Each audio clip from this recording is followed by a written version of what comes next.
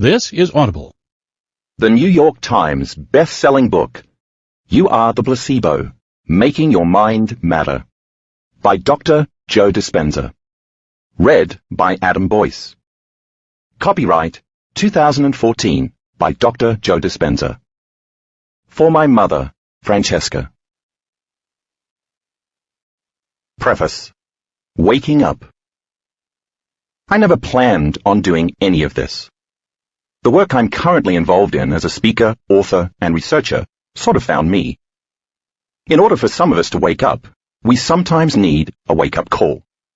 In 1986, I got the call. On a beautiful Southern California day in April, I had the privilege of being run over by an SUV in a Palm Springs triathlon. That moment changed my life and started me on this whole journey. I was 23 at the time, with a relatively new chiropractic practice in La Jolla, California, and I trained hard for this triathlon for months. I had finished the swimming segment and was in the biking portion of the race when it happened.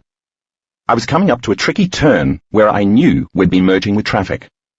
A police officer with his back to the oncoming cars waved me on to turn right and follow the course. Since I was fully exerting myself and focused on the race, I never took my eyes off of him.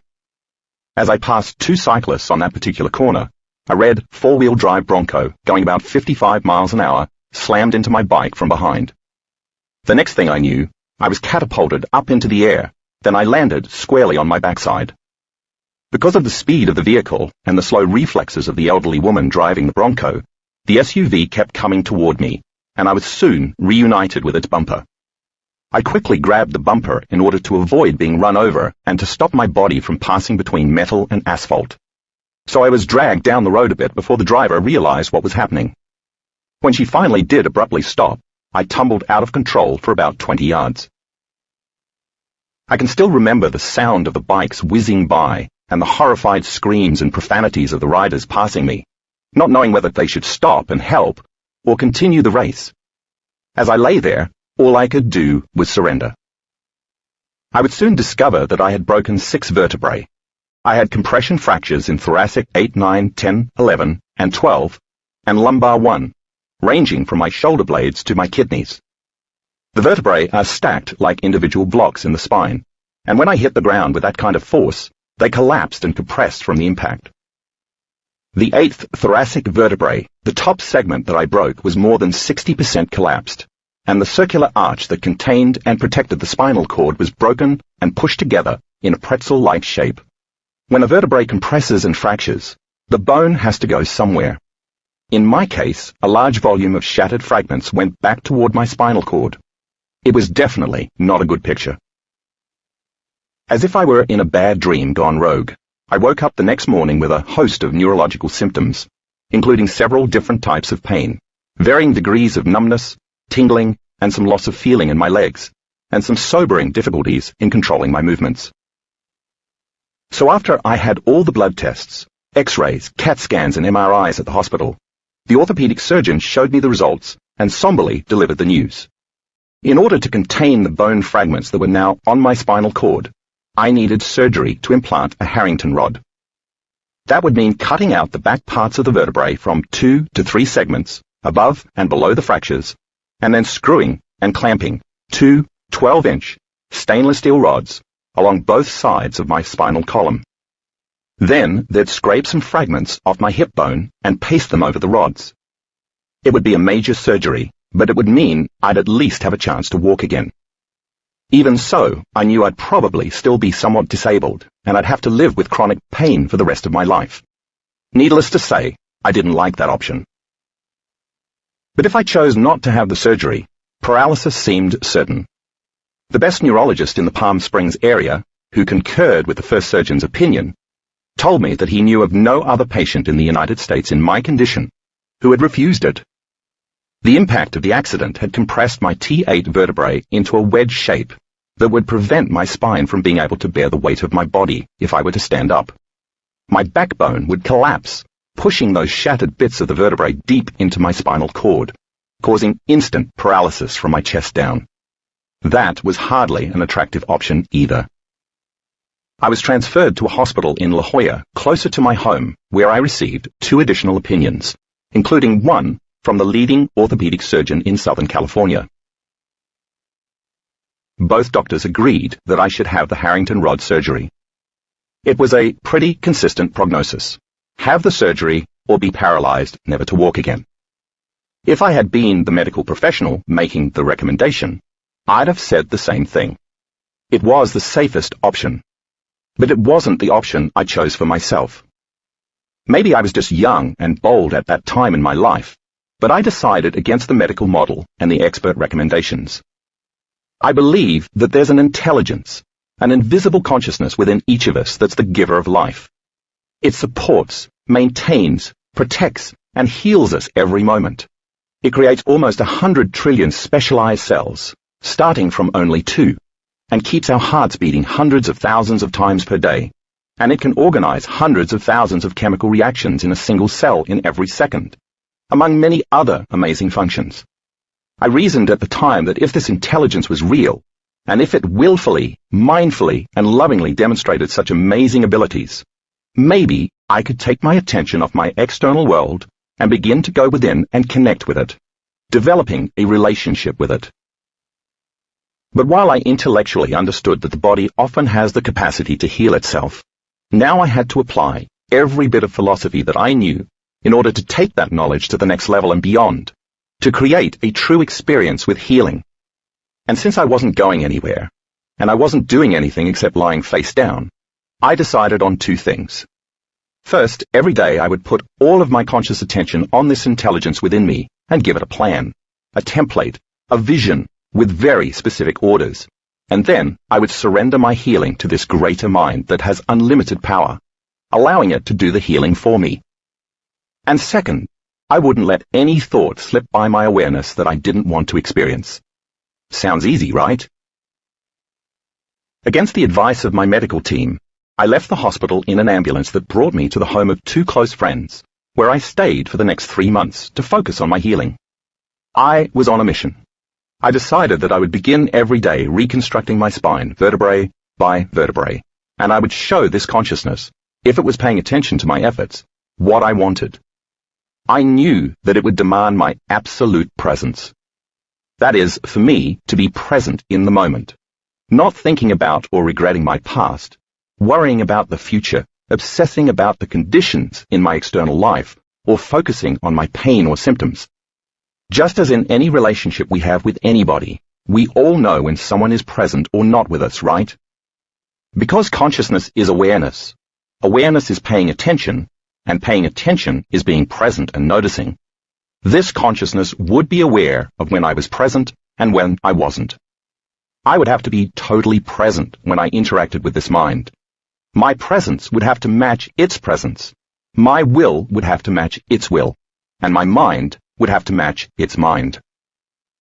So for 2 hours, twice a day, I went within and began creating a picture of my intended result. A totally healed spine. Of course, I became aware of how unconscious and unfocused I was.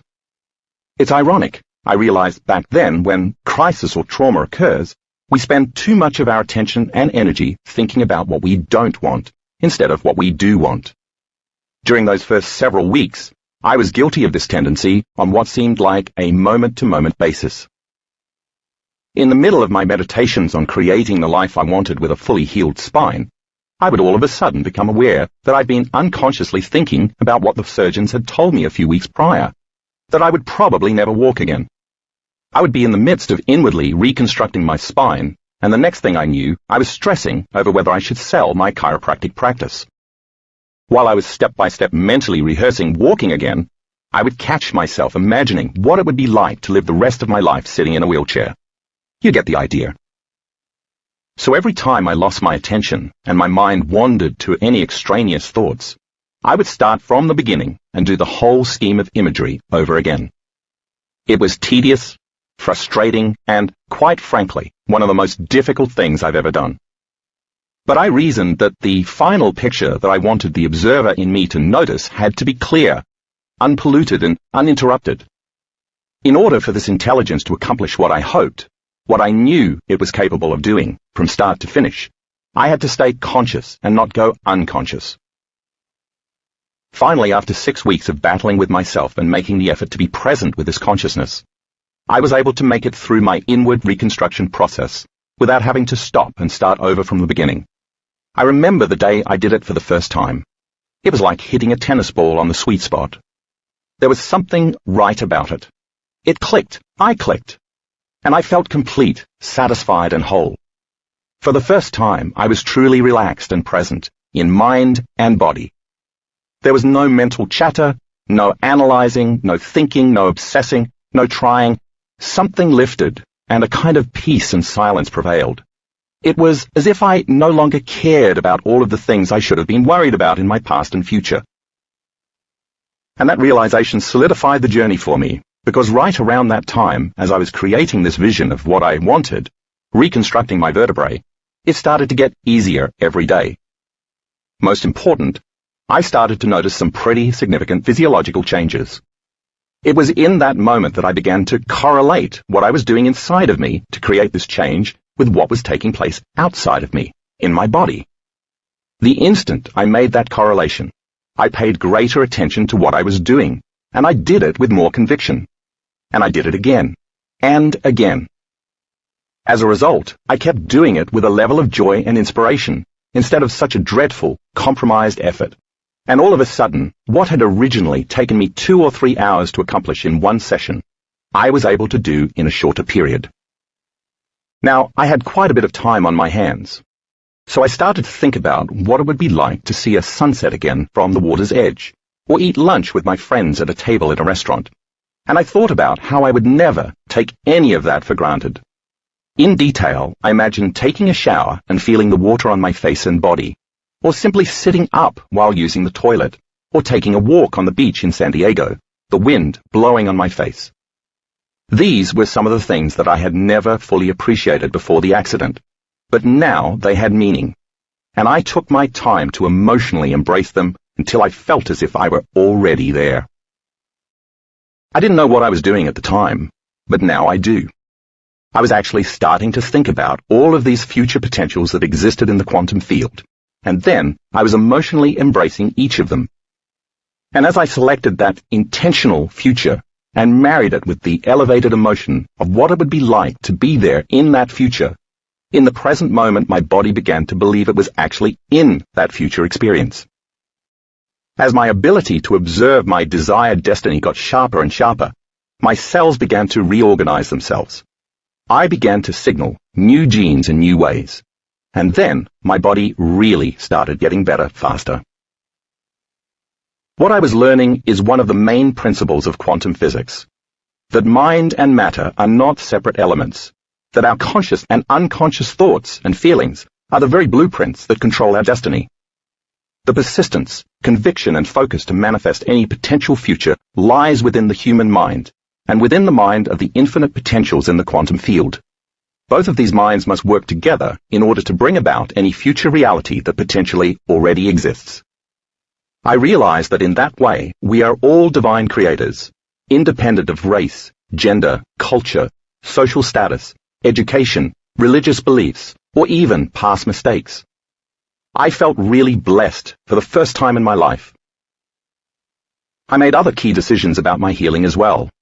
I set up a whole regime, described in detail in Involve Your Brain, that included diet, visits from friends who practiced energy healing, and an elaborate rehabilitation program. But nothing was more important to me during that time than getting in touch with that intelligence within me, and through it, using my mind to heal my body. At 9.5 weeks after the accident, I got up and walked back into my life, without having any body cast or any surgeries. I had reached full recovery.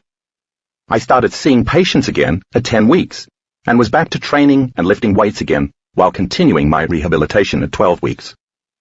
And now, almost 30 years after the accident, I can honestly say that I've hardly ever had back pain since. But that wasn't the end of this adventure. Not surprisingly, I couldn't go back into my life as my same self. I was changed in many ways. I'd been initiated into a reality that no one I knew could really understand. I couldn't relate with a lot of my friends, and I certainly couldn't return to the same life. The things that were once so important to me really no longer mattered, And I started asking big questions like, who am I? What is the meaning of this life? What am I doing here? What is my purpose? And what or who is God? I left San Diego within a short time and moved to the Pacific Northwest, eventually opening a chiropractic clinic near Olympia, Washington. But at first, I pretty much retreated from the world and studied spirituality. In time, I also became very interested in spontaneous remissions, when people healed from a serious disease or condition deemed terminal or permanent, without traditional medical interventions like surgery or drugs. On those long, lonely nights during my recovery when I couldn't sleep, I had made a deal with that consciousness that if I were ever able to walk again, I'd spend the rest of my life investigating and researching the mind-body connection and the concept of mind over matter.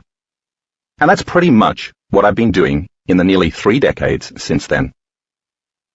I traveled to several different countries seeking out many people who had been diagnosed with illnesses and treated conventionally or non-conventionally, either staying the same or getting worse, until all of a sudden they got better.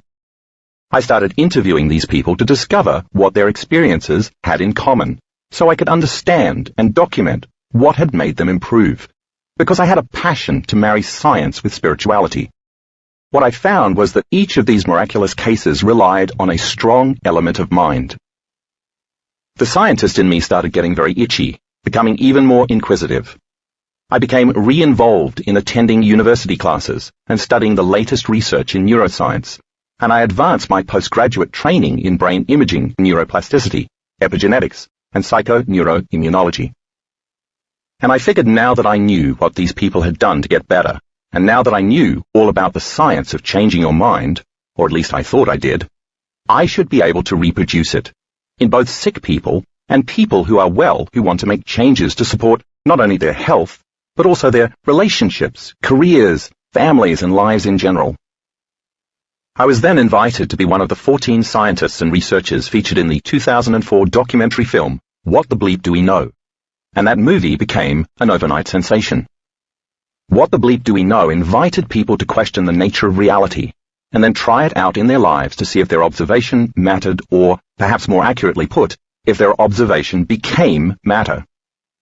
People around the world were talking about the film and the concepts it espoused. In the wake of that, my first book, Evolve Your Brain, The Science of Changing Your Mind, was published in 2007. After Evolve Your Brain had been out for a while, people started to ask me, how do you do it? How do you change? And how do you create the life you want? It soon became the most common question people asked me. So I assembled a team and started teaching workshops across the United States and internationally on how the brain is wired and how you can reprogram your thinking using neurophysiological principles. At first, these workshops were mostly just a sharing of information. But people wanted more, so I added meditations to synergize and complement the information, giving participants practical steps to making changes in their minds and bodies, and, as a result, changes in their lives as well. After I taught my introductory workshops in different parts of the world, people would then ask me, what's next? So, I began teaching another level to the introductory workshop. After that was completed, more folks asked me if I could teach another level, a more advanced workshop. This continued in most of the places where I presented. I kept thinking that I was done, that I'd taught all I could teach, but people kept asking for more, so I'd learn more myself, and then refine the presentations and meditations. A momentum developed, and I was getting good feedback. People were able to eliminate some of their self-destructive habits and lead happier lives. Even though up to this point my associates and I had seen only small changes, nothing really significant, people loved the information and wanted to continue the practice. So I kept going where I was invited.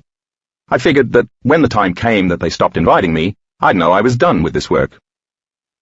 About a year and a half after our first workshop, my team and I started receiving several emails from our participants, commenting on positive changes they were experiencing from doing the meditations on a consistent basis.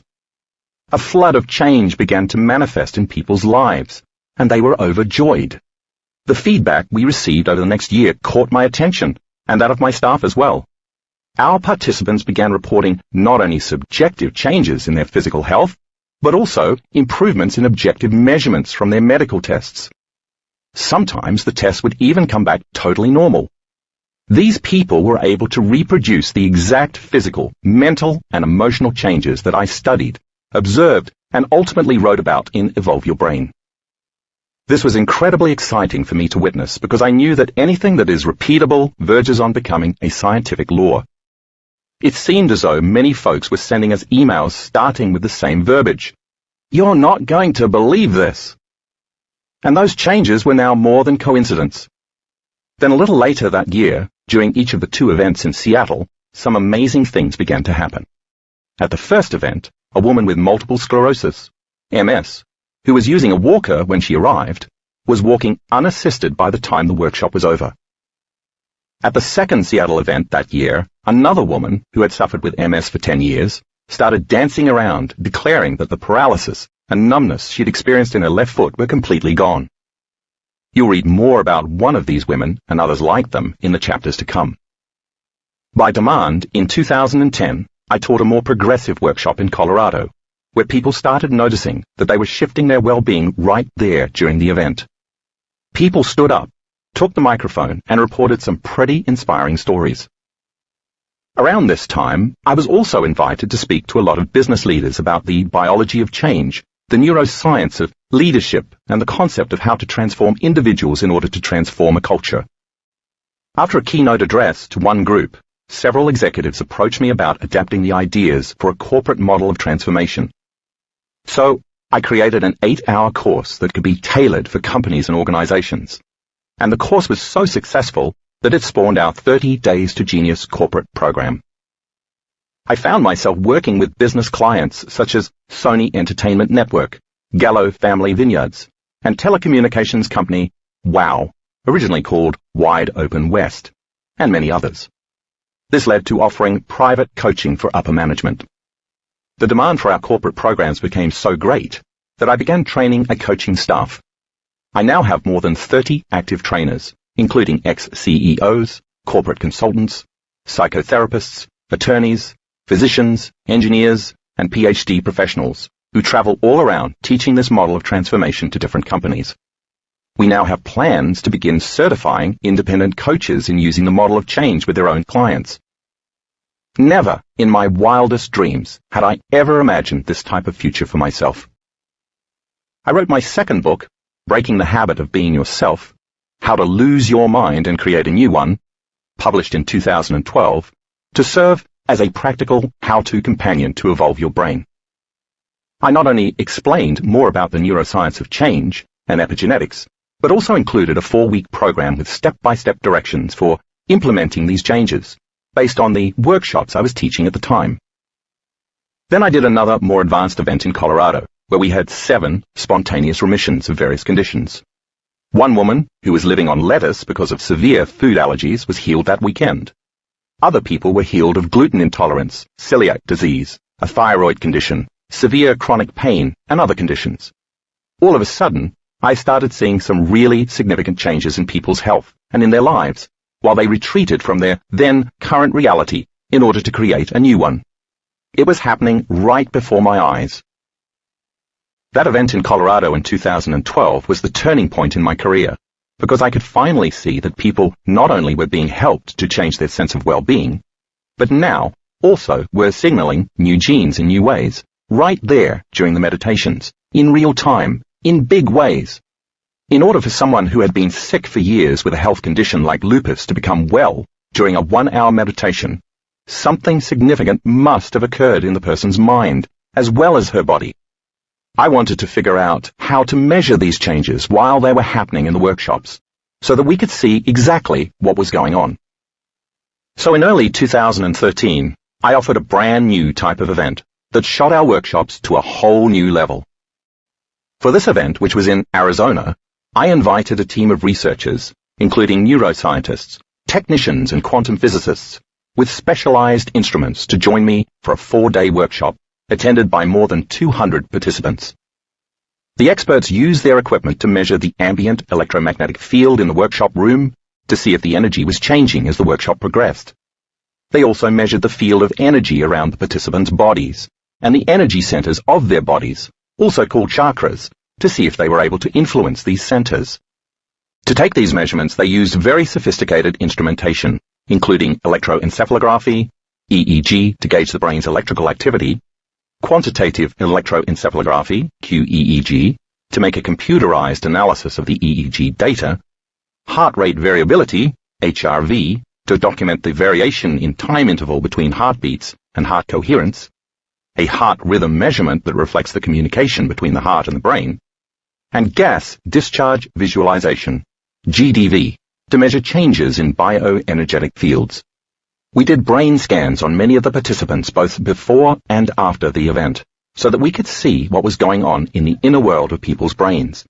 And we also randomly selected people to scan during the event to see if we could measure any changes in brain patterns in real time during the 3 meditations I led each day. It was a great event. A person with Parkinson's disease no longer had any tremors. Another person with a traumatic brain injury was healed. People with tumors in their brains and bodies found that these growths went away. Many individuals with arthritic pain experienced relief for the first time in years. All of these occurrences were among many other profound changes. During this amazing event, we were finally able to capture objective changes in a scientific realm of measurement and document the subjective changes participants reported in their health. I don't think it's an exaggeration to say that what we observed and recorded made history. Later in the book, I'll show you what you're capable of doing by sharing some of these stories. Stories about ordinary people doing the extraordinary. Here was my idea in developing that workshop. I wanted to give people scientific information and then provide them with the necessary instruction on how to apply that information so that they could achieve heightened degrees of personal transformation. Science is, after all, the contemporary language of mysticism. I learned that the moment you start talking in the language of religion or culture, the moment you start quoting tradition, you divide your audience members. But science unifies them and demystifies the mystical. And I discovered that if I could teach people the scientific model of transformation, bringing in a little quantum physics to help them understand the science of possibility, combine it with the latest information in neuroscience, neuroendocrinology, epigenetics, and psychoneuroimmunology, give them the right kind of instruction, and provide the opportunity to apply that information, then they would experience a transformation. And if I could do this in a setting where I could measure the transformation as it was happening, then that measurement of transformation would become more information that I could use to teach the participants about the transformation they had just experienced. And with that information, they could have another transformation, and on it goes, as people begin to close the gap between who they think they are and who they really are, divine creators, making it easier for them to keep doing it. I called this concept information to transformation, and it has become my new passion. Now I offer an introductory online intensive and also personally teach about 9 or 10 3-day progressive workshops a year all around the world, plus 1 or 2 5-day advanced workshops where we have the aforementioned scientists come in with their equipment to measure brain changes, changes in heart function, changes in genetic expression, and energetic changes in real time. The results are nothing short of astounding, and they form the basis of this book. Introduction. Making Minds Matter. The incredible results I've seen in the advanced workshops I offer, and all of the scientific data that has come out of that, have led me to the idea of the placebo.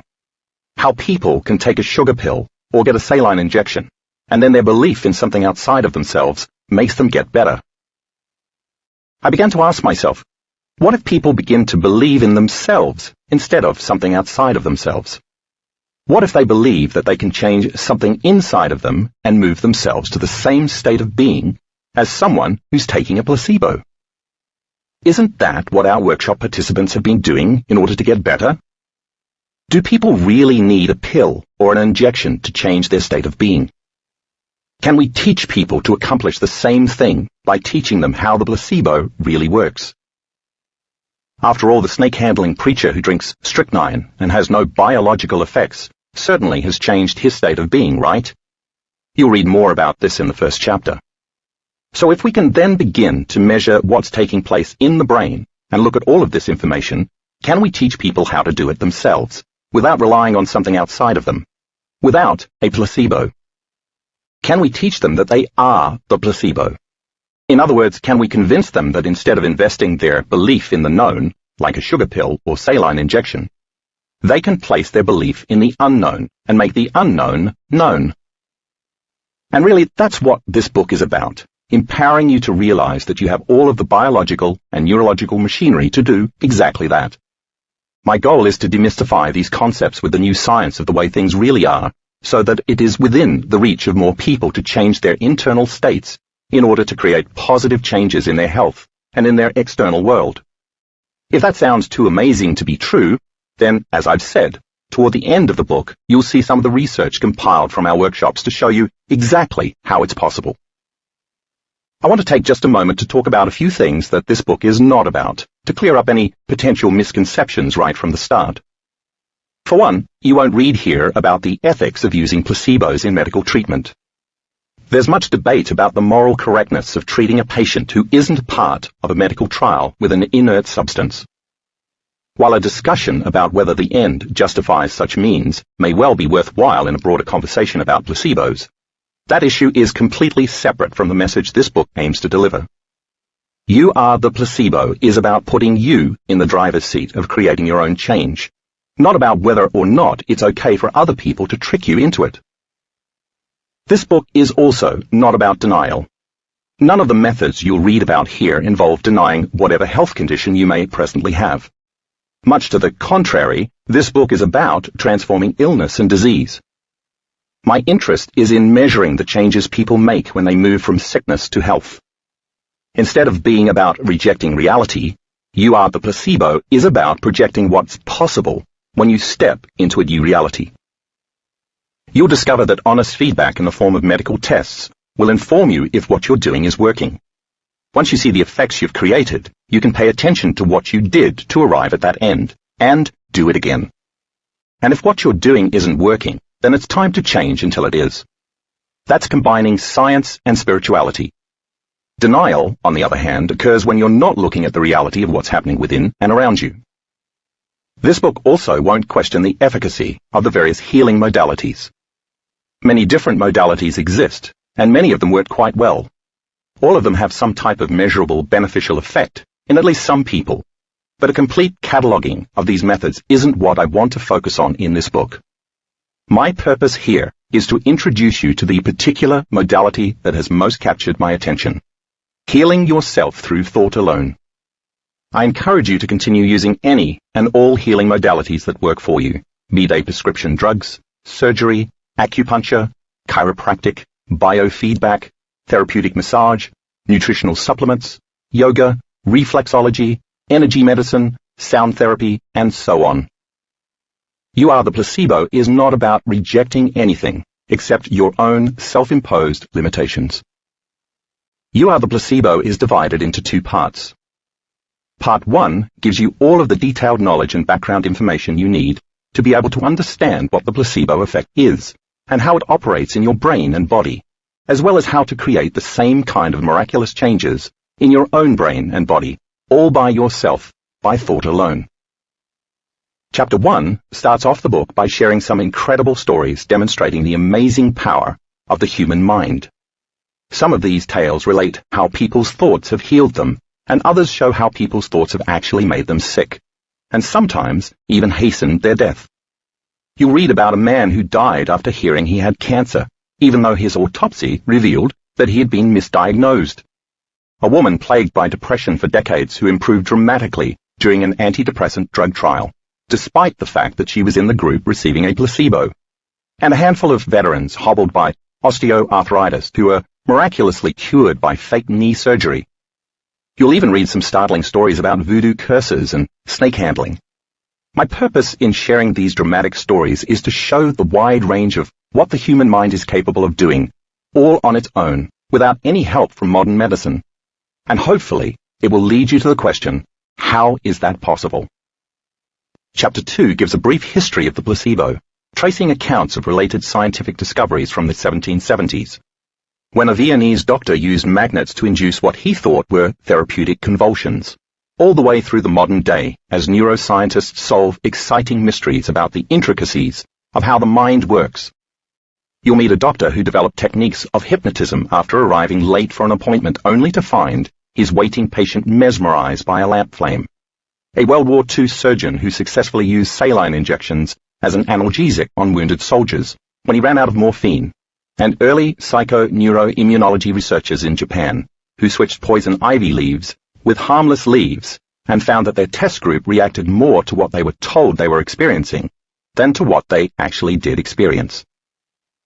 You'll also read about how Norman Cousins laughed himself to health, how Harvard researcher Herbert Benson, MD, was able to reduce cardiac patients' risk factors for heart disease by figuring out how transcendental meditation worked, and how Italian neuroscientist Fabrizio Benedetti, MD, PhD, primed subjects who had been given a drug and then switched the drug for a placebo and watched the brain continue to signal the production of the same neurochemicals the drug produced without interruption. And you'll also read a striking new study that's a real game changer.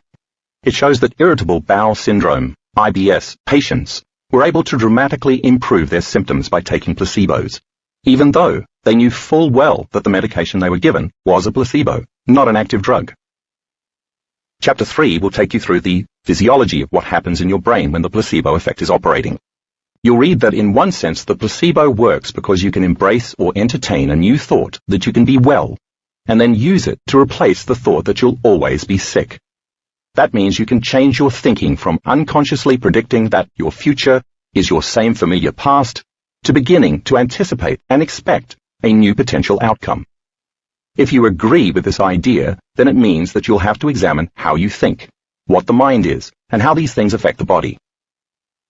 I'll explain how as long as you're thinking the same thoughts, they'll lead to the same choices, which cause the same behaviors, which create the same experiences, which produce the same emotions, which in turn drive the same thoughts, so that neurochemically you stay the same. In effect, you're reminding yourself of who you think you are.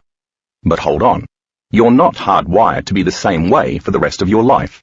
I'll then explain the concept of neuroplasticity, and how we now know that the brain is capable of changing throughout our lives, creating new neural pathways and new connections. Chapter 4 moves into a discussion of the placebo effect in the body, explaining the next step of the physiology of the placebo response.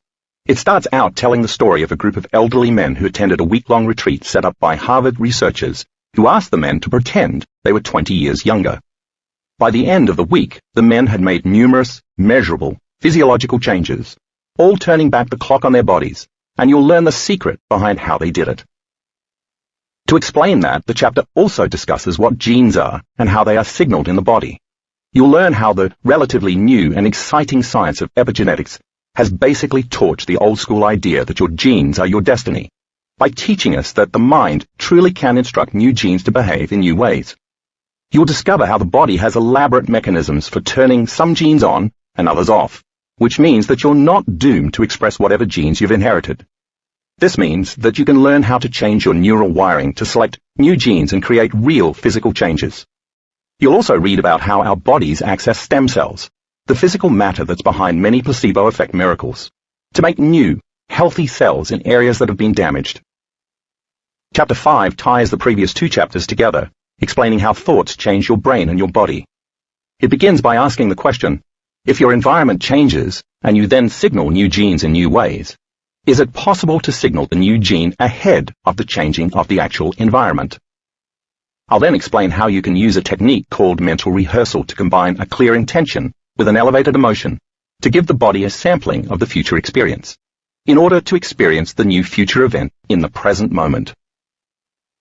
The key is making your inner thoughts more real than your outer environment, because then the brain won't know the difference between the two, and will change to look as if the event has taken place. If you're able to do this successfully enough times, you'll transform your body and begin to activate new genes in new ways, producing epigenetic changes, just as though the imagined future event were real. And then you can walk right into that new reality and become the placebo. This chapter not only outlines the science behind how this happens, but also includes stories of many public figures from different walks of life who have used this technique, whether or not they were fully aware of what they were doing at the time, to make their wildest dreams come true.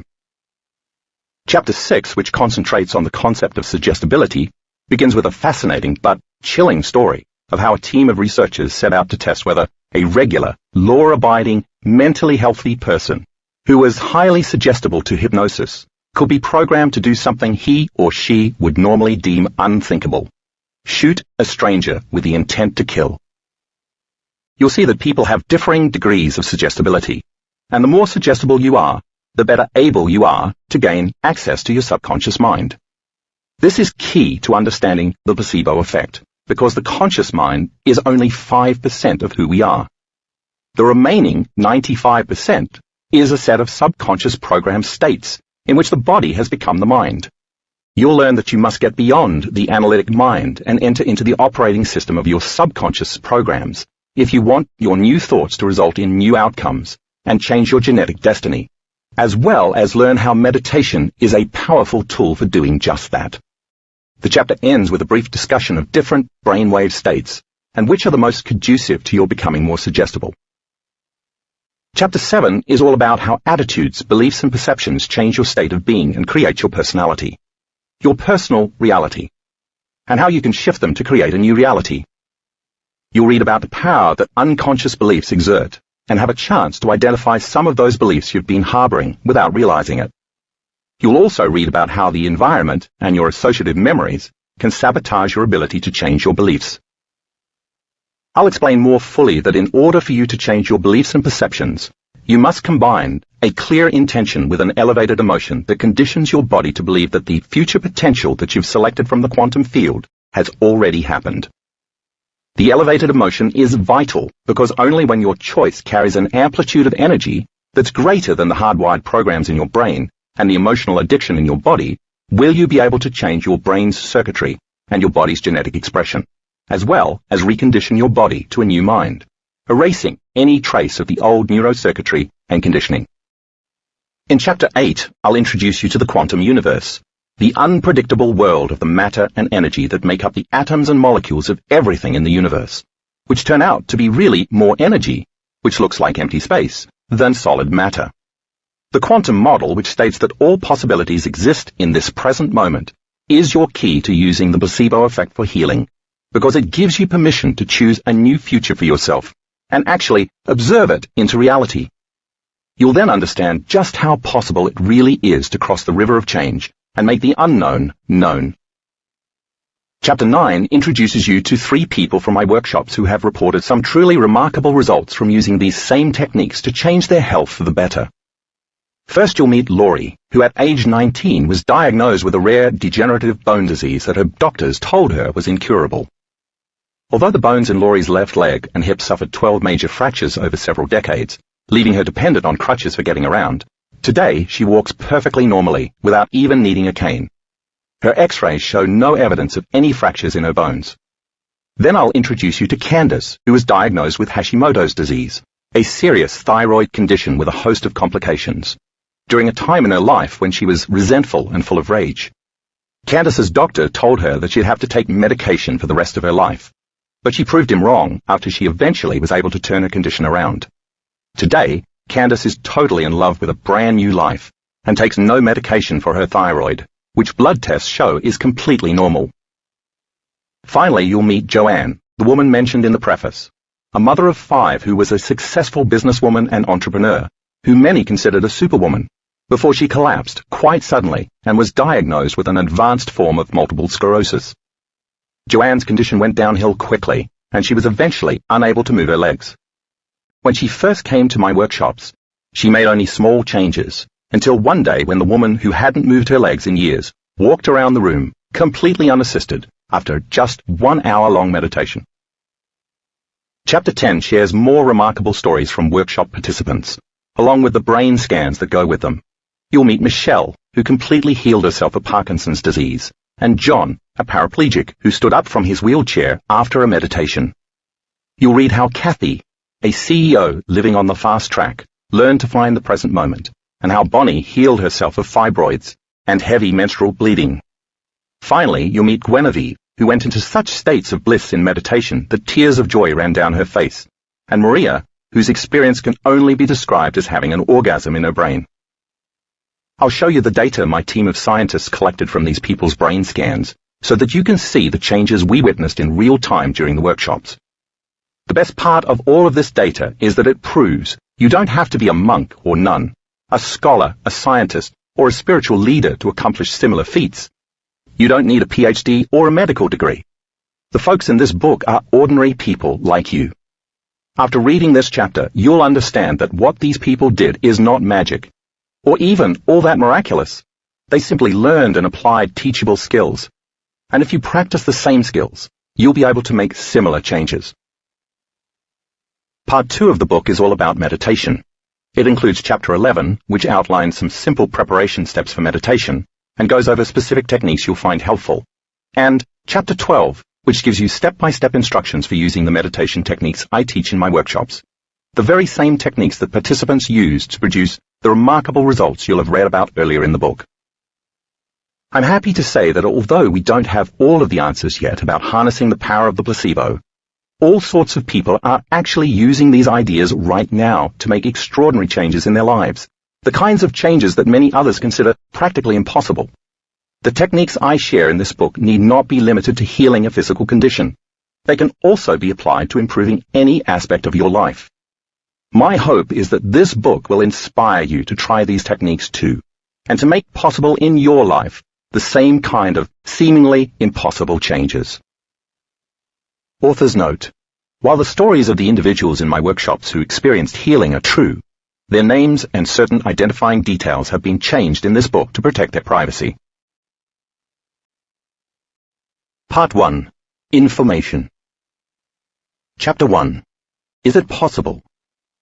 Sam Lond, a retired shoe salesman living outside of St. Louis in the early 1970s, began to have difficulty swallowing. He eventually went to see a doctor, who discovered that Lond had metastatic esophageal cancer. In those days, metastatic esophageal cancer was considered incurable. No one had ever survived it. It was a death sentence, and Lond's doctor delivered the news in an appropriately somber tone. To give Lond as much time as possible, the doctor recommended surgery to remove the cancerous tissue in the esophagus and in the stomach, where the cancer had spread. Trusting the doctor, Lond agreed and had the surgery. He came through as well as could be expected, but things soon went from bad to worse. A scan of Lond's liver revealed still more bad news: extensive cancer throughout the liver's entire left lobe. The doctor told Lond that sadly, at best, he had only months to live. So Lond and his new wife, both in their 70s, arranged to move 300 miles to Nashville, where Lond's wife had family. Soon after the move to Tennessee, Lond was admitted to the hospital and assigned to internist Clifton Meador. The first time Dr. Meador walked into Lond's room, he found a small, unshaven man curled up underneath a mound of covers, looking nearly dead. Lond was gruff and uncommunicative, and the nurses explained that he'd been like that since his admission a few days before. While Lond had high blood glucose levels due to diabetes, the rest of his blood chemistry was fairly normal, except for slightly higher levels of liver enzymes, which was to be expected of someone with liver cancer. Further medical examination showed nothing more amiss, a blessing considering the patient's desperate condition. Under his new doctor's orders, Lond begrudgingly received physical therapy, a fortified liquid diet, and lots of nursing care and attention. After a few days, he grew a little stronger, and his grumpiness started to subside. He began talking to Dr. Meador about his life. Lond had been married before, and he and his first wife had been true soulmates. They had never been able to have children, but otherwise had had a good life. Because they loved boating, when they retired they had bought a house by a large man-made lake. Then late one night, the nearby earthen dam burst, and a wall of water crushed their house and swept it away. Lond miraculously survived by hanging on to some wreckage, but his wife's body was never found. "I lost everything I ever cared for," he told Dr. Meador. "My heart and soul were lost in the flood that night." Within 6 months of his first wife's death, while still grieving and in the depths of depression, Lond had been diagnosed with esophageal cancer and had had the surgery. It was then that he had met and married his second wife, a kind woman who knew about his terminal illness and agreed to care for him in the time he had left. A few months after they married, they made the move to Nashville, and Dr. Meador already knew the rest of the story. Once Lond finished the story, the doctor, amazed by what he'd just heard, asked with compassion, "What do you want me to do for you?" The dying man thought for a while.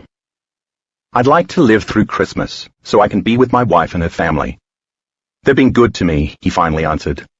"Just help me make it through Christmas. That's all I want." Dr. Meador told Lond he would do his best. By the time Lond was discharged in late October, than when he had arrived. Dr. Meador was surprised, but pleased by how well Lond was doing.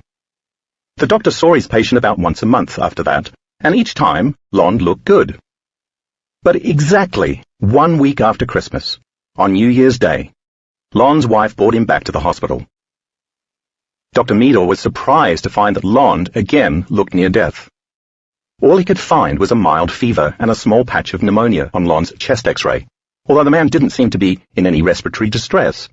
All of Lond's blood tests looked good, and the cultures the doctor ordered for him came back negative for any other disease. Dr. Meador prescribed antibiotics and put his patient on oxygen, hoping for the best.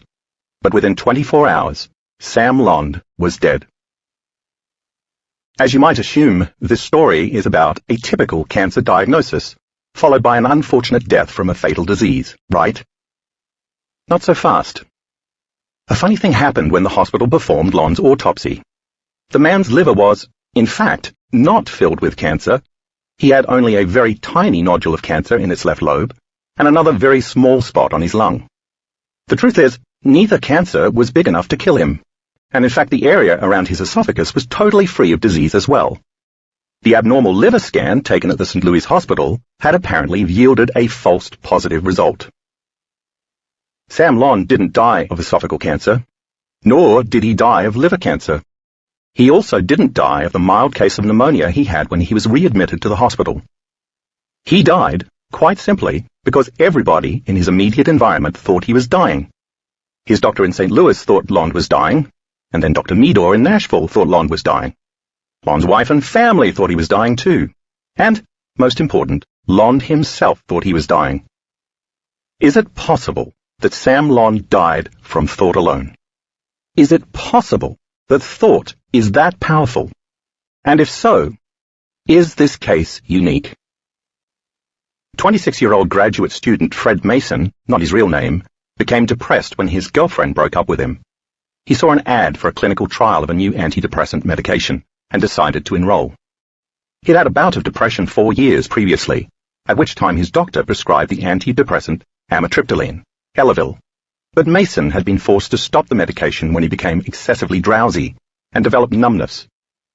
He had felt the drug was too strong for him and now hoped the new drug would have fewer side effects. After he'd been in the study for about a month, he decided to call his ex-girlfriend. The two of them argued on the phone, and after Mason hung up, he impulsively grabbed his bottle of pills from the trial and swallowed all 29 that were left in the container, attempting suicide. He immediately repented. Running into the hallway of his apartment building, Mason desperately called out for help and then collapsed on the floor. A neighbor heard his cry and found him on the ground. Writhing, he told his neighbor he'd made a terrible mistake, that he had taken all his pills but didn't really want to die. When he asked the neighbor to take him to the hospital, she agreed. When Mason got to the emergency room, he was pale and sweating, and his blood pressure was 80/40, with a pulse rate of 140. Breathing rapidly, he kept repeating, "I don't want to die." When the doctors examined him, they found nothing wrong other than his low blood pressure, rapid pulse, and rapid breathing. Even so, he seemed lethargic and his speech was slurred. The medical team inserted an IV and hooked it up to a saline drip, took samples of Mason's blood and urine, and asked what drug he'd taken. Mason couldn't remember the name. He told the doctors it was an experimental antidepressant drug that was part of a trial. He then handed them the empty bottle, which indeed had information about the clinical trial printed on the label, although not the name of the drug. There was nothing to do but wait for the lab results, monitor his vital signs to make sure he didn't take a turn for the worse, and hope that the hospital staff could contact the researchers who were conducting the trial. 4 hours later, after the results of the lab tests came back totally normal, a physician who had been part of the clinical drug trial arrived. Checking the code on the label of Mason's empty pill bottle, the researcher looked into the records for the trial. He announced that Mason had actually been taking a placebo, and that the pills he had swallowed contained no drugs at all. Miraculously, Mason's blood pressure and pulse returned to normal within a few minutes. And as if by magic, he was no longer excessively drowsy either.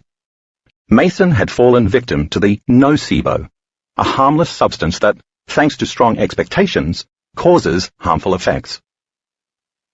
Is it really possible that Mason's symptoms had been brought on solely because that's what he'd expected to happen from swallowing a huge handful of antidepressants? Could Mason's mind, as in the case of Sam Lond, have taken control of his body, driven by expectations of what seemed to be the most probable future scenario, to the extent that he made that scenario real? Could that happen, even if that meant his mind would have to take control of functions not normally under conscious control? And if that were possible, could it also be true that if our thoughts can make us sick, we also have the ability to use our thoughts to make us well? Janice Schoenfeld, a 46-year-old interior designer living in California, had suffered with depression since she was a teenager. She had never sought help with the condition until she saw a newspaper ad in 1997. The UCLA Neuropsychiatric Institute was looking for volunteer subjects for a drug trial to test a new antidepressant called venlafaxine, Effexor. Schoenfeld, whose depression had escalated to the point where the wife and mother had actually entertained thoughts of suicide, jumped at the chance to be part of the trial. When Schoenfeld arrived at the institute for the first time, a technician hooked her up to an electroencephalograph, EEG, to monitor and record her brainwave activity for about 45 minutes. And not long after that, Schoenfeld left with a bottle of pills from the hospital pharmacy. She knew that roughly half the group of 51 subjects would be getting the drug, and half would receive a placebo, although neither she nor the doctors conducting the study had any idea which group she had been randomly assigned to. In fact, no one would know until the study was over. But at the time, that hardly mattered to Schoenfeld. She was excited and hopeful that after decades of battling clinical depression, a condition that would cause her to sometimes suddenly burst into tears for no apparent reason, she might finally be getting help. Schoenfeld agreed to return every week for the entire 8 weeks of the study. On each occasion, she'd answered questions about how she was feeling, and several times she sat through yet another EEG. Not long after she started taking her pills, Schoenfeld began feeling dramatically better for the first time in her life. Ironically, she also felt nauseated, but that was good news because she knew that nausea was one of the common side effects of the drug being tested. She thought that she surely must have gotten the active drug if her depression was lifting and she was also experiencing side effects. Even the nurse she spoke to when she returned every week was convinced Schoenfeld must be getting the real thing because of the changes she was experiencing. Finally, at the end of the 8-week study, one of the researchers revealed the shocking truth. Schoenfeld, who was no longer suicidal and felt like a new person after taking the pills, had actually been in the placebo group. Schoenfeld was flawed. She was sure the doctor had made a mistake. She simply didn't believe that she could have felt so much better after so many years of suffocating depression simply from taking a bottle of sugar pills. And she'd even gotten the side effects. There must have been a mix-up. She asked the doctor to check the records again. He laughed good-naturedly as he assured her that the bottle she had taken home with her, the bottle that had given Schoenfeld her life back, indeed contained nothing but placebo pills. As she sat there in shock, the doctor insisted that just because she hadn't been getting any real medication, it didn't mean that she had been imagining her depression or her improvement. It only meant that whatever had made her feel better wasn't due to Effexor. And she wasn't the only one. The study results would soon show that 38% of the placebo group felt better, compared to 52% of the group who received Effexor. But when the rest of the data came out, it was the researchers' turn to be surprised. The patients like Schoenfeld, who had improved on the placebos, hadn't just imagined feeling better, they had actually changed their brainwave patterns. The EEG recordings taken so faithfully over the course of the study showed a significant increase in activity in the prefrontal cortex, which in depressed patients typically has very low activity. Thus the placebo effect was not only altering Schoenfeld's mind, but also bringing about real physical changes in her biology. In other words, it wasn't just in her mind, it was in her brain. She wasn't just feeling well, she was well. Schoenfeld literally had a different brain by the end of the study, without taking any drug or doing anything differently. It was her mind that had changed her body. More than a dozen years later, Schoenfeld still felt much improved. How is it possible that a sugar pill could not only lift the symptoms of deep-seated depression, but also cause bona fide side effects like nausea? And what does it mean that the same inert substance actually has the power to change how brain waves fire, increasing activity in the very part of the brain most affected by depression? Can the subjective mind really create those kinds of measurable, objective, physiological changes? What's going on in the mind and in the body that would allow a placebo to so perfectly mimic a real drug in this way? Could the same phenomenal healing effect occur not only with chronic mental illness, but also with a life-threatening condition such as cancer? In 1957, UCLA psychologist Bruno Klopfer published an article in a peer-reviewed journal telling the story of a man he referred to as Mr. Wright, who had advanced lymphoma, a cancer of the lymph glands. The man had huge tumors, some as big as an orange, in his neck, groin, and armpits, and his cancer was not responding to all the conventional treatments. He lay in his bed for weeks, febrile, grasping for air, completely bedridden. His doctor, Philip West, had given up hope, although Wright himself had not. When Wright found out that the hospital where he was being treated, in Long Beach, California, just happened to be one of 10 hospitals and research centers in the country that were evaluating an experimental drug extracted from horse blood called carbamazine, he got very excited. Wright unrelentingly badgered Dr. West for days until the physician agreed to give him some of the new remedy, even though Wright couldn't officially be part of the trial, which required patients to have at least a 3-month life expectancy. Wright received his injection of carbamazine on a Friday, and by Monday, he was walking around, laughing and joking with his nurses, acting pretty much like a new man. Dr. West reported that the tumors had melted like snowballs on a hot stove. Within 3 days, the tumors were half their original size. In 10 more days, Wright was sent home. He had been cured. It seemed like a miracle. But 2 months later, the media reported that the 10 trials showed that carbamazine turned out to be a dud. Once Wright read the news, became fully conscious of the results, and embraced the thought that the drug was useless, he relapsed immediately, with his tumors soon returning. Dr. West suspected that Wright's initial positive response was due to the placebo effect, and knowing that his patient was terminal, he figured he had little to lose, and Wright had everything to gain by testing out his theory. So the doctor told Wright not to believe the newspaper reports, and that he'd suffered a relapse because the carbamazine they'd given Wright was found to be part of a bad batch. What Dr. West called a new, super-refined, double-strength version of the drug was on its way to the hospital, and Wright could have it as soon as it arrived. In anticipation of being cured, Wright was elated, and a few days later he received the injection. But this time, the syringe Dr. West used contained no drug, experimental or not. The syringe was filled only with distilled water. Again, Wright's tumors magically vanished. He happily returned home and did well for another 2 months, free of tumors in his body. But then the American Medical Association made the announcement that carbamazine was indeed worthless. The medical establishment had been duped. The miracle drug turned out to be a hoax, nothing more than mineral oil containing a simple amino acid. The manufacturers were eventually indicted. Upon hearing the news, Wright relapsed a final time, no longer believing in the possibility of health. He returned to the hospital hopeless, and 2 days later was dead. Is it possible that Wright somehow changed his state of being, not once, but twice, to that of a man who simply didn't have cancer, in a matter of days? Did his body then automatically respond to a new mind?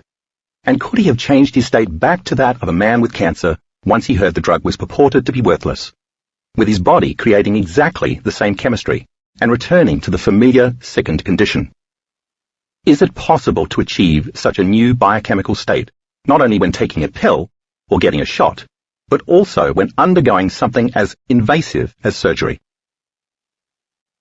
In 1996, orthopedic surgeon Bruce Moseley, then of the Baylor College of Medicine, and one of Houston's leading experts in orthopedic sports medicine, published a trial study based on his experience with 10 volunteers, all men who had served in the military and suffered from osteoarthritis of the knee. Due to the severity of their conditions, many of these men had a noticeable limp, walked with a cane, or needed some type of assistance to get around. The study was designed to look at arthroscopic surgery, a popular surgery that involved anesthetizing the patient before making a small incision to insert a fiber optic instrument called an arthroscope, which the surgeon would use to get a good look at the patient's joint. In the surgery, the doctor would then scrape and rinse the joint to remove any fragments of degenerated cartilage that were thought to be the cause of the inflammation and pain. At that time, about 750,000 patients received this surgery every year. In Dr. Mosley's study, 2 of the 10 men were to be given the standard surgery, called a debridement, where the surgeon scrapes strands of cartilage from the knee joint. 3 of them were to receive a procedure called a lavage, where high-pressured water is injected through the knee joint, rinsing and flushing out the decayed arthritic material. And 5 of them would receive sham surgery, in which Dr. Mosley would deftly slice through their skin with a scalpel and then just sew them back up again without performing any medical procedure at all. For those 5 men, there would be no arthroscope, no scraping of the joint, no removal of bone fragments, and no washing. Just an incision and then stitches. The start of each of the 10 procedures was exactly the same. The patient was wheeled into the operating room and given general anesthesia, while Dr. Mosley scrubbed up. Once the surgeon entered the operating theatre, he would find a sealed envelope waiting for him that would tell him which of the 3 groups the patient on the table had been randomly assigned to. Dr. Mosley would have no idea what the envelope contained until he actually ripped it open. After the surgery, all 10 of the patients in the study reported greater mobility and less pain. In fact, the men who received pretend surgery did just as well as those who'd received debridement or lavage surgery. There was no difference in the results, even 6 months later. And 6 years later, when 2 of the men who'd received the placebo surgery were interviewed, they reported that they were still walking normally without pain and had greater range of motion. They said that they could now perform all the everyday activities that they hadn't been able to do before the surgery 6 years earlier. The men felt as though they'd regained their lives. Fascinated by the results, Dr. Mosley published another study in 2002 involving 180 patients who were followed for 2 years after their surgeries. Again, all 3 groups improved, with patients beginning to walk without pain or limping immediately after the surgery. But again, neither of the 2 groups who actually had the surgery improved any more than the patients who'd received the placebo surgery. And this held true even after 2 years. Could it be possible that these patients got better simply because they had faith and believed in the healing power of the surgeon, the hospital, and even in the gleaming, modern operating room itself? Did they somehow envision a life with a fully healed knee, simply surrender to that possible outcome, and then literally walk right into it? Was Dr. Mosley, in effect, nothing more than a modern-day witch doctor in a white lab coat? And is it possible to attain the same degree of healing when facing something more threatening, maybe something as serious as heart surgery? In the late 1950s, 2 groups of researchers conducted studies comparing the then standard surgery for angina to a placebo. This was well before the coronary artery bypass graft, the surgery most often used today. Back then, most heart patients received a procedure known as internal mammary ligation, which involved exposing the damaged arteries and intentionally tying them off. The thinking was that if surgeons blocked the blood flow in this way, it would force the body to sprout new vascular channels, increasing blood flow to the heart. The surgery was extremely successful for the huge majority of patients who had it, although doctors had no solid proof that any new blood vessels were ever actually created, hence the motivation for the 2 studies. These groups of researchers, one in Kansas City and one in Seattle, each followed the same procedure, dividing their study subjects into 2 groups. One received the standard internal mammary ligation, and the other received a sham surgery. The surgeons made the same small incisions into the patient's chests that they made for the real surgery, exposing the arteries, but then they just sewed the patients back up, doing nothing more. The results of both studies were strikingly similar. 67% of the patients who had received the actual surgery felt less pain and needed less medication, while 83% of those who had received the sham surgery enjoyed the same level of improvement. The placebo surgery had actually worked better than the real surgery. Could it be that somehow the patients who had received the sham surgery so believed that they'd get better that they actually did get better, through nothing more than holding that expectation for the best? And if that is possible, what does that say about the effects our everyday thoughts, whether positive or negative, have on our bodies and our health? A wealth of research now exists to show that our attitude does indeed affect our health, including how long we live. For example, the Mayo Clinic published a study in 2002 that followed 447 people for more than 30 years, showing that optimists were healthier physically and mentally. Optimist literally means best, suggesting that those folks focus their attention on the best future scenario.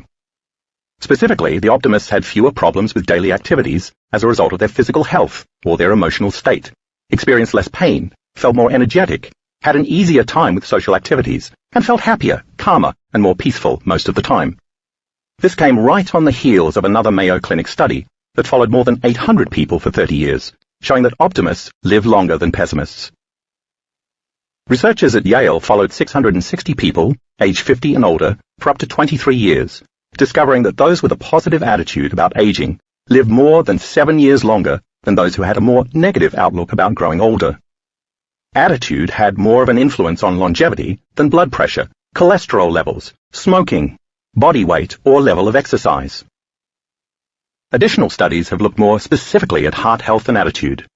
Around the same time, a Duke University study of 866 heart patients reported that those who routinely felt more positive emotions had a 20% greater chance of being alive 11 years later than those who habitually experienced more negative emotions. Even more striking are the results of a study of 255 medical students at the Medical College of Georgia who were followed for 25 years. Those who were the most hostile had 5 times greater incidence of coronary heart disease. And a Johns Hopkins study presented at the American Heart Association's 2001 Scientific Sessions even showed that a positive outlook may offer the strongest known protection against heart disease in adults at risk due to family history. This study suggests that having the right attitude can work as well or better than eating the proper diet, getting the right amount of exercise, and maintaining the ideal body weight.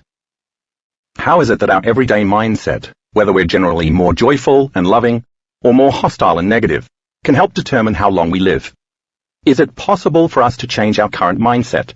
If so, could having a new mindset override the way our minds have been conditioned by past experiences? Or could expecting something negative to recur actually help to bring that about? According to the National Cancer Institute, a condition called anticipatory nausea occurs in about 29% of patients receiving chemotherapy when they are exposed to the smells and sights that remind them of their chemo treatments. About 11% feel so sick before their treatments that they actually vomit. Some cancer patients start feeling nauseated in the car on the way to get chemo before they even set foot inside the hospital, while others throw up while still in the waiting room. A 2001 study from the University of Rochester Cancer Center, published in the Journal of Pain and Symptom Management, concluded that expecting nausea was the strongest predictor that patients would actually experience it. The researchers' data reported that 40% of chemo patients who thought they would get sick because their doctors told them that they probably would be sick after the treatment went on to develop nausea before the treatment was even administered. An additional 13% who said they were unsure of what to expect also got sick.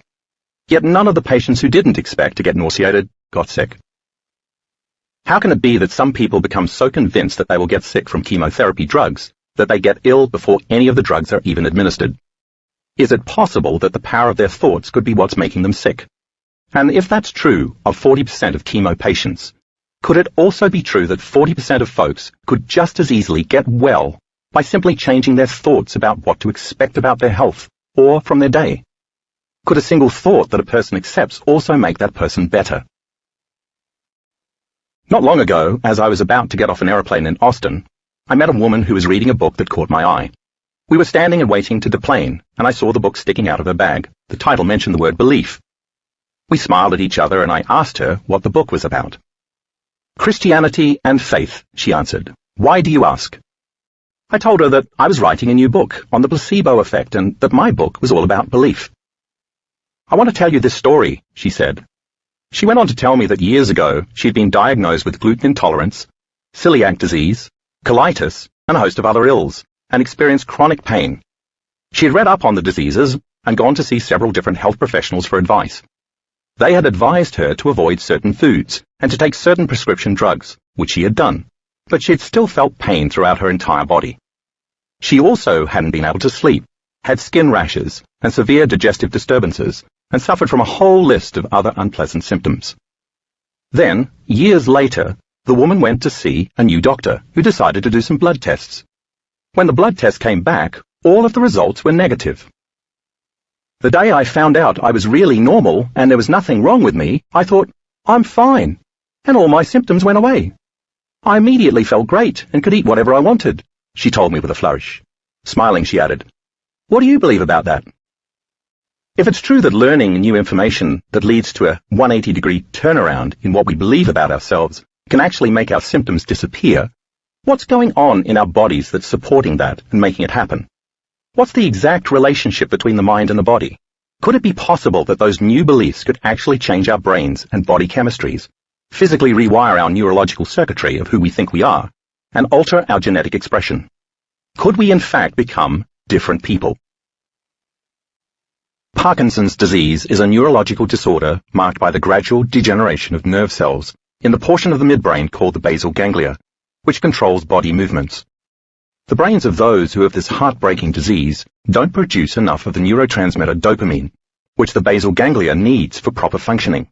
Early symptoms of Parkinson's, which is currently considered incurable, include motor issues such as muscle rigidity, tremors, and changes in gait and speech patterns that override voluntary control. In one study, a group of researchers at the University of British Columbia in Vancouver informed a group of Parkinson's patients that they were going to receive a drug that would significantly improve their symptoms. In reality, the patients received a placebo, nothing more than a saline injection. Even so, half of them who had no drug intervention, in fact, had much better motor control after receiving the injection. The researchers then scanned the patients' brains to get a better idea of what had happened, and found that the people who responded positively to the placebo were actually manufacturing dopamine in their brains, as much as 200% more than before. To get an equivalent effect with a drug, you'd have to administer roughly a full dose of amphetamine, a mood-elevating drug that also increases dopamine. It seemed that merely expecting to get better unleashed some previously untapped power within the Parkinson's patients that triggered the production of the dopamine, exactly what their bodies needed to get better. And if this is true, then what is the process by which thought alone can manufacture dopamine in the brain? Might such a new internal state, brought on by the combination of clear intention and heightened emotional state, actually make us invincible in certain situations, by activating our own inner storehouse of pharmaceuticals and overriding the genetic circumstances of disease that we once considered outside of our conscious control? In parts of Appalachia exist pockets of a 100-year-old religious ritual known as snake handling, or taking up serpents. While West Virginia is the only state where it's still legal, that doesn't stop the faithful, and local police in other states are known to turn a blind eye to the practice. In these small and modest churches, as congregations gather for the worship service, the preacher enters carrying one or more briefcase-shaped locked wooden boxes with hinged, clear plastic doors perforated with air holes, and places the boxes carefully on the platform at the front of the sanctuary or meeting room near the pulpit. Before long, the music starts, a high-energy blend of country and western and bluegrass melodies, with deeply religious lyrics about salvation and the love of Jesus. Live musicians wail away on keyboards, electric guitars, and even drum sets that any teenage band would envy, while the parishioners shake tambourines as the Spirit moves them. As the energy builds, the preacher might light a flame in a container on top of the pulpit and hold his hand in the fire, allowing the flames to lick his outstretched palm before he picks up the container to sweep the fire slowly over his bare forearms. He's just getting warmed up. The congregants soon begin swaying and laying hands on one another, speaking in tongues and jumping up and down, dancing to the music in praise of their Savior. They are overcome with the Spirit, what they call being anointed. Then it's time for the preacher to flip open one of the locked boxes, reach a hand in, and pull out a deadly snake, usually a rattlesnake, cottonmouth, or copperhead. He too is dancing and working up quite a sweat as he holds the live serpent around its middle so that the snake's head is frighteningly close to the preacher's own head and throat. He might hold the snake high in the air before bringing it back down closer to his body, dancing all the while as the snake winds its lower half around his arm and gyrates its upper half in the air in whatever manner it pleases. The preacher might then get a second or even a third snake from additional wooden cases, and the congregants, men and women alike, might join him in handling the serpents as they feel the anointing coming over them. In some services, the preacher might even ingest a poison like strychnine from a simple drinking glass without suffering any ill effects. Although the snake handlers do sometimes get bitten, considering the thousands of services where feverish believers have reached into those hinged wooden boxes without a trace of doubt or fear, it doesn't happen often. And even when it does, they don't always die, even though they don't rush to the hospital, preferring instead to have the congregation gather around them in prayer. Why are these people not bitten more often? And why aren't there more deaths when they do get bitten? How can they get into a state of mind where they are not afraid of such venomous creatures, whose bite is known to be deadly? And how can that state of mind protect them? Then there are displays of extreme strength in emergency situations, known as hysterical strength. In April 2013, for example, 16-year-old Hannah Smith and her 14-year-old sister Haley of Lebanon, Oregon, lifted a 3,000-pound tractor to free their father, Jeff Smith, who was trapped underneath. And what about firewalkers? Indigenous tribes practicing sacred rituals, and Westerners taking workshops, who stroll across burning coals, or even the carnival showmen or Javanese trance dancers, who feel compelled to chew and swallow glass, a disorder known as hyalophagia. How are such seemingly superhuman feats possible, and do they have something vital in common? Could it be that at the height of their uncompromising belief, these people are somehow changing their bodies such that they become immune to their environments? And can the same rock-solid belief that empowers snake handlers and firewalkers also go the other way, causing us to harm ourselves, and even die, without our having any awareness of what we're doing? In 1938, a 60-year-old man in rural Tennessee spent 4 months getting sicker and sicker before his wife brought him to a 15-bed hospital at the edge of town. By this time, Vance Vanders, not his real name, had lost more than 50 pounds and appeared to be near death. The doctor, Drayton Doherty, suspected that Vanders was suffering from tuberculosis, or possibly cancer, but repeated tests and x-rays came up negative. Dr. Doherty's physical examination showed nothing that could be causing Vanders distress. Vanders refused to eat, so he was given a feeding tube, but he stubbornly vomited whatever was put down the tube. He continued to get worse, repeating the conviction that he was going to die, and eventually he was barely able to talk. The end seemed near, although Dr. Doherty still had no idea what the man's affliction was. Vanders' distraught wife asked to speak to Dr. Doherty privately, and swearing him to secrecy, told him that her husband's problem was that he'd been voodooed. It seemed that Vanders, who lived in a community where voodoo was a common practice, had had an argument with a local voodoo priest. The priest had summoned Vanders to the cemetery late one night, where he put a hex on the man by waving a bottle of malodorous liquid in front of Vanders' face. The priest told Vanders that he would soon die and that no one could save him. That was it. Vanders was convinced that his days were numbered, and thus believed in a new, dismal future reality. The defeated man returned home and refused to eat. Eventually, his wife brought him to the hospital. After Dr. Doherty had heard the whole story, he came up with a rather unorthodox plan for treating his patient. In the morning, he summoned Vanders' family to his bedside and told them that he was now certain that he knew how to cure the sick man. The family listened intently as Dr. Doherty spun the following fabricated tale. He said that, on the previous night, he had gone to the cemetery where he had tricked the voodoo priest into meeting with him, and divulging how he had voodooed Vanders. It hadn't been easy, Dr. Doherty said. The priest had understandably not wanted to cooperate, although he finally relented once Dr. Doherty had pinned him against a tree and choked him. Dr. Doherty said that the priest had told him that he had rubbed some lizard eggs into Vanders' skin, and that the eggs had found their way to Vanders' stomach, where they'd hatched. Most of the lizards had died, but a large one had survived and was now eating Vanders' body from the inside out. The doctor announced that all he had to do was remove the lizard from Vanders' body, and the man would be cured. He then called for the nurse, who dutifully brought a large syringe filled with what Dr. Doherty claimed was a powerful medicine. In truth, the syringe was filled with a drug that induced vomiting. Dr. Doherty carefully inspected the syringe to make sure it was working right, and then ceremoniously injected his frightened patient with the fluid. In a grand gesture, he left the room, not saying another word to the stunned family. It wasn't long before the patient began to vomit. The nurse provided a basin, and Vanders heaved, wailed, and retched for a time. At a point that Dr. Doherty judged to be near the end of vomiting, he confidently strode back into the room. Nearing the bedside, he reached into his black doctor's bag and scooped up a green lizard, hiding it in his palm beyond anyone's notice. Then, just as Vanders vomited again, Dr. Doherty slipped the reptile into the basin. "Look, Vance," he immediately cried out with all the drama he could muster. "Look what has come out of you. You are now cured. The voodoo curse is lifted." The room was buzzing. Some family members fell to the floor moaning. Vanders himself jumped back away from the basin in a wide-eyed daze. Within a few minutes, he'd fallen into a deep sleep that lasted more than 12 hours. When Vanders finally awoke, he was very hungry and eagerly consumed so much food that the doctor feared his stomach would burst. Within a week, the patient had regained all his weight and strength. He left the hospital a well man and lived at least another 10 years.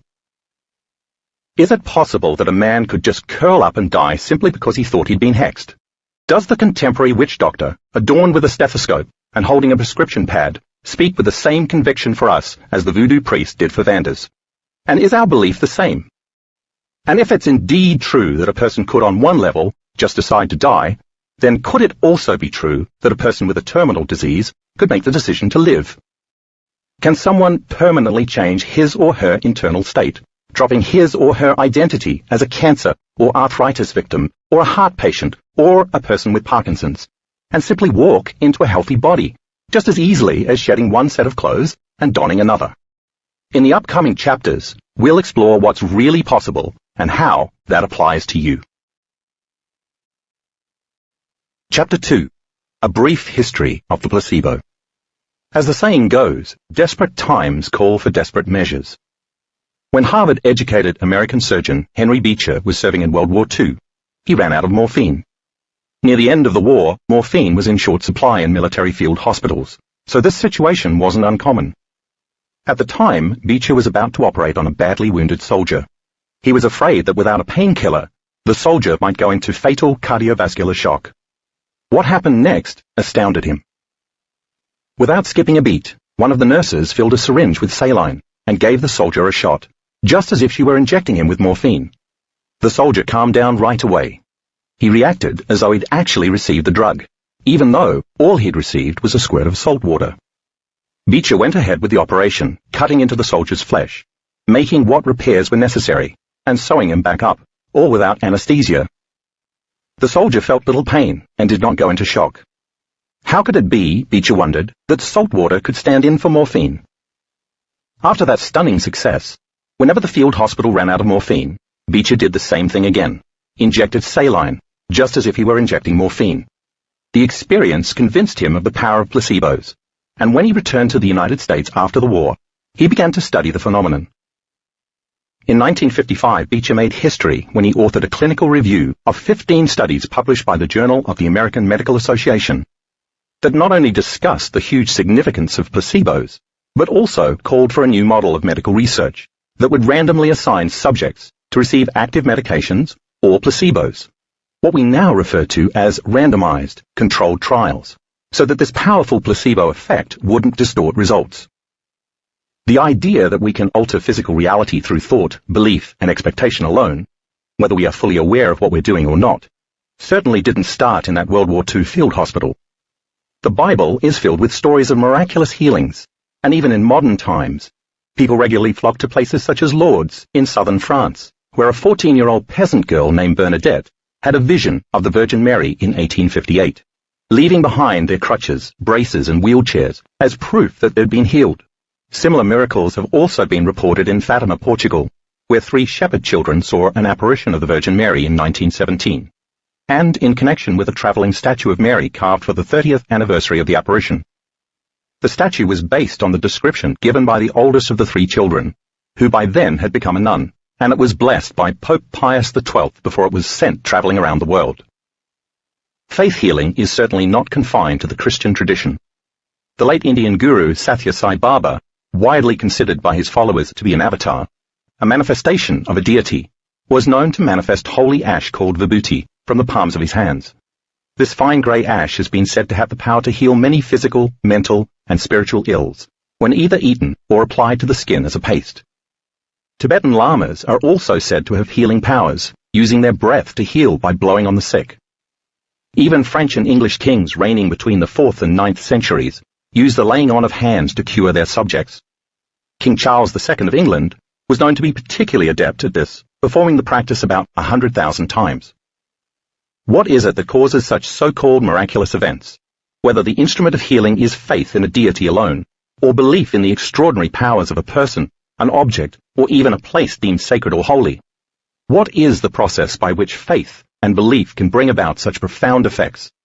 Might how we assign meaning to ritual, whether that ritual is saying the rosary, rubbing a pinch of holy ash onto our skin, or taking a new miracle drug prescribed by a trusted physician, play a role in the placebo phenomenon?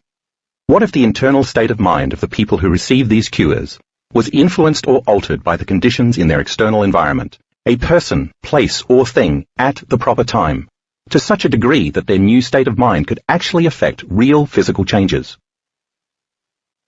In the 1770s, Viennese physician Franz Anton Mesmer made quite a name for himself by developing and demonstrating what was considered at that time a medical model of miraculous healing. Expanding on an idea of Sir Isaac Newton's about the effect of planetary gravitation on the human body, Mesmer came to believe that the body contained an invisible fluid that could be manipulated to heal people using a force he called animal magnetism. His technique involved asking his patients to look deeply into his eyes before moving magnets over their bodies to direct and balance this magnetic fluid. Later, he found that he could wave his hands without the magnets to produce the same effect. Soon after each session began, his patients would start trembling and twitching before going into convulsions that Mesmer considered therapeutic. Mesmer would continue the fluid balancing until they were calm again. He used this technique to heal a variety of maladies, from serious conditions like paralysis and convulsive disorders to more minor difficulties, such as menstrual problems and hemorrhoids. In what became his most famous case, Mesmer partially cured teenage concert pianist Maria Theresa von Paradi of hysterical blindness, a psychosomatic condition she'd had since about the age of 3. She stayed in Mesmer's home for weeks as he worked with her, and finally helped her to be able to perceive motion and even distinguish color. But her parents were less than overjoyed by her progress, because they stood to lose a royal pension if their daughter was cured. In addition, as her sight returned, her piano playing deteriorated because she now was able to watch her fingers on the keyboard. Rumors, never substantiated, began circulating that Mesmer's relationship to the pianist was improper. Her parents forcibly removed her from Mesmer's house. Her blindness returned, and Mesmer's reputation diminished considerably. Armand Marie Jacques de Castanet, a French aristocrat known as the Marquis de Ségur, observed Mesmer and took his ideas to the next level. Ségur would induce a deep state that he called magnetic somnambulism, similar to sleepwalking, in which his subjects had access to deep thoughts and even intuitions about their health and that of others. In this state, they were extremely suggestible and would follow instructions, although they had no memory of what happened once they came out of it. Whereas Mesmer thought that the power was in the practitioner over the subject, Ségur believed that the power was in the thought of the subject, directed by the practitioner, over his or her own body. This was perhaps one of the first therapeutic attempts to explore the mind-body relationship. In the 1800s, Scottish surgeon James Braid took the idea of mesmerism still further, developing a concept he called neurohypnotism, what we now call hypnotism. Braid became intrigued by the idea when one day he arrived late for an appointment, only to find his waiting patient calmly staring in intense fascination at the flickering flame of an oil lamp. Braid found the patient to be in an extremely suggestible state, as long as his attention remained so locked, thereby fatiguing certain parts of his brain.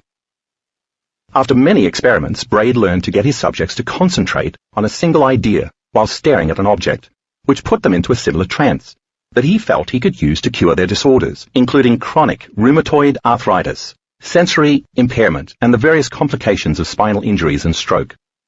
Braid's book Neurohypnology details many of his successes, including the story of how he cured both a 33-year-old woman, whose legs were paralyzed, and a 54-year-old woman with a skin disorder and severe headaches. Then esteemed French neurologist Jean-Martin Charcot weighed in on Braid's work, claiming that the ability to go into such a trance was possible only in those suffering from the condition of hysteria, which he considered an inherited neurological disorder that was irreversible. He used hypnosis not to cure patients, but to study their symptoms. Finally, a rival of Charcot's, a doctor named Hippolyte Bernheim at the University of Nancy, insisted that the suggestibility, so central to hypnotism, was not confined to hysterics, but was a natural condition for all humans.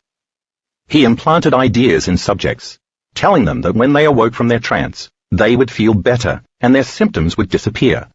Thus he used the power of suggestion as a therapeutic tool. Bernheim's work continued into the early 1900s. Although each of these early explorers of suggestibility had a slightly different focus and technique, they were all able to help hundreds and hundreds of people heal a wide variety of physical and mental problems by changing their minds about their maladies and about how those illnesses were expressed in their bodies. During the first 2 world wars, military doctors, most notably Army psychiatrist Benjamin Simon, used the concept of hypnotic suggestibility, which I'll discuss further later, to help returning soldiers who suffered from the trauma that was first labeled shell shock, but is now known as post-traumatic stress disorder, PTSD. These veterans had suffered through such horrible war experiences that many of them numbed themselves to their emotions as a form of self-preservation, developed amnesia surrounding the horrific events, or, worse, kept reliving their experiences in flashbacks, all of which can cause stress-induced physical illness. Simon and his colleagues found hypnosis extremely useful for helping the veterans face their traumas and cope with them so that they wouldn't have to resurface as anxiety and physical ailments, including nausea, high blood pressure, and other cardiovascular disorders, and even suppressed immunity. Like those practitioners in the century before them, Army doctors employing hypnosis helped their patients alter their pattern of thinking in order to get well and reclaim their mental and physical health. These hypnosis techniques were so successful that civilian doctors also became interested in using suggestibility, although many did so not by putting their patients into a trance, but by occasionally giving them sugar pills and other placebos, and telling them that these drugs would make them better. The patients often did get better, responding to suggestibility in the same way that Beecher's wounded soldiers responded to the belief that they were receiving shots of morphine. This was, in fact, Beecher's era, and after he wrote his groundbreaking 1955 review calling for the use of randomized controlled trials with placebos for testing drugs, the placebo became a serious part of medical research. Beecher's point was well taken. Initially, researchers expected that a study's control group, the group taking the placebo, would remain neutral, so that comparisons between the control group and the group taking the active treatment would show how well the active treatment worked. But in so many studies, the control group was indeed getting better, not just on their own, but because of their expectation and belief that they might be taking a drug or receiving a treatment that would help them. The placebo itself might have been inert, but its effect was certainly not, and these beliefs and expectations were proving to be extremely powerful. So somehow that effect had to be teased out from the data if that data was to have any real meaning. To that end, and heeding Beecher's petition, researchers began making the randomized, double-blind trial the norm, randomly assigning subjects to either the active or the placebo group, and making sure none of the subjects, or any of the researchers themselves, knew who was taking the real drug and who was taking the placebo. This way, the placebo effect would be equally active in each group, and any possibility that the researchers might treat subjects differently, according to what group they were in, would be eliminated. These days, studies are sometimes even triple-blind, meaning not only are the participants and researchers who are conducting the trial in the dark about who's taking what until the end of the study, but the statisticians analyzing the data also don't know until their job is done. Of course, there's always a flip side. While suggestibility was garnering more attention because of its ability to heal, it also became apparent that the same phenomenon could be used to harm. Such practices as hexes and voodoo curses illustrated the negative side of suggestibility. In the 1940s, Harvard physiologist Walter Bradford Cannon, who had in 1932 coined the term fight or flight, studied the ultimate nocebo response, a phenomenon that he called voodoo death. Cannon examined a number of anecdotal reports of people with strong cultural beliefs in the power of witch doctors or voodoo priests suddenly falling ill and dying, despite no apparent injury or evidence of poison or infection, after ending up on the receiving end of a hex or curse. His research laid the groundwork for much of what we know today about how physiological response systems enable emotions, fear in particular, to create illness. The victim's belief in the power of the curse itself to kill him was only part of the psychological soup that brought about his ultimate demise, Cannon said. Another factor was the effect of being socially ostracized and rejected, even by the victim's own family. Such people quickly became the walking dead. Harmful effects from harmless sources aren't restricted to voodoo, of course. Scientists in the 1960s coined the term nocebo, Latin for I shall harm, as opposed to I shall please, the Latin translation of placebo, referring to an inert substance that causes a harmful effect, simply because someone believes or expects it will harm her.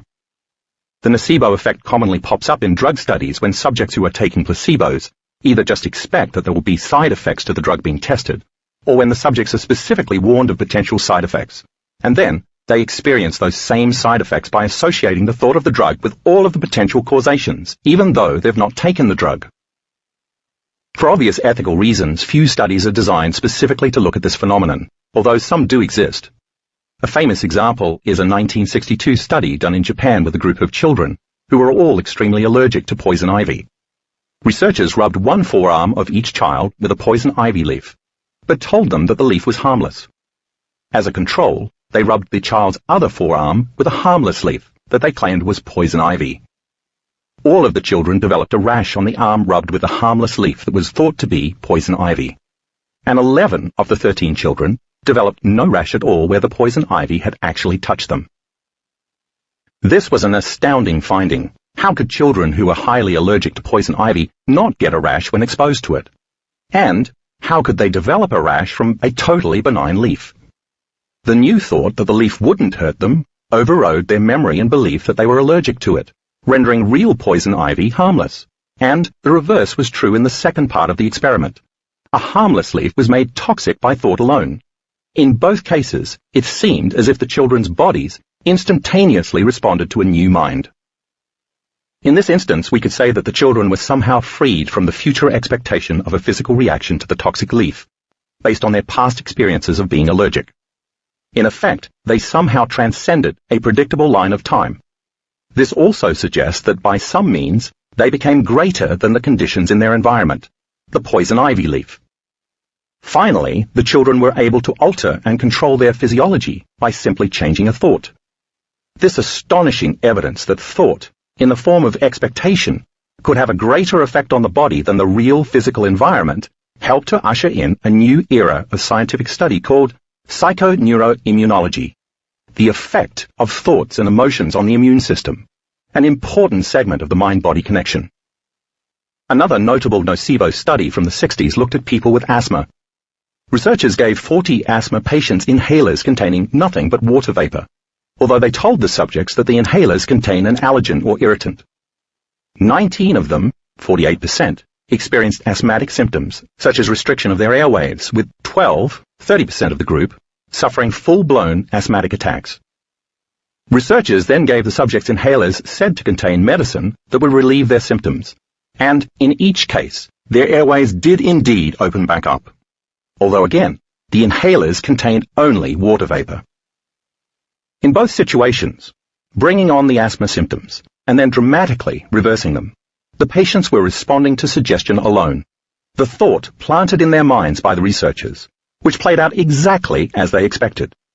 They were harmed when they thought they'd inhaled something harmful, and they got better when they thought they were receiving medicine. And these thoughts were greater than their environment, greater than reality. We could say that their thoughts created a brand new reality. What does this say about the beliefs we hold and the thoughts we think every day? Are we more susceptible to catching the flu because all winter long, everywhere we look, we see articles about flu season and signs about flu shot availability, all of which reminds us that if we don't get a flu shot, we'll get sick? Could it be that when we simply see someone with flu-like symptoms, we become ill from thinking in the same ways as the children in the poison ivy study, who got a rash from the inert leaf, or from thinking like the asthmatics who experienced a significant bronchial reaction after inhaling simple water vapor? Are we more likely to suffer from arthritis, stiff joints, poor memory, flagging energy, and decreased sex drive as we age, simply because that's the version of the truth that ads, commercials, television shows, and media reports bombard us with? What other self-fulfilling prophecies are we creating in our minds without being aware of what we're doing? And what inevitable truths can we successfully reverse simply through thinking new thoughts and choosing new beliefs? A groundbreaking study in the late 70s showed for the first time that a placebo could trigger the release of endorphins, the body's natural painkillers, just as certain active drugs do. In the study, John Levine, MD, PhD, of the University of California, San Francisco, gave placebos instead of pain medication to 40 dental patients who had just had their wisdom teeth removed. Not surprisingly, because the patients thought they were getting medicine that would indeed relieve their pain, most reported relief. But then the researchers gave the patients an antidote to morphine called naloxone, which chemically blocks the receptor sites for both morphine and endorphins, endogenous morphine, in the brain. When the researchers administered it, the patient's pain returned. This proved that by taking the placebos, the patients had been creating their own endorphins, their own natural pain relievers. It was a milestone in placebo research because it meant that the relief the study subjects experienced wasn't all in their minds. It was in their minds and their bodies, in their state of being. If the human body can act like its own pharmacy producing its own pain drugs, then might it not also be true that it's fully capable of dispensing other natural drugs when they're needed from the infinite blend of chemicals and healing compounds it houses? Drugs that act just like the ones doctors prescribe, or maybe even better than the drugs doctors prescribe. Another study in the 70s, this one by psychologist Robert Ader, PhD, at the University of Rochester, added a fascinating new dimension to the placebo discussion: the element of conditioning. Conditioning, an idea made famous by Russian physiologist Ivan Pavlov, depends on associating one thing with another, like Pavlov's dogs, associating the sound of the bell with food after Pavlov started ringing it every day before he fed them. In time, the dogs were conditioned to automatically salivate in anticipation of a meal whenever they heard a bell. As a result of this type of conditioning, their bodies became trained to physiologically respond to a new stimulus in the environment, in this case the bell, even without the original stimulus that elicited the response, the food being present. Therefore, in a conditioned response, we could say that a subconscious program, which is housed in the body, I'll talk more about this in the coming chapters, seemingly overrides the conscious mind and takes charge. In this way, the body is actually conditioned to become the mind, because conscious thought is no longer totally in control.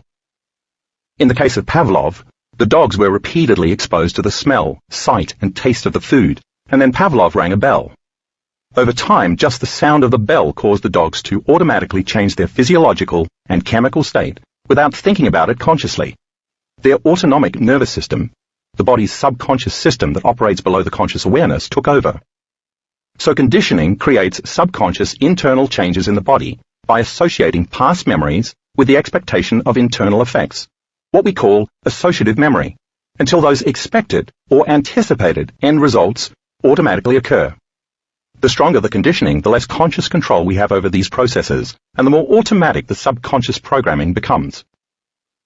Ader started out attempting to study how long such conditioned responses could be expected to last.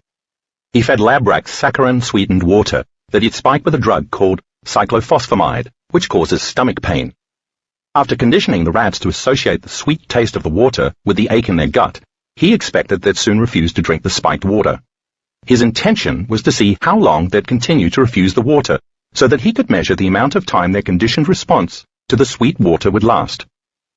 But what Ader didn't know initially was that the cyclophosphamide also suppresses the immune system, so he was surprised when his rats started unexpectedly dying from bacterial and viral infections. Changing gears in his research, he continued to give the rats saccharin water, force-feeding them with an eyedropper, but without the cyclophosphamide. Although they were no longer receiving the immune-suppressing drug, the rats continued to die of infections, while the control group that had received only the sweetened water all along continued to be fine.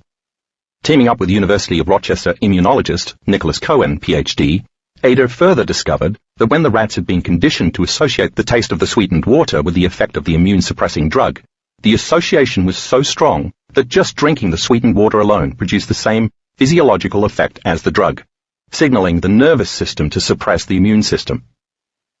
Like Sam Lond, whose story was in Chapter 1, Ader's rats died by thought alone. Researchers were beginning to see that the mind was clearly able to subconsciously activate the body in several powerful ways they'd never imagined. By this time, the Eastern practice of transcendental meditation, TM, taught by Indian guru Maharishi Mahesh Yogi, had caught on in the United States, fueled by the enthusiastic participation of several celebrities, starting with the Beatles in the 1960s. The goal of this technique, which involves quieting the mind and repeating a mantra during a 20-minute meditation session performed twice a day, is spiritual enlightenment. But the practice caught the attention of Harvard cardiologist Herbert Benson, who became interested in how it might help reduce stress and lessen the risk factors for heart disease. Demystifying the process, Benson developed a similar technique, which he called the relaxation response, described in his 1975 book by the same title. Benson found that just by changing their thought patterns, people could switch off the stress response, thereby lowering blood pressure, normalizing heart rate, and attaining deep states of relaxation. While meditation involves maintaining a neutral attitude, attention was also being paid to the beneficial effects of cultivating a more positive attitude and pumping up positive emotions.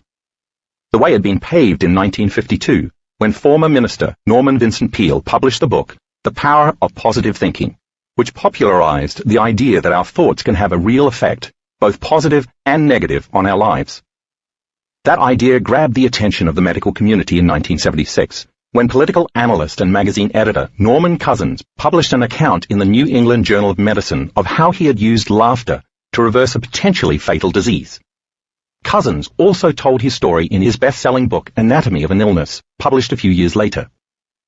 Cousins' doctor had diagnosed him with a degenerative disorder called ankylosing spondylitis, a form of arthritis that causes the breakdown of collagen, the fibrous proteins that hold our body's cells together, and had given him only a 1 in 500 chance of recovery. Cousins suffered from tremendous pain and had such difficulty moving his limbs that he could barely turn over in bed. Grainy nodules appeared under his skin, and at his lowest point, his jaw nearly locked shut. Convinced that a persistent negative emotional state had contributed to his illness, he decided it was equally possible that a more positive emotional state could reverse the damage. While continuing to consult with his doctor, Cousins started a regimen of massive doses of vitamin C and Marx Brothers movies, as well as other humorous films and comedy shows. He found that 10 minutes of hearty laughter gave him 2 hours of pain-free sleep. Eventually, he made a complete recovery. Cousins, quite simply, laughed himself to health. How? Although scientists at the time didn't have any way to understand or explain such a miraculous recovery, research now tells us it's likely that epigenetic processes were at work. Cousins' shift of attitude changed his body chemistry, which altered his internal state, enabling him to program new genes in new ways. He simply downregulated, or turned off, the genes that were causing his illness, and upregulated, or turned on, the genes responsible for his recovery. I'll go into more detail about turning genes on and off in the coming chapters. Many years later, research by Keiko Hayashi, PhD, of the University of Tsukuba in Japan, showed the same thing. In Hayashi's study, diabetic patients watching an hour-long comedy program upregulated a total of 39 genes, 14 of which were related to natural killer cell activity. While none of these genes were directly involved in blood glucose regulation, the patient's blood glucose levels were better controlled than after they had listened to a diabetic health lecture on a different day. Researchers surmise that laughter influences many genes involved with immune response, which in turn contributed to the improved glucose control. The elevated emotion, triggered by the patient's brains, turned on the genetic variations, which activated the natural killer cells and also somehow improved their glucose response, probably in addition to many other beneficial effects. As Cousins said of placebos back in 1979, the process works not because of any magic in the tablet, but because the human body is its own best apothecary, and because the most successful prescriptions are filled by the body itself.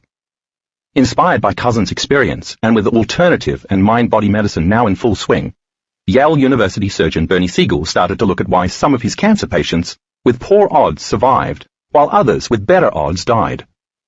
Siegel's work defined cancer survivors largely as those who had a feisty, fighting spirit, and he concluded that there were no incurable diseases, only incurable patients. Siegel also began writing about hope as a powerful force for healing, and about unconditional love, with the natural pharmacy of elixirs it provides, as the most powerful stimulant of the immune system. The profusion of new antidepressants that appeared around the late 1980s and into the 90s would next ignite a controversy that would ultimately, although not immediately, increase respect for the power of placebos. In researching a 1998 meta-analysis of published studies on antidepressant drugs, psychologist Irving Kirsch, PhD, then at the University of Connecticut, was shocked to find that in 19 randomized, double-blind clinical trials involving more than 2,300 patients, most of the improvement was due not to the antidepressant medications, but to the placebo. Kirsch then used the Freedom of Information Act to gain access to the data from the drug manufacturer's unpublished clinical trials, which by law had to be reported to the Food and Drug Administration. Kirsch and his colleagues did a second meta-analysis, this time on the 35 clinical trials conducted for 4 of the 6 most widely prescribed antidepressants approved between 1987 and 1999. Now looking at data from more than 5,000 patients, the researchers found again that placebos work just as well as the popular antidepressant drugs Prozac, Effexor, Surzone, and Paxil, a whopping 81% of the time. In most of the remaining cases where the drug did perform better, the benefit was so small that it wasn't statistically significant. Only with severely depressed patients were the prescription drugs clearly better than placebo. Not surprisingly, Kirsch's study caused quite an uproar, although many researchers seemed quite willing to throw the placebo baby out with the bathwater. While most of the fracas focused on the fact that these drugs weren't any better than the placebo, that patients in the trials did, in fact, get better on antidepressants. The drugs did work, but the patients taking placebos got better too. Instead of seeing Kirsch's work as proof that antidepressants failed, some researchers chose to see the glass as half full and pointed to the data as proof that placebos succeeded. After all, the trials provided stunning proof that thinking that you can get better from depression can actually heal depression just as well as taking a drug. The people in the study who got better on the placebos were actually making their own natural antidepressants, just as Levine's patients in the 70s who had their wisdom teeth out made their own natural painkillers. What Kirsch had brought to light was more evidence that our bodies do have an innate intelligence that enables them to serve us with a chemical array of natural healing compounds. Interestingly enough, the percentage of people who improve while taking placebos in depression trials has gotten greater over time, as has the response to active medication. Some researchers have suggested that this is because the public has greater expectations for the antidepressant drugs, which in turn makes the placebos more effective in these blind trials. It was only a matter of time before neuroscientists would start using sophisticated brain scans to take an intricate look at what happens neurochemically when a placebo is administered. An example is the 2001 study on Parkinson's patients who regained motor skills after receiving only an injection of saline that they thought was medication, described in Chapter 1. Italian researcher Fabrizio Benedetti, MD, PhD, a pioneer in placebo research, did a similar Parkinson's study a few years later, and for the first time was able to show a placebo's effect on individual neurons.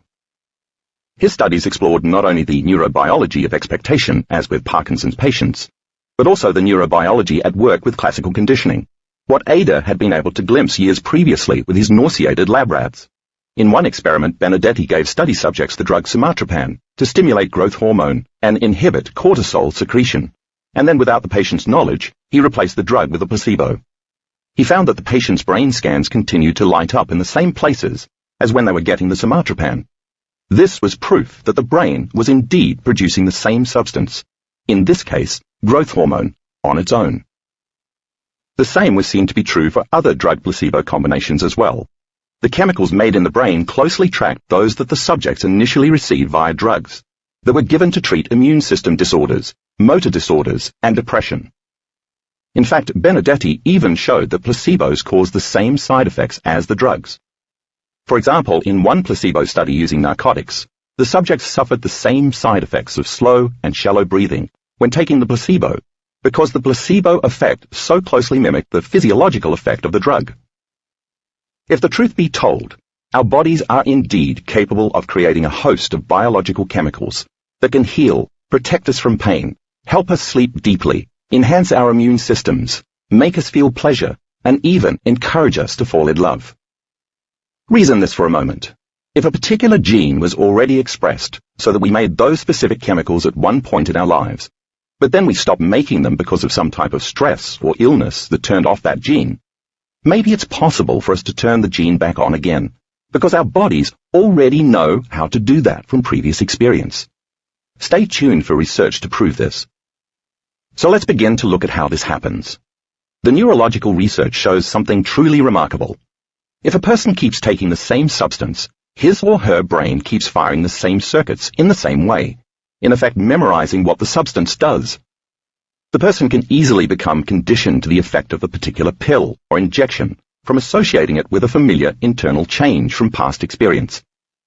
Because of this kind of conditioning, when the person then takes a placebo, the same hardwired circuits will fire as when he or she took the drug. An associative memory elicits a subconscious program that makes a connection between the pill or injection and the hormonal change in the body, and then the program automatically signals the body to make the related chemicals found in the drug. Isn't that amazing? Benedetti's research also makes another point very clear. different types of placebo treatments work best with different goals. For example, in the somatropan study, initial verbal suggestions that the placebo would work had no effect on the production of growth hormone. To use placebos to affect unconscious physiological responses by associative memory, such as to secrete hormones or alter the functioning of the immune system, conditioning gets results, whereas the use of placebos to change more conscious responses, such as to relieve pain or lessen depression, a simple suggestion or an expectation works. So there isn't just one placebo response, Benedetti insisted, but several. An astonishing new twist to placebo research came in a 2010 pilot study led by Harvard's Ted Kapchuk, DOM, that showed that placebos worked even when people knew they were taking a placebo. In the study, Kapchuk and his colleagues gave 40 patients with irritable bowel syndrome, IBS, a placebo. Each patient received a bottle clearly labeled placebo pills, and was told it contained placebo pills made of an inert substance, like sugar pills, that have been shown in clinical studies to produce significant improvement in IBS symptoms through mind-body self-healing processes. A second group of 40 IBS patients, given no pills, served as a control group. After 3 weeks, the group taking the placebos reported twice as much symptom relief as the no-treatment group, a difference that Kapchuk noted is comparable to the performance of the best real IBS drugs. These patients hadn't been tricked into healing themselves. They knew full well they weren't getting any medication, and yet after hearing the suggestion that the placebos could relieve their symptoms, and believing in an outcome independent of the cause, their bodies were influenced to make it happen. Meanwhile, a parallel track of studies that examines the effect of attitude, perceptions, and beliefs is leading the way in current mind-body research, showing that even something as seemingly concrete as the physical benefit of exercise can be affected by belief. A 2007 study at Harvard by psychologists Aliyah Crum, Ph.D., and Ellen Langer, Ph.D., involving 84 hotel maids is a perfect example. At the start of the study, none of the maids knew that the routine work they performed in their jobs exceeded the Surgeon General's recommendation for a healthy amount of daily exercise, 30 minutes. In fact, 67% of the women told the researchers that they didn't exercise regularly, and 37% said they didn't get any exercise. After this initial assessment, Crum and Langer divided the maids into 2 groups. They explained to the first group how their activity related to the number of calories they burned, and told the maids that just by doing their jobs, they got more than enough exercise. They didn't give any such information to the second group, who worked in different hotels from the first group, and so wouldn't benefit from conversations with the other maids. 1 month later, the researchers found that the first group lost an average of 2 pounds, lowered their percentage of body fat, and lowered their systolic blood pressure by an average of 10 points, even though they hadn't performed any additional exercise outside of work or changed their eating habits in any way. The other group, doing the same job as the first, remained virtually unchanged. This echoed similar research done earlier in Quebec, where a group of 48 young adults participated in a 10-week aerobic exercise program, attending 3 90-minute exercise sessions per week. The group was divided into 2. The instructors told the first half, the test subjects, that the study was specifically designed to improve both their aerobic capacity and their psychological well-being. They mentioned only the physical benefits of aerobics to the second half, who served as the control group. At the end of 10 weeks, the researchers found that both groups increased their aerobic capacity, but it was only the test subjects, not the controls, who also received a significant boost in self-esteem, a measure of well-being. As these studies show, our awareness alone can have an important physical effect on our bodies and our health. What we learn, the language that's used to define what we'll experience, and how we'll assign meaning to the explanations that are offered, all affect our intention. And when we put greater intention behind what we're doing, we naturally get better results. In short, the more you learn about the what and the why, the easier and more effective the how becomes. My hope is that this book will do the same for you. The more you know what you're doing and why you're doing it, the better results you're bound to get. We also assign meaning to subtler factors, such as the color of the medicine we take and the quantity of pills we ingest, as shown in an older but classic study from the University of Cincinnati. In this study, researchers gave 57 medical students either 1 or 2 pink or blue capsules, all of them inert, although the students were told that the pink capsules were stimulants and the blue ones were sedatives. The researchers reported 2 capsules produced more noticeable changes than 1, and blue capsules were associated with more sedative effects than pink capsules. Indeed, the students rated the blue pills as being 2.5 times more effective as sedatives than the pink pills, even though all the pills were placebos. More recent research shows that belief and perceptions can also affect scores of mental performance on standardized tests. In a 2006 study from Canada, 220 female students read fake research reports claiming that men had a 5% advantage over women in math performance. The group was divided into 2, with one group reading that the advantage was due to recently discovered genetic factors, while the other group read that the advantage resulted from the way teachers stereotype girls and boys in elementary school. Then the subjects were given a math test. The women who'd read that men had a genetic advantage scored lower than those who'd read that men had an advantage due to stereotyping. In other words, when they were primed to think that their disadvantage was inevitable, the women performed as if they truly had a disadvantage. A similar effect had been documented with African American students, who have historically scored lower than whites on vocabulary, reading, and math tests, including the Scholastic Aptitude Test, SAT, even when socioeconomic class is not a factor. In fact, the average black student scores below 70 to 80% of the white students of the same age on most standardized tests. Stanford University social psychologist Claude Steele, Ph.D., explains that an effect called stereotype threat is to blame. His research shows that students who belong to groups that have been negatively stereotyped perform less well when they think their scores will be evaluated in light of that stereotype than they do when they feel no such pressure. In Steele's landmark study conducted with Joshua Aronson, Ph.D., researchers gave a series of verbal reasoning tests to Stanford sophomores. Some of the students were given instructions that prime the stereotype that blacks score lower than whites by saying that the quiz they were about to take was designed to measure their cognitive ability, while the others were told that the test was merely an unimportant research tool. In the group where the stereotype was primed, blacks scored lower than whites, who had similar SAT scores. When the stereotype was not primed, performance of blacks and whites, whose SAT scores were similar, was the same, proving that the priming made a critical difference. Priming is basically when someone, some place, or something in our environment, for example taking a test, triggers all sorts of associations that are hardwired into our brains, that people grading this test think black students score lower than whites, causing us to act in certain ways, not scoring as highly, without being conscious of what we're doing. It's called priming because it works just as priming a pump does. You have to have water already in the pumping system in order to pump more water out of it. So in this example, the idea or belief that others expect black students to score lower than whites is like the water that's already in the system. It's just there all the time. When you do something to stimulate the system, grabbing the pump handle or taking the test, you're stirring up all those related thoughts, behaviors or emotions, and you produce exactly what was waiting to emerge from the system all along, be that water, in the case of a pump, or lower test scores, if it's a test. Think about this for a moment. Most automatic behaviors that priming elicits are produced by unconscious or subconscious programming, which for the most part is happening behind the scenes of our awareness. Are we, then, primed to behave unconsciously all day long without our even knowing it? Steele replicated this effect with other stereotype groups as well.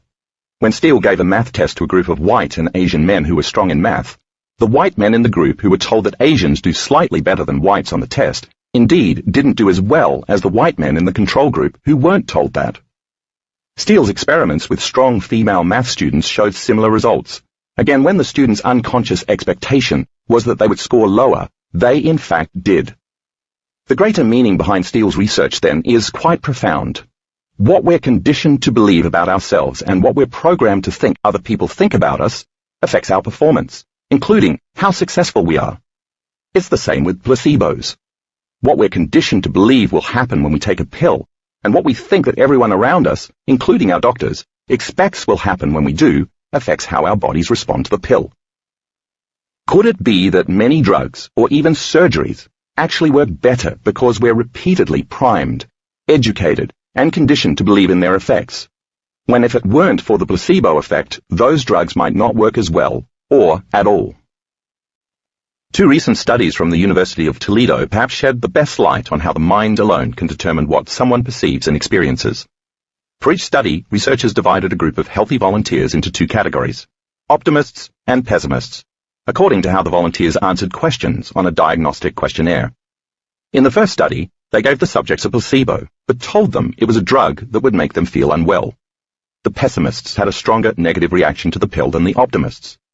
In the second study, the researchers gave the subjects a placebo as well, but told them it would help them sleep better. The optimists reported much better sleep than the pessimists. So the optimists were more likely to respond positively to a suggestion that something would make them feel better because they were primed to hope for the best future scenario. And the pessimists were more likely to respond negatively to suggestion that something would make them feel worse because they consciously or unconsciously expected the worst potential outcome. It's as if the optimists were unconsciously making the specific chemicals to help them sleep, while the pessimists were unconsciously making a pharmacy of substances that made them feel unwell. In other words, in exactly the same environment, those with a positive mindset tend to create positive situations, while those with a negative mindset tend to create negative situations. This is the miracle of our own free-willed, individual, biological engineering. While we may not know exactly how many medical healings are due to the placebo effect, Beecher's 1955 paper mentioned earlier in this chapter claimed the number was 35%, but modern-day research shows it can range anywhere from 10 to 100%. The overall number is certainly extremely significant. Given that, we have to ask ourselves, what percentage of diseases and illnesses are due to the effects of negative thoughts in the nocebo?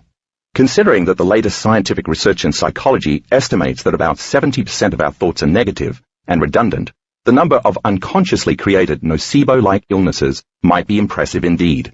Certainly, much higher than we realize. This idea makes a lot of sense given that so many mental, physical, and emotional health conditions seem to arise from nowhere. Although it may seem incredible that your mind could actually be that powerful, the research of the past several decades clearly points to a few empowering truths. What you think is what you experience, and when it comes to your health, that's made possible by the amazing pharmacopoeia that you have within your body that automatically and exquisitely aligns with your thoughts. This miraculous dispensary activates naturally occurring healing molecules that already exist within your body, delivering different compounds designed to elicit different effects in any number of different circumstances. Of course, this raises the question, how do we do it? The chapters that follow will explain how this all unfolds on a biological level, and that's how you can apply this innate ability to consciously and intentionally create the health and the life that you want to experience. Chapter 3. The Placebo Effect in the Brain.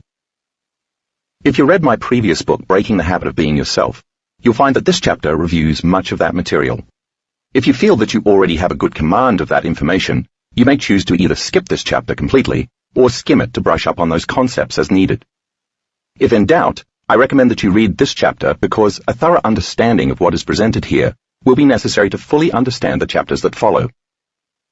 As the stories in the last two chapters illustrate, when we truly change our state of being, our bodies can respond to a new mind. And changing our state of being begins with changing our thoughts. Because of the size of our enormous forebrain, the privilege of being a human being is that we can make thought more real than anything else. And that's how the placebo works. To see how the process unfolds, it's vital to examine and review three key elements: conditioning, expectation, and meaning. As you'll see, these three concepts all seem to work together in orchestrating the placebo response. I explained conditioning, the first element in the discussion about Pavlov in the previous chapter. To recap, conditioning happens when we associate a past memory, for example taking an aspirin, with a physiological change, getting rid of a headache, because we've experienced it so many times. Think about it like this. If you notice that you have a headache, essentially you become aware of a physiological change in your inner environment. You're feeling pain. The next thing you automatically do is look for something in your outer world, in this case an aspirin, to create a change in your inner world. We could say it was your internal state, being in pain, that prompted you to think about some past choice you made, action you took, or experience you had in your external reality that changed how you were feeling, taking an aspirin and getting relief. Thus the stimulus or cue from the outer environment, called the aspirin, creates a specific experience. When that experience produces a physiological response or reward, it changes your internal environment. The moment you notice a change in your inner environment, you pay attention to what it was in your outer environment that caused the change. That event, where something outside of you changes something inside of you, is called an associative memory. If we keep repeating the process over and over again, by association, the outer stimulus can become so strong or reinforced that we can replace the aspirin for a sugar pill that looks like an aspirin, and it will produce an automatic inner response, lessening the pain of the headache. That's one way the placebo works. Figure 3.1a, Figure 3.1b, and Figure 3.1c illustrate the conditioning process. Expectation. The second element comes into play when we have reason to anticipate a different outcome. So, for example, if we have chronic pain from arthritis and get a new medication from the doctor, who enthusiastically explains to us that it's supposed to alleviate our pain, we accept his suggestion and expect that when we take this new medication, something different will happen. We won't be in pain anymore. Then, in effect, our doctor has influenced our level of suggestibility. Once we become more suggestible, we're naturally associating something outside of ourselves, the new medication, with the selection of a different possibility, being pain-free. In our minds, we are picking a different future potential and hoping, anticipating, and expecting that we'll get that different result. If we emotionally accept and then embrace that new outcome we've selected, and the intensity of our emotion is great enough, our brains and our bodies won't know the difference between imagining that we've changed our state of being to being pain-free and the actual event that caused the change to a new state of being. To the brain and the body, they are the same. Consequently, the brain fires the same neural circuits as it would if our state had changed, if the drug worked to relieve the pain, while it releases similar chemicals into the body. What we're expecting, to be pain-free, then actually happens, because the brain and the body create the perfect pharmacy to alter our internal condition. We are now in a new state of being. That is, the mind and body are working as one. We're that powerful. Assigning meaning, the third element, to a placebo helps it work, because when we give an action a new meaning, then we have added intention behind it. In other words, when we learn and understand something new, we put more of our conscious, purposeful energy into it. So, for example, in the study about the hotel maids from the previous chapter, once the maids understood how much physical exercise they were doing every day just by performing their jobs, as well as the benefits of that exercise, they assigned more meaning to those actions. They weren't just vacuuming, scrubbing, and mopping. They realized they were working their muscles, increasing their strength, and burning calories. Because the vacuuming, scrubbing, and mopping had more meaning after the researchers educated them about the physical advantages of exercise, the maids' intention, or aim, as they worked, wasn't just to complete their tasks.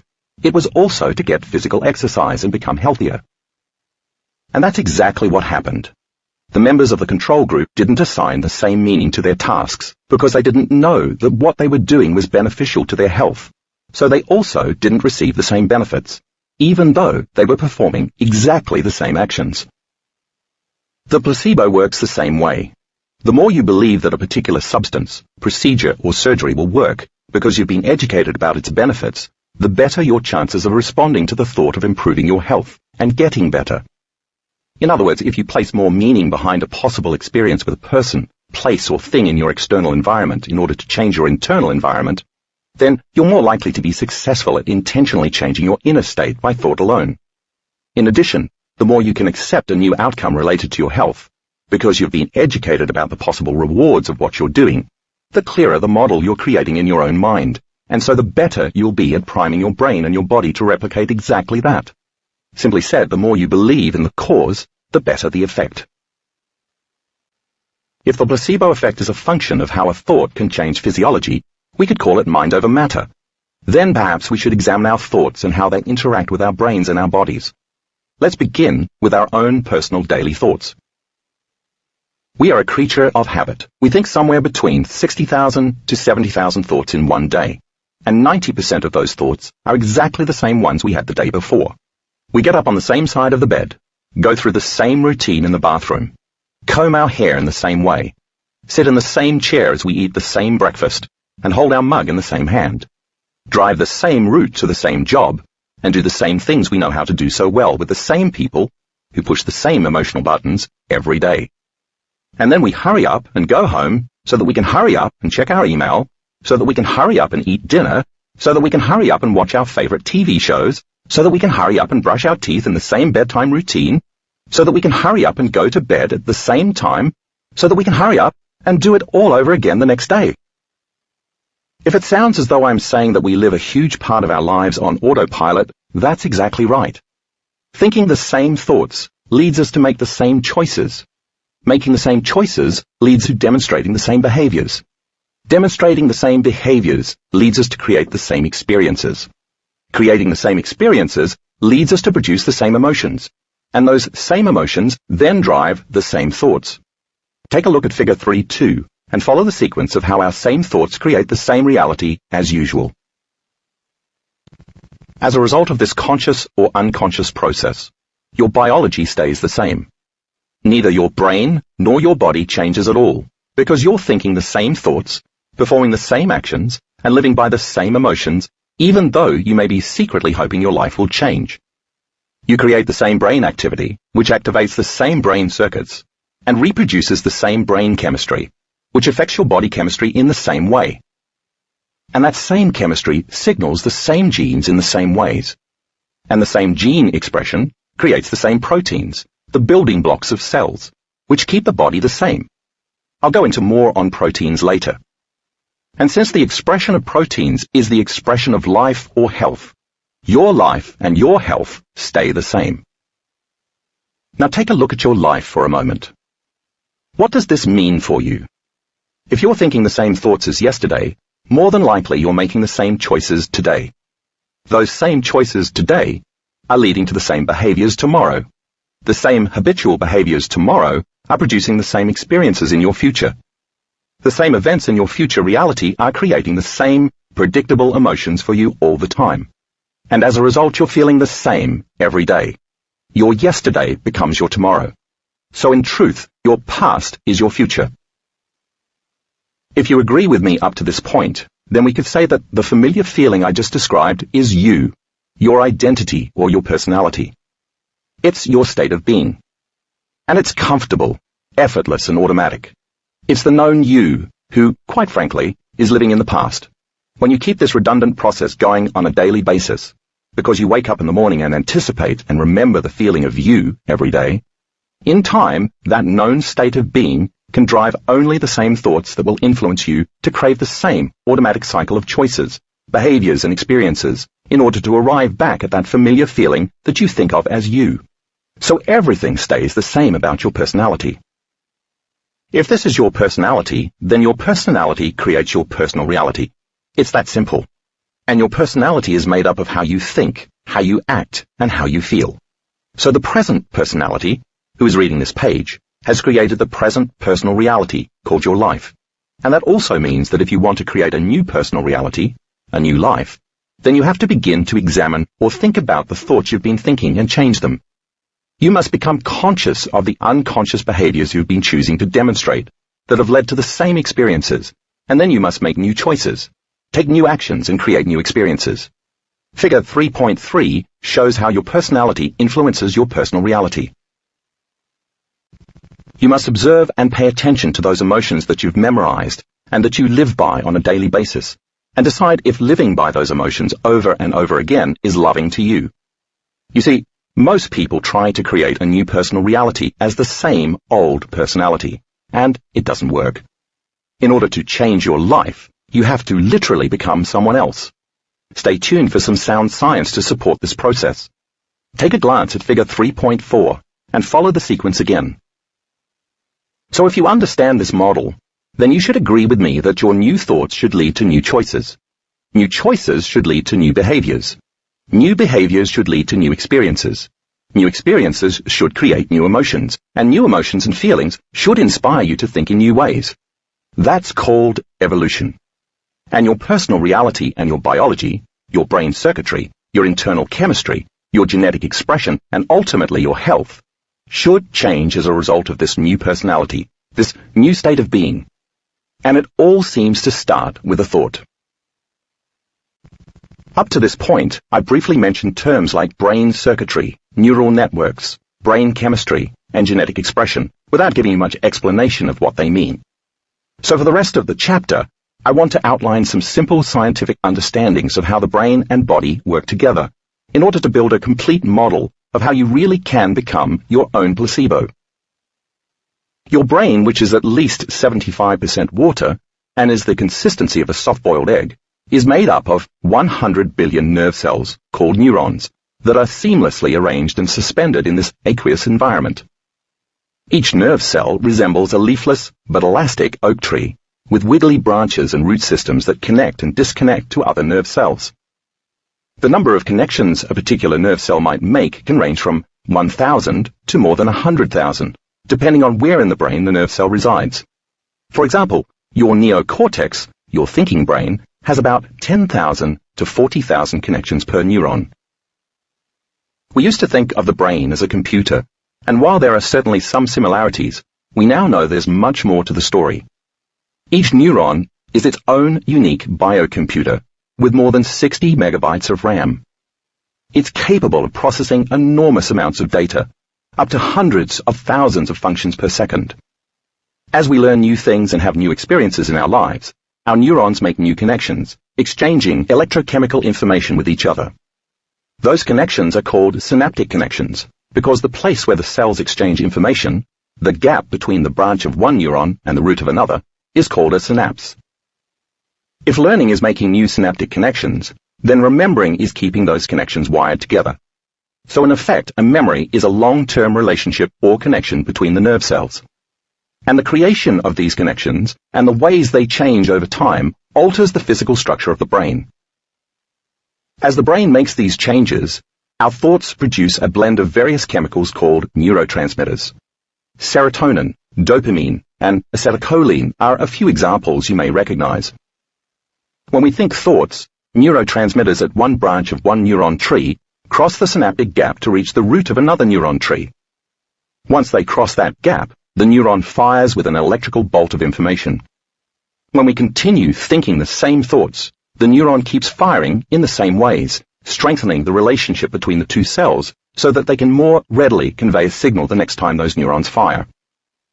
As a result, the brain shows physical evidence that something was not only learned, but also remembered. This process of selective strengthening is called synaptic potentiation. When jungles of neurons fire in unison to support a new thought, an additional chemical, a protein, is created within the nerve cell and makes its way to the cell's center or nucleus, where it lands in the DNA. The protein then switches on several genes. Since the job of the genes is to make proteins that maintain both the structure and function of the body, the nerve cell then quickly makes a new protein to create new branches between nerve cells. So when we repeat a thought or an experience enough times, our brain cells make not only stronger connections between each other, which affects our physiological functions, but also a greater number of total connections, which affects the physical structure of the body. The brain becomes more enriched microscopically. So as soon as you think a new thought, you become changed, neurologically, chemically, and genetically. In fact, you can gain thousands of new connections in a matter of seconds from novel learning, new ways of thinking, and fresh experiences. This means that by thought alone, you can personally activate new genes right away. It happens just by changing your mind. It's mind over matter. Nobel laureate Eric Kandel, MD, showed that when new memories are formed, the number of synaptic connections in the sensory neurons that are stimulated doubles to 2,600. However, unless the original learning experience is repeated over and over again, the number of new connections falls back to the original 1,300 in a matter of only 3 weeks. Therefore, if we repeat what we learn enough times, we strengthen communities of neurons to support us in remembering it the next time. If we don't, then the synaptic connections soon disappear and the memory is erased. This is why it's important for us to continually update, review, and remember our new thoughts, choices, behaviors, habits, beliefs, and experiences if we want them to solidify in our brains. Figure 3.5 will help you become familiar with neurons and neural networks. To get an idea of how vast this system really is, imagine a nerve cell connecting to 40,000 other nerve cells. Let's say it's processing 100,000 bits of information per second and sharing that information with other neurons that are also processing 100,000 functions per second. This network, formed from clusters of neurons working together, is called a neural network, or a neural net for short. Neural nets form communities of synaptic connections. We can also call them your neurocircuitry. So as there are physical changes in the nerve cells that make up your brain's grey matter, and as neurons are selected and instructed to organize themselves into these vast networks, capable of processing hundreds of millions of bits of information, the physical hardware of the brain also changes, adapting to the information it receives from the environment. In time, as the networks converging and diverging propagations of electrical activity, like a crazy lightning storm in thick clouds, are repeatedly turned on, the brain will keep using the same hardware systems, the physical neural networks, but will also create a software program, an automatic neural network. That's how the programs are installed in the brain. The hardware creates the software, and the software system is embedded into the hardware. And every time the software is used, it reinforces the hardware. So when you're thinking the same thoughts and having the same feelings all the time because you're not learning or doing anything new, your brain is firing its neurons and activating the neural networks in exactly the same sequences, patterns, and combinations. They become the automatic programs that you unconsciously use every day. You have an automatic neural network to speak a language, to shave your face or put on makeup, to type on the computer, to judge your coworker, and so on, because you've performed those actions so many times that they've become practically unconscious. You no longer have to consciously think about it. It's effortless. You've reinforced those circuits so often that they've become hardwired. The connections between neurons become more glued together, additional circuits are formed, and the branches actually expand and become physically thicker, just as we might strengthen and reinforce a bridge, build a few new roads, or widen a freeway to accommodate more traffic. One of the most basic principles in neuroscience states, nerve cells that fire together wire together. As your brain fires repeatedly in the same manner, you're reproducing the same level of mind. According to neuroscience, mind is the brain in action, or at work. Thus we can say that if you're reminding yourself of who you think you are on a daily basis, by reproducing the same mind, you're making your brain fire in the same ways, and you'll activate the same neural networks for years on end. By the time you reach your mid-30s, your brain has organized itself into a very finite signature of automatic programs, and that fixed pattern is called your identity. Think of it as a box inside your brain. There's no literal box inside your head, of course, but it's safe to say that thinking inside the box means you've physically hardwired your brain into a limited pattern, as illustrated in Figure 3.6. By reproducing the same level of mind over and over again, the most commonly fired, neurologically wired set of circuits has predetermined who you are as a result of your own volition. So our goal then needs to be thinking outside the box to make the brain fire in new ways, as Figure 3.7 illustrates. That's what having an open mind means, because whenever you make your brain work differently, you're literally changing your mind. Research shows that as we use our brains, they grow and change, thanks to neuroplasticity, the brain's ability to adapt and change when we learn new information. For example, the longer mathematicians study math, the more neural branches sprout in the area of the brain used for math. And after years of performing in symphonies and orchestras, professional musicians expand the part of their brains associated with language and musical abilities.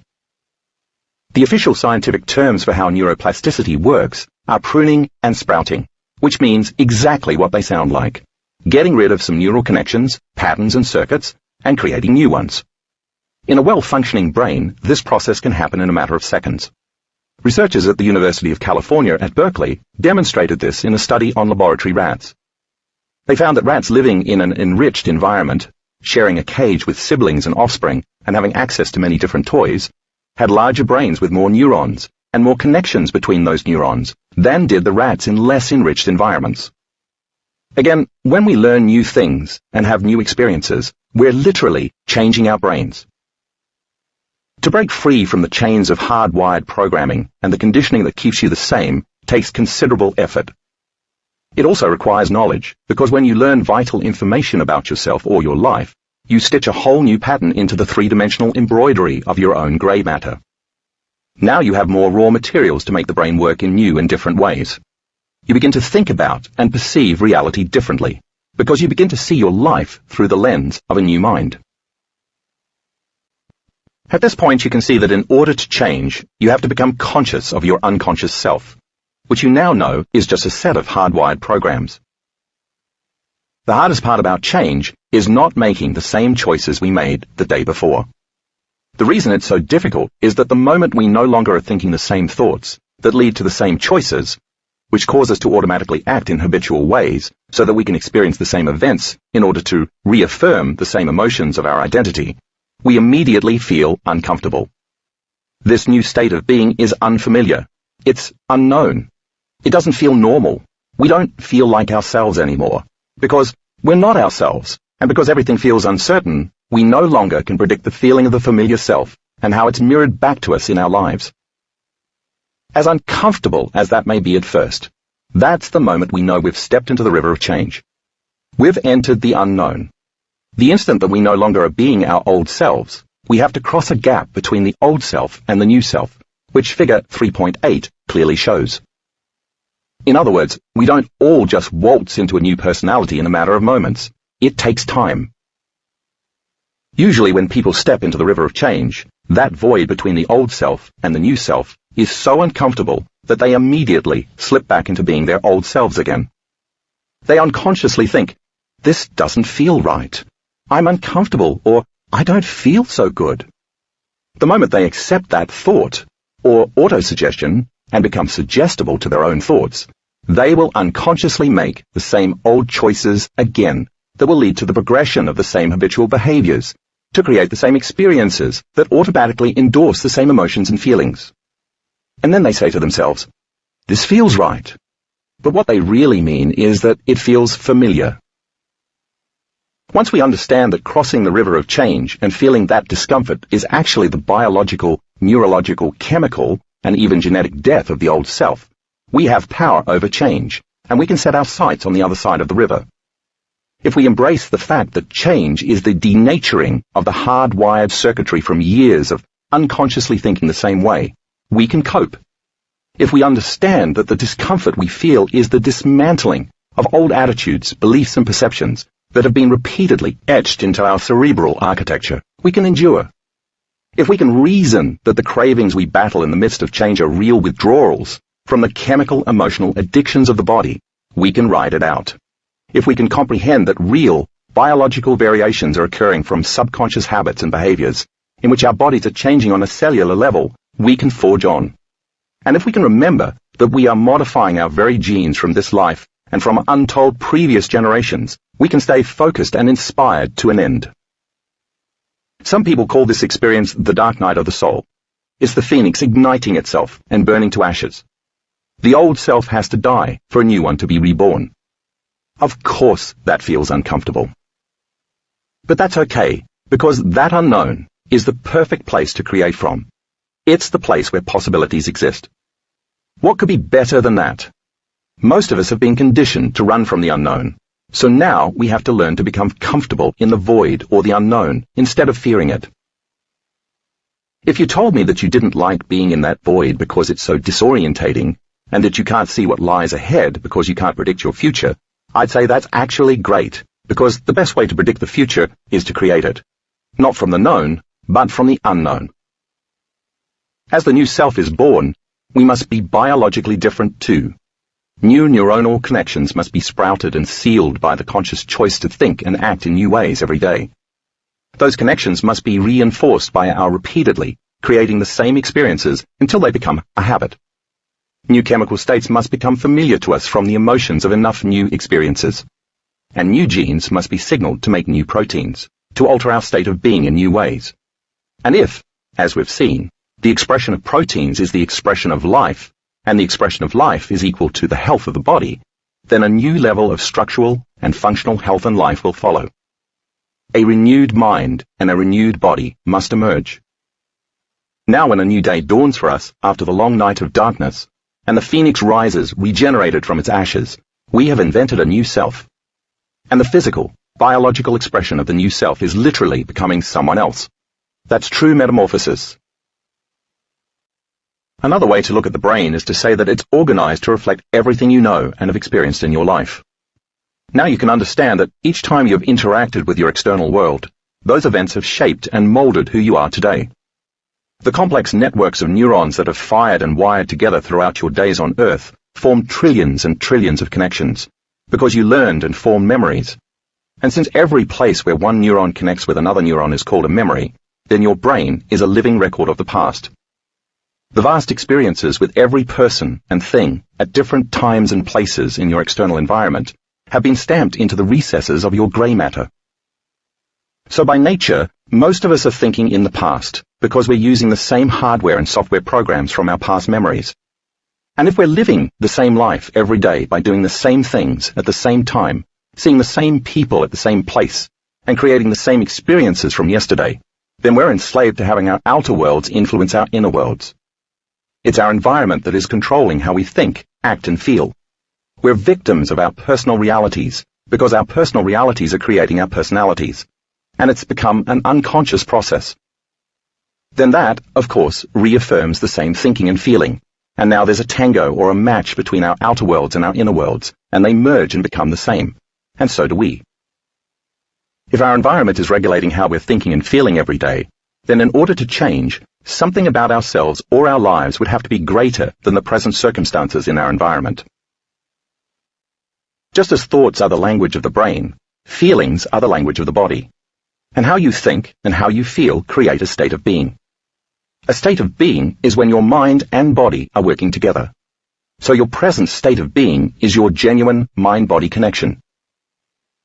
Every time you have a thought, in addition to making neurotransmitters, your brain also makes another chemical, a small protein called a neuropeptide that sends a message to your body. Your body then reacts by having a feeling. The brain notices that the body is having a feeling, so the brain generates another thought matched exactly to the feeling that will produce more of the same chemical messages that allow you to think the way you were just feeling. So thinking creates feeling, and then feeling creates thinking that's equal to those feelings. It's a loop, one that for most people can go on for years. And because the brain acts on the body's feelings by generating the same thoughts that will produce the same emotions, it becomes clear that redundant thoughts hardwire your brain into a fixed pattern of neurocircuitry. But what happens in the body? Because feelings are the modus operandi of the body, the emotions you continually feel, based on your automatic thinking, will condition the body to memorize those emotions that are equal to the unconscious hardwired mind and brain. That means that the conscious mind isn't really in charge. The body has subconsciously been programmed and conditioned in a very real way to become its own mind. Eventually, when this loop of thinking and feeling, and then feeling and thinking, has been operating long enough, our bodies memorize the emotions that our brains have signaled our bodies to feel. The cycle becomes so established and ingrained that it creates a familiar state of being, one based on old information that keeps recycling. Those emotions, which are nothing more than chemical records of past experiences, are driving our thoughts and are being played out over and over again. As long as this continues, we're living in the past. No wonder it's so hard for us to change our future. If the neurons are firing the same way, they're triggering the release of the same chemical neurotransmitters and neuropeptides in the brain and body. And then these same chemicals begin to train the body to further remember those emotions by altering it physically once again. The cells and tissues receive these very specific chemical signals at specific receptor sites. Receptor sites are akin to docking stations for chemical messengers. The messengers fit perfectly in place, like a child's puzzle, in which certain shapes like a circle, a triangle, or a square fit into specific openings. Think of those chemical messengers, which are really molecules of emotion, as carrying barcodes that enable the cell receptors to read the messenger's electromagnetic energy. When the exact match is made, the receptor site prepares itself. The messenger docks, the cell receives the chemical messages, and then the cell creates or alters a protein. The new protein activates the cell's DNA within the nucleus. The DNA opens up and unwinds. The gene is read for that corresponding message from outside the cell, and the cell makes a new protein from its DNA, for example, a particular hormone, and releases it into the body. Now the body is being trained by the mind. If this process continues for years and years because the same signals outside of the cell are coming from the same level of mind in the brain, because the person is thinking, acting, and feeling the same every day, then it makes sense that the same genes will be activated in the same ways, because the body is receiving the same data from the environment. There are no new thoughts ignited, no new choices made, no new behaviors demonstrated, no new experiences embraced, and no new feelings created. when the same genes are repeatedly activated by the same information from the brain, then the genes keep getting selected over and over again, and just like gears in a car, they start to wear out. The body makes proteins with weaker structures and lesser functions. We get sick and we age. In time, one of two scenarios can occur. The intelligence of the cell membrane, which is consistently receiving the same information, can adapt to the body's needs and demands by modifying its receptor sites so that it can accommodate more of those chemicals. Basically, it creates more docking stations to satisfy the demand, just as supermarkets open up additional checkout lanes when the lines get too long. If business stays good, if those same chemicals keep coming, then you'll have to hire more employees and keep more lanes open. Now the body is equal to and has become the mind. In the other scenario, the cell becomes too overwhelmed with the continual bombardment of feelings and emotions on a moment-to-moment basis to allow all the chemical messengers to dock. Because the same chemicals are more or less hanging around outside the cell's docking station doors day in and day out, the cell gets used to those chemicals being there. So only when the brain produces a lot more heightened emotions does the cell become willing to open its doors. Once you increase the intensity of the emotion, the cell is stimulated enough so that the docking station doors open and the cell turns on. You'll hear more about the importance of emotion later. This is a key part of the placebo equation. In the first scenario, when the cell makes new receptor sites, the body will crave those specific chemicals when the brain doesn't make enough, and consequently, our feelings will determine our thinking. Our bodies will control our minds. That's what I mean when I say the body memorizes the emotion. It has become biologically conditioned and altered to be a reflection of the mind. In the second scenario, once the cell is overwhelmed by the bombardment and the receptors become desensitized, then just as a drug addict does, the body will require a greater chemical thrill to turn on the cell. In other words, in order for the body to become stimulated and get its fix, you need to get angrier, more worried, guiltier, or more confused than last time. So you might feel the need to start a bit of drama by yelling at your dog for no reason, just to give the body its drug of choice. Or maybe you can't help talking about how much you despise your mother-in-law just so the body has even more chemicals available with enough strength to arouse the cell. Or you start obsessing about some horrible, imagined outcome, just so the body can get a rush of adrenal hormones. When the body isn't getting its emotional chemical needs met, it will signal the brain to make more of those chemicals. The body is controlling the mind.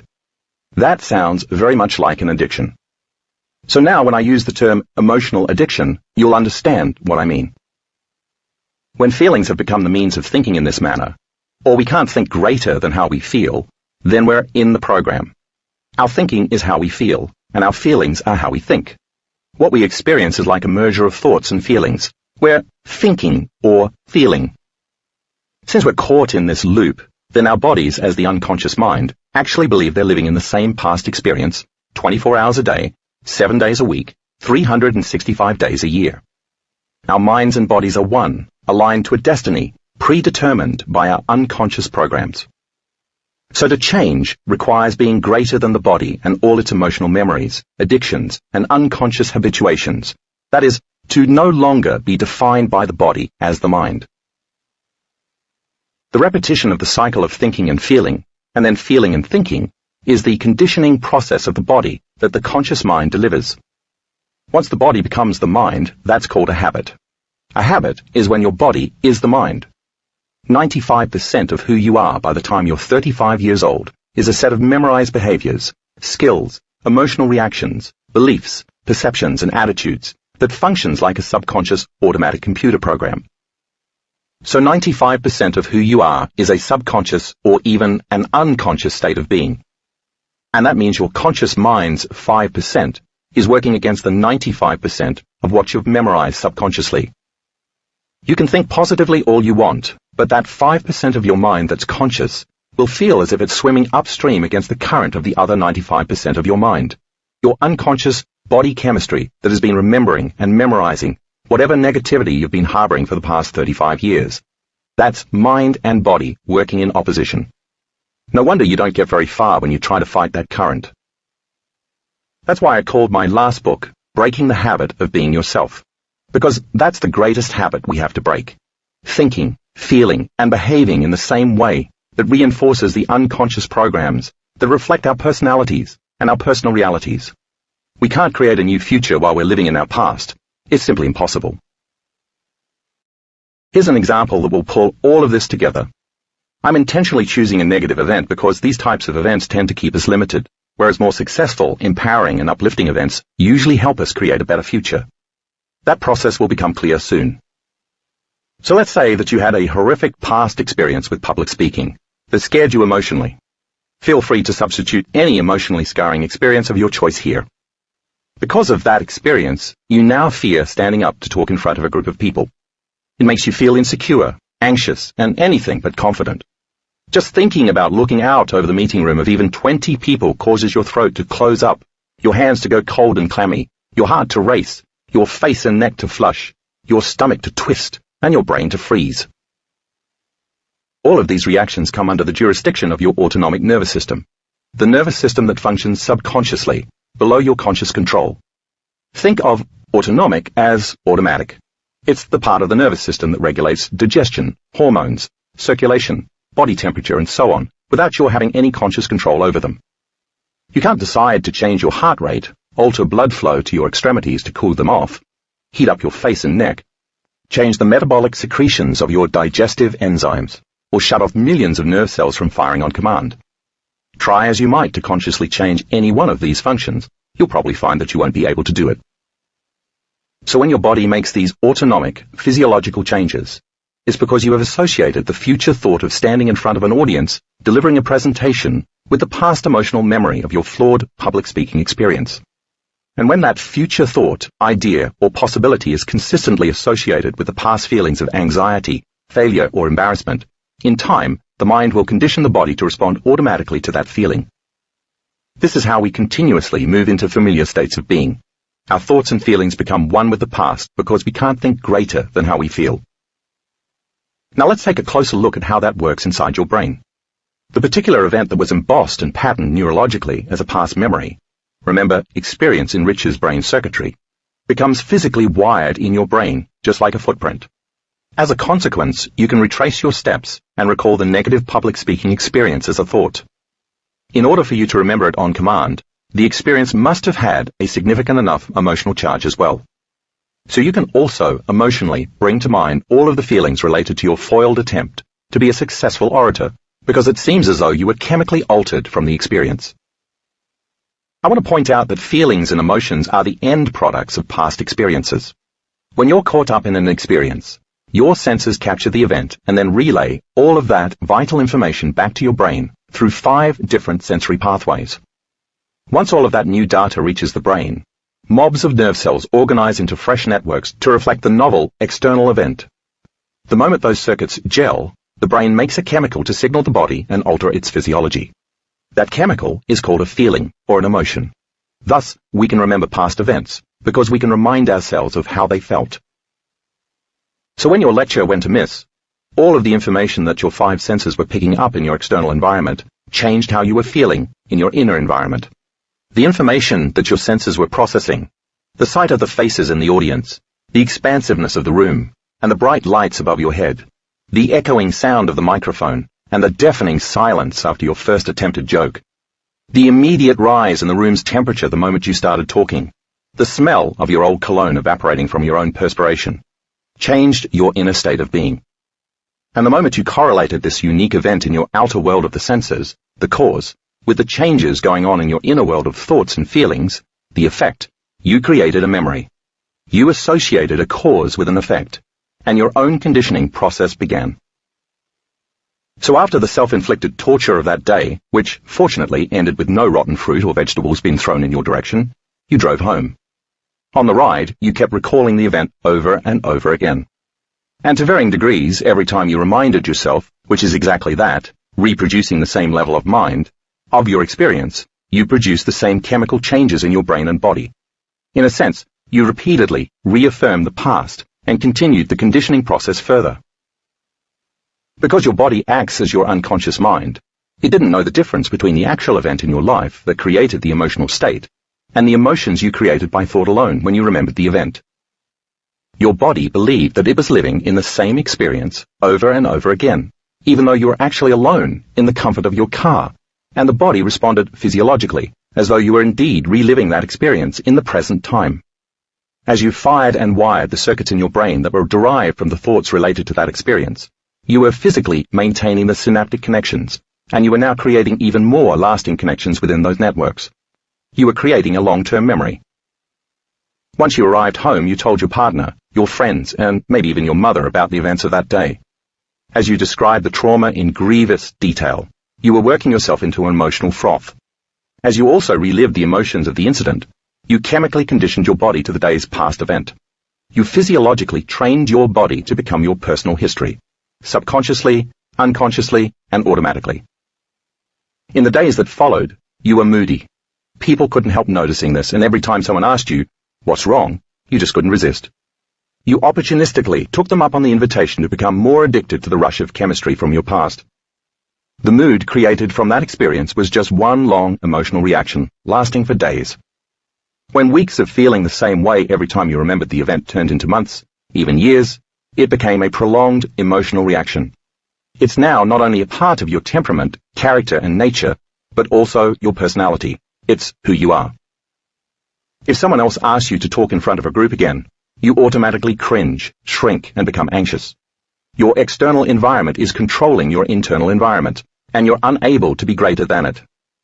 As you expect the thought that your future, a public speaking opening, will be more like the feeling of your past, unlivable torment, just like magic, your body, as the mind, automatically and subconsciously responds.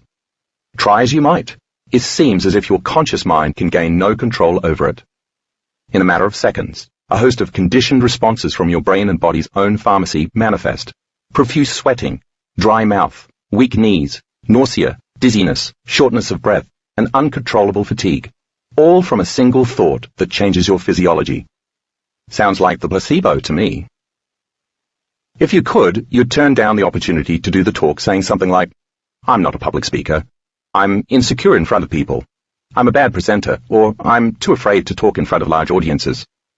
Whenever you say, "I am," insert your own words here, what you are declaring is that your mind and body are aligned to a future, or that your thoughts and feelings are one with your destiny. You're reinforcing a memorized state of being. If by chance you were then asked why you chose to be defined by your past, as well as your own limitation, I'm certain that you'd tell a story equal to your past memories and emotions, reaffirming yourself to be that way. You'd probably even embellish it a little. From a biological level, what you'd really be proclaiming is that you were altered physically, chemically, and emotionally from that event several years ago, and haven't changed much since then. You've chosen to be defined by your own limitation.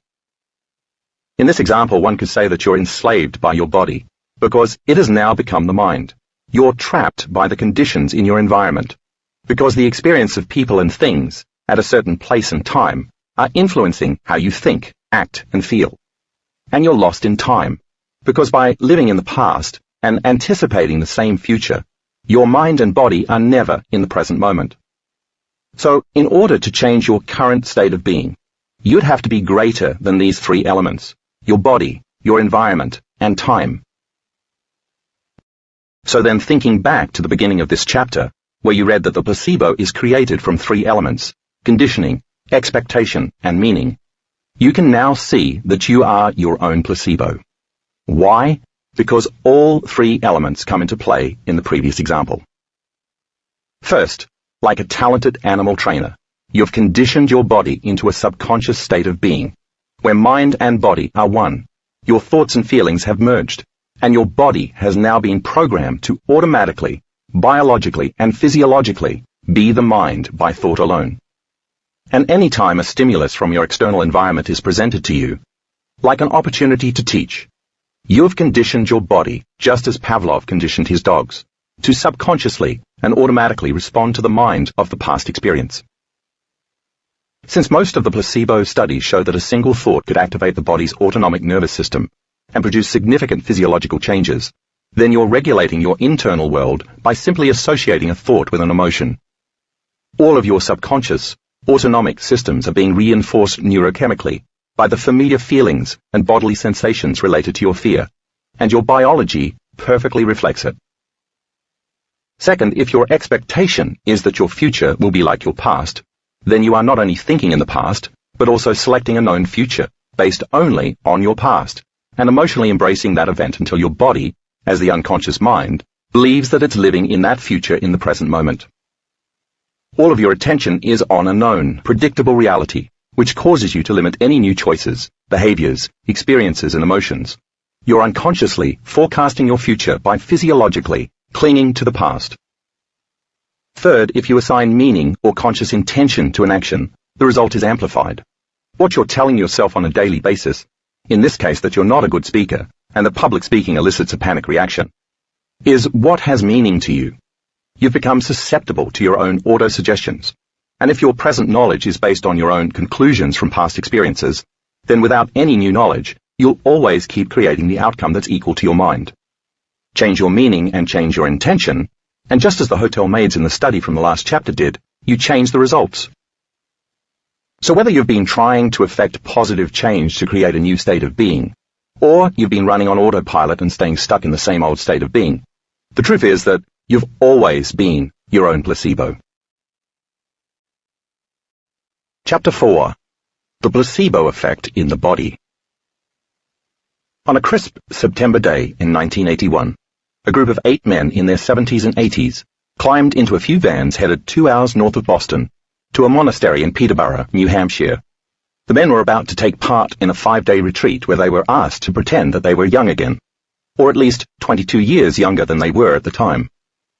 The retreat was organized by a team of researchers headed by Harvard psychologist Ellen Langer, Ph.D., who would take another group of 8 elderly men to the same place the following week. The men in the second group, the control group, were asked to actively reminisce about being 22 years younger, but not to pretend that they weren't their current age. When the first group of men arrived at the monastery, they found themselves surrounded by all sorts of environmental cues to help them recreate an earlier age. They flipped through old issues of Life and the Saturday Evening Post.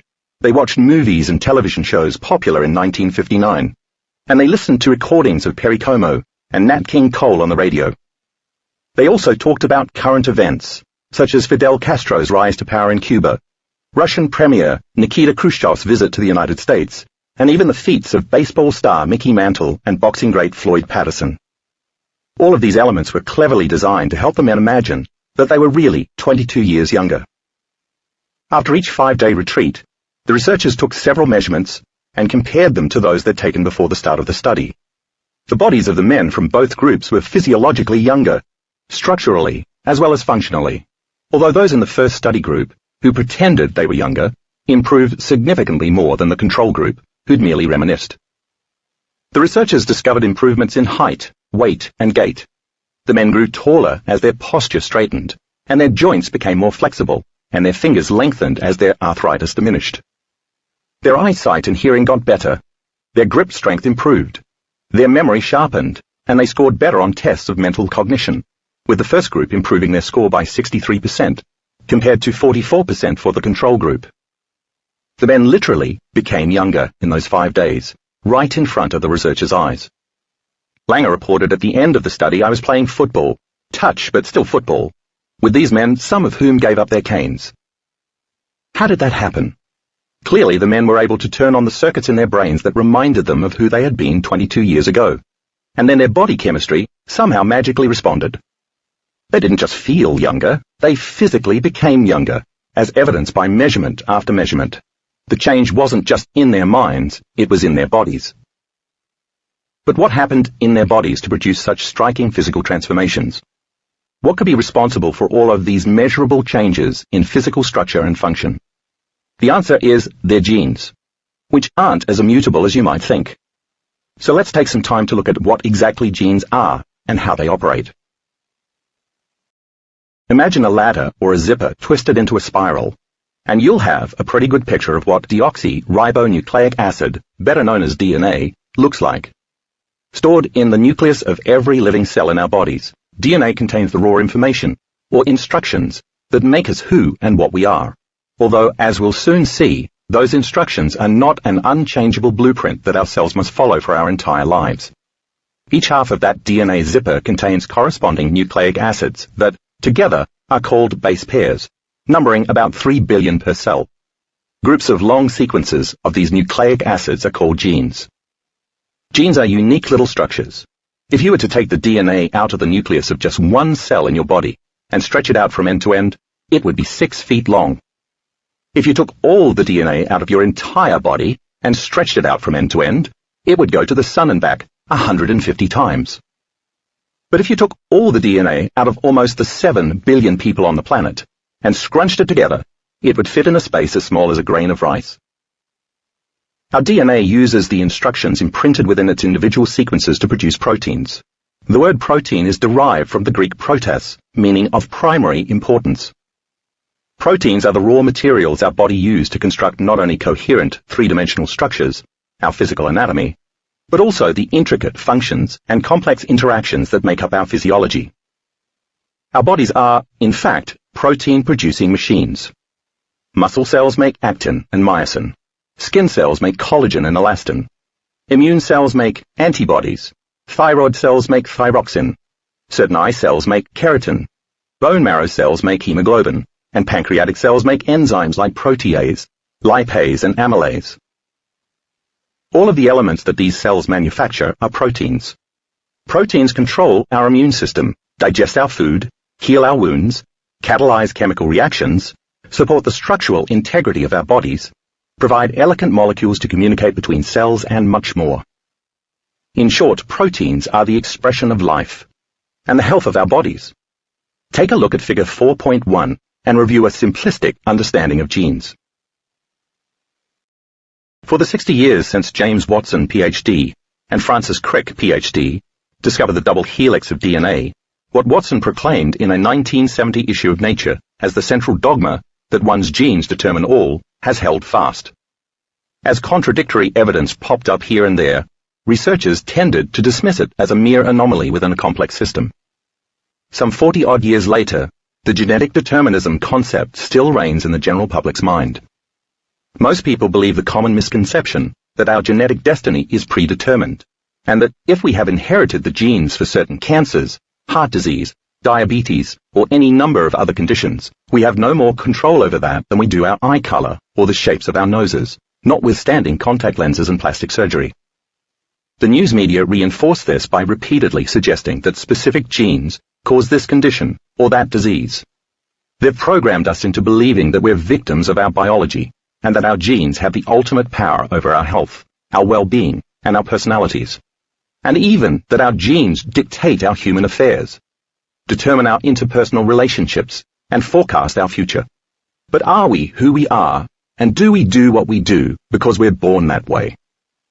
This concept implies that genetic determinism is deeply entrenched in our culture, and that there are genes for schizophrenia, genes for homosexuality, genes for leadership, and so on. These are all dated beliefs built on yesterday's news. First of all, there's no gene for dyslexia, or ADD, or alcoholism, for example. So not every health condition or physical variation is associated with a gene.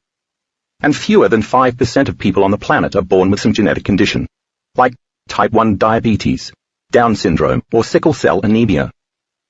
The other 95% of us who develop such a condition acquire it through lifestyle and behaviors. The flip side is also true. Not everyone born with the genes associated with a condition, say Alzheimer's or breast cancer, ends up getting that. It's not as though our genes are eggs that will ultimately hatch someday. That's just not the way it works. The real questions are whether or not any gene we might be carrying has been expressed yet, and what we're doing that might signal that gene to turn either on or off. A huge shift in the way we look at genes came when scientists finally mapped the human genome. In 1990, at the beginning of the project, the researchers expected they'd eventually discover that we have 140,000 different genes. They came up with that number because genes manufacture and supervise the production of proteins. The human body manufactures 100,000 different proteins, plus 40,000 regulatory proteins needed to make other proteins. So the scientists mapping the human genome were anticipating that they'd find one gene per protein. But by the end of the project in 2003, they were shocked to discover that, in fact, humans have only 23,688 genes. From the perspective of Watson's central dogma, that's not only not enough genes to create our complex bodies and keep them running, but also not even enough genes to keep the brain functioning. So, if it's not contained in the genes, where does all the information come from that's required to create so many proteins and sustain life? The answer to that question led to a new idea. Genes must work together in systemic cooperation with one another, so that many are expressed, turned on, or suppressed, turned off, at the same time within the cell. It's the combination of the genes that are turned on at any one time that produces all the different proteins we depend on for life. Picture a string of blinking Christmas tree lights, with some flashing on together while others flash off. Or imagine a city skyline at night, with the lights in the individual rooms in each building flipping on or off as the night progresses. This doesn't happen randomly, of course. The entire genome or DNA strand knows what every other part is doing in an interconnected fashion that's intimately choreographed. Every atom, molecule, cell, tissue, and system of the body functions at a level of energetic coherence, equal to the intentional or unintentional, conscious or unconscious, state of being of the individual personality. So it makes sense that genes can be activated, turned on, or deactivated, turned off, by the environment outside the cell, which sometimes means the environment inside the body, the emotional, biological, neurological, mental, energetic, and even spiritual states of being. And at other times means the environment outside the body, trauma, temperature, altitude, toxins, bacteria, viruses, food, alcohol, and so on. Genes are, in fact, classified by the type of stimulus that turns them on and off. For example, experience-dependent or activity-dependent genes are activated when we're having novel experiences, learning new information and healing. These genes generate protein synthesis and chemical messengers to instruct stem cells to morph into whatever types of cells are needed at the time for healing.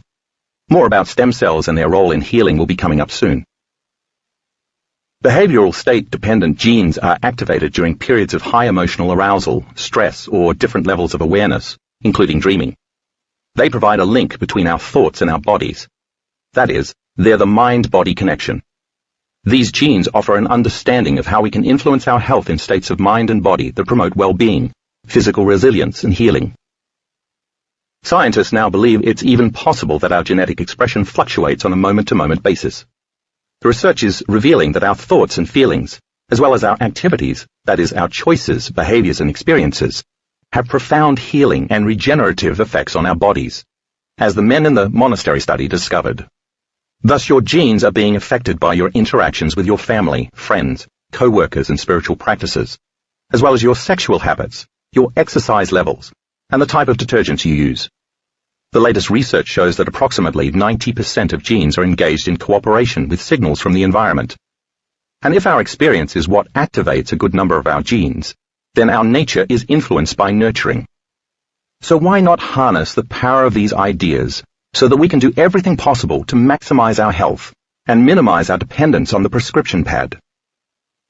As Ernest Rossi, PhD, writes in the Psychobiology of Gene Expression, our subjective states of mind, consciously motivated behavior, and our perception of free will can modulate gene expression to optimize health.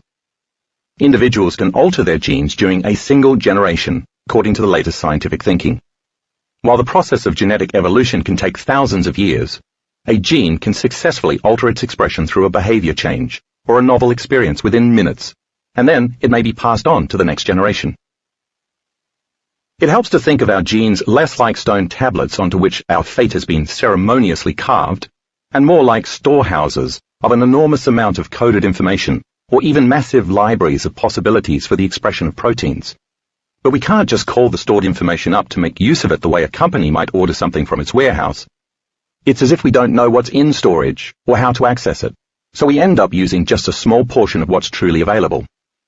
In fact, we actually express only about 1.5% of our DNA, while the other 98.5% lies dormant in the body.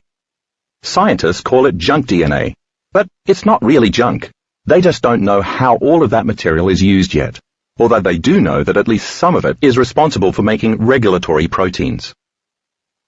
In reality, genes contribute to our characteristics, but do not determine them, writes Dawson Church, PhD, in his book, The Genie in Your Genes. The tools of our consciousness, including our beliefs, prayers, thoughts, intentions, and faith, often correlate much more strongly with our health, longevity, and happiness than our genes do. The fact is, just as there's more to our bodies than a sack of bones and flesh, there's more to our genes than just stored information. Now let's take a closer look at how genes are switched on. Several different factors can be responsible, actually, but for the sake of our discussion here about the mind-body connection, we'll keep it simple. Once a chemical messenger, for example a neuropeptide, from outside of the cell, from the environment, locks into the cell's docking station and passes through the cell membrane, it travels to the nucleus where it encounters the DNA. The chemical messenger modifies or creates a new protein, and then the signal it was carrying is translated to information now inside the cell. Then it enters the nucleus of the cell through a small window, and depending on the content of the protein message, it looks for a specific chromosome, a single piece of coiled DNA that contains many genes, within the nucleus, just as you might look for a specific book on the shelf in the library. Each of these strands is covered in a protein sleeve that acts as a filter between the information contained in the DNA strand and the rest of the intracellular environment of the nucleus. In order for the DNA code to be selected, the sleeve must be removed or unwrapped so that the DNA can be exposed, just as a book chosen from a library shelf then has to be opened before anyone can read it. The genetic code of DNA contains information waiting to be read and activated to create a particular protein. Until that information is exposed in the gene by unwrapping that protein sleeve, the DNA is latent. It's a potential storehouse of encoded information, just waiting to be unlocked or opened. You could think of the DNA as a parts list of potentials that are awaiting instructions to construct proteins, which regulate and maintain every aspect of life. Once the protein selects the chromosome, it opens it up by removing the outer covering around the DNA. Another protein then regulates and readies an entire gene sequence within the chromosome. Think of it as a chapter within a book, to be read all the way from the start of the sequence to its end. Once the gene is exposed and the protein sleeve is removed and read, another nucleic acid, called ribonucleic acid, RNA, is produced from the regulatory protein reading the gene. Now the gene is expressed or activated. The RNA exits the nucleus of the cell to be assembled into a new protein from the code the RNA carries. It has gone from being a blueprint of latent potential to being an active expression. The protein the gene creates can now construct, assemble, interact with, restore, maintain, and influence many different aspects of life, both within the cell and outside of it. Figure 4.2, A, B, C, and D gives an overview of the process. Just as an architect gets all the information that's necessary to build a structure from a blueprint, the body gets all the instructions it needs to create complex molecules that keep us alive and operating from the chromosomes of our DNA. But before the architect reads the blueprint, it has to be pulled out of its cardboard tube and unrolled. Until then, it's just latent information waiting to be read. The cell is the same way. The gene is inert until its protein sheathing is removed, and the cell chooses to read the gene sequence. Scientists used to believe all the body needed was the information itself, the blueprint, to start construction. So that's what most of them focused on. They paid little attention to the fact that the whole cascade of events starts with the signal outside of the cell, which is, in fact, responsible for what genes within its library the cell chooses to read. That signal, as we now know, includes thoughts, choices, behaviors, experiences, and feelings. So it makes sense that if you can change these elements, you can also determine your genetic expression. If our genes don't seal our fate, and if they actually contain an enormous library of possibilities just waiting to be taken off the shelf and read, then what gives us access to those potentials? Potentials that could have a huge effect on our health and well-being. The men in the monastery study surely gained such access, but how did they do it? The answer lies in a relatively new field of study called epigenetics. The word epigenetics literally means above the gene. It refers to the control of genes not from within the DNA itself, but from messages coming from outside the cell. In other words, from the environment. These signals cause a methyl group, one carbon atom attached to 3 hydrogen atoms, to attach to a specific spot on a gene. And this process, called DNA methylation, is one of the main processes that turns the gene off or on. 2 other processes, covalent histone modification and non-coding RNA, also turn genes on and off, but the details of those processes are more than we need for this discussion. Epigenetics teaches that we, indeed, are not doomed by our genes, and that a change in human consciousness can produce physical changes, both in structure and function in the human body. We can modify our genetic destiny by turning on the genes we want and turning off the ones we don't want through working with the various factors in the environment that program our genes. Some of those signals come from within the body, such as feelings and thoughts, while others come from the body's response to the external environment, such as pollution or sunlight. Epigenetics studies all of these external signals that tell the cell what to do and when to do it, looking at both the sources that activate or turn on gene expression, upregulating, and those that suppress or turn off gene expression, downregulating, as well as the dynamics of energy that adjust the process of cellular function on a moment-to-moment basis. Epigenetics suggests that even though our DNA code never changes, thousands of combinations, sequences, and pattern variations in a single gene are possible, just as thousands of combinations, sequences, and patterns of neural networks are possible in the brain. Looking at the entire human genome, so many millions of possible epigenetic variations exist that scientists find their heads spinning just thinking about it. The Human Epigenome Project, begun in 2003, as the Human Genome Project grew to a close, is underway in Europe, and some researchers have said that when it's completed, it will make the Human Genome Project look like homework that 15th century kids did with an abacus. Going back to the blueprint model, we can change the color of what we build, the type of materials we use, the scale of the construction, and even the positioning of the structure, making an almost infinite number of variations, all without ever changing the actual blueprint. A great example of epigenetics at work involves identical twins who share exactly the same DNA. If we embrace the idea of genetic predeterminism, the idea that all diseases are genetic, then identical twins should have exactly the same gene expression. However, they don't always manifest the same illnesses in the same way, and sometimes one will manifest a genetic disease that the other doesn't manifest at all. Twins can have the same genes, but different outcomes. A Spanish study illustrates this perfectly. Researchers at the Cancer Epigenetics Laboratory at the Spanish National Cancer Center in Madrid studied 40 pairs of identical twins, ranging in age from 3 to 74. They found that younger twins who had similar lifestyles and spent more years together had similar epigenetic patterns, while older twins, in particular those with dissimilar lifestyles, who spent fewer years together, had very different epigenetic patterns. For example, researchers found 4 times as many differentially expressed genes between one pair of 50-year-old twins as they did between a pair of 3-year-old twins. The twins were born with exactly the same DNA, but those with different lifestyles and different lives ended up expressing their genes very differently, especially as time went on. To use another analogy, the older twin pairs were like exact copies of the same model of a computer. The computers came loaded with some similar starter software, but as time went on, each downloaded very different additional software programs. The computer, the DNA, stays the same, but depending on what software a person has downloaded, the epigenetic variations, what the computer does and the way it operates can be quite different.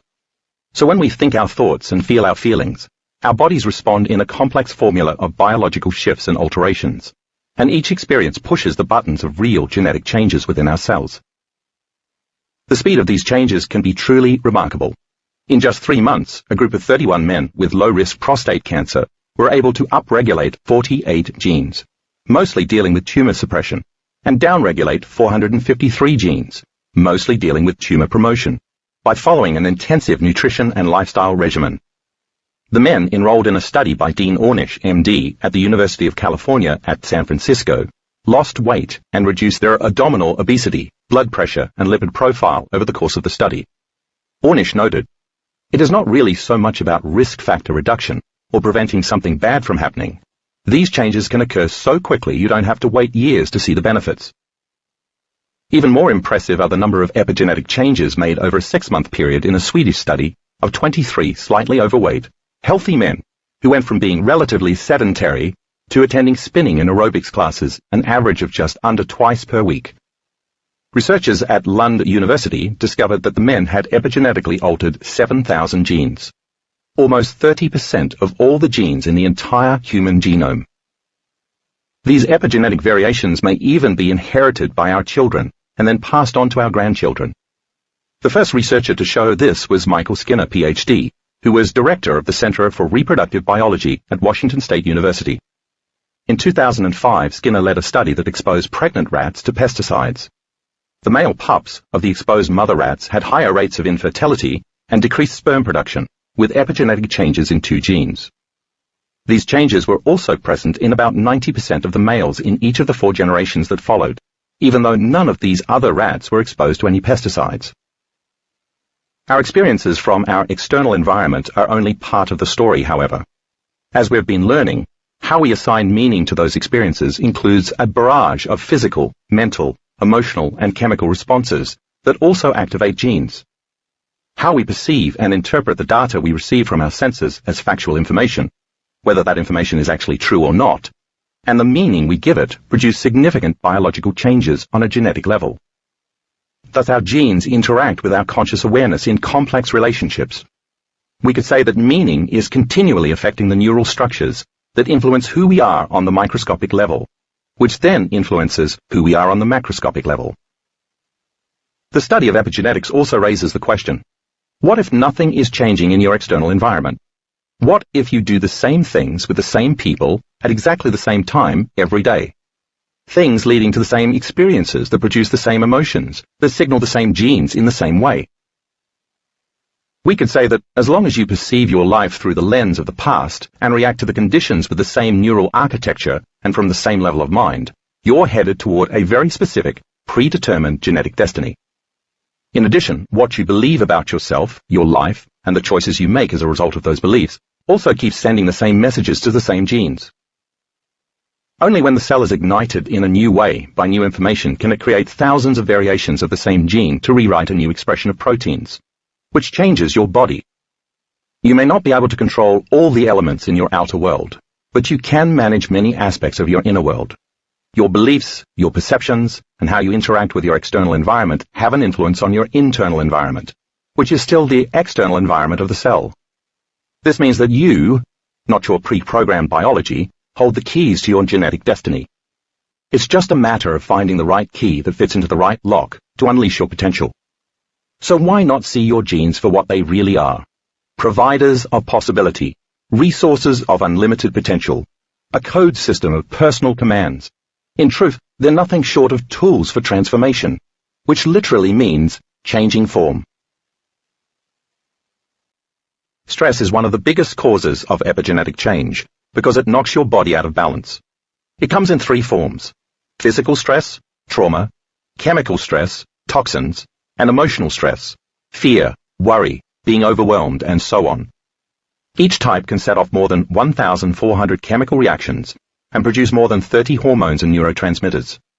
When the chemical cascade of stress hormones is triggered, your mind influences your body through the autonomic nervous system, and you experience the ultimate mind-body connection. Ironically, feeling stressed was designed to be adaptive. All organisms in nature, including humans, are programmed to deal with short-term stress, so that they'll have the resources they need for emergency situations. When you sense a threat in your external environment, the fight or flight response in your sympathetic nervous system, a subsystem of your autonomic nervous system, is activated, and your heart rate and blood pressure increase, your muscles tense, and hormones like adrenaline and cortisol shoot through your body to prepare you to either flee or face your foe in battle. If you're being chased by a pack of wild, hungry wolves, or a party of violent warriors, and you outrun them, your body will return to homeostasis, its normal balanced state, soon after you reach safety. That's the way our bodies were designed to operate when we're living in survival mode. The body is out of balance, but only for a short period of time until the danger passes. At least, that's how it was meant to be. The same thing happens in our modern world, although the setting is usually a little different. If someone cuts you off when you're driving on the highway, you might be momentarily frightened, but once you realize that you're okay, and you let go of the fear of having an accident, your body returns to normal. Unless that was only one of countless stressful situations you stumbled into that day. If you're like most people, a string of nerve-wracking incidents keeps you in fight or flight response, and out of homeostasis a large part of the time. Maybe the car cutting you off is the only actual life-threatening situation you encounter all day. But the traffic on the way to work, the pressure of preparing for a big presentation, the argument you had with your spouse, the credit card bill that came in the mail, the crashing of your computer hard drive, and the new grey hair you noticed in the mirror keep the stress hormones circulating in your body on a near-constant basis. Between remembering stressful experiences from the past and anticipating stressful situations coming up in your future, all these repetitive short-term stresses blur together into long-term stress. Welcome to the 21st century version of living in survival mode. In fight or flight mode, life-sustaining energy is mobilized so that the body can either run or fight. But when there isn't a return to homeostasis, because you keep perceiving a threat, vital energy is lost in the system. You have less energy in your internal environment for cell growth and repair, long-term building projects on a cellular level, and healing when that energy is being channeled elsewhere. The cells shut down, they no longer communicate with one another, and they become selfish. It's not time for routine maintenance, let alone for making improvements. It's time for defense. It's every cell for itself, so the collective community of cells working together becomes fractured. The immune and endocrine systems, among others, become weakened as genes in those related cells are compromised when informational signals from outside the cells are turned off. It's like living in a country where 98% of the resources go toward defense and nothing is left for schools, libraries, road building and repair, communication systems, growing of food and so on. Roads develop potholes that aren't fixed. Schools suffer budget cuts, so students wind up learning less. Social welfare programs that took care of the poor and the elderly have to close down. And there's not enough food to feed the masses. Not surprisingly then, long-term stress has been linked to anxiety, depression, digestive problems, memory loss, insomnia, hypertension, heart disease, strokes, cancer, ulcers, rheumatoid arthritis, colds, flu, aging acceleration, allergies, body pain, chronic fatigue, infertility, impotence, asthma, hormonal issues, skin rashes, hair loss, muscle spasms and diabetes, to name just a few conditions, all of which, by the way, are the result of epigenetic changes. No organism in nature is designed to withstand the effects of long-term stress. Several studies give strong evidence to show how epigenetic instructions for healing shut down during emergencies. For example, researchers at the Ohio State University Medical Center found that more than 170 genes were affected by stress, with 100 of them shutting off completely, including many that directly make proteins to facilitate the proper type of wound healing. The researchers reported that wounds of stress patients took 40% longer to heal, and that stress tilted the genomic balance towards genes that were encoding proteins responsible for cell cycle arrest, death, and inflammation. Another study examined the genes of 100 citizens of Detroit, zeroed in on 23 subjects who were suffering from post-traumatic stress disorder. These people had 6 to 7 times more epigenetic variations, most of which involved compromising the immune system. Researchers at the UCLA AIDS Institute found that not only did HIV spread faster in patients who were the most stressed, but also the higher a patient's stress level, the less he or she responded to the antiretroviral drugs. The drugs worked 4 times better for those patients who were relatively calm, compared to those whose blood pressure, skin moisture, and resting heart rate indicated that they were feeling the most stress. Based on these findings, researchers concluded that the nervous system has a direct effect on viral replication. Although the fight or flight response was originally highly adaptive, because it kept early humans alive, it's now clear that the longer that survival system is constantly activated, the longer your body shunts its resources for creating optimal health, so the system becomes maladaptive. As we keep making stress hormones, we create a host of highly addictive negative emotions, including anger, hostility, aggression, competition, hatred, frustration, fear, anxiety, jealousy, insecurity, guilt, shame, sadness, depression, hopelessness, and powerlessness, just to name a few. When we focus on thoughts about bitter past memories, or imagine dreadful futures to the exclusion of everything else, we prevent the body from regaining homeostasis. In truth, we're capable of turning on the stress response by thought alone. If we turn it on and then can't turn it off, we're surely headed for some type of illness or disease, be it a cold or cancer, as more and more genes get downregulated in a domino effect until we eventually arrive at our genetic destiny.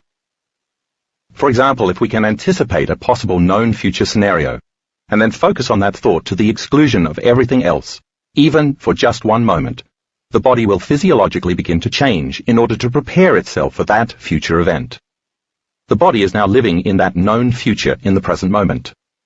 As a consequence of this phenomenon, the conditioning process begins to activate the autonomic nervous system, and it creates the corresponding stress chemicals automatically. This is how the mind-body connection can work against us. When this happens, we are demonstrating the three elements of the placebo effect in perfect symmetry. First, we start to condition the body to the rush of adrenal chemistry in order to feel a boost of energy. If we can associate a person, thing, or experience at a particular time and place in our outer reality with that rush of chemistry within us, we'll begin to condition the body to turn on the response just by thinking about that stimulus. In time, we'll be able to simply condition the body to be put in mind of that emotionally aroused state by thought alone. The thought of a potential experience with someone and something at some time and some place. If we can expect the future outcome based on the past experience, then the expectation of the event, when we emotionally embrace it, will change the body's physiology. And if we assign meaning to the behaviors and experiences, we're putting our conscious intention behind the outcome, so that our bodies will change or not change equal to what we think we know about our reality and ourselves. But whether or not you believe that the stress in your life is justified or valid, the effect of that stress on the body is never advantageous or health-enhancing. Your body believes that it is being chased by a lion, is standing perched on a perilous cliff, or is fighting off a pack of angry cannibals. Here are a few examples from scientific studies demonstrating the effects of stress on the body. Researchers at the Ohio State University College of Medicine confirmed that stressful emotions trigger hormonal and genetic responses by measuring how stress affects the speed of healing minor skin wounds, a significant marker of gene activation. A group of 42 married couples were given small suction blisters, and then their level of 3 proteins commonly expressed in wound healing was monitored for a total of 3 weeks. The couples were asked to have a neutral discussion for half an hour as a baseline, and then, later, to talk about a previous marital argument. The researchers found that after the couples discussed a previous disagreement, their level of healing-linked proteins was mildly suppressed, showing that the genes were downregulated. The suppression rose to an even greater degree, about 40%, in couples whose discussion ballooned into a significant conflict, peppered with sarcastic comments, criticism, and put-downs. Research also supports the reverse effect, that reducing stress with positive emotions triggers epigenetic changes that improve health. 2 key studies by researchers at the Benson Henry Institute for Mind-Body Medicine, Massachusetts General Hospital in Boston, looked at the effects of meditation, which is known for eliciting peaceful and even blissful states, on gene expression. In the first study, conducted in 2008, 20 volunteers received 8 weeks of training in various mind-body practices, including several types of meditation, yoga, and repetitive prayer, known to induce the relaxation response, a physiological state of deep rest, discussed in Chapter 2. The researchers also followed 19 long-term daily practitioners of the same techniques.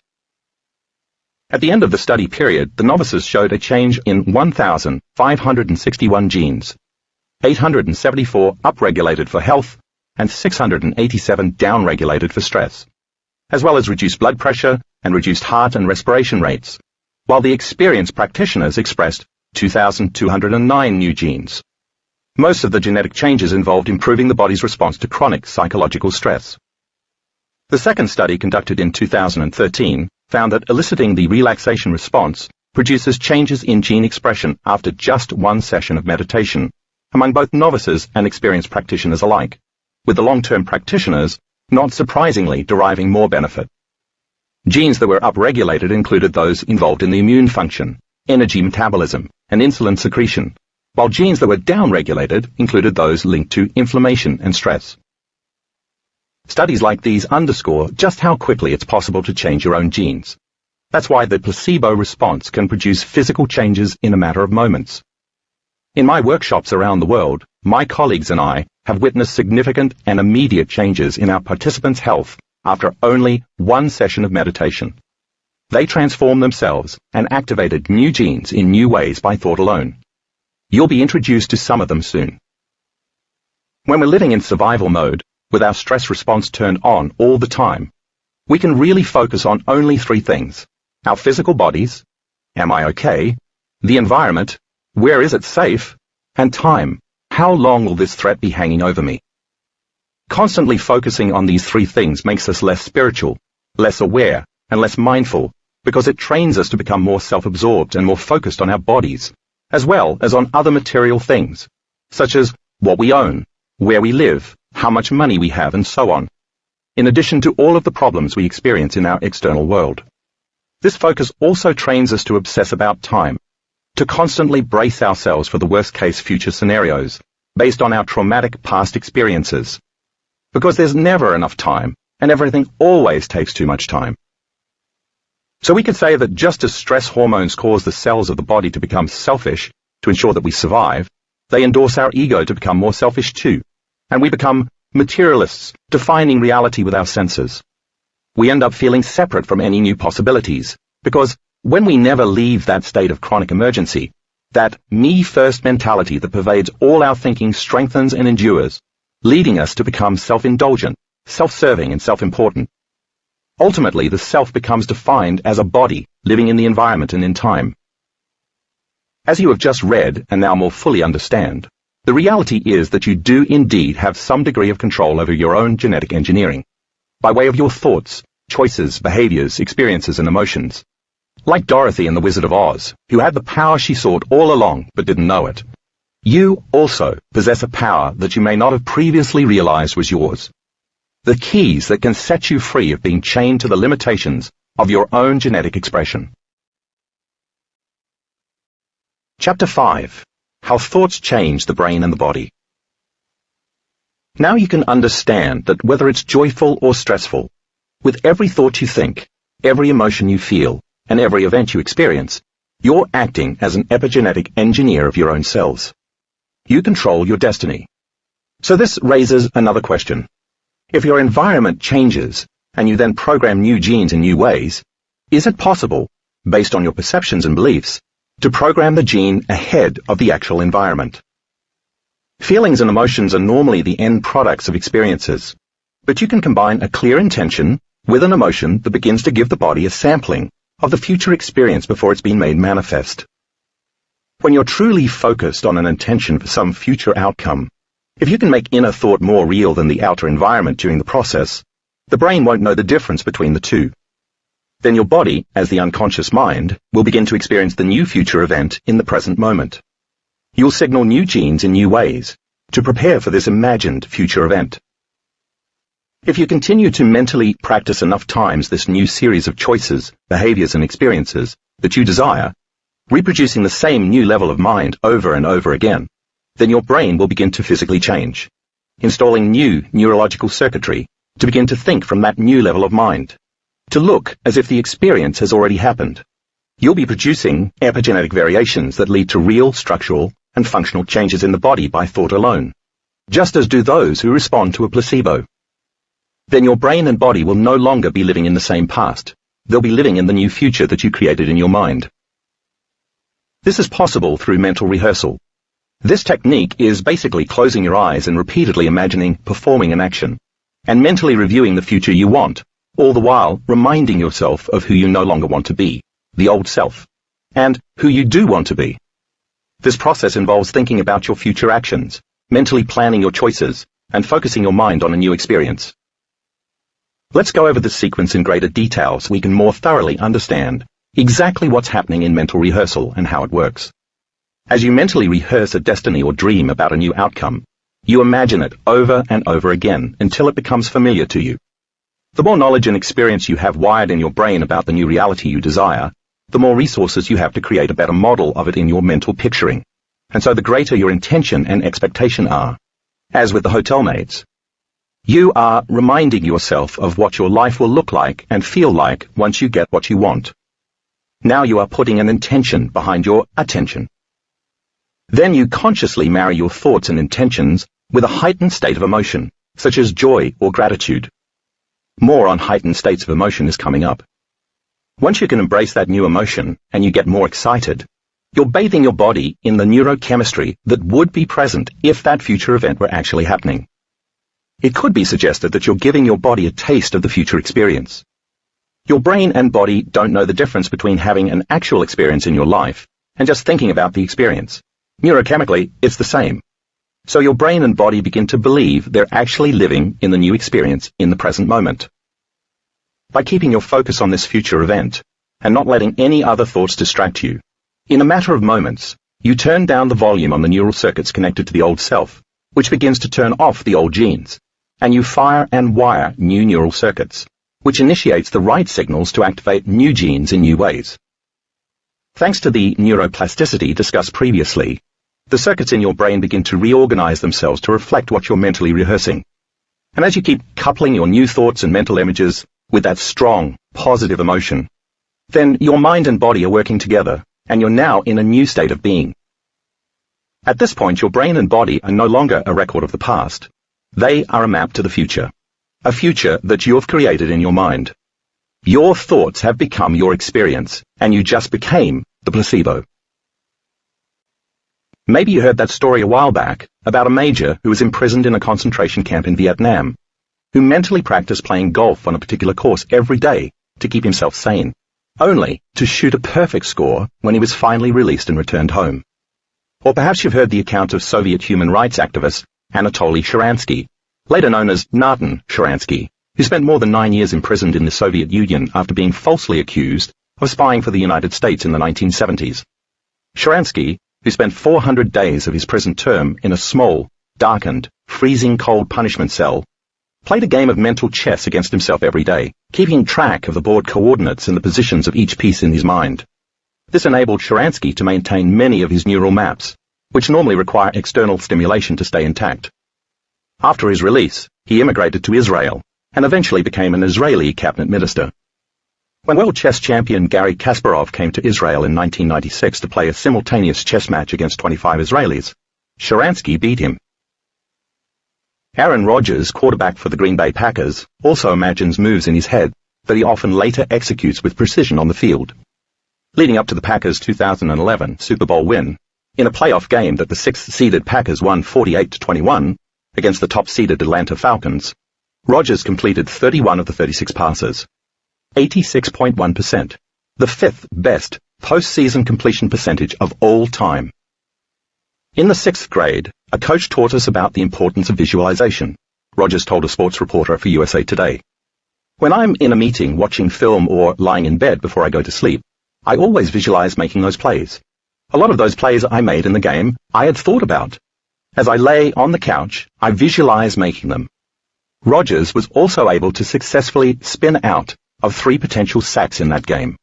Later noting about those plays, I visualized the majority before I made them. Countless other professional athletes have also used mental rehearsal to stunning effect, including golfer Tiger Woods, basketball stars Michael Jordan, Larry Bird, and Jerry West, and baseball pitcher Roy Halladay. Champion golfer Jack Nicklaus wrote in his book, Golf My Way, "I never hit a shot, even in practice, without having a very sharp, in-focus picture of it in my head. It's like a color movie. First I see the ball where I want it to finish, nice and white and sitting up high on the bright green grass. Then the scene quickly changes, and I see the ball going there, its path, trajectory, and shape, even its behavior on landing. Then there's sort of a fade out, and the next scene shows me making the kind of swing that will turn the previous images into reality. Only at the end of this short, private Hollywood spectacular do I select a club and step up to the ball." As we can see from these examples alone, and there are many, many more just like them, plenty of evidence shows that mental rehearsal is extremely effective for learning a physical skill with minimal physical practice.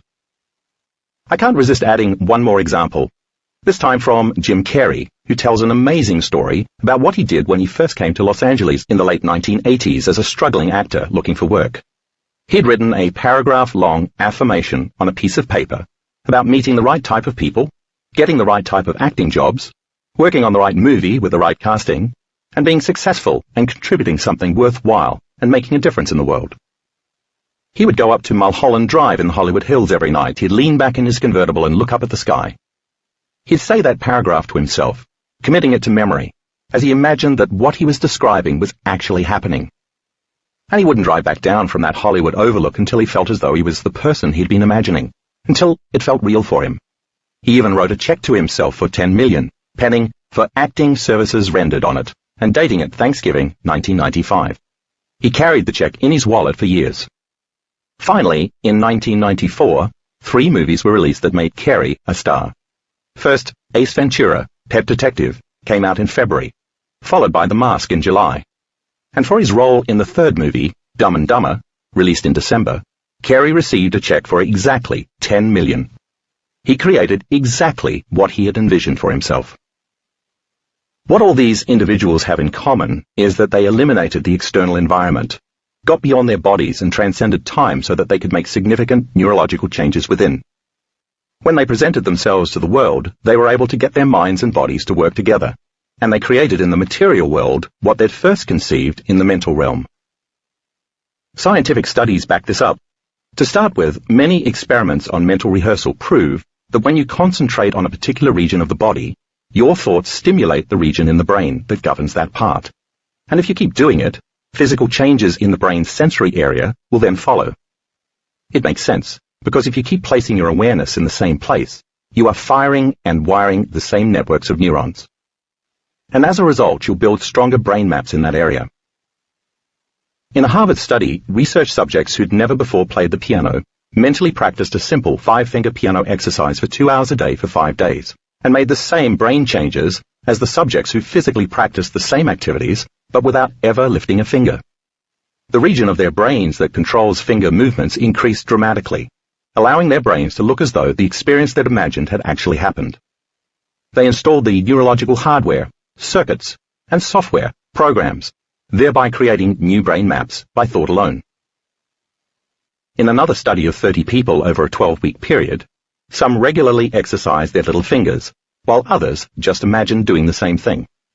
While the group that actually did the physical exercises increased the strength of their little fingers by 53%, the group that only imagined doing the same thing also increased the strength of their little fingers by 35%.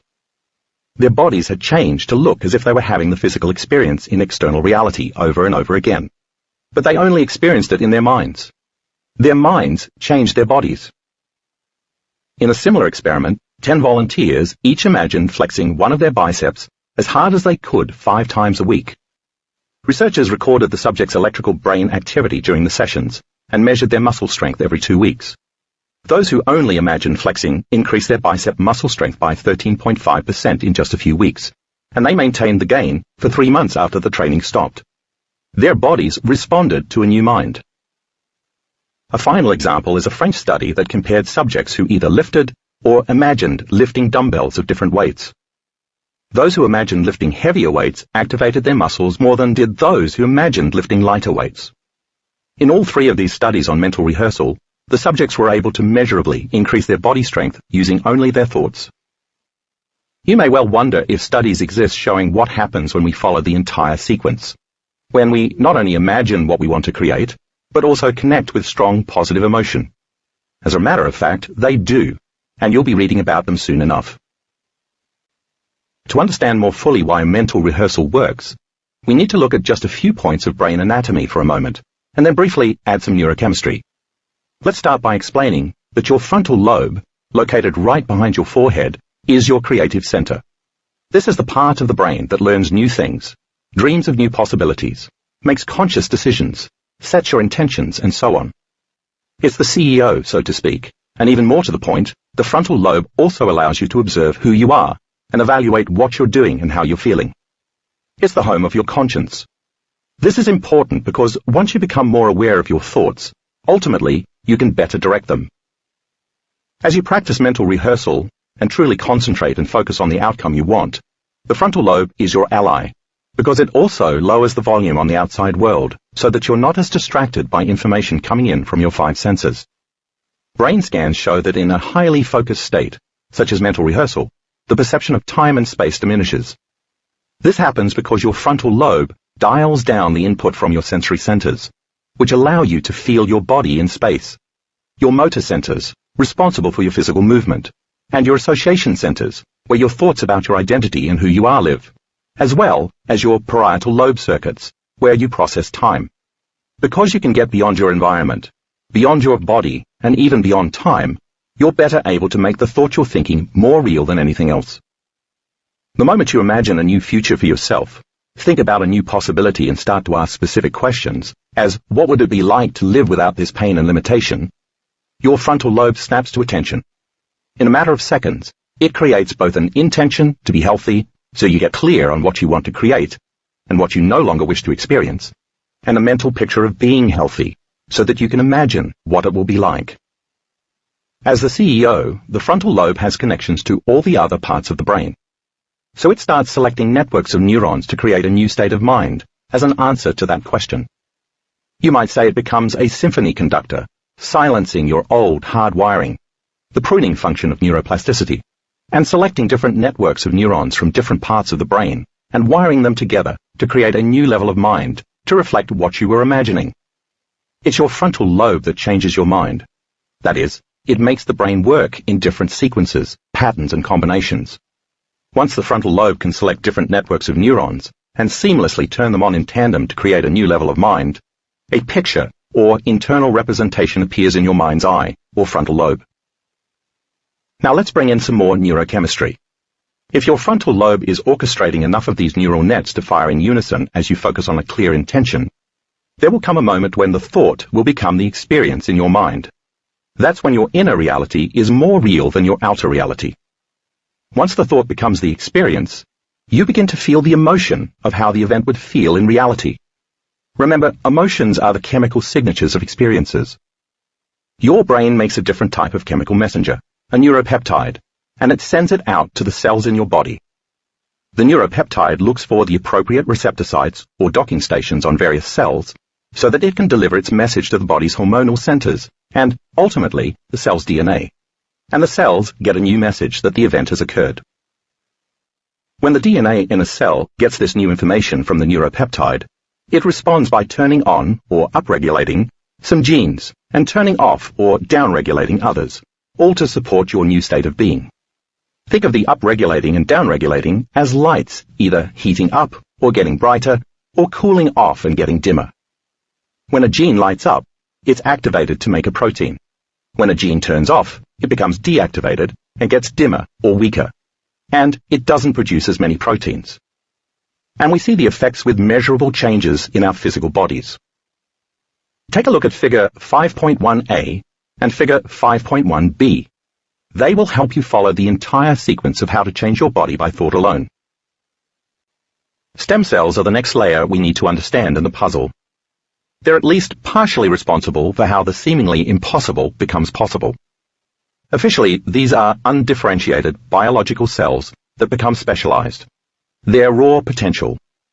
When these blank slates are activated, they morph into whatever kind of cell the body needs, including muscle cells, bone cells, skin cells, immune cells, and even nerve cells in the brain, in order to replace injured or damaged cells in the body's tissues, organs, and systems. Think of stem cells as scoops of shaved snow cone ice before the flavored syrup is pumped on top, lumps of clay waiting on the potter's wheel for their turn to be fashioned into plates, bowls, vases, or mugs, or maybe even a roll of silver duct tape that can fix a leaking pipe one day and be cleverly fashioned into a prom dress the next. Here's an example of how stem cells work. When you cut your finger, the body needs to repair the break in the skin. The local physical trauma sends a signal to your genes from outside the cell.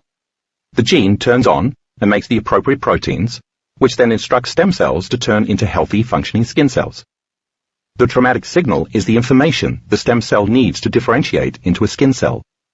Millions of processes like this occur all over our bodies all the time.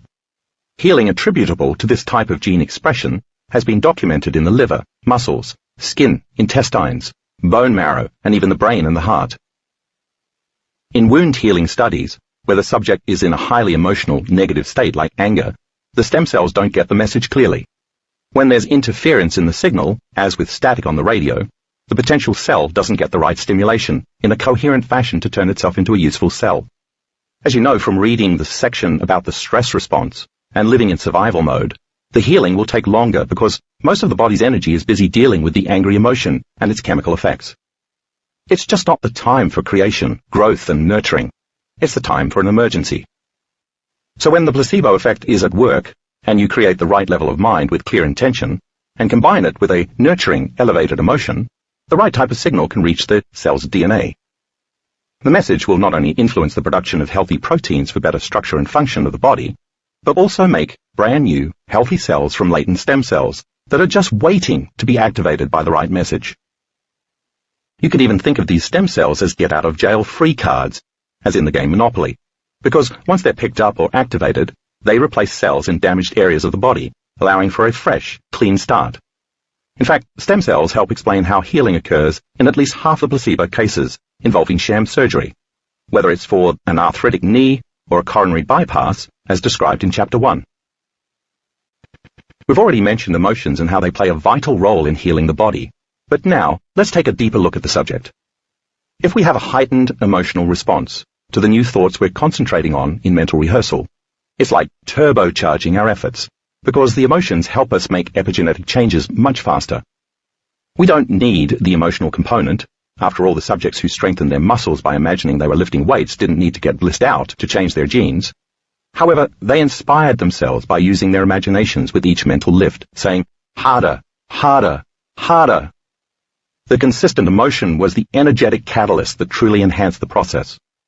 Maintaining such an elevated emotion allows us to get far more dramatic results much more quickly. The same kind of amazing results as we see in the placebo response. Remember the laughter study from Chapter 2? Japanese researchers found that watching an hour-long comedy show upregulated 39 genes, 14 of which were related to natural killer cell activity in the immune system. Several other studies have shown increases in various antibodies after subjects watched a humorous videotape.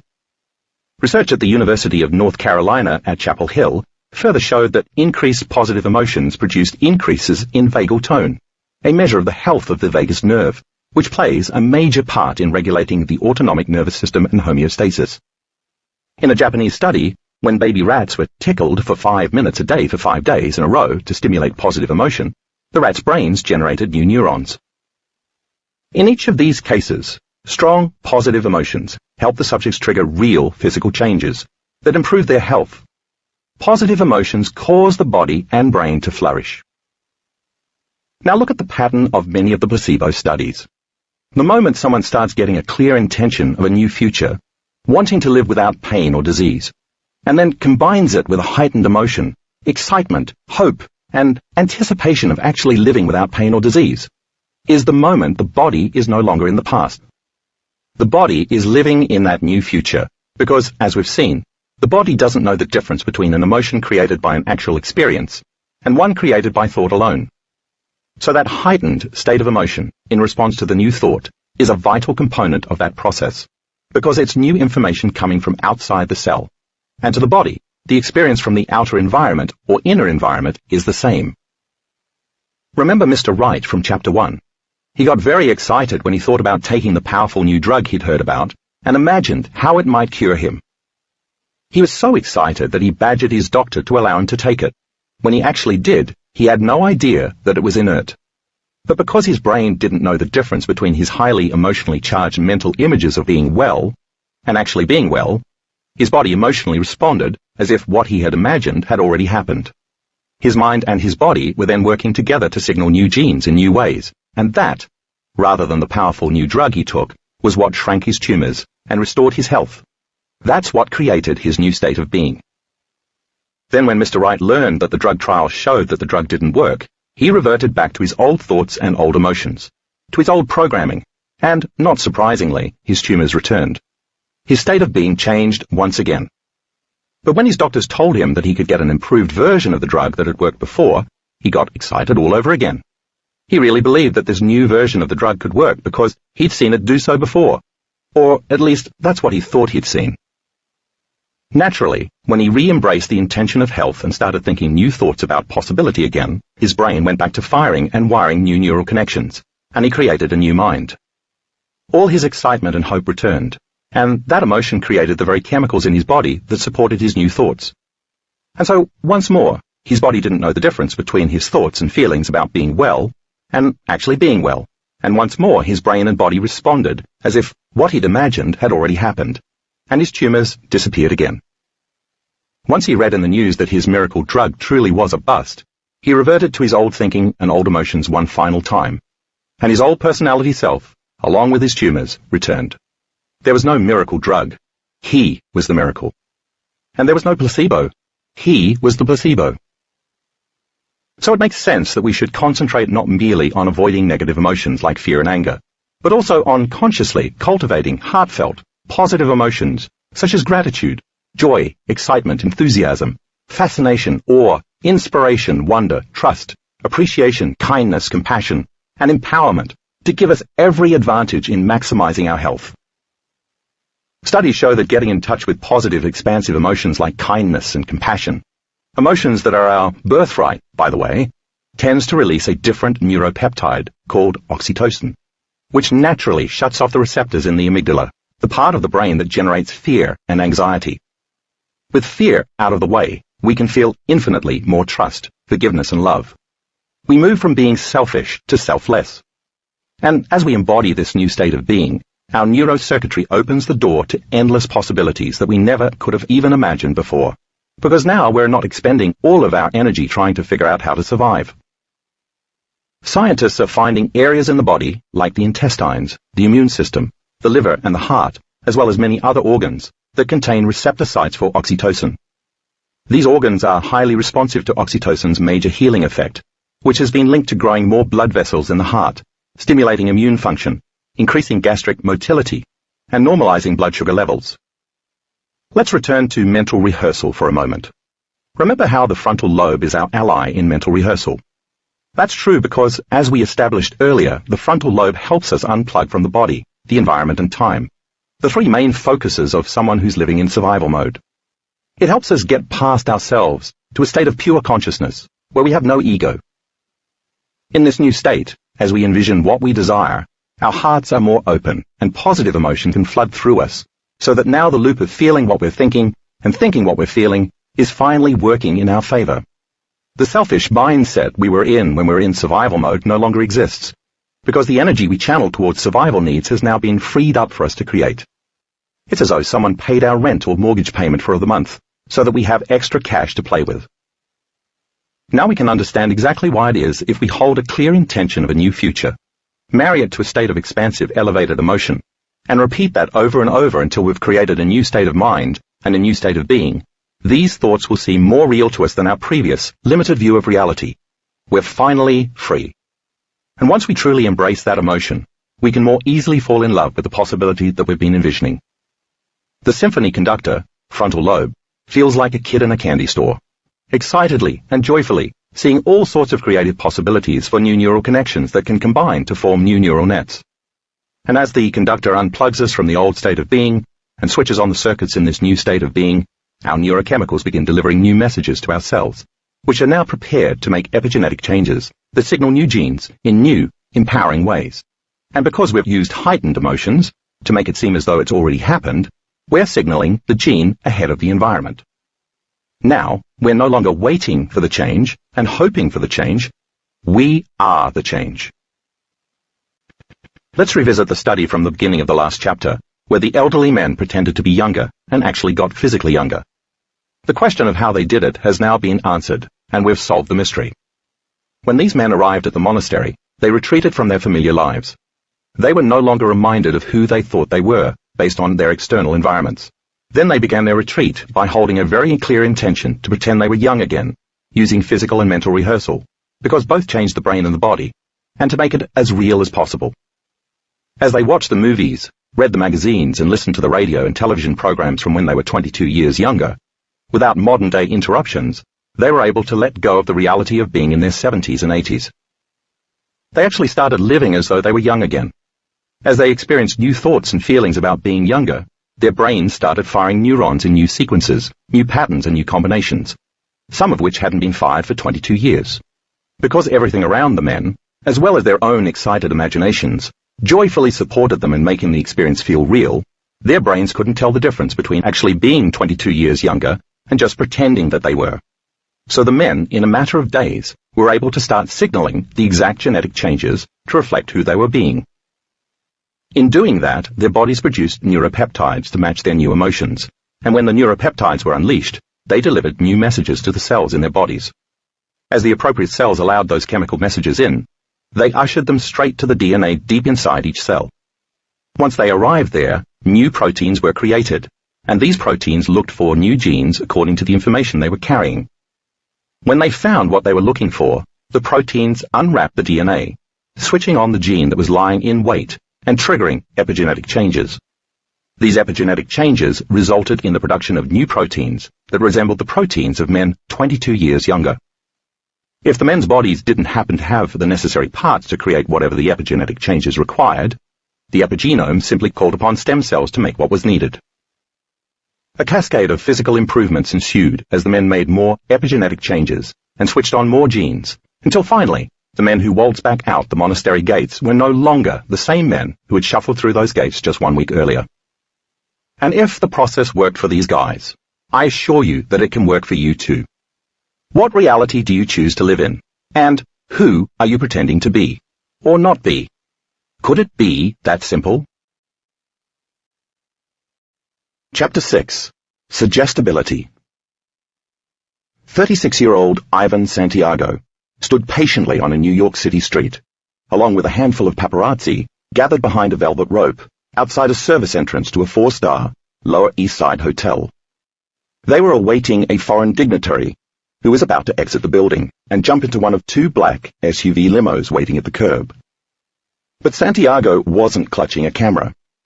One hand held a brand new red backpack, while the other reached inside the partially unzipped bag and took hold of the grip of a pistol, outfitted with a silencer. Santiago, an imposing Pennsylvania corrections officer with a bald head that would make Vin Diesel proud, knew a thing or two about deadly weapons. He'd never had to fire one while on duty, but he was ready to fire one today. Moments before, Santiago had been on his way home without a single thought of guns, backpacks, foreign dignitaries, or assassination. But now here he was, finger on the trigger, brow knit into an intimidating scowl, and mere seconds from turning into a killer. The hotel door opened, and out sauntered his mark in a crisp, white dress shirt, sporting shades and carrying a leather briefcase. The man took only 2 or 3 strides towards the waiting limo before Santiago whipped his gun out of the backpack and fired 3 times. The man fell to the sidewalk, motionless, his shirt stained red. Seconds later, a man named Tom Silver appeared out of nowhere, calmly put one hand on Santiago's shoulder and his other on Santiago's forehead and said, "On the count of 5, I'll say fully refreshed. Open your eyes and wake up. 1, 2, 3, 4, 5. Fully refreshed." Santiago had been hypnotized to shoot a stranger, actually a stuntman, using what turned out to be a harmless airsoft prop gun in an experiment run by a handful of researchers who set out to test the unthinkable. Using hypnosis, was it possible to program a law-abiding, all-around good person to become a cold-blooded assassin? Hidden inside the SUV, eyes riveted to the scene, were the researchers working with Silver. Cynthia Myersberg, Ph.D., then a postdoctoral fellow at Harvard, specializing in experimental psychopathology, Mark Stokes, Ph.D., a neuroscientist at Oxford who studied the neural pathways of decision-making, and Jeffrey Kalachevsky, Ph.D., a forensic psychologist with Human Resource Associates in Grand Rapids, Michigan, who'd done work in super-maximum security prisons and hospitals for the criminally insane. The day before, the researchers had started out with a group of 185 volunteers. Silver, a certified clinical hypnotherapist and forensic hypnosis investigation expert, who once helped the Taiwan Department of Defense bust open a $2.4 billion international arms trading scandal, screened all 185 participants to determine how suggestible they were to hypnosis. Only about 5 to 10% of the population are considered very susceptible to hypnosis. In the test group, 16 passed muster and were given a psychological evaluation to weed out those who might suffer permanent psychological harm from the experiment.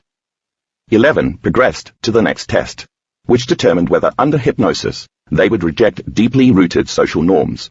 This would show which were the most suggestible. Divided into smaller groups, the subjects were taken to a fairly busy restaurant for lunch, but unbeknownst to them, they'd been given a post-hypnotic suggestion that once they sat down, their chairs would feel very hot, to the point where they'd quickly become so warm they'd strip to their underwear, right there in the restaurant. While all of the subjects complied with the instructions to varying degrees, the researchers eliminated 7 who they felt either were playing along or just weren't suggestible enough to fully follow the prompt. The others stripped to their underwear within seconds. They really thought their chairs were extremely hot. The 4 who'd progressed to the next level were invited to take a test no one would be able to fake. The subjects were to step into a deep mental bathtub filled with 35-degree Fahrenheit iced water, just 3 degrees above freezing. One at a time, the subjects were wired to devices that monitored their heart rate, breathing rate, and pulse, while a special thermo-imaging camera monitored both their body temperature and the temperature of the water. Hypnotizing them, Silver told the subjects they would feel no discomfort from the cold water and, in fact, would feel as though they were stepping into a nice warm bath. Anesthesiologist Shaker Upadhyayula administered the test as emergency medical technicians stood by. This test would make or break the experiment. Normally, when someone is exposed to water this cold, an involuntary gasping reflex happens as the water reaches nipple level. The heart rate and respiratory rate climb, and the person starts to shiver, and the teeth begin to chatter. It's the autonomic nervous system taking over in an automatic attempt to maintain internal balance, something that's not under conscious control. Even if a person were in a deep state of hypnosis, the amount of sensation being sent to the brain under these extreme circumstances would normally be too overwhelming to maintain a hypnotic state. If any of the subjects passed this test, they were indisputably suggestible to a very high degree.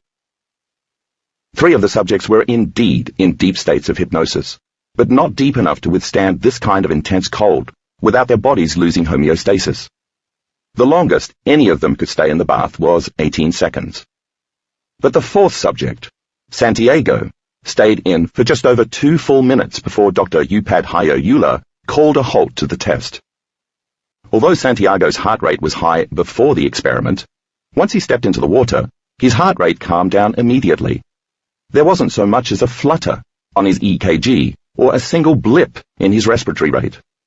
Santiago sat among ice cubes as though he was soaking in a warm bathtub. Indeed, that's exactly what he believed he was doing.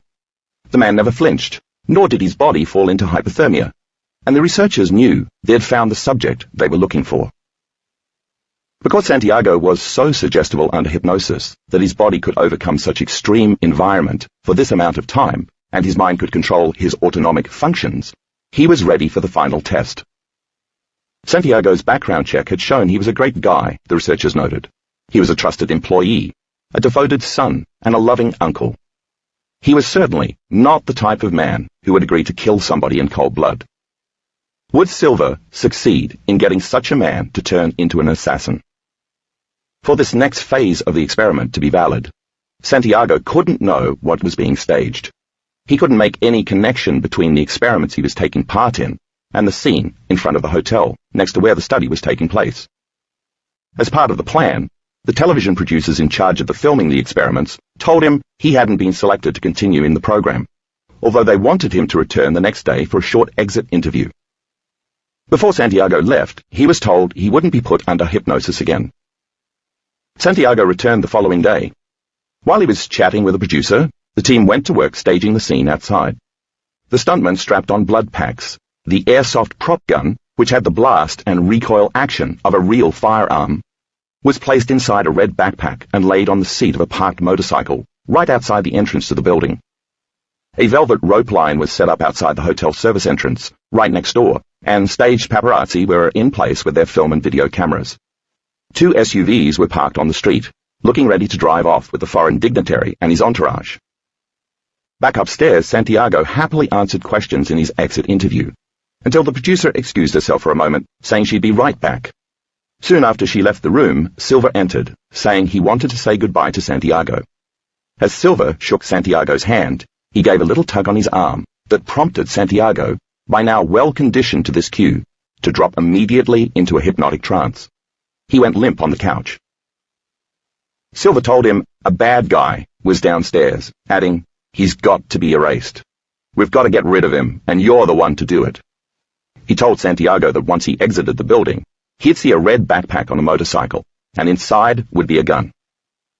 He told Santiago that he was to grab the red backpack and walk over to the velvet rope, where he'd wait for the dignitary who'd be carrying a briefcase to emerge from the hotel. He told Santiago, "As soon as he comes out the doors, you're going to point the gun at his chest and fire that gun. Bang, bang, bang, bang, bang. But as soon as you do it, you'll simply completely, totally forget that it ever happened." Finally, Silver implanted both an audible and a physical stimulation trigger that would send Santiago back into a hypnotic state, under which he'd follow the post-hypnotic suggestions Silver had given him. He told Santiago that he'd recognize a segment producer outside the building, and the man would shake his hand and say, "Ivan, you did a spectacular job. Silva told Santiago to nod yes if he'd do what Silva had instructed, and Santiago complied. Then Silva brought him out of the trance and acted as if he were truly just saying goodbye. The producer returned to the room after Silva left and thanked Santiago, telling him the exit interview was over and he could leave. Soon after, Santiago left the building thinking he was going home. Once he was outside, the segment producer walked up to him, shook his hand and said, "Ivan, you did a spectacular job." That was the trigger. Immediately, Santiago looked around, saw the motorcycle, walked over to it, and calmly picked up the red backpack sitting on the seat.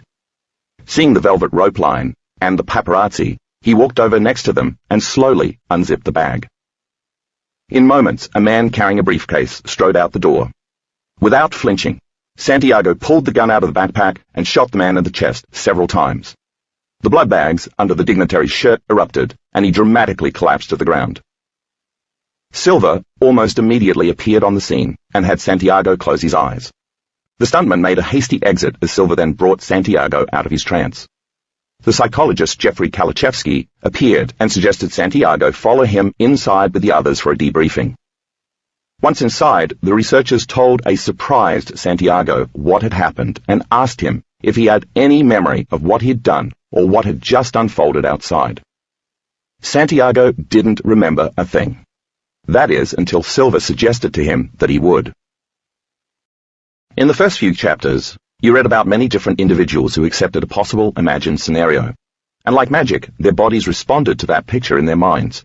Individuals who had been trapped for years by involuntary tremors of Parkinson's disease, but increased their dopamine levels by thought alone, only to see their spastic paralysis mysteriously vanish. A chronically depressed woman who, over time, physically changed her brain and transmuted her debilitating emotional state into joy and well-being. Asthmatics who experienced a full-blown bronchial episode brought on by nothing more than water vapor, but then reversed their bronchial constriction in seconds by inhaling exactly the same water vapor. And, of course, the men with severe knee pain and compromised range of motion, who miraculously improved after having sham knee surgery and remained healed years later. In all of these cases and more, it could be said that each subject first accepted and then believed in the suggestion of better health, and then surrendered to the outcome without further analysis.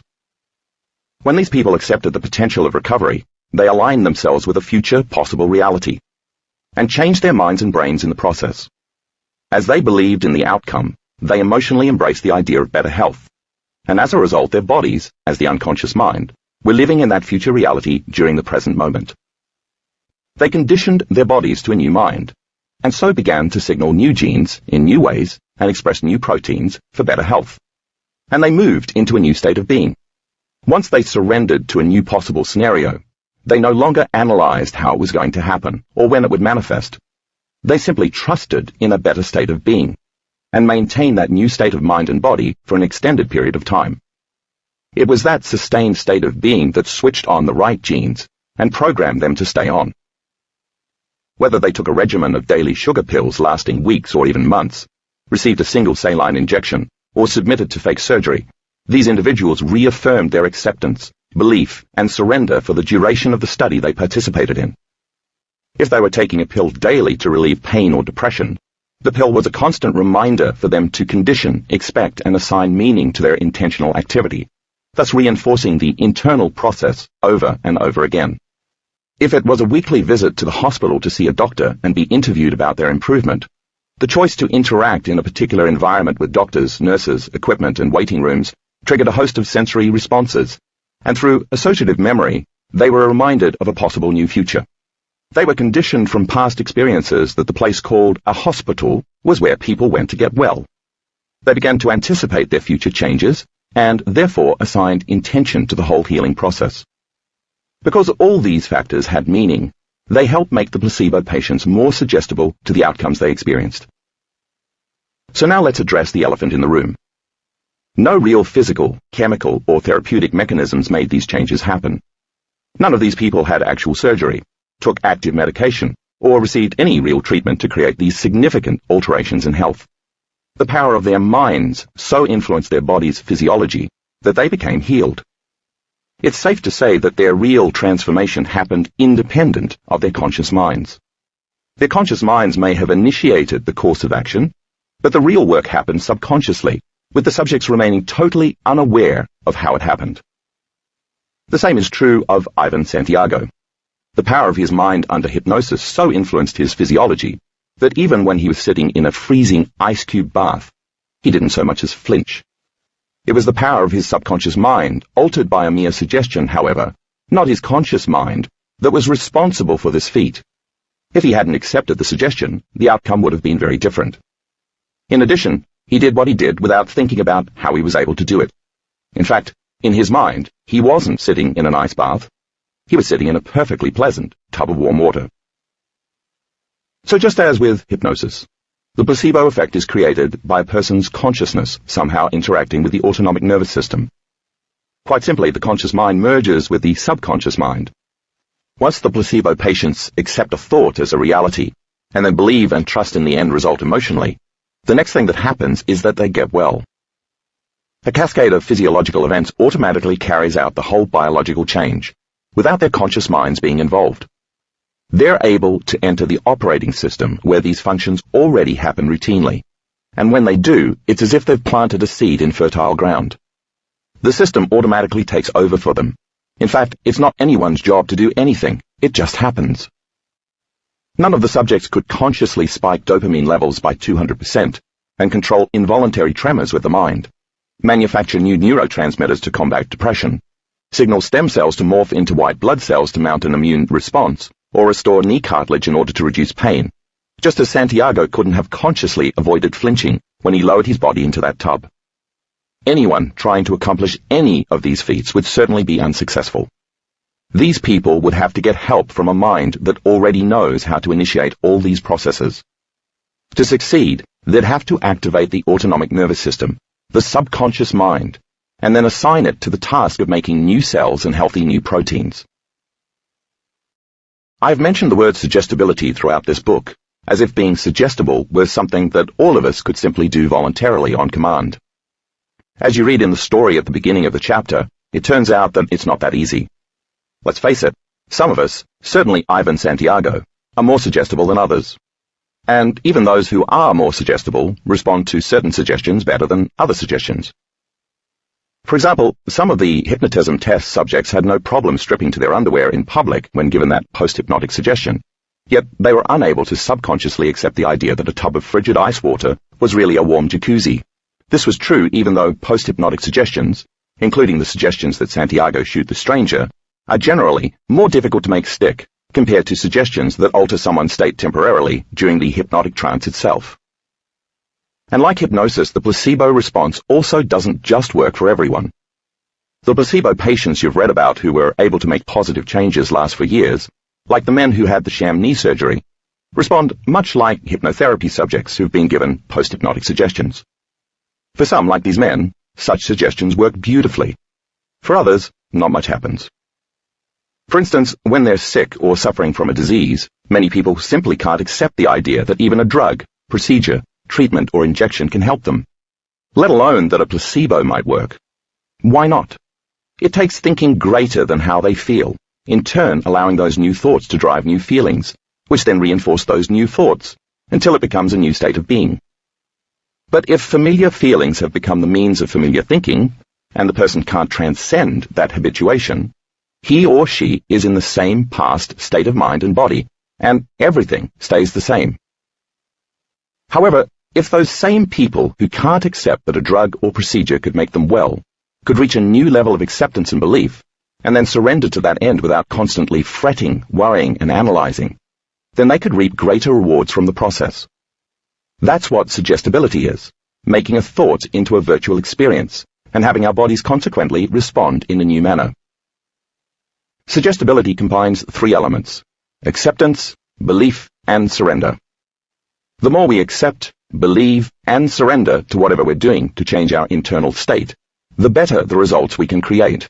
Similarly, when Santiago was under hypnosis and his subconscious mind was in control, he could totally accept what Silva told him about the bad guy who needed to be eliminated. He could believe that Silva was telling the truth, and he could surrender to carrying out the detailed instructions Silva gave him, without ever analyzing or thinking critically about what he was about to do. There was no hand-wringing and asking for proof. There was no second guessing. He just did it. So when we are presented with the idea of better health, and we can associate that hope or thought, that something outside of us is going to change something inside of us, with emotional anticipation of the experience, we're becoming suggestible to that end result. We condition, expect, and assign meaning to the whole delivery system. But the emotional component is key in this experience. Suggestibility isn't just an intellectual process. Many folks can intellectualize being better, but if they can't emotionally embrace the result, then they can't enter into the autonomic nervous system, as Santiago did using hypnotism, which is vital because that's the seat of the subconscious programming that's been calling all the shots, as discussed in Chapter 3. In fact, it's generally accepted in psychology that a person who experiences intense emotions tends to be more receptive to ideas and is therefore more suggestible. The autonomic nervous system is under the control of the limbic brain, which is also called the emotional brain, and the chemical brain. The limbic brain, depicted in Figure 6.1, is responsible for subconscious functions like chemical order and homeostasis, for maintaining the body's natural physiological balance. It's your emotional center, so as you experience different emotions, you activate this part of the brain, and it creates the corresponding chemical molecules of emotion. And since this emotional brain exists below the conscious mind's control, the moment you feel emotion, you activate your autonomic nervous system. Refer Figure 6.1. So if the placebo effect requires you to embrace an elevated emotion ahead of the actual experience of healing, then when you amplify your emotional response and come out of your normal resting state, you're activating your subconscious system. Allowing yourself to feel emotions is a way to enter the operating system and program a change, because you're now automatically instructing the autonomic nervous system to begin creating the corresponding chemistry, as if you were getting better. And the body receives a blend of those natural alchemical elixirs from the brain and mind. As a result, the body is now becoming the mind emotionally. As we've seen, these can't just be any emotions. The survival emotions that we already explored in the last chapter knock the brain and body out of balance, and so down-regulate or shut off the genes needed for optimal health. Fear, futility, anger, hostility, impatience, pessimism, competition, and worry won't signal the proper genes for better health. They actually do the opposite. They turn on the fight-or-flight nervous system and prepare your body for emergency. You're now losing vital energy for healing. It's a similar situation with trying to make something happen, by the way. The moment you're trying, you're pushing against something because you're endeavoring to change it. You're struggling, attempting to force an outcome, even if you don't realize that's what you're actually doing. That knocks you out of balance, just as the survival emotions do. And the more frustrated and impatient you become, the more out of balance you get. Remember in The Empire Strikes Back, when Yoda said to Luke Skywalker that there is no try, only do, or do not. The same is true with the placebo response. There is no try, there's only allow. All those negative and stressful emotions are so familiar to us and connect to so many past known events that when we focus on them, those familiar emotions keep the body connected to the same past conditions, which in this case is poor health. No new information can then program your genes in any new ways. Your past reinforces your future. On the other hand, emotions like gratitude and appreciation open your heart and lift the energy in your body to a new place, out of the lower hormonal centers. Gratitude is one of the most powerful emotions for increasing your level of suggestibility. It teaches your body emotionally that the event you're grateful for has already happened, because we usually give thanks after a desired event has occurred. If you bring up the emotion of gratitude before the actual event, your body, as the unconscious mind, will begin to believe that the future event has indeed already happened, or is happening to you in the present moment. Gratitude, therefore, is the ultimate state of receivership. Look at Figure 6.2 to review the difference between the expression of survival emotions and the expression of elevated emotions. If you can bring up the emotion of appreciation or thankfulness and combine it with a clear intention, you're now beginning to embody the event emotionally. You're changing your brain and body. Specifically, you're chemically instructing your body to know what your mind has philosophically known. We could say you're in a new future in the present moment. You're no longer using familiar, primitive emotions to keep you anchored in the past. You're now using elevated emotions to drive you into a new future. Let's go back to the idea introduced earlier that we each have different levels of our own acceptance to a suggestion, resulting in a spectrum of suggestibility. Everyone has his or her own level of susceptibility to thoughts, suggestions and commands, from both outer and inner realities, based on many different variables. Think of your level of suggestibility as being inversely related to your analytical thinking, as illustrated in Figure 6.3. The greater your analytical mind, the more you analyze, the less suggestible you are, and the lesser your analytical mind, the more suggestible you are. The analytical mind, or critical mind, is that part of your mind you consciously use and are aware of. It's a function of the thinking neocortex, the part of your brain that's the seat of your conscious awareness, that thinks, observes and remembers things, and that resolves problems. It analyzes, compares, judges, rethinks, examines, questions, polarizes, scrutinizes, reasons, rationalizes and reflects. It takes what it has learned from past experience and applies it to a future outcome or to something it hasn't yet experienced.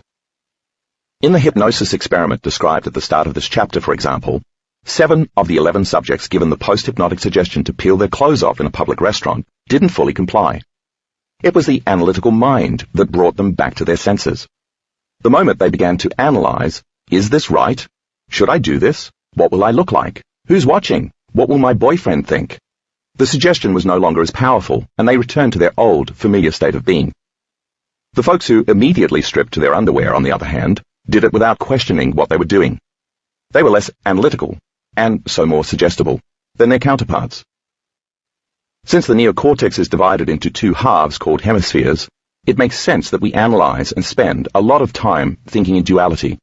You know, good versus bad, right versus wrong, positive versus negative, male versus female, straight versus gay, Democrat versus Republican, past versus future, logic versus emotion, old versus new, head versus heart. You get the idea. And if we're living in stress, the chemicals we're pumping into our systems tend to drive the whole analytical process faster. We analyze even more in order to predict future outcomes so that we can protect ourselves from potential worst-case scenarios based on past experience. There's nothing wrong with the analytical mind, of course. It has served us well for our entire waking conscious lives. It's what makes us human.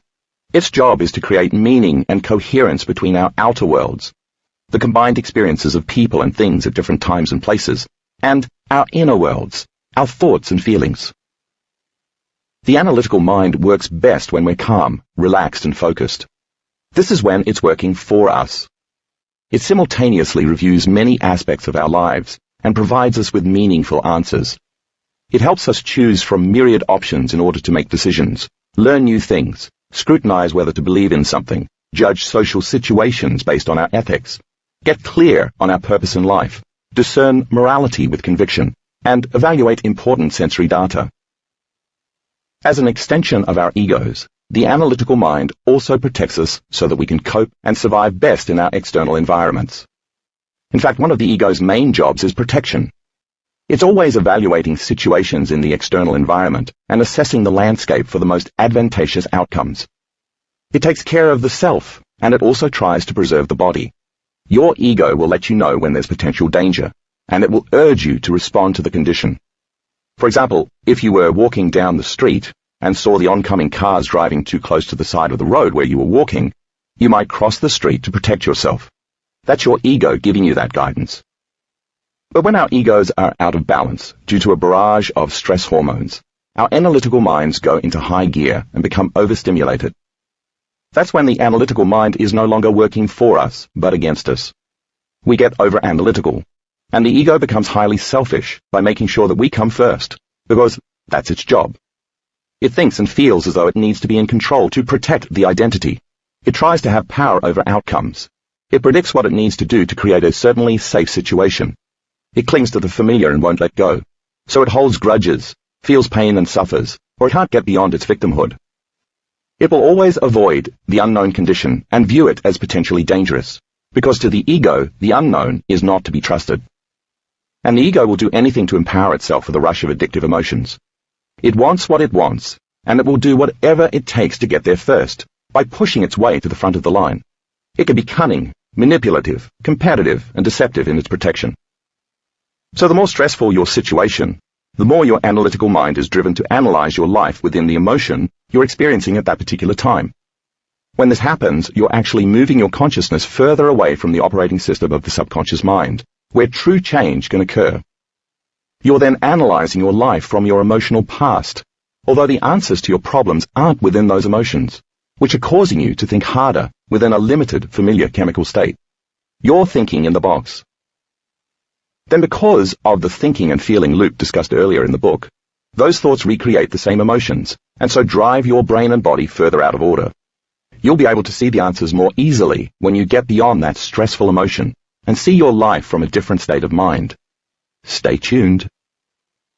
As your analytical mind is heightened, your suggestibility to new outcomes decreases. Why? Because an impending emergency isn't the time to be open-minded, entertaining new possibilities and accepting new potentials. It's not the time to believe in new ideas and openly let go and surrender to them. It's not the time to trust. Instead, it's the time to protect the self by measuring what you know against what you don't know, in order to determine the greatest chances of survival. It's the time to flee from the unknown. So it makes sense that as the analytical mind is endorsed by the stress hormones, you'll narrow your thinking, be unlikely to trust and believe in anything new, be less suggestible to believing in thought alone, or in making any unknown thought known. Thus, you can use the analytical mind or ego to work for you or against you. Think of the analytical mind as a separate part of the conscious mind that divides it from the subconscious mind. Since the placebo works only when the analytical mind is silenced, so that your awareness can instead interact with the subconscious mind, the domain where true change occurs, the placebo response is possible only when you can get beyond yourself, and so eclipse your conscious mind with your autonomic nervous system. Look at figure 6.4 for a simple illustration of this. Let the circle in the figure represent the total mind. The conscious mind is only about 5% of the total mind. It's made up of logic and reasoning, as well as our creative abilities. These aspects give rise to our free will. The other 95% of the total mind is the subconscious mind. This is the operating system, where all of the automatic skills, habits, emotional reactions, hardwired behaviors, conditioned responses, associative memories, and routine thoughts and feelings create our attitudes, beliefs, and perceptions. The conscious mind is where we store our explicit or declarative memories. Therefore, declarative memories are memories that we can declare. They're the knowledge we've learned, termed semantic memories, and experiences we've had in this lifetime, episodic memories. You might be a woman who grew up in Tennessee, who rode horses in childhood until you fell off and broke your arm, who had a pet tarantula at age 10 that escaped from its cage, requiring you and your family to sleep at a hotel for 2 days, who won the state spelling bee at age 14 and now never misspells a word, who studied accounting in college in Nebraska, who presently lives in Atlanta so that you can be near your sister, who took a job for a large corporation, and who is now getting a master's degree in finance online. Declarative memories are the autobiographical self. The other type of memories we have are implicit or non-declarative memories, sometimes also called procedural memories. This kind of memory kicks in when you've done something so many times that you aren't even consciously aware of how you do it. You've repeated it so often that now your body knows as well as your brain. Think of riding a bike, operating a clutch, tying your shoes, tapping a phone number or a pin on a keypad, or even reading or speaking. These are the automatic programs that have been discussed throughout this book. You could say that you no longer have to analyze or consciously think about the skill or habit you've mastered, because it's now subconscious. This is the programmed operating system, which is depicted in figure 6.5. When you've mastered how to do something until it has become hardwired in your mind and emotionally conditioned to your body, then your body knows how to do it as well as your conscious mind. You've memorized an internal neurochemical order that has become innate. The reason is simple. Repeated experience enriches the brain's neural networks, and then finally seals the deal when it emotionally trains the body. Once the event is neurochemically embodied enough times through experience, you can turn on the body and the corresponding automatic program just by accessing a familiar subconscious thought or feeling, and then you momentarily move into a particular state of being, which executes the automatic behavior. Since implicit memories are developed from the emotions of experience, Two possible scenarios explain how this unfolds. 1. A highly charged, one-time emotional event can be immediately branded and stored in the subconscious. For example, a childhood memory of being in a big department store and getting separated from your mother. Or 2. The redundancy of emotions derived from consistent experience will also be repeatedly logged there. Since implicit memories are part of the subconscious system of memory and are routed there either by repeated experience or by highly charged emotional events, when you bring up any emotion or feeling, you're opening a door to your subconscious mind. Since thoughts are the language of the brain and feelings are the language of the body, the moment you feel a feeling, you're turning on your body-mind, because your body has become your subconscious mind. You've just entered the operating system. Think about it like this. When you feel a certain familiar way, you're subconsciously accessing a series of thoughts derived from that particular feeling. You're auto-suggesting thoughts on a daily basis equal to how you feel. These are the thoughts you accept, believe, and surrender to as if they were true. Therefore, you're more suggestible only to the thoughts that are matched to exactly the same feeling. As a result, those thoughts that you unconsciously think about are the ones you accept, believe, and surrender to over and over. Conversely, it could also be said that you're much less suggestible to any thoughts that are not equal to your memorized feelings. Any new thought that reflects an unknown possibility just wouldn't feel right. Your self-talk, the thoughts that you listen to every day, slips by your conscious awareness on a moment-to-moment basis and stimulates the autonomic nervous system and the flow of biological processes, reinforcing the programmed feeling of who you think you are. Remember the study in Chapter 2, where researchers found that optimists responded more favorably to suggestions that were positive, while pessimists responded more unfavorably to suggestions that were negative. By the same means, if you were to change how you feel, could you become more suggestible to a new stream of thoughts? Absolutely. By feeling an elevated emotion and allowing a whole new set of thoughts to be driven by that new feeling, you'd increase your level of suggestibility to what you were feeling and then thinking. You'd be in a new state of being, and your new thoughts would then be the auto-suggestions equal to that feeling. And when you feel emotions, you're naturally activating your implicit memory system and the autonomic nervous system. You can simply allow the autonomic nervous system to do what it does best: restore balance, health, and order. Isn't that what many people did in the placebo studies mentioned earlier? Weren't they able to bring up an elevated emotion like hope, or inspiration, or the joy of being well? And once they saw a new possibility without ever analyzing it, wasn't their level of suggestibility influenced by those feelings? As they felt those corresponding emotions, didn't they enter the operating system and reprogram their autonomic nervous system with new orders? By thought alone, auto-suggesting equal to those emotions.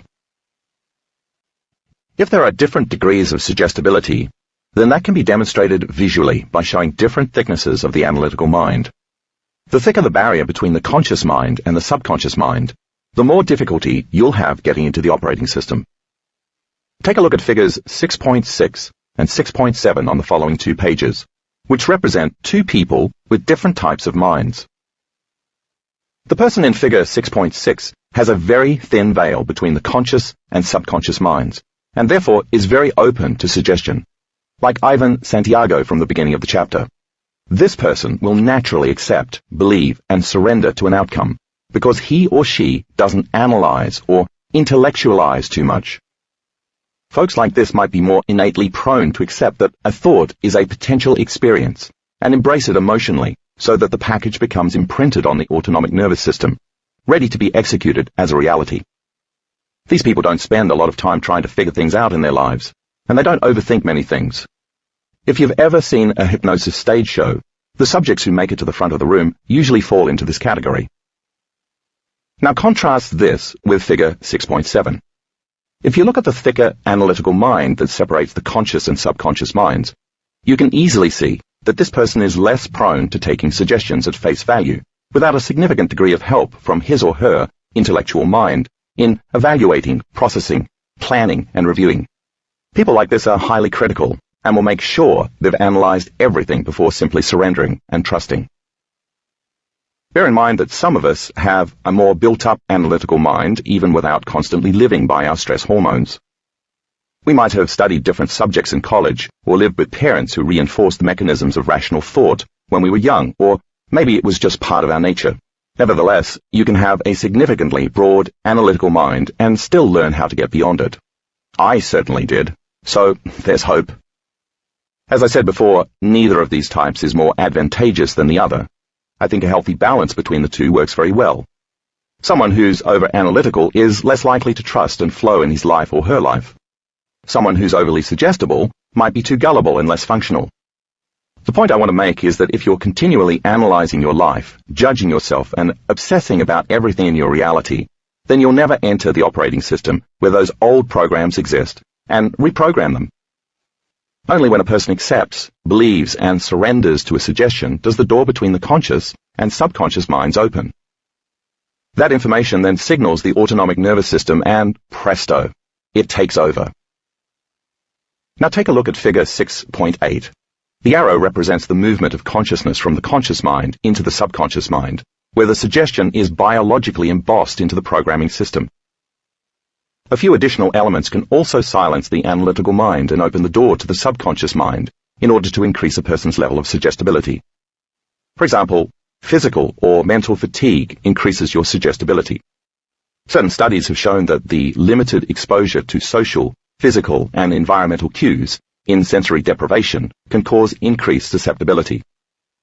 Extreme hunger, emotional shock, and trauma also weaken our analytical faculties, therefore making us more suggestible to information. Like hypnosis, meditation is another way to bypass the critical mind and move into the subconscious system of programs. The whole purpose of meditation is to move your awareness beyond your analytical mind, to take your attention off your outer world, your body and time, and to pay attention to your inner world of thoughts and feelings. Many stigmas surround the word meditation. Most people conjure up images of a bearded guru on a mountaintop, immune to the elements and sitting in perfect stillness, a monk in a simple robe, his face adorned with a huge, mysterious smile, or even a young and beautiful woman with flawless skin, on the cover of a magazine dressed in stylish yoga clothes and looking serenely free from the enslavement of all of the demands of daily life. When we see these images, many of us might perceive the discipline required is too impractical, too out of reach and beyond our abilities. We might see meditation as a spiritual practice that doesn't fit into our religious beliefs. And some of us are simply overwhelmed with the seemingly endless variations of meditation available and are unable to decide where to begin. But it doesn't have to be that difficult out there, or confusing. For this discussion, let's just say that the whole purpose of meditation is to move our consciousness beyond the analytical mind and into deeper levels of consciousness. In meditation, we move not just from the conscious mind to the subconscious mind, but also from the selfish to selfless, from being somebody and someone to being nobody and no one, from being a materialist to being an immaterialist, from being someplace to being no place, from being in time to being in no time, from believing that the outer world is reality and defining reality with our senses, to believing that the inner world is reality, and that once there we enter non-sense, the world of thought beyond the senses. Meditation takes us from survival to creation, from separation to connection, from imbalance to balance, from emergency mode to growth and repair mode, and from the limiting emotions of fear, anger, and sadness to the expansive emotions of joy, freedom, and love. Basically, we go from clinging to the known to embracing the unknown. Let's reason this for a moment. If your neocortex is the home of your conscious awareness, and it's where you construct thoughts, use analytical reasoning, exercise intellect, and demonstrate rational processes, then you'll have to move your consciousness beyond, or out of, your neocortex in order to meditate. Your consciousness would have to essentially move from your thinking brain into your limbic brain and the subconscious regions.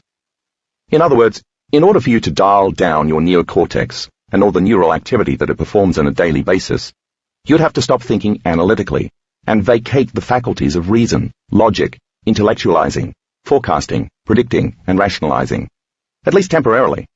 This is what's meant by quieting your mind. Revisit figure 6.1 if you need to. According to the neuroscientific model that I outlined in the previous chapters, to quiet your mind would mean that you'd have to declare a ceasefire on all of the automatic neural networks in your thinking brain that you habitually fire on a regular basis. That is, you'd have to stop reminding yourself of who you think you are, repeatedly reproducing the same level of mind. I know that sounds like a huge task that may well be overwhelming, but it turns out that practical, scientifically proven ways exist for us to accomplish this feat and make it a skill.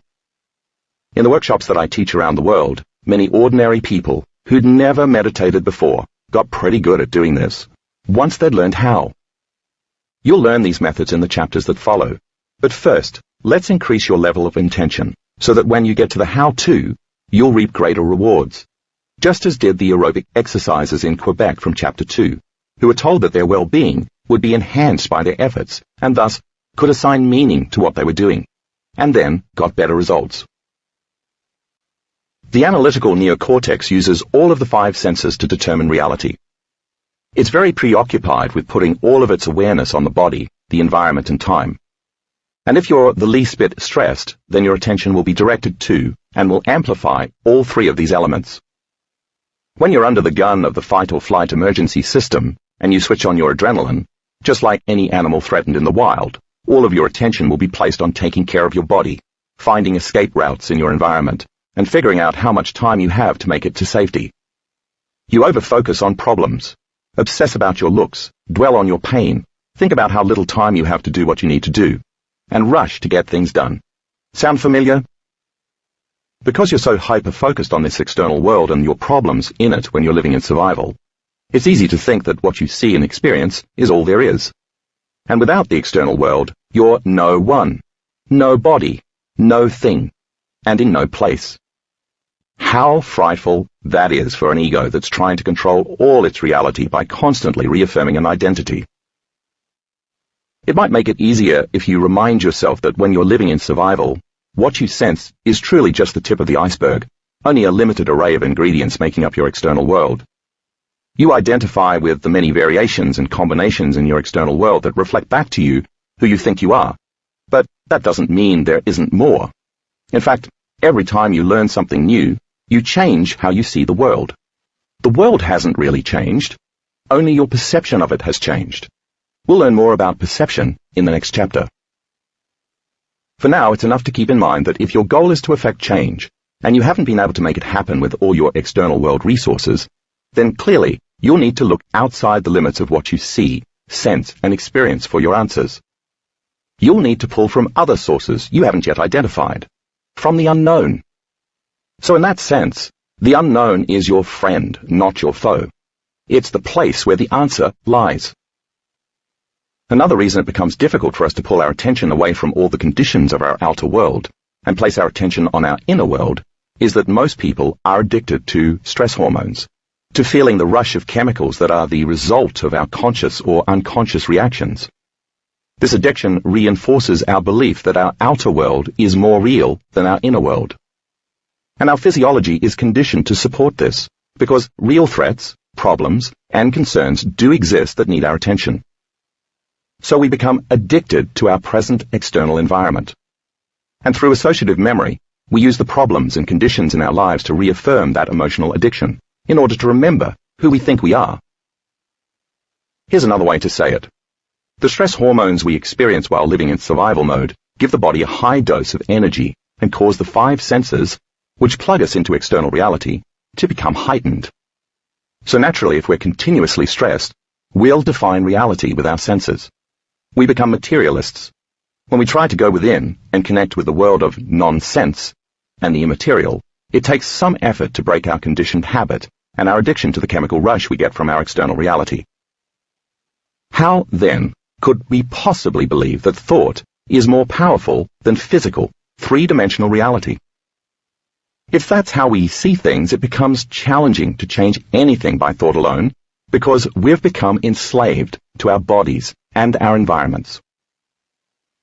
Maybe one antidote to that is rereading the stories in Chapter 1, and reading the stories from my workshops later, in Chapters 9 and 10.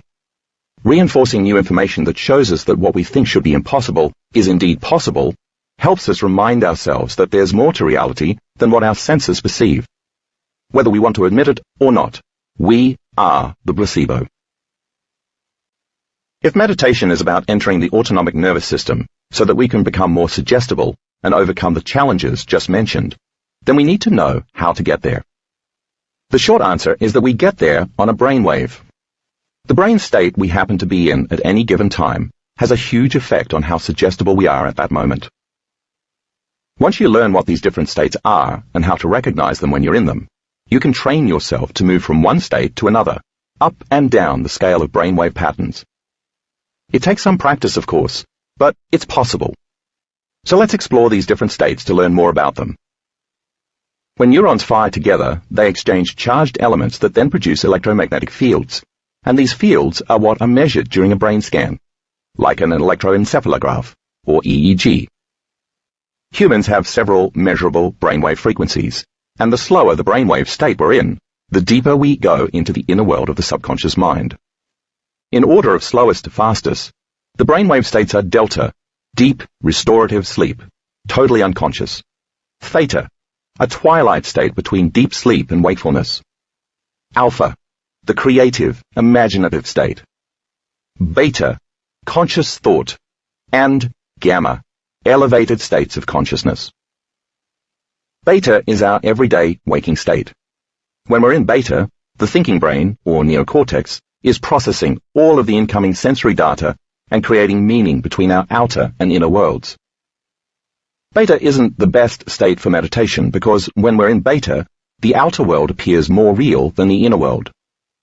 3 levels of brainwave patterns make up the beta wave spectrum: low-range beta, relaxed, interested attention like reading a book; mid-range beta, focused attention on an ongoing stimulus outside the body, like learning and then remembering; and high-range beta, highly focused, crisis mode attention, when stress chemicals are produced. The higher the beta brainwaves, the further away we get from being able to access the operating system. Most days we move back and forth between beta and alpha states.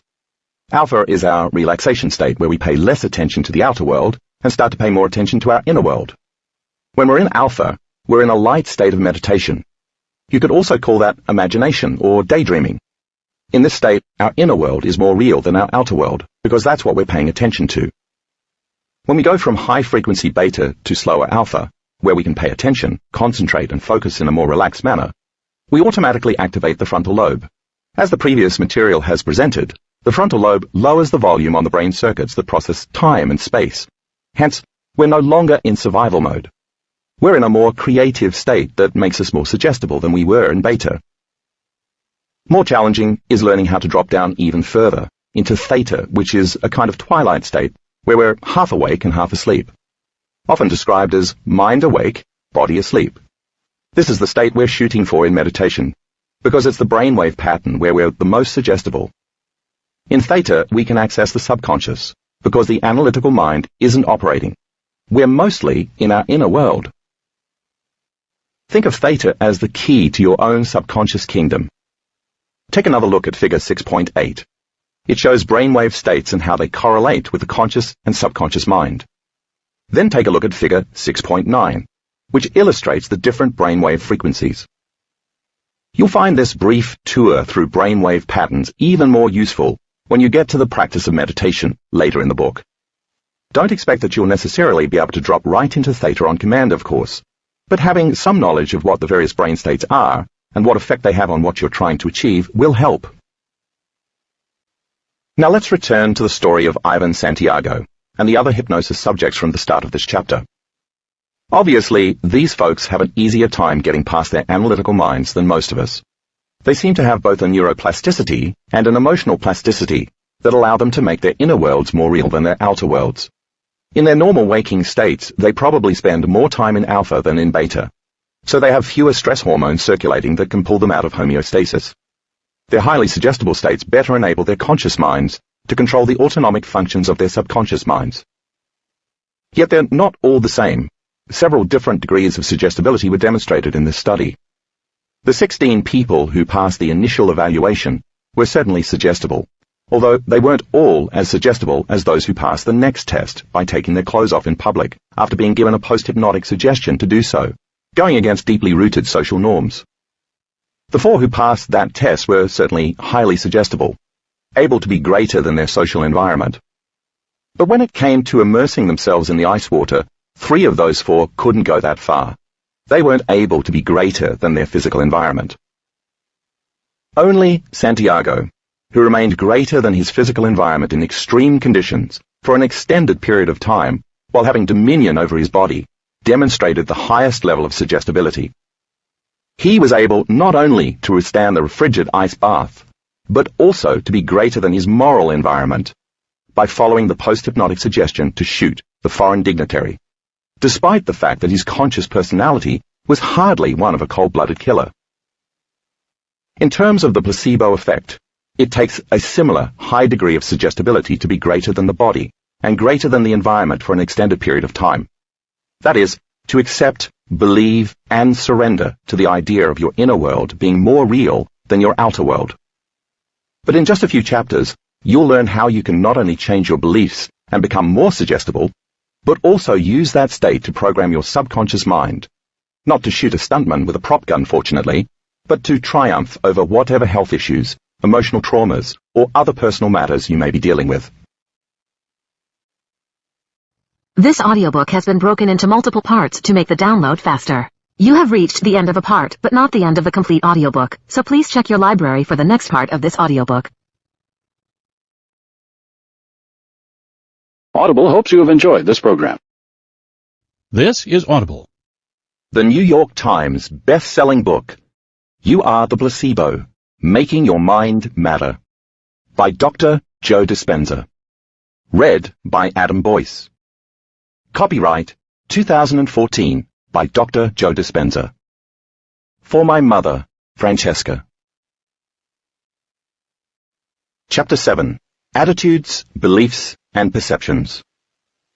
A 12-year-old Indonesian boy with a vacant stare opens his mouth to willingly accept shards of broken glass from people in a crowd gathered in Jakarta Park to watch traditional Javanese trance dancing called kuda lumping. The boy chews on the glass and swallows it as if it were nothing more than a handful of popcorn or pretzels, and he shows no ill effects. As a third-generation kuda lumper, this youth has been ingesting glass in similar mystical performances since he was 9. The boy and the other 19 members of his traditional dance troupe recite a Javanese spell before every performance, summoning the spirits of the dead to reside in one of them for the duration of that day's dance, protecting that dancer from pain. The boy and his fellow dancers are no different in certain respects from the Appalachian snake-handling preachers described in Chapter 1, who become anointed with the Spirit and enthusiastically dance around the pulpit with venomous snakes coiled around their arms and shoulders. Bringing them dangerously close to their faces, they are seemingly immune to the venom if bitten.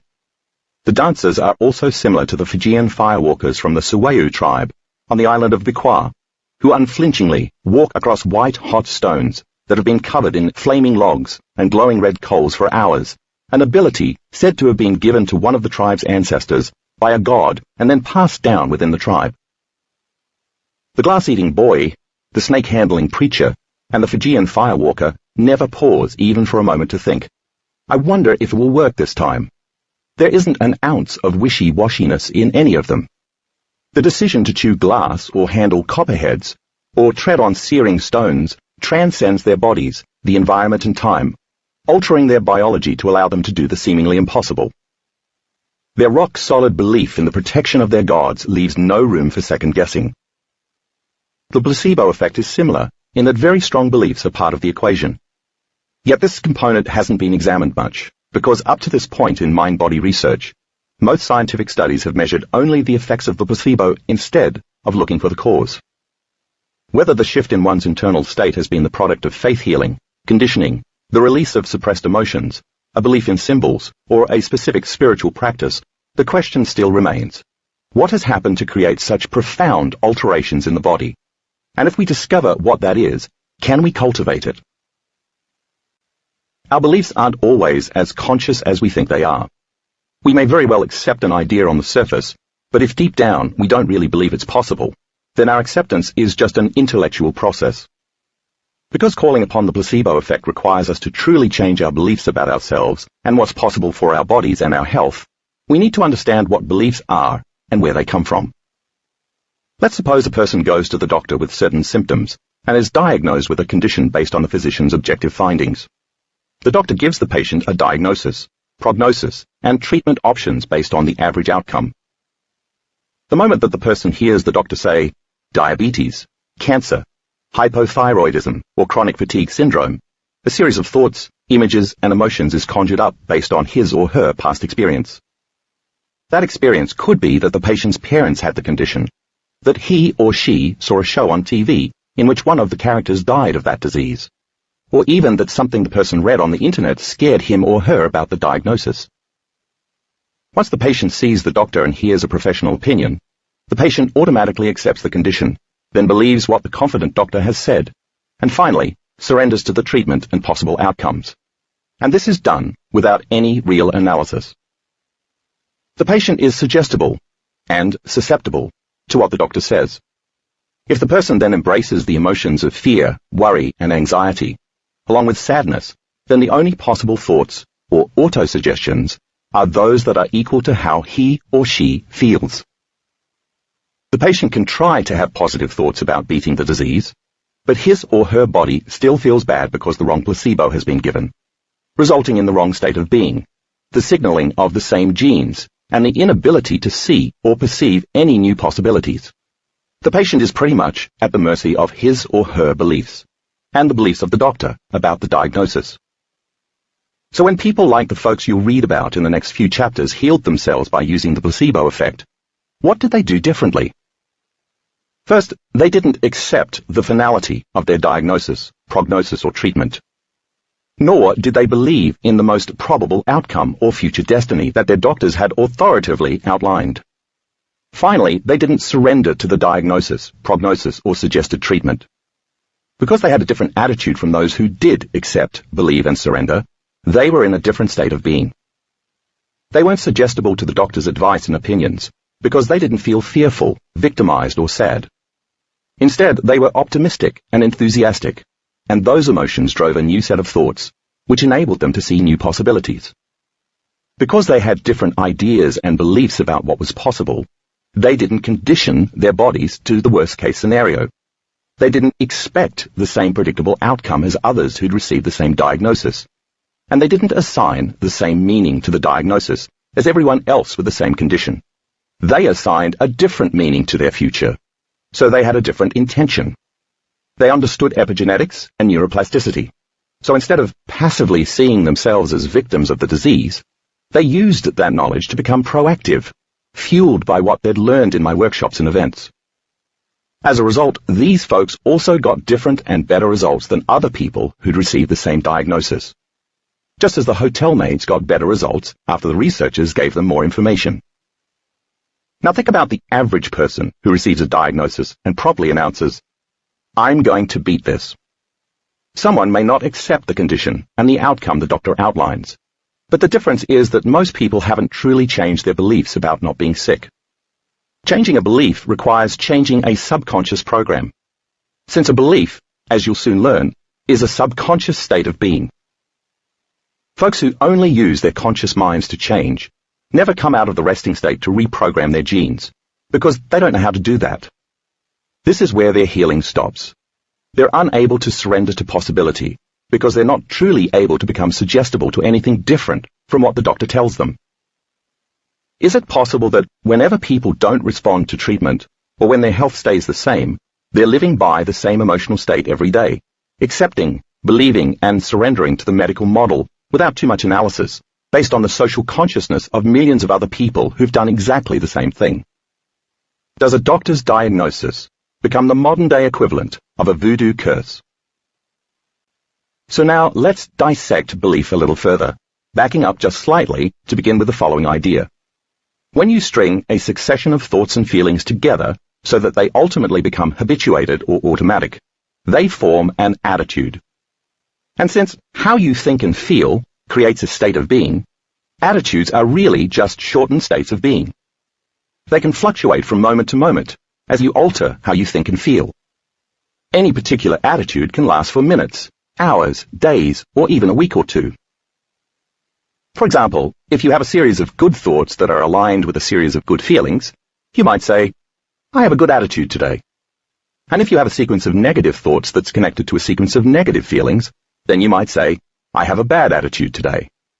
If you revisit the same attitude enough times, then it becomes automatic. If you repeat or maintain certain attitudes long enough, and you string those attitudes together, that's how you create a belief.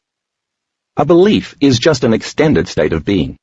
Essentially, beliefs are thoughts and feelings, attitudes, that you keep thinking and feeling over and over again until you hardwire them in your brain and emotionally condition them into your body. You could say that you become addicted to them, which is why it's so hard to change them, and why it doesn't feel good on a gut level when they're challenged. Because experiences are neurologically etched into your brain, causing you to think, and chemically embodied as emotions, causing you to feel, most of your beliefs are based on past memories. So when you revisit the same thoughts over and over by thinking about and analyzing what you remember from your past, these thoughts will fire and wire into an automatic, unconscious program. And if you cultivate the same feelings based on past experiences, and you feel the same as you did when the event originally occurred, you'll condition your body to subconsciously be the mind of that emotion. And your body will unconsciously be living in the past. And if the redundancy of how you think and feel over time conditions your body to become the mind, and it becomes programmed subconsciously, then beliefs are subconscious and also unconscious states of being derived from the past. Beliefs are also more permanent than attitudes. They can last for months or even years. And because they last longer, they become more programmed within you. Case in point is a story from my childhood that's stamped in my memory. I grew up in an Italian family, and when I was going into 4th grade, we moved to another city that had a mixture of both Italian and Jewish residents. On my first day of school that year, the teacher assigned me to a seat in a group of 6 desks, along with 3 Jewish girls. That was the day the girls broke the news to me that Jesus wasn't Italian. It was one of the most memorable days of my life. When I came home that afternoon, my little Italian mother kept asking me how my first day of school went, and I wouldn't talk to her. After I ignored her enough times, she finally grabbed me by the arm and insisted I tell her what was wrong. I thought Jesus was Italian, I blurted out angrily. What are you talking about? She responded. He's Jewish. Jewish? I shot back. What do you mean? He looks Italian in all those pictures, doesn't he? Grandma talks in Italian to him all day long. And what's the deal with the Roman Empire? Isn't Rome in Italy? So the belief that I had, that Jesus was Italian, was based on my past experiences, and how I thought and felt about Jesus had become my automatic state of being. This belief took some getting over, because changing deep-seated beliefs isn't easy. Needless to say, I succeeded. Now let's move the concept forward a little further. If you string a group of related beliefs together, they form your perception. So your perception of reality is a sustained state of being that's based on your long-standing beliefs, attitudes, thoughts and feelings. And since your beliefs become subconscious and also unconscious states of being, that is, you don't even know why you believe certain things, or you aren't really conscious of your beliefs until they're tested, your perceptions, how you subjectively see things, for the most part become your subconscious and unconscious view of your reality from the past. In fact, scientific experiments have shown that you don't see reality as it truly is. Instead, you unconsciously fill in your reality based on your memories of the past, which is what's neurochemically maintained in your brain. When perceptions become implicit or non-declarative, as was discussed in the last chapter, they become automatic or subconscious, so that you automatically edit reality subjectively. For example, you know your car is your car because you've driven it so many times. You have the same experience of your car daily because nothing much changes about it. You think and feel the same way about it most every day. Your attitude about your car has created a belief about it, which has formed a particular perception about your vehicle, that it's a good car, say because it rarely breaks down. And although you automatically accept that perception, it's actually a subjective perception, because someone else may have the same make and model of car as you do, and that person's car may break down all the time, causing him or her to have a different belief and different perceptions about the same vehicle, based on personal experience. In fact, if you're like most people, you probably don't pay attention to several aspects of your car unless something goes wrong. You expect it to run as it did the day before. You naturally expect your future experience of driving your car to be like your past experience, yesterday, and the day before. That's your perception. But when it malfunctions, you have to pay more attention to it, like listening to the sound of the motor more closely, and become conscious of your unconscious perception of your car. Once your perception of your car is altered because something has changed about the way it drives, you'll now perceive your car differently. The same is true of relationships with your spouse and your co-workers, your culture and your race, and even your body and your pain. Actually, this is the way most perceptions about reality function. Now, if you want to change an implicit or subconscious perception, you must become more conscious and less unconscious. In truth, you'd have to increase your level of attention to all of the aspects of yourself and your life that you've previously stopped paying much attention to. Better yet, you'd have to wake up, change your level of awareness, and become conscious of what you were once unconscious about. But it's rarely that easy, because if you experience the same reality over and over again, then the way you think and feel about your current world will continue to develop into the same attitudes, which will inspire the same beliefs, which will expand into the same perceptions, as shown in Figure 7.1. When your perception becomes so second nature and so automatic that you really don't pay attention to the way reality truly is, because you automatically expect everything to be the same, you're now unconsciously accepting and agreeing to that reality, the way most people unconsciously accept and agree to what the medical model tells them about a diagnosis. So the only way to change your beliefs and perceptions in order to create a placebo response is to change your state of being. You have to finally see your old, limited beliefs for what they are, records of the past, and be willing to let go of them so that you can embrace new beliefs about yourself that will help you create a new future. So then ask yourself, what beliefs and perceptions about you and your life have you been unconsciously agreeing to that you'd have to change in order to create this new state of being? This is a question that requires some thought, because, as I said, with many of these beliefs, we aren't even aware that we believe them. Often we accept certain cues from our environment that then prime us to accept certain beliefs, which may or may not be true. Either way, the moment we accept the belief, it has an effect not only on our performance, but also on the choices we make. Remember the study from Chapter 2 about the women taking the math test, who first read fake research reports about men being better than women in math. Those who'd read that the advantage was due to genetics scored lower than those who read that the advantage was due to stereotyping. Although both reports were false, men are no better at math than women. The women in the group who'd read that they had a genetic disadvantage believed what they'd read and then scored lower. It was the same with the white men who were told that Asians score slightly better than whites on a test they were about to take. In both cases, when the students were primed to unconsciously believe they wouldn't score as well, they in fact didn't, even though what they were told was totally false. With this in mind, take a look at this list of some common limiting beliefs, and see which ones you may be harboring without being fully aware that you're doing so. I'm not good at math. I'm shy. I'm short-tempered. I'm not smart or creative. I'm a lot like my parents. Men shouldn't cry or be vulnerable. I can't find a partner. Women are lesser than men. My race or culture is superior. Life is serious. Life is difficult, and no one cares. I'm never going to be a success. I have to work hard to make it in life. Nothing good ever happens to me. I'm not a lucky person. Things never go my way. I never have enough time. It's someone else's responsibility to make me happy. When I own this particular thing, then I'll be happy. It's hard to change reality. Reality is a linear process. Germs make me sick. I gain weight easily. I need 8 hours of sleep. My pain is normal, and it'll never go away. My biological clock is ticking. Beauty looks like this. Having fun is frivolous. God is outside of me. I'm a bad person, so God doesn't love me. I could go on forever, but you get the idea.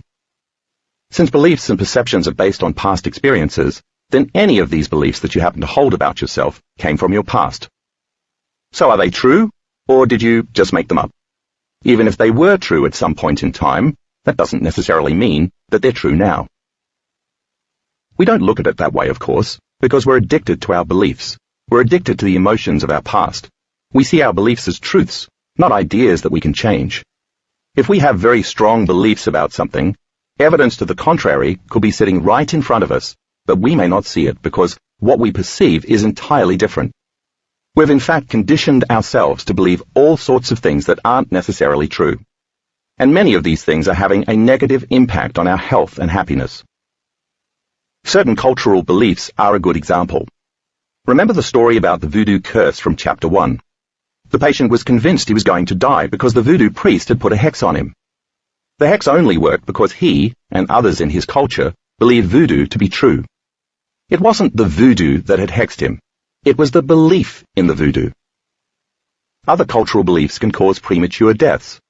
For instance, Chinese Americans who have a disease, combined with a birth year that Chinese astrology and Chinese medicine consider to be ill-fated, die up to 5 years early, according to researchers at the University of California at San Diego, who studied the death records of almost 30,000 Chinese Americans.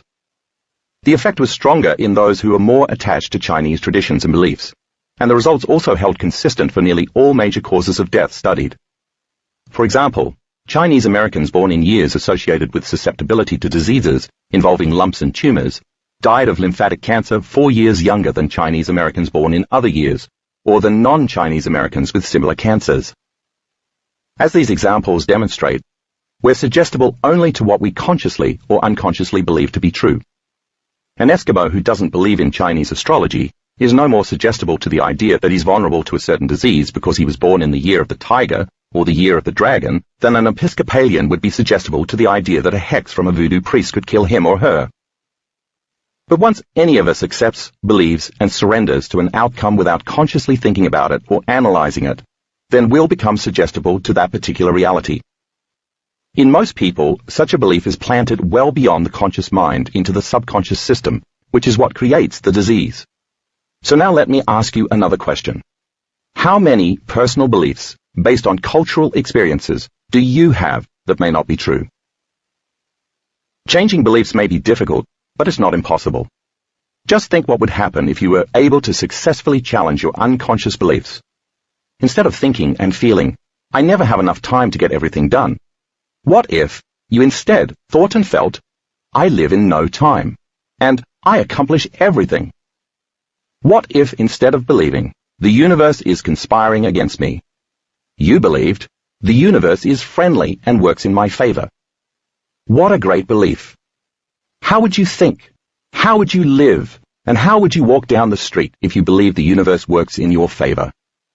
How do you think that would change your life?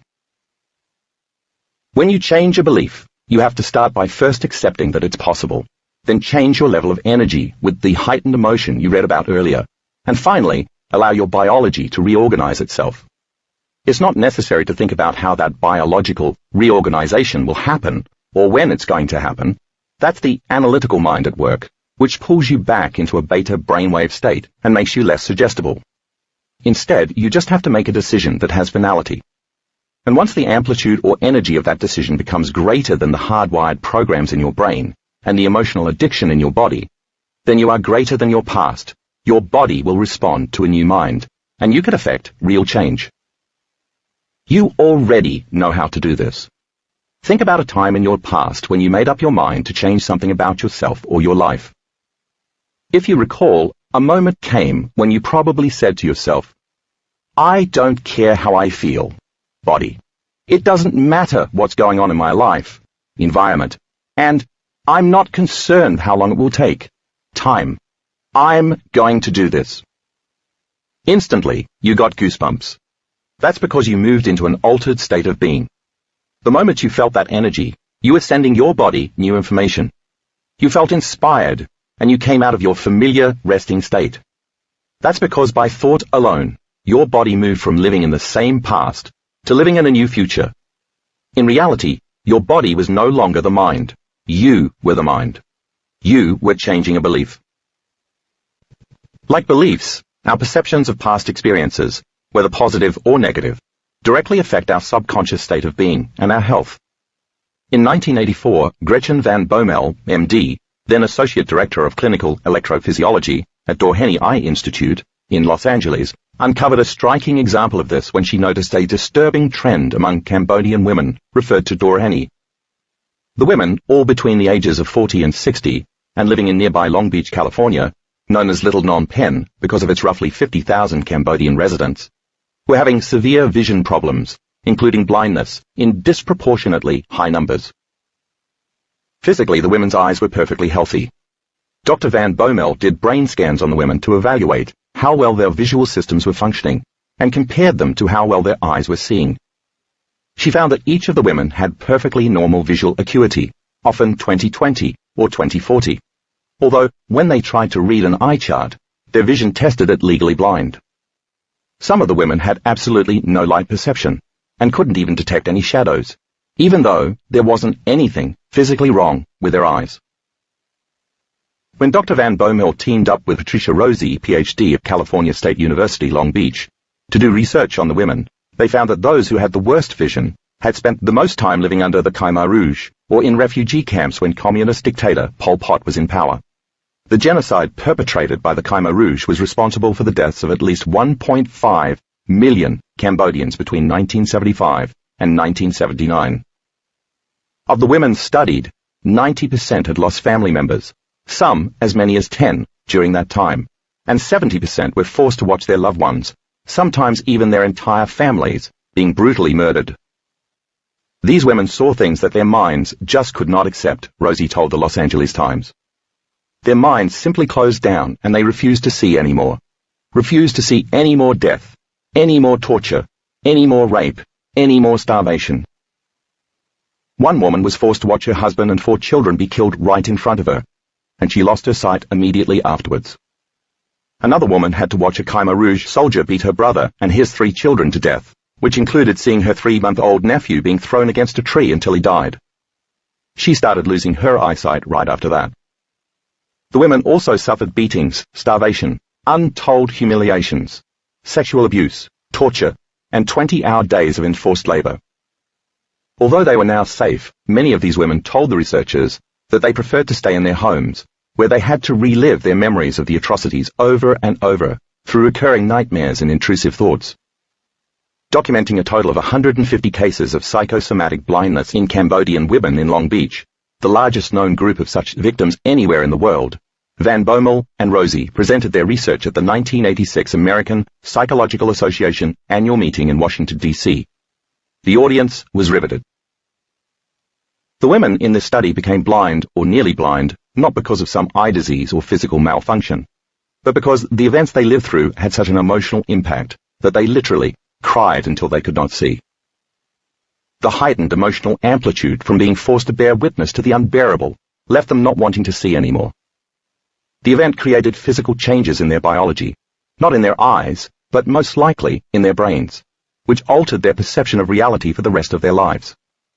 And because they kept replaying the traumatizing scenes over and over in their minds, their vision never improved. While this is certainly an extreme example, our past traumatic experiences probably have similar effects on us. If you're having vision challenges, what things might you have chosen not to see because of painful or frightening past experiences? Similarly, if you're having hearing challenges, what in your life might you be unwilling to hear? Figure 7.2 charts how all of this happens. The line in the chart reflects a relative measurement of a person's state of being, which starts out at a more or less normal or baseline level before the event occurs. When the line spikes, it indicates a strong emotional reaction to an event, such as when the women experienced the atrocities of the Khmer Rouge soldiers. That horrific experience neurologically branded their brains and chemically changed their bodies, as well as altered their state of being, their thoughts, their feelings, their attitudes, their beliefs, and ultimately their perceptions.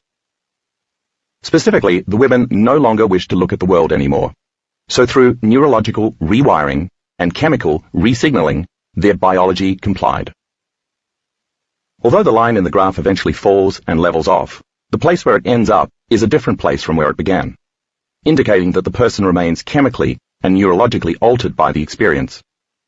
At that point for the Cambodian women, they were effectively living in the past, because they remained affected by the neurological and chemical branding that had come from the experience. They were no longer the same women. The event changed their state of being. Just changing your beliefs and perceptions once isn't enough. You have to reinforce that change over and over. To see why, let's return for a moment to the Parkinson's patients mentioned earlier, who improved their motor skills after receiving a saline injection that they thought was a powerful drug. As you'll recall, the moment they moved into a state of better health, their autonomic nervous system started to endorse this new state by producing dopamine in their brains. That didn't happen because they were praying, or hoping, or wishing their bodies would make dopamine. It happened because they became people who made dopamine. Unfortunately, however, the effect doesn't stick for everyone. In fact, for some, the placebo effect only lasts for a certain amount of time, because they go back to who they were before, their old states of being. In this case, when the Parkinson's patients went back home and saw their caregivers, saw their spouses, slept in the same beds, ate the same food, sat in the same rooms, and maybe played chess with the same friends who complained about their pains, their same old environments reminded them of their same old personalities and their same old states of being. All of the conditions in their familiar lives reminded them of who they were before, so they just slipped right back into those identities, and their various motor problems recurred. They re-identified with their environments. The environment is that strong. The same thing happens with drug addicts who've been clean for many years. If you put them back in their same environments where they used to do drugs, even without their ingesting any drug, being there turns on the same receptor sites in their cells that the drugs did when they were using, and that in turn creates physiological changes in their bodies, as if they'd taken the drugs, increasing their cravings. Their conscious minds have no control over that. It's automatic. Let's examine this concept a bit further. You've learned that the conditioning process creates strong associative memories. You've also learned that associative memory stimulates subconscious, automatic, physiological functions by activating the autonomic nervous system. Think of Pavlov's dogs again. Once Pavlov conditioned the dogs to associate the bell with getting fed, the dogs' bodies were immediately physiologically changed, without much control from the conscious mind. It was the cue from the environment that, via associative memory, automatically, autonomically, subconsciously, and physiologically, changed the dog's internal states. They began to salivate, and their digestive juices turned on, because they were anticipating a reward. The dog's conscious minds couldn't do that. It was the stimulus from the environment that created the associative memory, from the conditioned response. Now let's revisit the Parkinson's patients, and the former drug users. We could say that the instant any one of these individuals returned to their familiar environment, the body would automatically and physiologically return back to the old state of being, without the conscious mind having much control over it. In fact, that past state of being, which has been thinking and feeling the same way for years on end, has conditioned the body to become the mind. That is, the body is the mind that responds to the environment. That's why it's so hard for anyone in this situation to change. And the greater the addiction to the emotion, the greater the conditioned response to the stimulus in the environment. For example, let's say you are addicted to coffee and wanted to break your addiction to it. If you were visiting my house, and I started making Java, and you heard the blast of the espresso machine, smelled the coffee brewing, and saw me drinking it, here's what would happen. The moment your senses picked up those cues from the environment, your body, as the mind, would subconsciously, automatically respond without much help from your conscious mind, because you conditioned it to be that way. Your body-mind would then be craving its physiological reward, waging a war against your conscious mind, trying to convince you to take a sip or two. But if you truly broke the addiction to coffee, and then I made a cup in front of you, you could have some, or not, because you wouldn't have the physiological response you had previously. You'd no longer be conditioned, your body would no longer be the mind, and the associative memory of your environment would no longer have the same effect on you. The same holds true for emotional addictions. For instance, if you have memorized guilt from your past experiences, and unconsciously live that way every day in the present, then like most people, you'll use someone or something at some place in your external environment to reaffirm your addiction to guilt. Try as you might to be consciously greater than it, the moment you see your mother, whom you used to feel guilty, at the house where you grew up, your body will autonomically, chemically, and physiologically return to the same past state of guilt in the present moment, without your conscious mind being involved. Your body, which has been subconsciously programmed to be the mind of guilt, is already living in the past, in that present moment. So it's more natural to feel guilty when you're with your mother than to feel any other way. And just as in the drug addict, a conditioned response has altered your internal state based on your association with your present past external reality.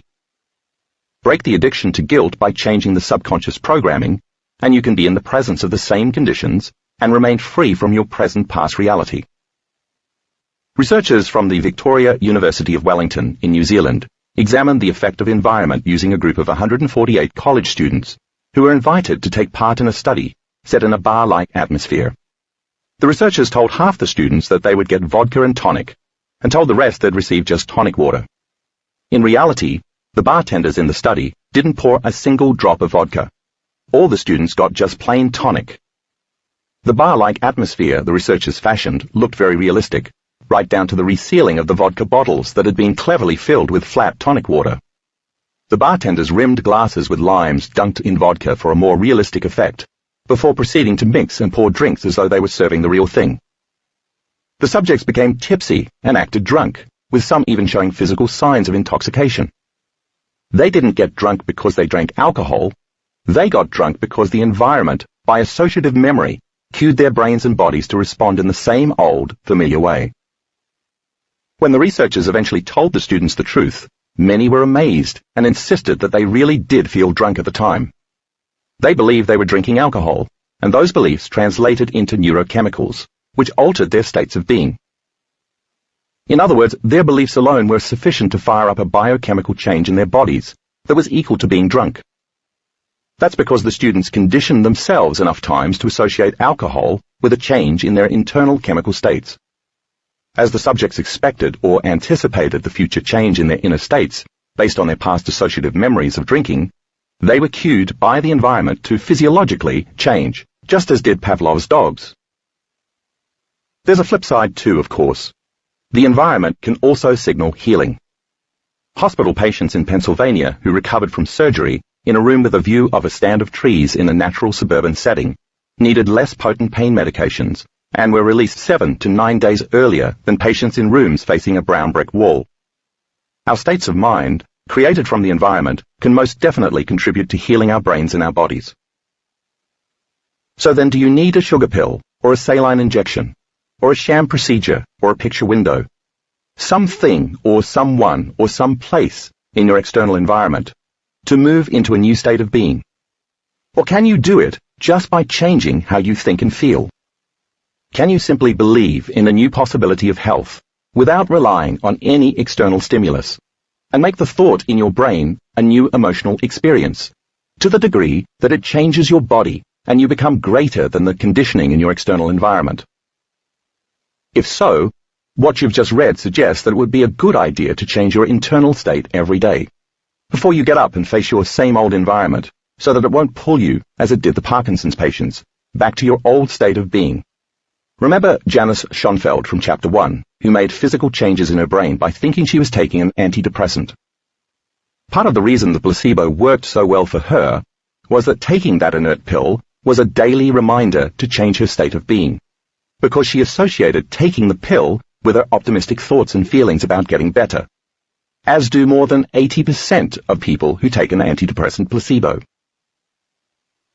If you could access a new state of being through meditation, by combining a clear intention with getting in touch with that heightened state of emotion that was mentioned earlier, and you got up jazzed and on fire about what you were creating every day, you'd finally start coming out of your resting state. You'd then be in a new state of being, with a different attitude, belief and perception, no longer reacting to the same things in the same way, because now your environment would no longer control how you think and feel. You'd then be making new choices and demonstrating new behaviors, which would lead to new experiences and new emotions. And so you'd then turn into a new and different personality. A personality that doesn't have the arthritic pain, or the Parkinson's motor issues, or the infertility, or whatever other condition you want to change. I want to take a moment to point out here that not all sickness and disease starts in our minds, of course. Certainly babies are born with genetic defects and conditions that clearly couldn't have been triggered by their thoughts, feelings, attitudes and beliefs. And trauma and accidents do indeed happen. Furthermore, exposure to environmental toxins can definitely wreak havoc in the human body. My point is not that when these things come up, we've somehow asked for them, although it's true that our physical bodies can be weakened by stress hormones and made more susceptible to disease when our immune systems shut down. My point is that no matter what the source of our ills, there's a possibility that we can change our condition. So now we can see that if we want to change our beliefs and create a placebo effect to improve our health and our lives, we have to do the exact opposite of what the Cambodian women did by default. By holding a clear and firm intention and heightening our emotional energy, we have to create a new internal experience in our minds and bodies that's greater than the past external experience. In other words, when we decide to create a new belief, the amplitude or energy of that choice must be high enough that it's greater than the hardwired programs and emotional conditioning in the body. To see what happens when we do just this, take a look at figure 7.3 on the following page. Here, the energy of the choice in this new experience is greater than the energy of the trauma in the past experience, as we saw in figure 7.2, which is why the peak in this graph is higher than the peak in the first graph. And as a result, the effects of this new experience override the residue of the neural programming and emotional conditioning from the past experience. This process, if we do it right, actually repatterns our brains and changes our biology. The new experience will reorganize the old programming, and in so doing, it will remove the neurological evidence of that past experience. Think of how a bigger wave breaking farther up on the beach erases any signs of whatever shell, seaweed, sea foam, or sand pattern was there before. Strong emotional experiences create long-term memories. So this new internal experience creates new long-term memories that override our past long-term memories. Thus the choice becomes an experience that we never forget. There should be no evidence of our pasts in our brains and our bodies any longer, and the new signal then rewrites the neurological program and genetically changes the body. Now look at figure 7.3 again, and notice how the slope of the line in the graph goes all the way back down, whereas in figure 7.2, it descended but still remained higher than it was at the point where it started. That shows there's no trace left of the past experience. It no longer exists in this new state of being. In addition to reorganizing your neurocircuitry, this new signal also begins to rewrite the body's conditioning by breaking the emotional attachment to the past. When that happens, in that second, the body is living fully in the present. It is no longer a prisoner of the past. That heightened energy is felt within the body and translated as a new emotion, which is just another way of saying energy in motion, or emotion. Whether that emotion is feeling invincible, courageous, empowered, compassionate, inspired, or whatever. And it's energy that's changing our biology, our neurocircuitry, and our genetic expression, not chemistry. A similar process happens with the firewalkers, the glass chewers, and the snake handlers. They get clear that they're going to move into a different state of mind and body. And when they hold that firm intention to make that shift, the energy of that decision creates internal changes in their brains and bodies that make them immune to the external conditions in the environment for an extended period of time. Their energy now is protecting them in a way that, in that moment, transcends their biology. As it happens, our neurochemistry isn't the only thing that responds to heightened states of energy. The receptor sites on the outside of the body's cells happen to be 100 times more sensitive to energy and frequency than they are to the physical chemical signals, like neuropeptides, that we know gain access to our cell's DNA. Research consistently reveals that invisible forces of the electromagnetic spectrum influence every single aspect of cellular biology and genetic regulation. Cell receptors are frequency-specific to incoming energy signals. The energies of the electromagnetic spectrum include microwaves, radio waves, X-rays, extremely low-frequency waves, sound harmonic frequencies, ultraviolet rays, and even infrared waves. Specific frequencies of electromagnetic energy can influence the behavior of DNA, RNA, and protein synthesis, alter protein shape and function, control gene regulation and expression, stimulate nerve cell growth, and influence cell division and cell differentiation, as well as instruct specific cells to organize into tissues and organs. All of these cellular activities influenced by energy are part of the expression of life. And if that's true, then it has to be true for some reason. Remember the 98.5% of our DNA that scientists call junk DNA because it doesn't seem to serve much of a useful purpose. Surely Mother Nature wouldn't place all of this encoded information in our cells, waiting to be read, without giving us the ability to create some type of signal to unlock it. After all, nature doesn't waste anything. Could it be that your own energy and consciousness is what creates the right kind of signal outside of the cells to enable you to tap into that vast parts list of potentials? And if that was true, if you changed your energy the way you read about earlier in this chapter, could that help you access your true ability to authentically heal your body? When you change your energy, you change your state of being. And the rewiring in the brain and the new chemical emotions in the body trigger epigenetic changes. And the result is that you become quite literally a new person. The person you were before is history. A part of that person simply vanished along with the neurocircuitry, chemical emotional addictions, and genetic expression that supported your old state of being. Chapter 8. The Quantum Mind. Reality can be a bit of a moving target, literally. We're used to thinking of reality as something fixed and certain, but as you'll soon see in this chapter, the way we've always been taught to see it isn't the way it really is. And if you're going to learn how to be your own placebo by using your mind to affect matter, it's vital that you understand the true nature of reality, how mind and matter are related, and how reality can shift. Because if you don't know how and why those shifts occur, you won't be able to direct any outcomes according to your intentions. Before we dive into the quantum universe, let's take a look at where our ideas about reality came from, and where they've brought us so far. Thanks to René Descartes and Sir Isaac Newton, for centuries the study of the universe was divided into two categories, matter and mind. The study of matter, the material world, was declared the realm of science, because for the most part, the laws of the universe that govern the object's outer world could be calculated and therefore predicted. But the inner realm of the mind was considered too unpredictable and complicated. So it was therefore left to the auspices of religion.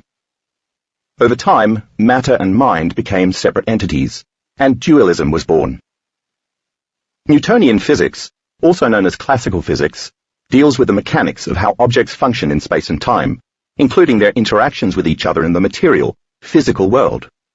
Because of Newton's laws, we can measure and predict what path planets take around the sun, how quickly an apple accelerates when it falls from a tree, and how long it takes to go from Seattle to New York by plane. Newtonian physics is about the predictable.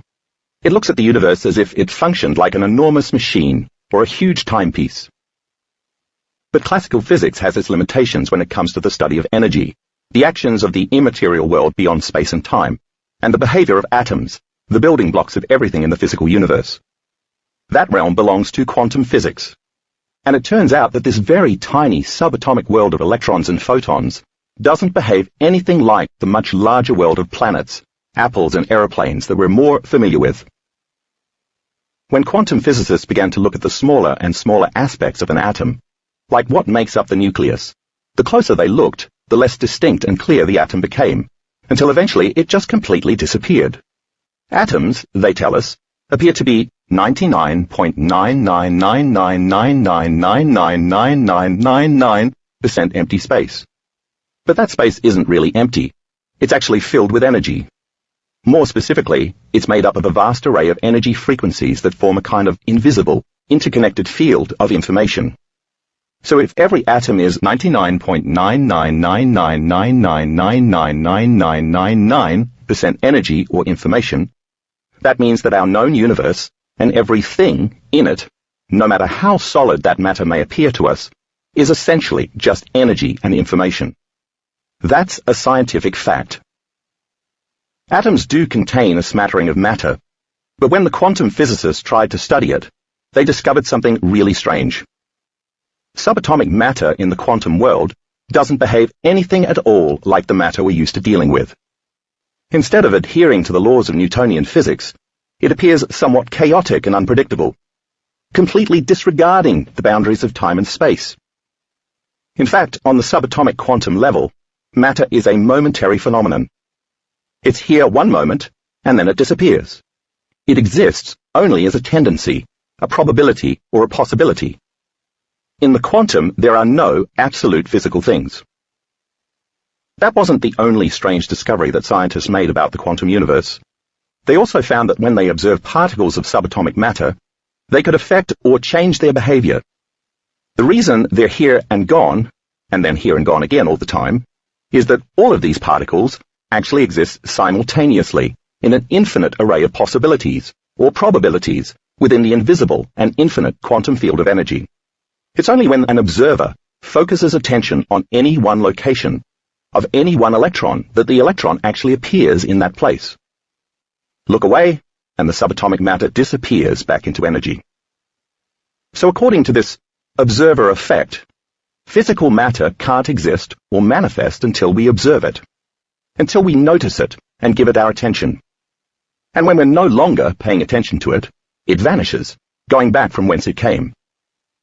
So matter is constantly transforming, oscillating between manifesting into matter and disappearing into energy, about 7.8 times per second as a matter of fact. And so because the human mind, as the observer, is then intimately connected to the behavior and appearance of matter, you could say that mind over matter is a quantum reality. Another way to look at it is this. In the tiny world of the quantum, the subjective mind has an effect on objective reality. Your mind can become matter. That is, you can make your mind matter. Since subatomic matter makes up everything we can see and touch and experience in our macro world, then in a sense we, along with everything in our world, are also doing this disappearing and reappearing act all the time. And so if subatomic particles exist in an infinite number of possible places simultaneously, then in some way, so do we. And just as these particles go from existing everywhere simultaneously, wave or energy, to existing precisely where the observer looks for them at that moment, the observer is paying attention, particle or matter. We're also potentially capable of collapsing an infinite number of potential realities into physical existence. In other words, if you can imagine a particular future event that you want to experience in your life, that reality already exists as a possibility somewhere in the quantum field, beyond this space and time, just waiting for you to observe it. If your mind, through your thoughts and feelings, can affect when and where an electron appears out of nowhere, then theoretically, you should be able to influence the appearance of any number of possibilities that you can imagine. From a quantum perspective, if you observed yourself in a particular new future that was different from your past, expected that reality to occur, and then emotionally embrace the outcome, you'd be, for a moment, living in that future reality, and you'd be conditioning your body to believe it was in that future in the present moment. So the quantum model, which states that all possibilities exist in this moment, gives us permission to choose a new future and observe it into reality. And because the entire universe is made of atoms, with more than 99% of an atom being energy or possibility, that means that there's a lot of potential out there that you and I might be missing. However, this also means that you create by default as well. If you, as the quantum observer, look at your life from the same level of mind every day, then according to the quantum model of reality, you're causing infinite possibilities to collapse into the same patterns of information day in and day out. Those patterns, which you call your life, never change, so they never allow you to affect change. So the mental rehearsal I talked about earlier is certainly not idle daydreaming or wishful thinking. It is, in a very real sense, the way you can intentionally manifest your desired reality, including a life without pain or disease. By focusing more on what you do want, and less on what you don't want, you can call into existence whatever you desire, and simultaneously fade away what you don't want by no longer giving it your attention. Where you place your attention is where you place your energy. Once you fix your attention on your awareness or your mind on possibility, you place your energy there as well. As a result, you're affecting matter with your attention or observation. The placebo effect is not fantasy then, it's quantum reality. All atoms in the elemental world emit various electromagnetic energies. For example, an atom can give off invisible fields of energy at different frequencies that include X-rays, gamma rays, ultraviolet rays, and infrared rays, as well as visible light rays. And just as invisible radio waves carry a frequency with specific information encoded into it, whether it's 98.6 or 107.5 Hz, each different frequency likewise carries specific diverse information, as shown in figure 8.1. For example, X-rays carry very different information than infrared rays do, because they are different frequencies. All of these fields are different energy patterns that are always giving off information at the atomic level. Think of atoms as vibrating fields of energy, or small vortices that are constantly spinning. To better understand how that works, let's use the analogy of a fan. Just like a circular fan creates wind, a vortex of air, when it's turned on, each atom, as it spins, radiates a field of energy in a similar fashion. And just like a fan can spin at different speeds, and so create stronger or weaker wind, atoms also vibrate at different frequencies that create stronger or weaker fields. The faster the atom vibrates, the greater the energy and frequency it emits. The slower the speed of the atom's vibration or vortex, the less energy it creates. The slower a fan's blades spin, the less wind or energy is created, and the easier it is to see the blades as material objects in physical reality.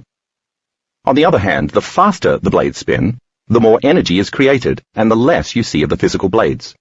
The blades appear to be immaterial. Where the fan blades can potentially appear, like the subatomic particles the quantum scientists were trying to observe that kept popping in and out of view, depends on your observation, where and how you look for them. And so it is with atoms. Let's look at this in a little more depth.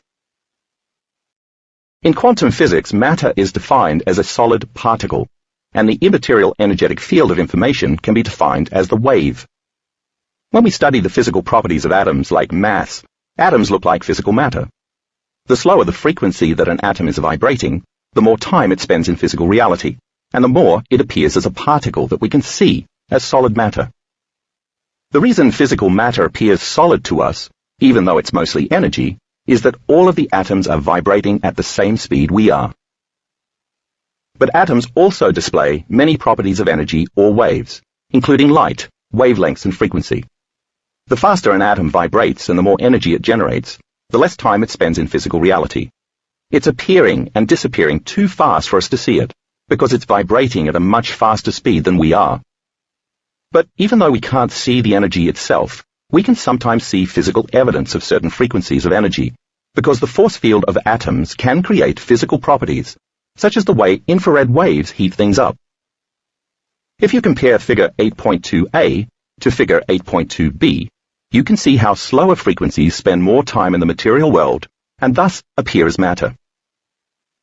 So the physical universe may look as if it's made up of only material matter, but in truth, it shares a field of information, the quantum field, that unifies matter and energy so intimately that it's impossible to consider them as separate entities.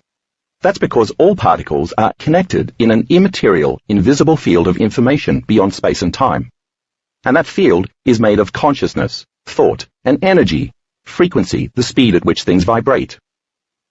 Because each atom has its own specific field of energy, or energy signature, when atoms assemble collectively to form molecules, they share their fields of information and then radiate their own unique combined energy patterns. If everything material in the universe radiates a specific unique energy signature because everything is made of atoms, then you and I radiate our own specific energy signatures as well. You and I are always broadcasting information as electromagnetic energy, based on our states of being. So when you change your energy to alter a belief or perception about yourself or your life, you're actually increasing the frequency of the atoms and molecules of your physical body, so that you're amplifying your energy field, as shown in figure 8.3. You're turning up the speed of the atomic fans that make up your body. As you embrace a heightened emotional creative state like inspiration, empowerment, gratitude, or invincibility, you're causing your atoms to spin faster, just like the fan blades, and to broadcast a stronger energy field around your body, which affects your physical matter. So the physical particles that make up your body are now responding to an elevated energy. You're becoming more energy and less matter. You're now more wave and less particle.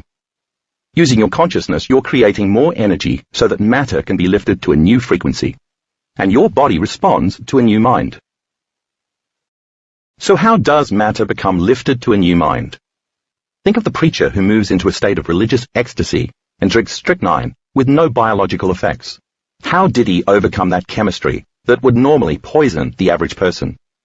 It was his level of energy that transcended the effects of matter. He made a decision with such firm intention that his choice carried an amplitude of energy that transcended the laws of the environment, the effects on the body, and linear time. In that moment, he was more energy and less matter. And as a result, it was a new energy that rewrote the circuitry in his brain, the chemistry in his body, and his genetic expression. In that present moment, he wasn't his identity that was connected to his familiar environment, nor was he his physical body, nor was he living in linear time. His elevated consciousness and energy were the epiphenomenon of matter. In other words, it's both information and frequency that give rise to the blueprints of matter. And when we're demonstrating an elevated level of awareness and energy, it's these elements that influence matter, because matter is created from a lowering of frequency and information. It's entirely possible that the preacher's cell receptor sites weren't selectively open for the strychnine. The cell's doors were closed to poison, and so were suspended from its effects. By being moved by the spirit, that is, moved by energy, he instantly upregulated the cells in his body for immunity, and downregulated the cells in his body for poison. The same thing is at work with the firewalkers. Once they change their state of being, their cell receptors are no longer open to the effects of heat. This is also what allowed the teenage girls to lift the 3,000-pound tractor to free their father, as you read about in Chapter 1. When they saw their father trapped and almost certain to die, their heightened state of energy turned off the cell receptors that normally would tell their bodies that the tractor was too heavy to lift, and turned on the muscle cell receptors to bear a greater load, so that when they tried, their muscles responded, and they were able to free their dad. It wasn't matter, body, that was moving matter, tractor. It was energy that was influencing matter. You'd have to agree with me that your body is made up of a vast array of atoms and molecules, and that these atoms and molecules form chemicals. Those chemicals organize into cells, which form tissues, that further organize into organs, which create various systems within your body. For example, a muscle cell is made of different chemicals, proteins, ions, cytokines, growth factors, which are made up of the different interactions of molecules, which are made up of various atomic bonds. Those atoms share an invisible field of information to form molecules. The chemicals that make up a cell also share a field of information. It's that invisible field of information that orchestrates the hundreds of thousands of functions of the cell at any given second. Scientists are beginning to realize that a field of information exists that's responsible for myriad cellular functions, existing beyond the boundaries of matter. It's this invisible field of consciousness that orchestrates all of the functions of the cells, tissues, organs, and systems of the body. How do certain chemicals and molecules of your cells know what to do and interact with such precision?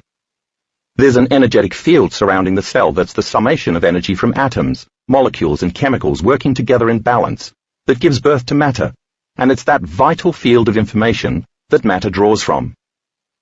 For instance, the muscle cells in the previous example can further organize and specialize into tissues called muscle tissue. Let's say that the particular type of muscle tissue in this example is called cardiac muscle. Cardiac muscle tissue forms an organ called the heart. The tissues, which are made of cells, share a field of information that allows the heart to function in a coherent manner. The heart is part of the cardiovascular system of the entire body.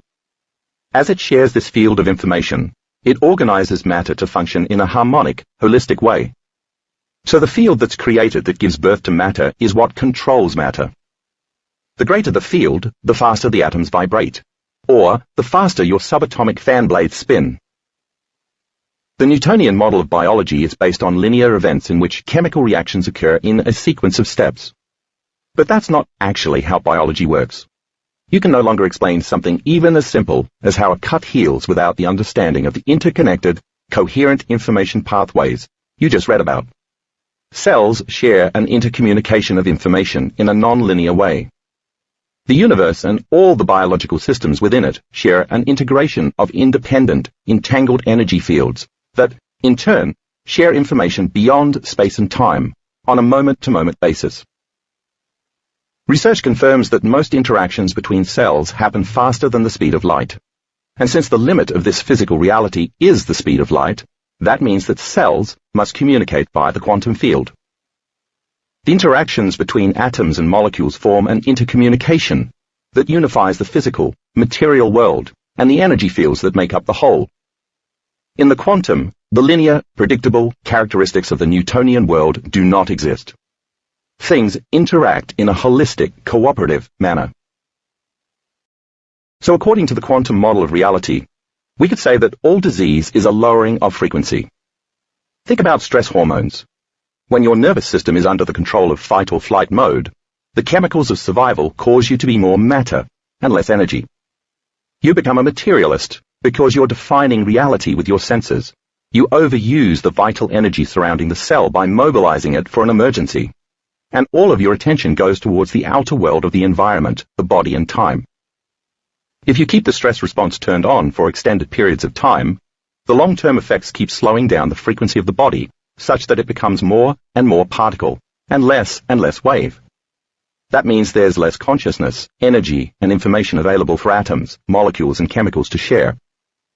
As a result, you become matter trying futilely to change matter. You are body trying without success to change a body. All of the individual subatomic fans making up your body start spinning not only slower, but also out of rhythm with one another. This creates incoherence among the body's atoms and molecules, which causes a weakened signal of communication, such that the body begins to break down.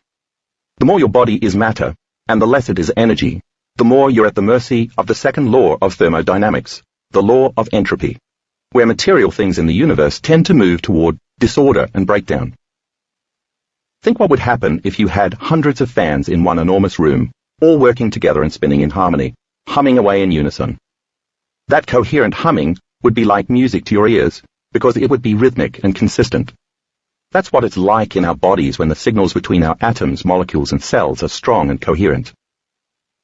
Now imagine how different it would be if there weren't enough electricity, energy, getting to each of the fans, resulting in their spinning at different speeds or frequencies. The room would then be filled with a cacophony of incoherent clanking, wobbling, stopping and starting. That's what it's like when the signals between our body's atoms, molecules and cells are weaker and incoherent. When you change your energy because you made a decision with firm intention, you increase the frequency of your atomic structure and create a more intentional, coherent electromagnetic signature, as depicted in Figure 8.4. You're now affecting the physical matter of your body. By increasing your energy, you increase the electricity flowing to your atomic fans. The elevated frequency begins to entrain or to organize the cells of your body to become less particle, matter, and more wave, energy. Or to put it another way, all of your matter has more energy or more information. Think of coherence as rhythm or orderliness, and incoherence as the lack of rhythm, lack of orderliness, and lack of synchrony.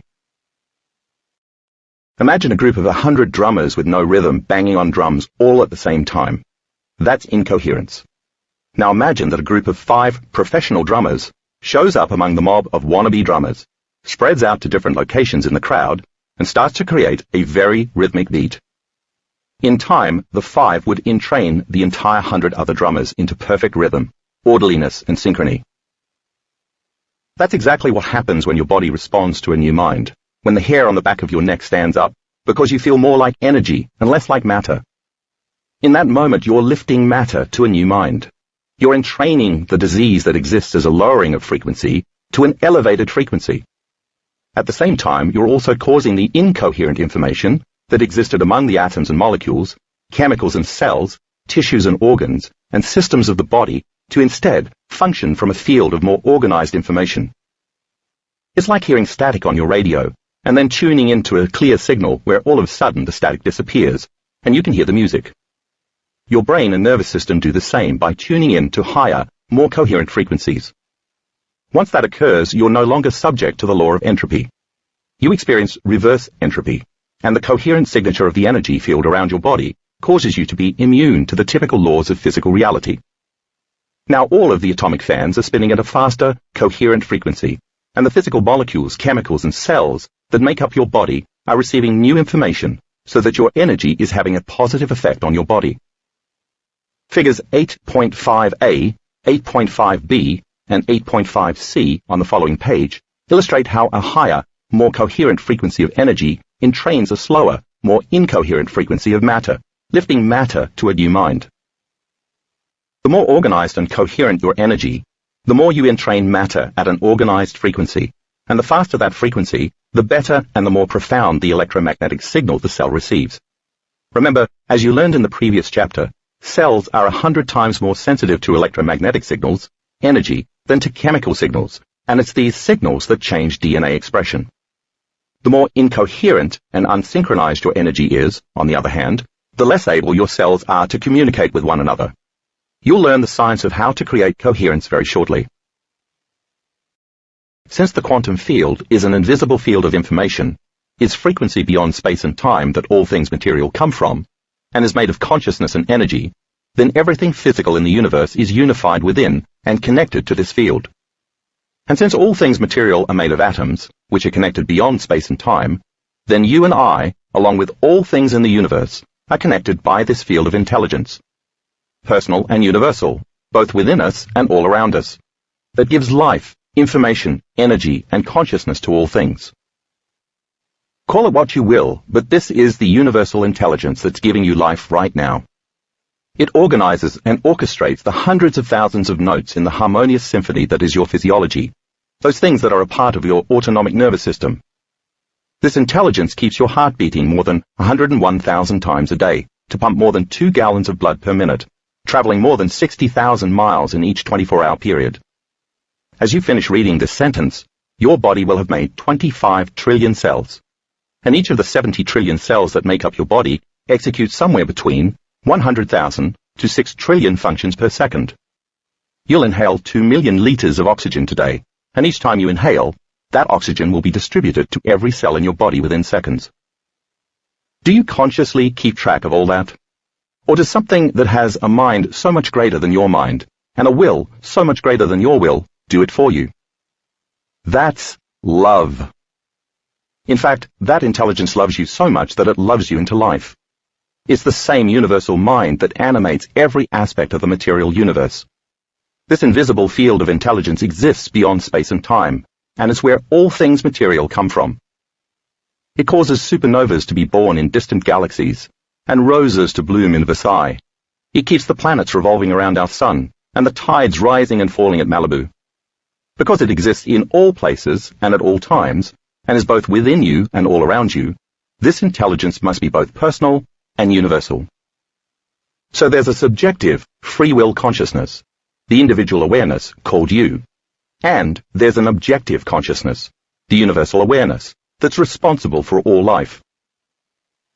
If you were to close your eyes and take your attention off your body, and all of the people, things, and events arising at different times and places in your external environment, letting go of time for a moment, you, as the quantum observer, would be removing your energy from your familiar life and investing your awareness into the unknown field of possibilities.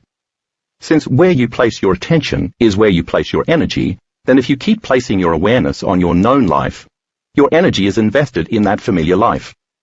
But if you were to invest your energy in the unknown field of possibilities beyond space and time, and you instead became a consciousness, a thought in quantum potential, you'd be drawing a new experience to yourself.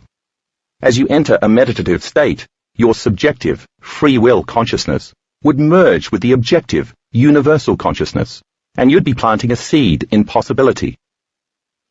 The self-organizing, autonomic nervous system is your connection to that innate intelligence I mentioned that performs all of those automatic functions for you. It's certainly not your thinking neocortex that's responsible for the functions mentioned previously. Instead, it's the lower brain centers below the neocortex that subconsciously run the show. This loving intelligence is what you merge with in meditation when you lay down the ego and go from selfish to selfless, when you become pure consciousness, no longer a body in the environment or in linear time, but instead, no body, no one, no thing, in no place and no time. That's when you become simply an awareness in an infinite field of possibility. You're in the unknown, and from the unknown, all things are created. You're in the quantum field, and you and I already have all the biological machinery we need to accomplish this feat of becoming pure consciousness. Chapter 9. 3 Stories of Personal Transformation. In this chapter, you'll meet a few folks who put the energy of their consciousness into the immaterial world beyond the senses, and repeatedly embraced a possibility until it materialized into their lives. Laurie's story. At age 19, Laurie was diagnosed with a rare degenerative bone disease called polyostotic fibrous dysplasia. In this debilitating condition, the body replaces normal bone with a cheaper, fibrous tissue, and the skeleton's supportive protein scaffolding becomes uncharacteristically thin and irregular. The atypical growth process associated with the syndrome causes bones to swell, weaken, and then fracture. Fibrous dysplasia can occur in any part of the skeleton, and in Laurie's body, it manifested in her right femur, right hip socket, right tibia, and some of the bones of her right foot. Her doctors told her the disease had no cure. Fibrous dysplasia is a genetic condition that usually doesn't manifest until adolescence. In Laurie's case, she spent a whole year limping painfully around her college campus, with what turned out to be a femoral fracture, before any sign of the disease surfaced. She was shocked to hear she'd broken a bone, because she hadn't suffered any trauma. Other than one foot being anatomically larger than the other, Laurie hadn't seen any evidence that anything was wrong with her until that point. She'd lived a relatively active youth filled with activities like running, dancing, and playing tennis. At the time she began limping, she'd even begun training as a competitive bodybuilder.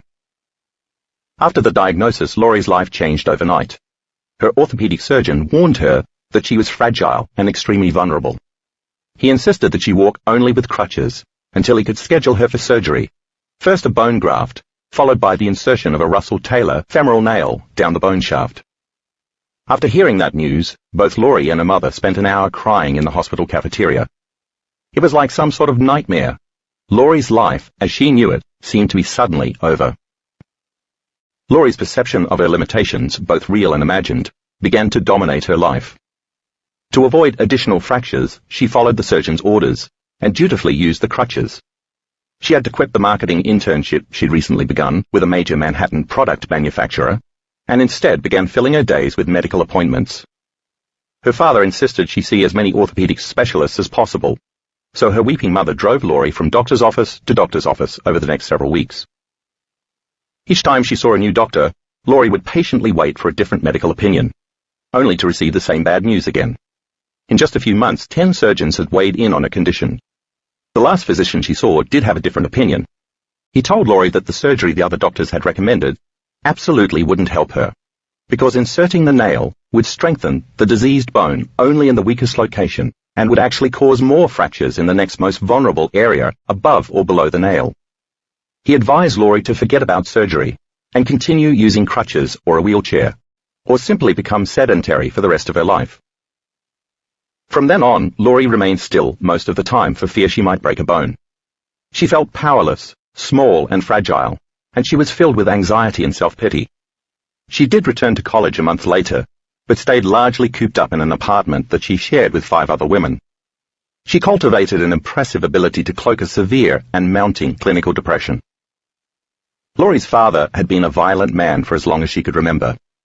Even once his children were grown, each member of the family had to be prepared for the wrath of this man's quick-moving fists at the most unexpected of moments. Everyone was constantly in a state of vigilance, wondering when his temper would flare next. Although Laurie certainly didn't know it at the time, her father's behavior was intrinsically connected to her condition. Newborns spend the vast majority of their days in the delta brainwave state. During the first 12 years, children gradually progress to a theta state, and then to an alpha state, before they get to the beta state they'll spend most of their adulthood in. As you read earlier, theta and alpha are highly suggestible brainwave states. Young children don't yet have an analytical mind to edit or make sense of what happens to them, so all of the information they absorb from their experiences is encoded directly into their subconscious minds. Because of their increased suggestibility, the moment they feel emotionally altered from some experience, they pay attention to whoever or whatever caused it, and so are conditioned to form associative memories, connecting that cause to the emotion of the experience itself. If it's a parent, then over time, children will attach to that caregiver and think that the emotions they feel from the experience are normal, because they don't yet have the ability to analyze the situation. This is how early childhood experiences become subconscious states of being. Although Laurie didn't know this when her condition was diagnosed, the emotionally charged events she experienced growing up with her father had been branded into her implicit memory system beyond her conscious mind, programming her biology. Her reaction to her father's anger, feeling weak, powerless, vulnerable, stressed, and fearful every single day, then became part of her autonomic nervous system, so that her body chemically memorized these emotions, and the environment signaled the genes associated with her disorder to turn on. Because that response was autonomic, she wouldn't be able to change it as long as she stayed trapped in her emotional body. She could only analyze her state of being equal to the emotions of her past, even though the answers she needed existed beyond those emotions. Once Laurie received the fibrous dysplasia diagnosis, her mother immediately proclaimed to the entire family that Laurie had been officially pronounced fragile by modern medicine. So she was safe from her father's physical violence. Although he continued to emotionally and verbally abuse Laurie right up until his death 15 years later, her disease, ironically, protected her from further physical abuse. This perverse sense of safety that Laurie created became a vehicle of survival for her. As a result, she began to benefit from special treatment, which she almost always needed. Whether getting a seat on the bus or subway when there was standing room only, getting her friends to wait in line for events while she sat on a nearby bench, or getting a seat quickly in a crowded restaurant, Laurie found that her disease began to work for her. She started relying heavily on her ailment to get what she wanted. She was now able to manage better in a world that she'd never before viewed as safe. The emotional benefit of manipulating her reality to get what she wanted in this way became very convenient, and Laurie received far more than she really needed to take stress off her body to prevent injury. Before long, her disease became her identity. Laurie next developed a late adolescent rebellion against the life that she thought had been thrust upon her by her doctors, her parents, and fate. By the next semester, after her diagnosis, she went into a solid state of denial about her disease. She decided to become the first gimpy bodybuilder, returning to the sport with complete devotion. Blindly obsessive while white-knuckling it and forcing a positive attitude, solely with her conscious mind, Laurie found creative ways to bear weight that wouldn't twist her limbs. She thought that by trying to push through the pain, she'd become healthier, although in truth her efforts backfired, because she felt awful most of the time, and her pain worsened. As sometimes happens with polyostotic fibrous dysplasia patients, Laurie also developed scoliosis and suffered from severe back pain daily. By the time she was in her 20s, she began to develop arthritis in her spine and elsewhere. After she graduated from college, despite shuttling herself between a new house and a new job, Laurie became very sedentary and felt even more removed from life. Her fear, anxiety, and depression remained. She envied most of her peers and lost friendships and romantic interests because she lived more like her elderly parents than like a young adult. By her late 20s, Laurie used a cane all the time to get around. Even when she wasn't nursing one of the 12 serious fractures she'd eventually endure. As if those issues weren't enough, she also experienced dangerous microfractures. Her bones were so weak that bigger stress fractures would appear beneath the microscopic fissures and connect to other areas of weakened bone to form even bigger fractures that could be seen on an X-ray.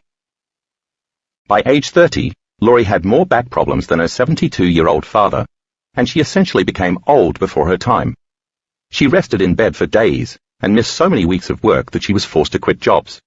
She put graduate school on hold because the school that accepted her didn't have a working elevator. She had to forego parties, museum outings, shopping, traveling, concerts, and other activities that would have involved a lot of standing or walking. She was caught in the thinking and feeling loop I talked about earlier, thinking that she was limited and fragile on the inside, while her body manifested limitedness and fragility on the outside. The more she felt vulnerable and weak, the more vulnerable and weak she became, while continuing to experience fractures that reinforced her belief that she was frail, and further reaffirming her identity and validating her state of being. She adjusted her diet and took various vitamins and supplements, in addition to bone-strengthening drugs, but nothing seemed to stop the fractures. She could fracture a bone just from walking up a flight of stairs, or even stepping off a curb. It was like waiting for the next nightmare in a series. Ironically, when Laurie wasn't using crutches or limping, she looked perfectly healthy. Most people assumed that her cane was some sort of eccentric accessory, and many didn't believe Laurie really had a debilitating condition, which made it difficult and frustrating at times to receive the special treatment she often needed. Trying to convince people that she really had a disease further solidified her identity as a sick person, set her intention to prove she was handicapped, and anchored her belief about her disabled status. While the rest of the world seemed to work very hard to hide their weaknesses and vulnerabilities, Laurie found that she was constantly announcing hers. She spent a lot of energy trying to control as much as possible in her environment. She paid careful attention to everything she ate and drank, measuring everything she consumed. Every walk around her neighborhood was calculated. She even weighed how much she could carry home from the supermarket, 10 pounds, which was also the limit of the weight she could gain before her bones would worsen. It was exhausting, but it was all Laurie knew to do. Her range of options got narrower and narrower as she kept limiting the scope of things that she could do physically, in an attempt to keep from fracturing.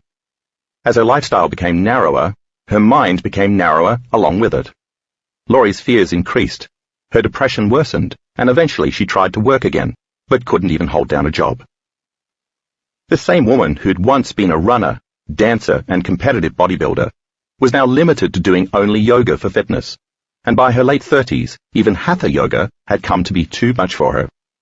For years, her exercise was limited to sitting in a chair and doing vigorous breathing, although in her early 40s, her doctor finally allowed her to take up lap swimming. She did make some attempts at healing through therapists, holistic doctors, energy healers, sound healers, and homeopaths, always seeking solutions outside of herself. A few times she'd feel better after an energy healing and go straight to the orthopedist and demand new x-rays, only to be deflated when the results came back unchanged. She thought maybe this is as good as it's ever going to get. She awoke overwhelmed each morning, overcome with a feeling of dread, convinced she couldn't handle whatever the world had in store for her.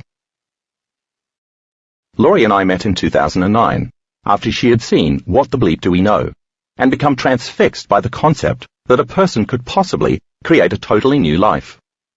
I happened to meet her while eating dinner before a workshop. I was teaching at a retreat center near New York. We talked about the courses I gave on personal change, and she immediately registered for my next class that August. When Laurie came to her first event, she heard that it was absolutely possible to change your brain, your thoughts, your body, your emotional state, and your genetic expression. During the workshop, I talked about physical change, but Laurie's beliefs about her disease and her body were tenacious, and her emotions were stuck quite firmly in her past. She had absolutely no intention of healing her body, mostly because she didn't really believe it was even possible. She came because she just wanted to feel better on the inside. Laurie immediately applied the principles I taught as best she could, even though she couldn't seem to feel different by choice. The very first thing she did, almost immediately after that first weekend course, was to stop sharing her diagnosis with others. Even though she couldn't control her emotions, she figured that she still had control over what she said out loud. So unless she needed to ask for a chair at a party or explain to a date why she couldn't take a walk with him, she stopped acknowledging her condition altogether. Laurie chose to focus on where she was headed in her future, toward a happy inner self, a deep connection to some unknown divine source, a wonderful job that she excelled at, a life partner, and close and healthy relationships with friends and relatives. Laurie next concentrated on changing a few simple behaviors.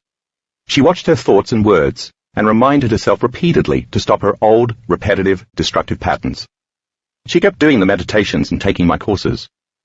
In order to assign meaning to what she was doing, she reread her class notes religiously and kept in touch with as many fellow students as she could.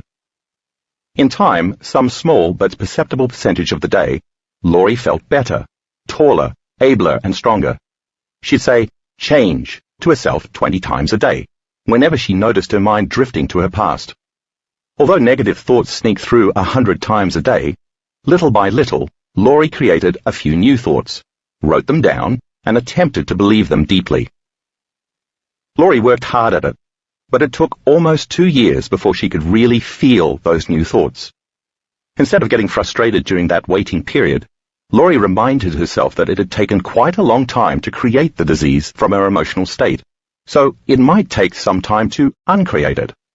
She also reminded herself that she'd have to go through a biological, neurological, chemical, and genetic death of the old self before the new self emerged.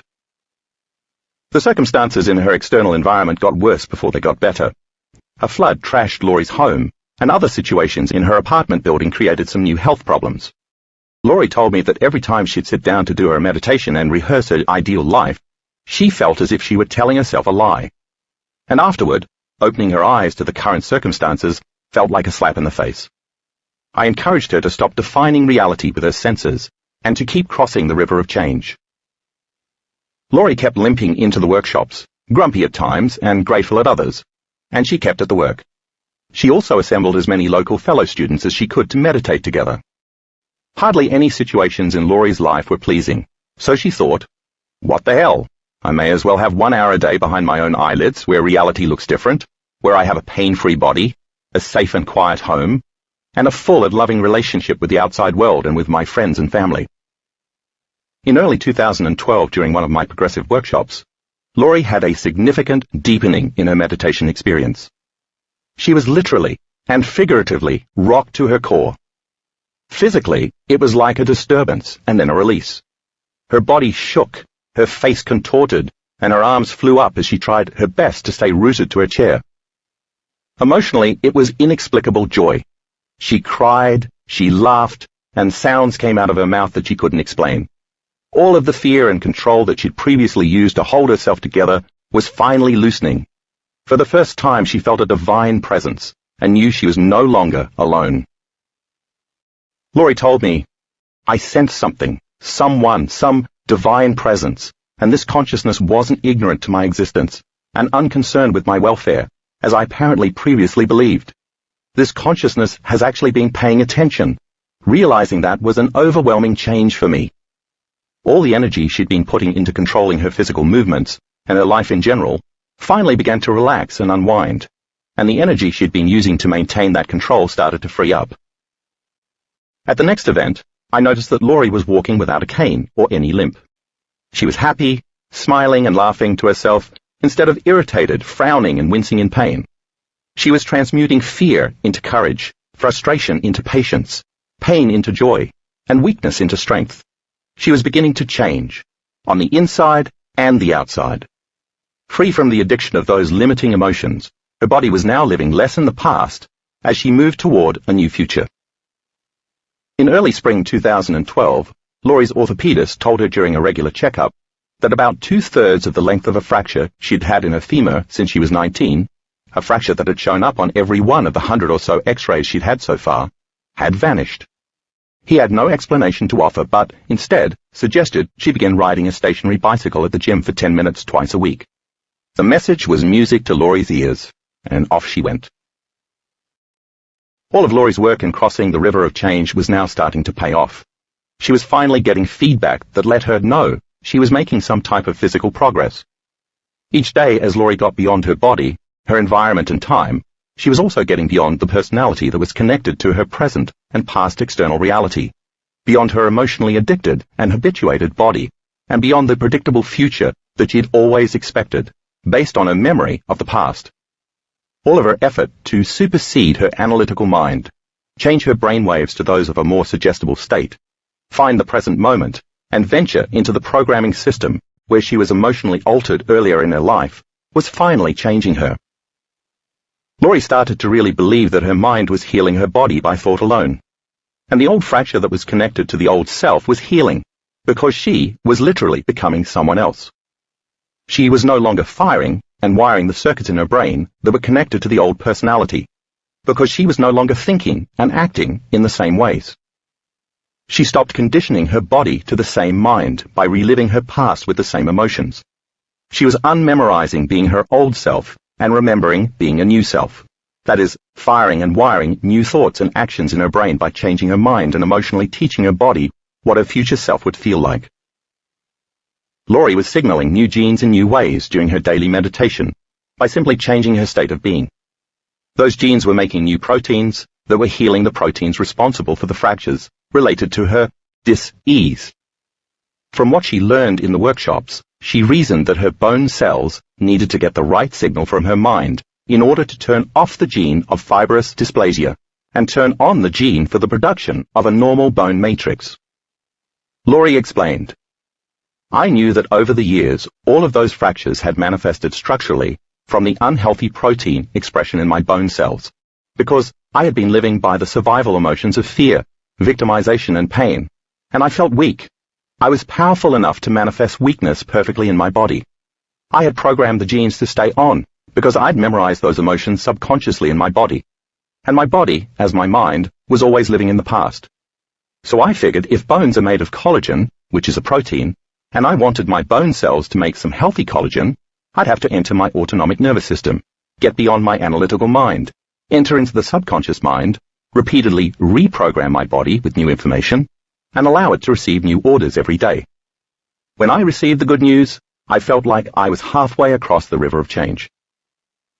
Laurie kept her meditations going and continued to take my workshops. She continued to have times of physical pain, but the frequency, intensity, and duration decreased considerably. She changed as many things as she possibly could. She changed gyms just for a different environment, She put her deodorant on the right side first instead of the left. She folded her arms left over right instead of the more natural right over left whenever she could remember to do so. She sat in a different chair in her apartment. She slept on the other side of the bed, even though it meant walking all the way round to the far side of the room to get in and out of bed. She reported, "Ridiculous as that may sound, I was just intent on giving my body as many new and different signals as possible, and since moving to a big house in the Hamptons wasn't realistic, these tiny things would have to do." Laurie even put notes everywhere in her environment to remind herself to stay conscious and to elicit thoughts and feelings about her future. She wrote, "I am grateful," "elevate," and "love" on painter's tape and stuck the notes on the back of several doors. She stuck a sticky note on her dashboard that read, "Your thoughts are incredibly powerful. Choose yours wisely." Encouraging notes and affirmations weren't new to her, but she'd never had the capacity to believe them before because she hadn't known how to change her beliefs. In late January 2013, when she saw her orthopedist again, he told her for the first time in 28 years that she had no evidence of fractures. None. Her bones were whole and undamaged. She wrote to me, "I cannot convey in words the joy this brought me. I now felt empowered and lifted. I know I am more than halfway across the river of change." Her bone cells were now programmed to make new, healthy proteins. Her autonomic nervous system was restoring balance within her body physically, chemically, and emotionally. It was doing the healing for her through a greater intelligence, and she knew she could trust and surrender more to it now. Her body was continuing to respond to a new mind. The month after her appointment with the orthopedist, Laurie flew to Arizona for one of my advanced workshops. An hour after she arrived, she received a phone call from the doctor's assistant, who told her that the results from her blood and urine tests were back, and they indicated that her disease was actually still quite active. Her doctor recommended that she resume intravenous biophosphonate therapy for the first time in many years. Laurie was heartbroken. The X-rays had left her with the impression that she was whole again, but the lab tests indicated otherwise. Within seconds, she had lost perspective and was certain she'd failed. When she told me the news, I reassured her that her body was still living in the past and just needed more time to catch up with her mind. I suggested she continue to do the work for a few more months and retake the urine test then. Inspired by some of the folks in our workshops who'd changed their health, Laurie went home and did her practice in earnest, feeling more vividly and intensely in her meditations the life that she could have. She stopped imagining herself with healed bones per se, and just imagined herself as whole in general, vital, glowing, resilient, youthful, and in energetic good health. She mentally rehearsed and emotionally embraced having everything she wanted, which included a functional, walking body. She told herself that the old lady she'd been from ages 19 to 47 was just a story from the past. Over the next few months, Laurie simply began to feel happier, more joyful, freer, and healthier. She began to think with more clarity about her future. She rarely felt pain in her body and walked without any assistance. When May 2013 arrived, she was feeling some trepidation about her appointment to retake the lab test. She postponed the appointment until June.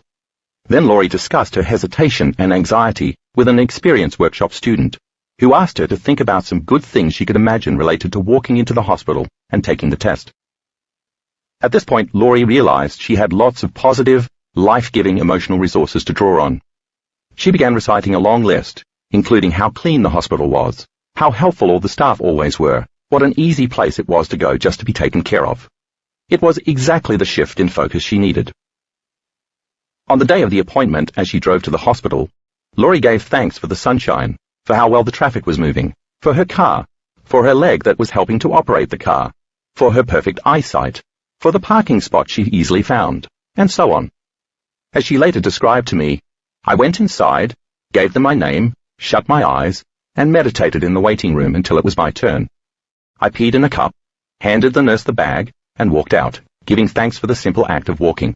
And I let go of the result, entirely. I was okay, deep down inside, with either outcome. It enabled me to forget about it entirely, because I wasn't expecting anything. I felt happy, in fact, obsessively grateful. I stopped analyzing and just trusted. She remembered my saying that the moment she began to analyze how or when her healing would happen, it would mean she was just returning back to the old self, because the new self would never think in that unsure way. Laurie continued, And so, for no reason, I was simply grateful in the present moment, ahead of the actual experience. I wasn't waiting for the results to make me happy or thankful. I was in a state of authentic gratitude and in love with life, as if it had already happened. I no longer needed something outside of me to make me happy. I was already whole and happy, because something inside of me was more whole and complete. She had almost nothing on any external, grand scale by which to measure success, satisfaction, and security. Not income, a house, a partner, a business, a child, not even any recent volunteer work she was particularly proud of. But Laurie had the love of her friends and those family members whom she could connect with. And she had a newfound love for herself.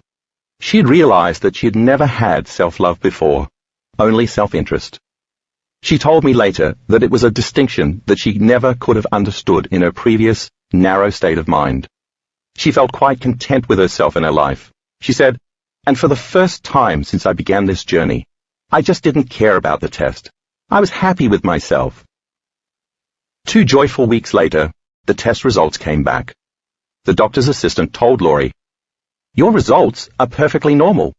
You scored a 40. Your values are down from an abnormal, elevated level of 68 just 5 months ago."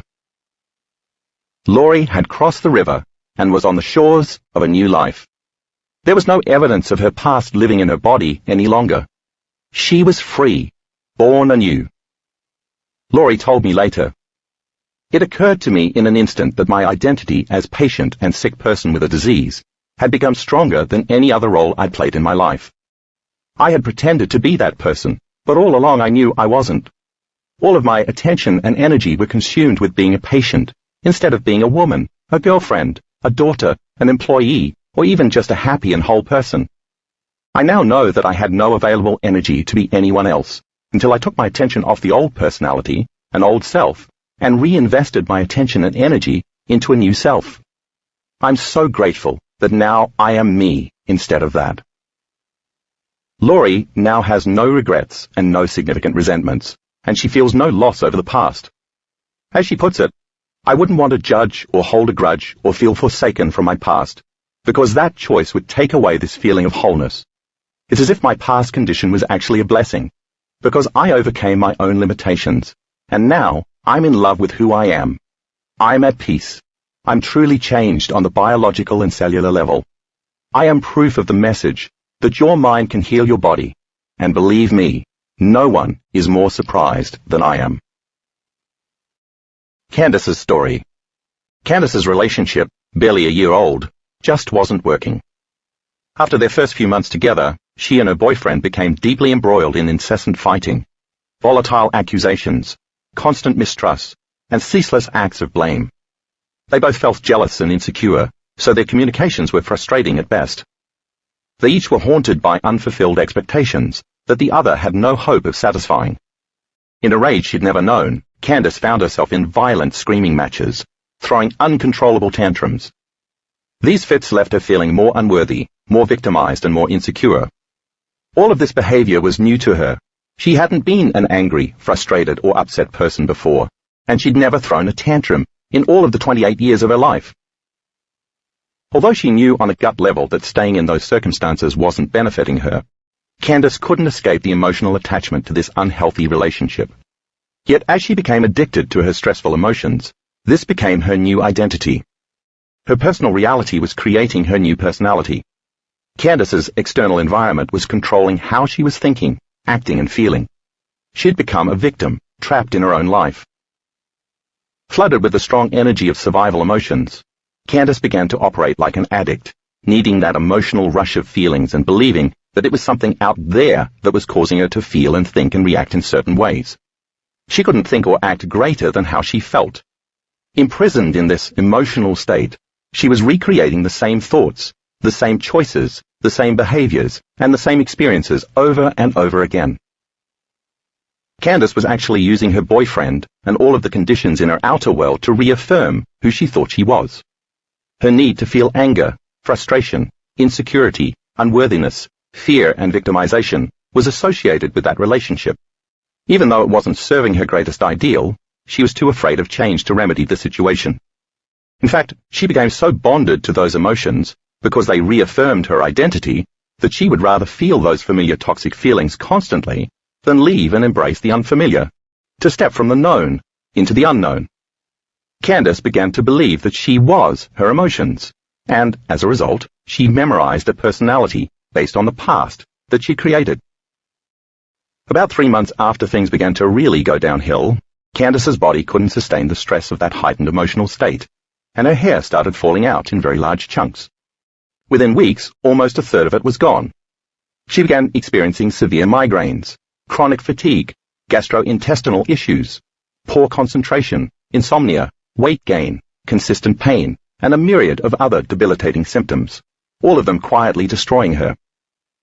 An intuitive young woman, Candace innately felt that this dis-ease was a self-inflicted product of her own emotional issues.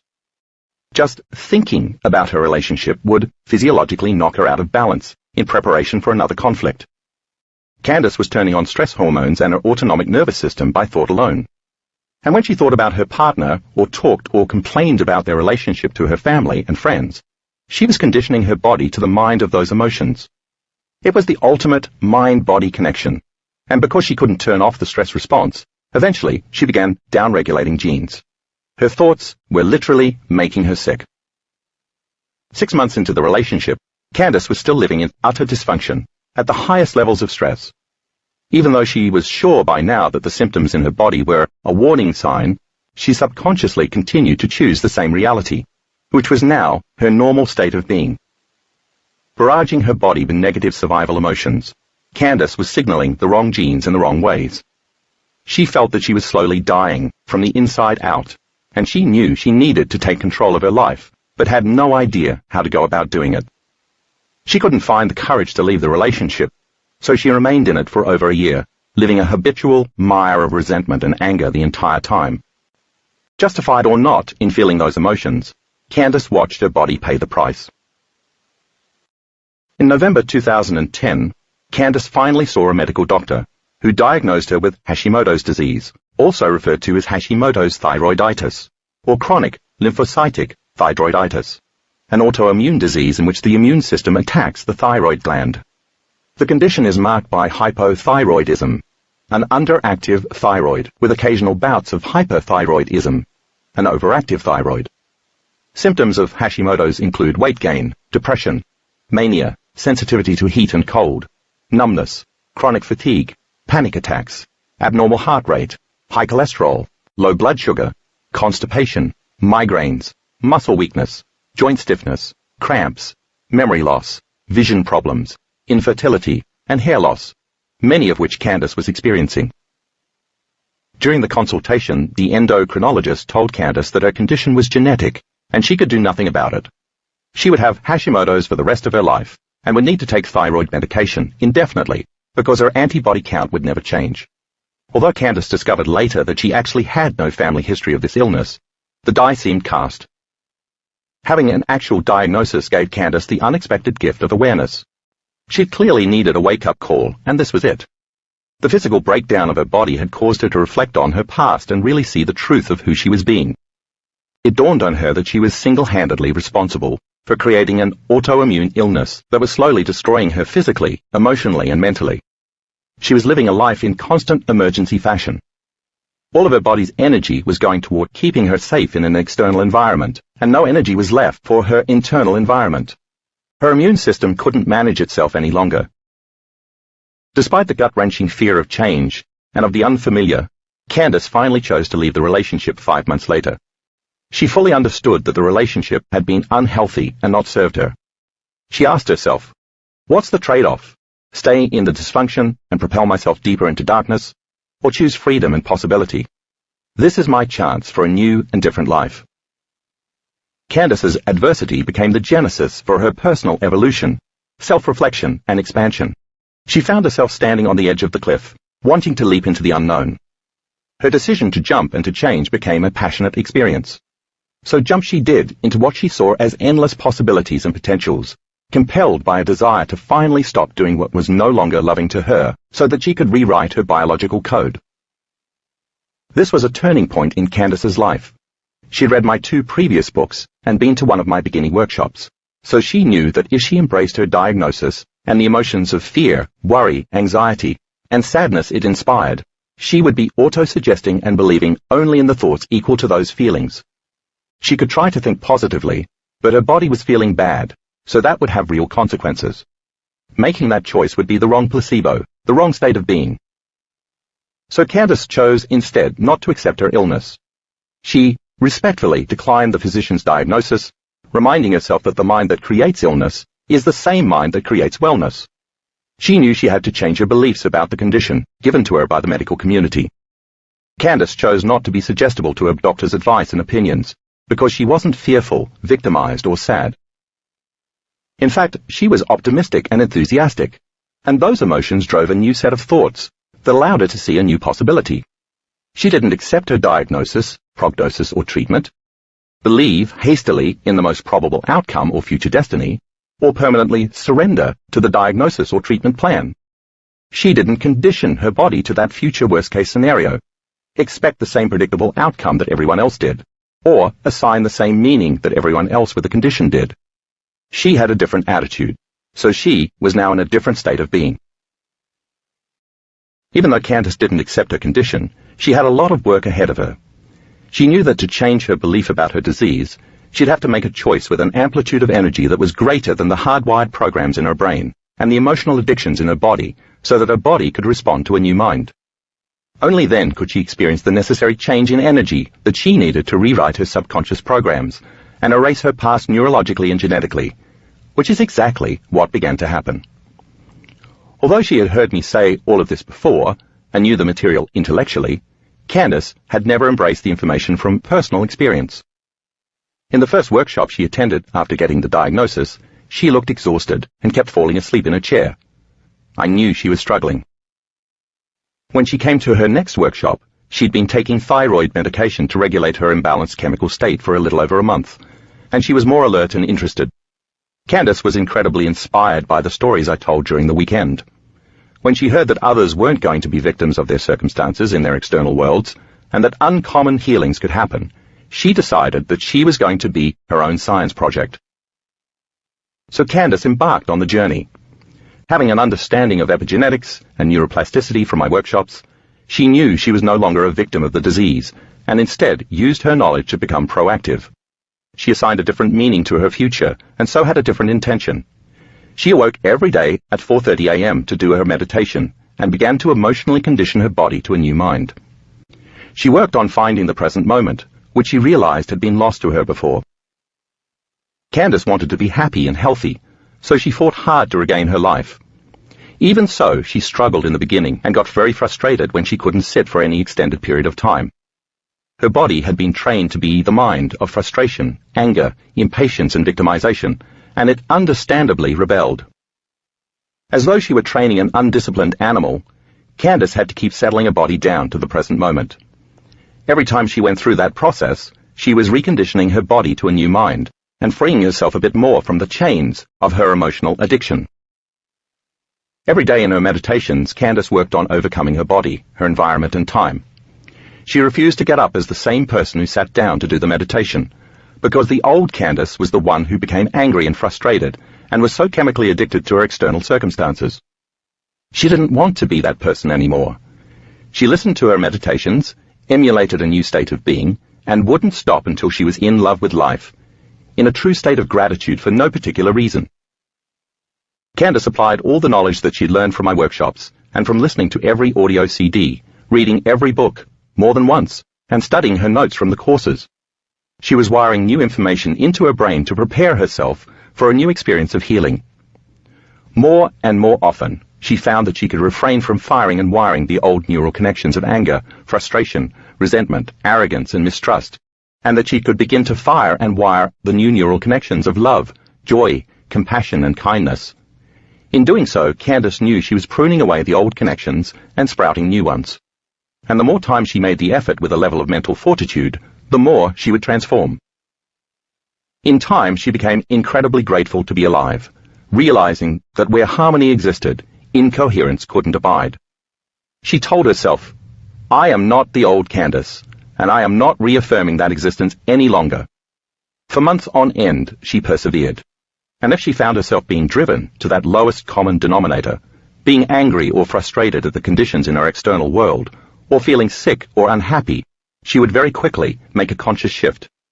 By swiftly changing her state of being, she could shorten the periods in which those emotions had a hold on her, so that she was overall less moody, less temperamental, and less like her old personality. Some days Candace felt so bad that she didn't want to get out of bed, but she got up anyway and meditated. She told herself that whenever she transmuted those lower emotions into elevated emotions, she was removing herself biologically from her past and priming her brain and body to a new future. She began to realize how worthwhile doing her inner work was, and it soon became less like effort and more like a gift. Thanks to her daily persistence, Candace noted a huge shift very quickly, and she started feeling better. She started communicating with others differently once she stopped looking at the world through a mind of fear and frustration, and instead looked through a lens of compassion, love and gratitude. Her energy increased, and she was able to think more clearly. Candace realized that she didn't react the same way to the familiar conditions in her life, because the old, fear-based emotions were no longer within her body. She was overcoming her knee-jerk reactions, because she now saw that the people and conditions that used to upset her existed only in relation to how she was feeling. She was becoming free. Part of her process of change included becoming conscious of the unconscious thoughts that typically slipped by her awareness during the day. In her meditations, she became determined that those thoughts would never go unnoticed again. Under no circumstances would she allow herself to return to the behaviors and habits connected to her old self. She erased the chalkboard biologically, neurologically, and genetically, making room to create a new self, and her body began to liberate energy. In other words, she was going from particle to wave by releasing the stored emotions as energy in her body. Her body was no longer living the past. With this newly available energy that she'd freed up, Candace began to see the landscape of a new future. She asked herself, how do I want to behave? How do I want to feel? How do I want to think? By getting up every day for months on end in a state of gratitude, she was emotionally instructing her body that her new future had already arrived, which signaled new genes in new ways, moving her body back into homeostasis. Right on the other side of Candace's anger, she found compassion. Right on the other side of her frustration, she discovered patience and gratitude. And right on the other side of her victimization was a creator waiting to create joy and wellness. It was the same intense energy on either side, but she was now able to liberate it as she moved from particle to wave, from survival to creation. When Candace returned to her doctor 7 months after her diagnosis, he was amazed by the change in his patient. Her blood tests had come back perfect. In her initial round of tests in February 2011, her thyroid-stimulating hormone, TSH, had been 3.61, which is high, and her antibody count had been 638, showing a major imbalance. But by September 2011, Candace's TSH had dropped to a normal 1.15, and her antibody count was a healthy 450, even though she was no longer taking any medication.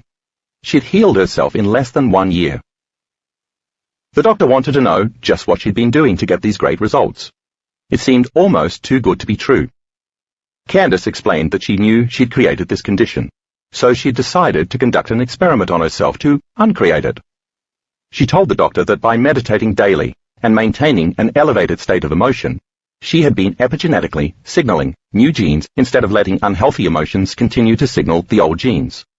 She explained that she'd worked regularly on who she wanted to become, and that she stopped responding to everything in her external environment like an animal in survival mode, fighting, fleeing, kicking, or screaming. Everything around her was basically the same. She was just responding in a way that was more loving to herself. The doctor told her, looking absolutely amazed, "I wish all my patients were like you, Candace. It's just incredible to hear your story." Candace doesn't really know how her healing happened. She doesn't need to. She just knows that she has become someone else. I had dinner with Candace a while after this happened, at a point when she had been off her medication for months and had no symptoms at all. Her health was fantastic. All her hair had grown back, and she felt great about herself. She mentioned over and over again that she was so in love with her present life. I told her, laughing, "You're in love with life, and it's loving you back. You should be in love with your life. You created it every day for months that way." Candace explained that she just trusted in an infinite field of potentials, that something else was going on beyond her that had helped her heal. All she really had to do was get beyond herself and enter into the autonomic nervous system, and then keep planting the seeds for a new life. And without knowing how it happened, it just happened. And when it did, she felt better than she'd ever felt before. Candace's life is now completely different from her life when she was diagnosed with Hashimoto's. She's a business partner in a personal development program that teaches self-development work, and she also maintains a corporate job.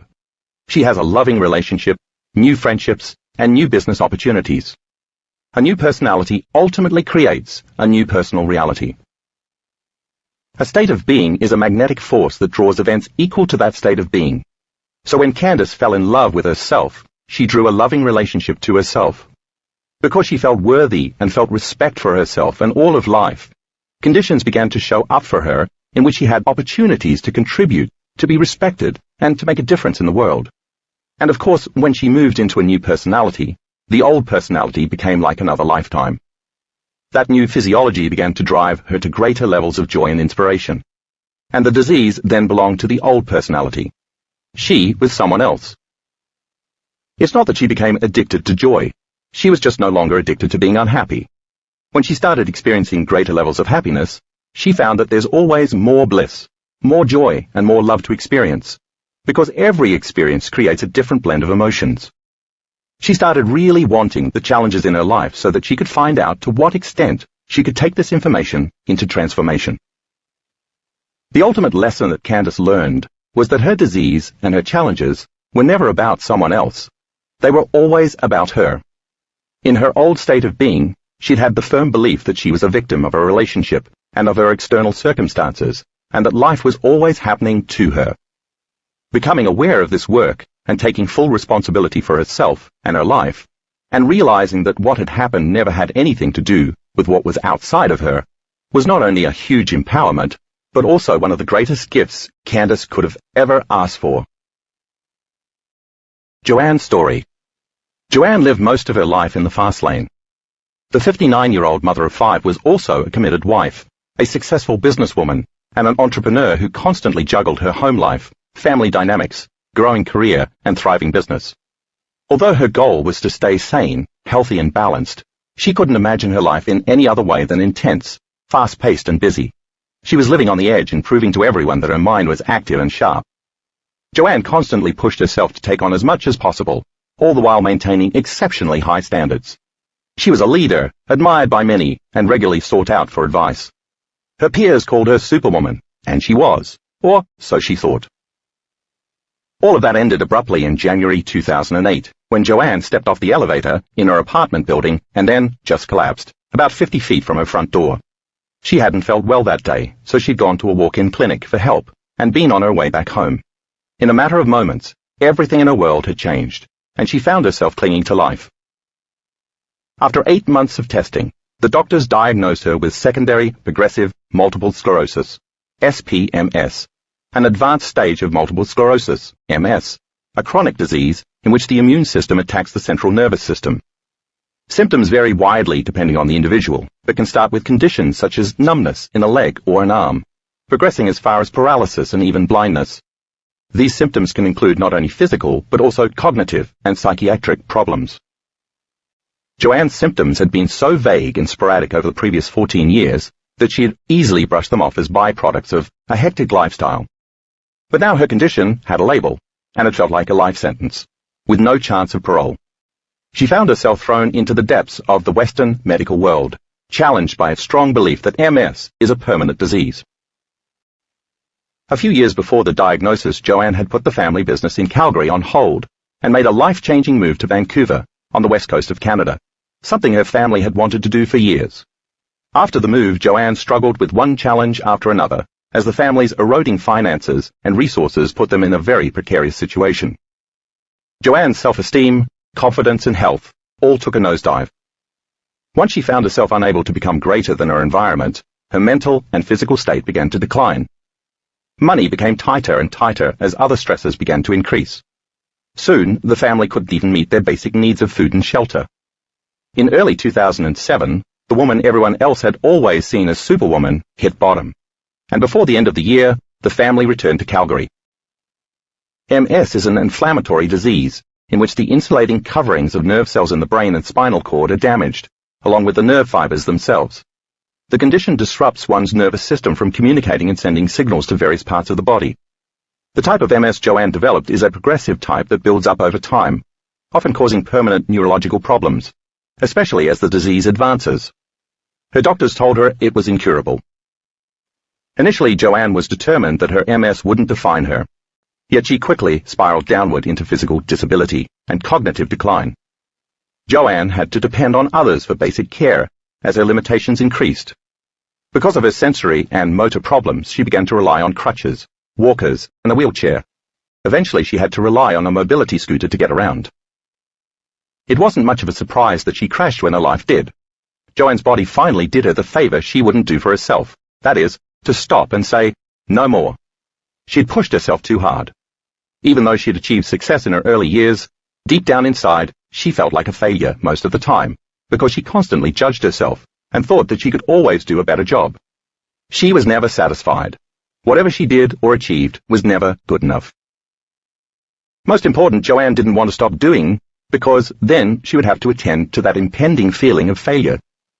So instead, she stayed busy by putting all of her attention on her outer world, various experiences with people and things at different times and places, so that she wouldn't have to put any attention on her inner world of thoughts and feelings.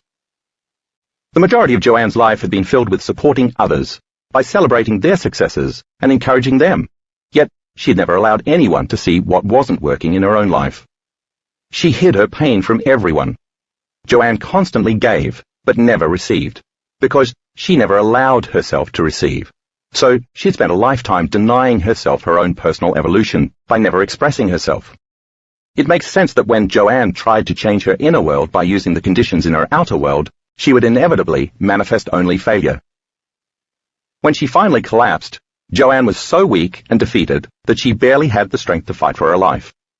All that time spent living in emergency mode, constantly reacting to the conditions in her external world, had robbed Joanne of her life force, draining all the energy from her internal world, the place for repair and healing. She was simply tapped out. The one thing that Joanne knew without a doubt was that the damage that the MRIs showed was riddling her brain and spinal column hadn't appeared overnight. Her body had slowly been eaten away at her core, the central nervous system. After all those years of ignoring symptoms, she had become unnerved because she was afraid to look inside herself. Those daily toxic chemicals were repeatedly knocking on the door of her cells, and finally the gene for the disease answered the door and switched on. Bedridden, Joanne made her first goal to slow down the progression of the MS in her body. She knew from reading my first book that the brain doesn't know the difference between what she could make real internally by thought alone and the real external experience, and she knew that mental practice could change her brain and her body. She started mentally rehearsing doing yoga, and after just a few weeks of daily practice, she was able to do some actual physical poses, even some standing ones. These results highly motivated her. Every day Joanne primed her brain and body by thought alone. Just like the piano players in Chapter 5, who mentally rehearsed playing the piano and grew the same neurological circuits as the subjects who physically practiced the exercises, Joanne was installing the circuits in her brain to look as if she were already physically walking and moving. Remember the subjects in the various weightlifting studies who increased their strength just by mentally practicing lifting weights or flexing their biceps. Just like them, Joanne knew she could make her body look as if the experience of healing had already started to happen, by literally changing her mind. Soon she was able to stand briefly, and then she could walk with support. Joanne was quite wobbly and otherwise still dependent on a mobility scooter, but at least she was no longer confined to bed and feeling sorry for herself. She had turned a corner. When Joanne began to meditate regularly to simply quiet her mind chatter, she became aware of how sad and angry she really was. The floodgates opened. Joanne realized she felt weak, isolated, rejected, and unworthy most of the time. Out of balance, ungrounded, and disconnected, she felt as though she had lost a vital part of herself. She observed how she denied herself by pleasing others, and how she couldn't acknowledge herself without feeling guilty. She recognized that she was always trying to control what seemed to be a spiraling chaos around her, yet it never worked. On a deeper level, she had known this all along, but had chosen to ignore it, pushing herself relentlessly and pretending that everything was okay. Painful as it was, Joanne was now looking at how she'd created her disease. She decided to become conscious of all those subconscious thoughts, actions, and emotions that were defining her as the same personality who'd created this particular personal reality. She knew that once she could look at who she was being, it meant that she'd be able to change those aspects of herself. The more she became conscious of her unconscious self and aware of her state of being, the more she gained dominion over what she'd hidden from view. By early 2010, Joanne felt that the progression of the MS had indeed slowed. Her goal then became to stop it altogether. In May, when she mentioned this idea to a neurologist who asked her what her goals were with the disease, the doctor abruptly terminated her appointment. Instead of becoming discouraged, Joanne was more intent after this incident. When Joanne attended a workshop in Vancouver, she couldn't walk on her own. During the weekend, I asked the participants to set a firm intention in their minds and combine it with an elevated emotion in their bodies. The goal was to recondition the body to a new mind, instead of continuing to condition it with survival emotions. I wanted participants to open their hearts and teach their bodies emotionally what their future would feel like. This was the missing ingredient to Joanne's daily mental practice. Embracing thoughts of walking across a 20 to 25-foot floor with only her cane for support excited her beyond belief. She was now adding the second element of the placebo effect to the equation, expectation with emotion. It was this combination, convincing her body emotionally that the future event of healing was happening to her in the present moment, that would take Joanne to the next level. Her body, as the unconscious mind, had to believe it for it to be so. If she were to embrace the joy of being well and give thanks before the healing occurred, then her body would be getting a sampling of her future in the present moment. I suggested to Joanne that she really pay attention to her thoughts, because it was her thoughts that had truly made her sick. I pressed her to get beyond the personality that was connected to her condition, which was necessary before she could create a new personality and a new personal reality. Now she could apply meaning and intention to what she was doing. 2 months after that workshop, Joanne attended a second, more advanced workshop in Seattle. Her scooter had broken down the day before she left for that event, so she used her motorized wheelchair to get around. Despite initially feeling more vulnerable because of that, at the workshop, Joanne soon felt better able to move. Her associative memory related to the positive experience of the last event, and the expectation of getting better in the current event was what initiated that process. If 29% of chemo patients can experience anticipatory nausea before their chemo treatments, as you read in Chapter 1, then maybe it's possible for some of the workshop participants to experience anticipatory wellness when they're back in the workshop setting. Whatever the trigger, Joanne saw a new possibility, and with enthusiasm, began once again to emotionally embrace that future in the present moment. During the last meditation of that workshop, the magic happened for her. Joanne experienced a huge internal shift, and she felt something that moved her profoundly. She felt her body changing automatically once she entered her autonomic nervous system, and it received the new instructions and took over. She felt lifted, overjoyed, and free. After the meditation, Joanne got up from her chair, a different person than she'd been when she sat down. She was in a new state of being. She then walked to the front of the room, without any support, not even her cane. She strutted across the room, wide-eyed, laughing like a child. She could feel and move her legs, which had been dormant for years. She'd gotten out of the way, and it felt incredible. To my amazement, Joanne had signaled new genes in new ways right during that one meditation. She'd actually changed her condition in just 1 hour. When she got beyond her MS identity, she became a different person, and that's when she stopped trying to slow, stop, or reverse her MS. She no longer tried to prove anything to herself, her family, her doctors, or anyone else. She understood and experienced for the first time that her true journey was always about wholeness, which is what verifiable healing is always about. She forgot that she had an official disease, and she disassociated from that identity for a moment. The freedom that doing so engendered and the amplitude of that elevated emotion was strong enough to switch on a new gene. Joanne knew that MS was simply a label, like mother, wife, or boss.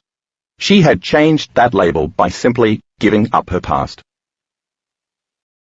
When Joanne arrived back home 3 days later, unbeknownst to her, the miraculous continued to unfold.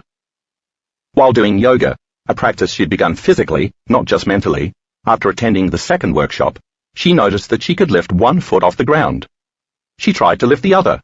Success! She then noticed that she could flex her feet for the first time in years, and she could wiggle her toes, which she hadn't done in a long time. She was stunned and in absolute awe as tears of joy flowed from her eyes. She knew in that instant that anything was possible, not because of some external medication or procedure, but because of the internal changes she'd made. Joanne knew she could be her own placebo. Within a very short time, Joanne taught herself how to walk again. 2 years later, she is still walking unassisted and is more playful and full of life. Her body strength has improved, and she's now able to do many things that she thought she'd never again be able to do. Most important, she feels alive and filled with boundless joy. Joanne feels whole, and because she can now receive, she continues to receive healing. Joanne recently told me, "My life is magical, full of incredible synergies, abundance, and unexpected gifts of every sort. It bubbles, sparkles, and tingles with a new and lighter reflection of myself. It's the new me. Actually, the real me that I tried to keep under control and hidden for most of my life." Joanne now lives most of her day in gratitude. She still takes the time to be aware of her thoughts and feelings. That is, she cultivates her state of being every day, paying attention to what she tells herself, and what she thinks about others too. In her meditations, she observes herself, and becomes familiar with how she acts. Very rarely does a thought get past her conscious mind that she doesn't want to experience. Joanne's current neurologist supports her choices, and has been astounded by what she has seen. Her physician has had to acknowledge the power of the mind, which Joanne demonstrated right before her eyes, with medical reports and blood tests that showed no signs of MS. Laurie, Candace, and Joanne accomplished their dramatic remissions using no resources outside of themselves. They changed their health from the inside out, without the use of medication, surgery, therapy, or anything other than their own minds. They became their own placebos. Now, let's take a scientific look into the brains of some other people from my workshops, who were able to make similar, dramatic changes, so that we can see exactly what was going on in the process of these remarkable transformations. Chapter 10. Information to Transformation. Proof that you are the placebo. This book is about making your mind matter. You now understand that the placebo works because a person accepts and believes in a known remedy. A fake pill, injection, or procedure substituted for a real counterpart, and then surrenders to the outcome without overanalyzing how it's going to happen. We could say that a person associates her future experience of a particular known person, say a doctor, or thing, a medication or procedure, at a specific time and place in her external environment, with a change in her internal environment, and in doing so, she alters her state of being. After a few consistent experiences, the person will expect her future to be exactly like her past. Once that link is in place, the process becomes highly effective.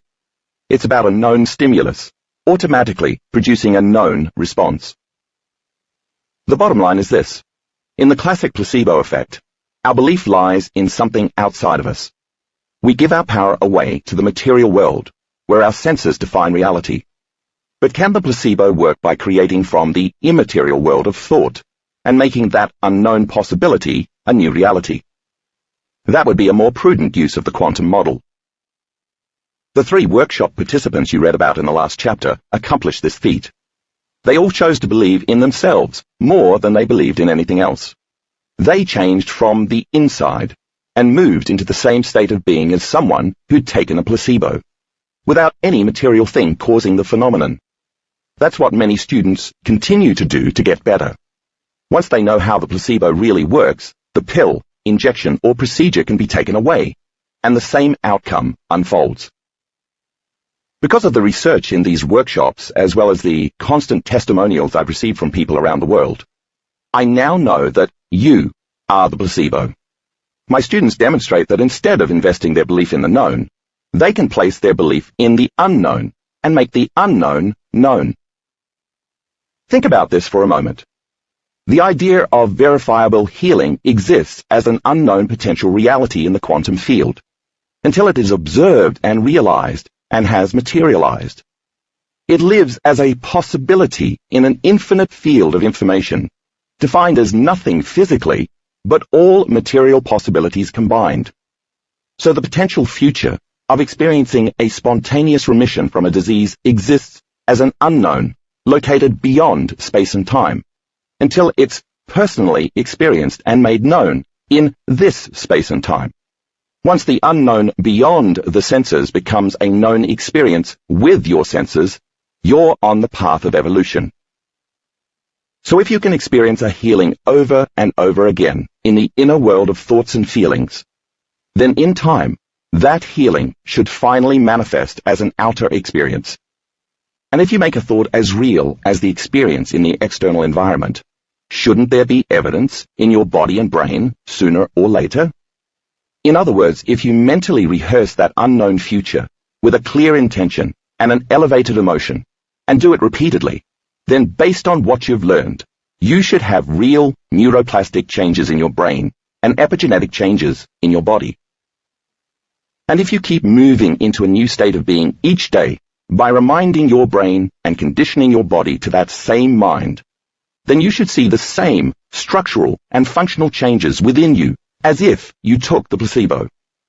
Figure 10.1 gives a simple graphic showing how this process unfolds.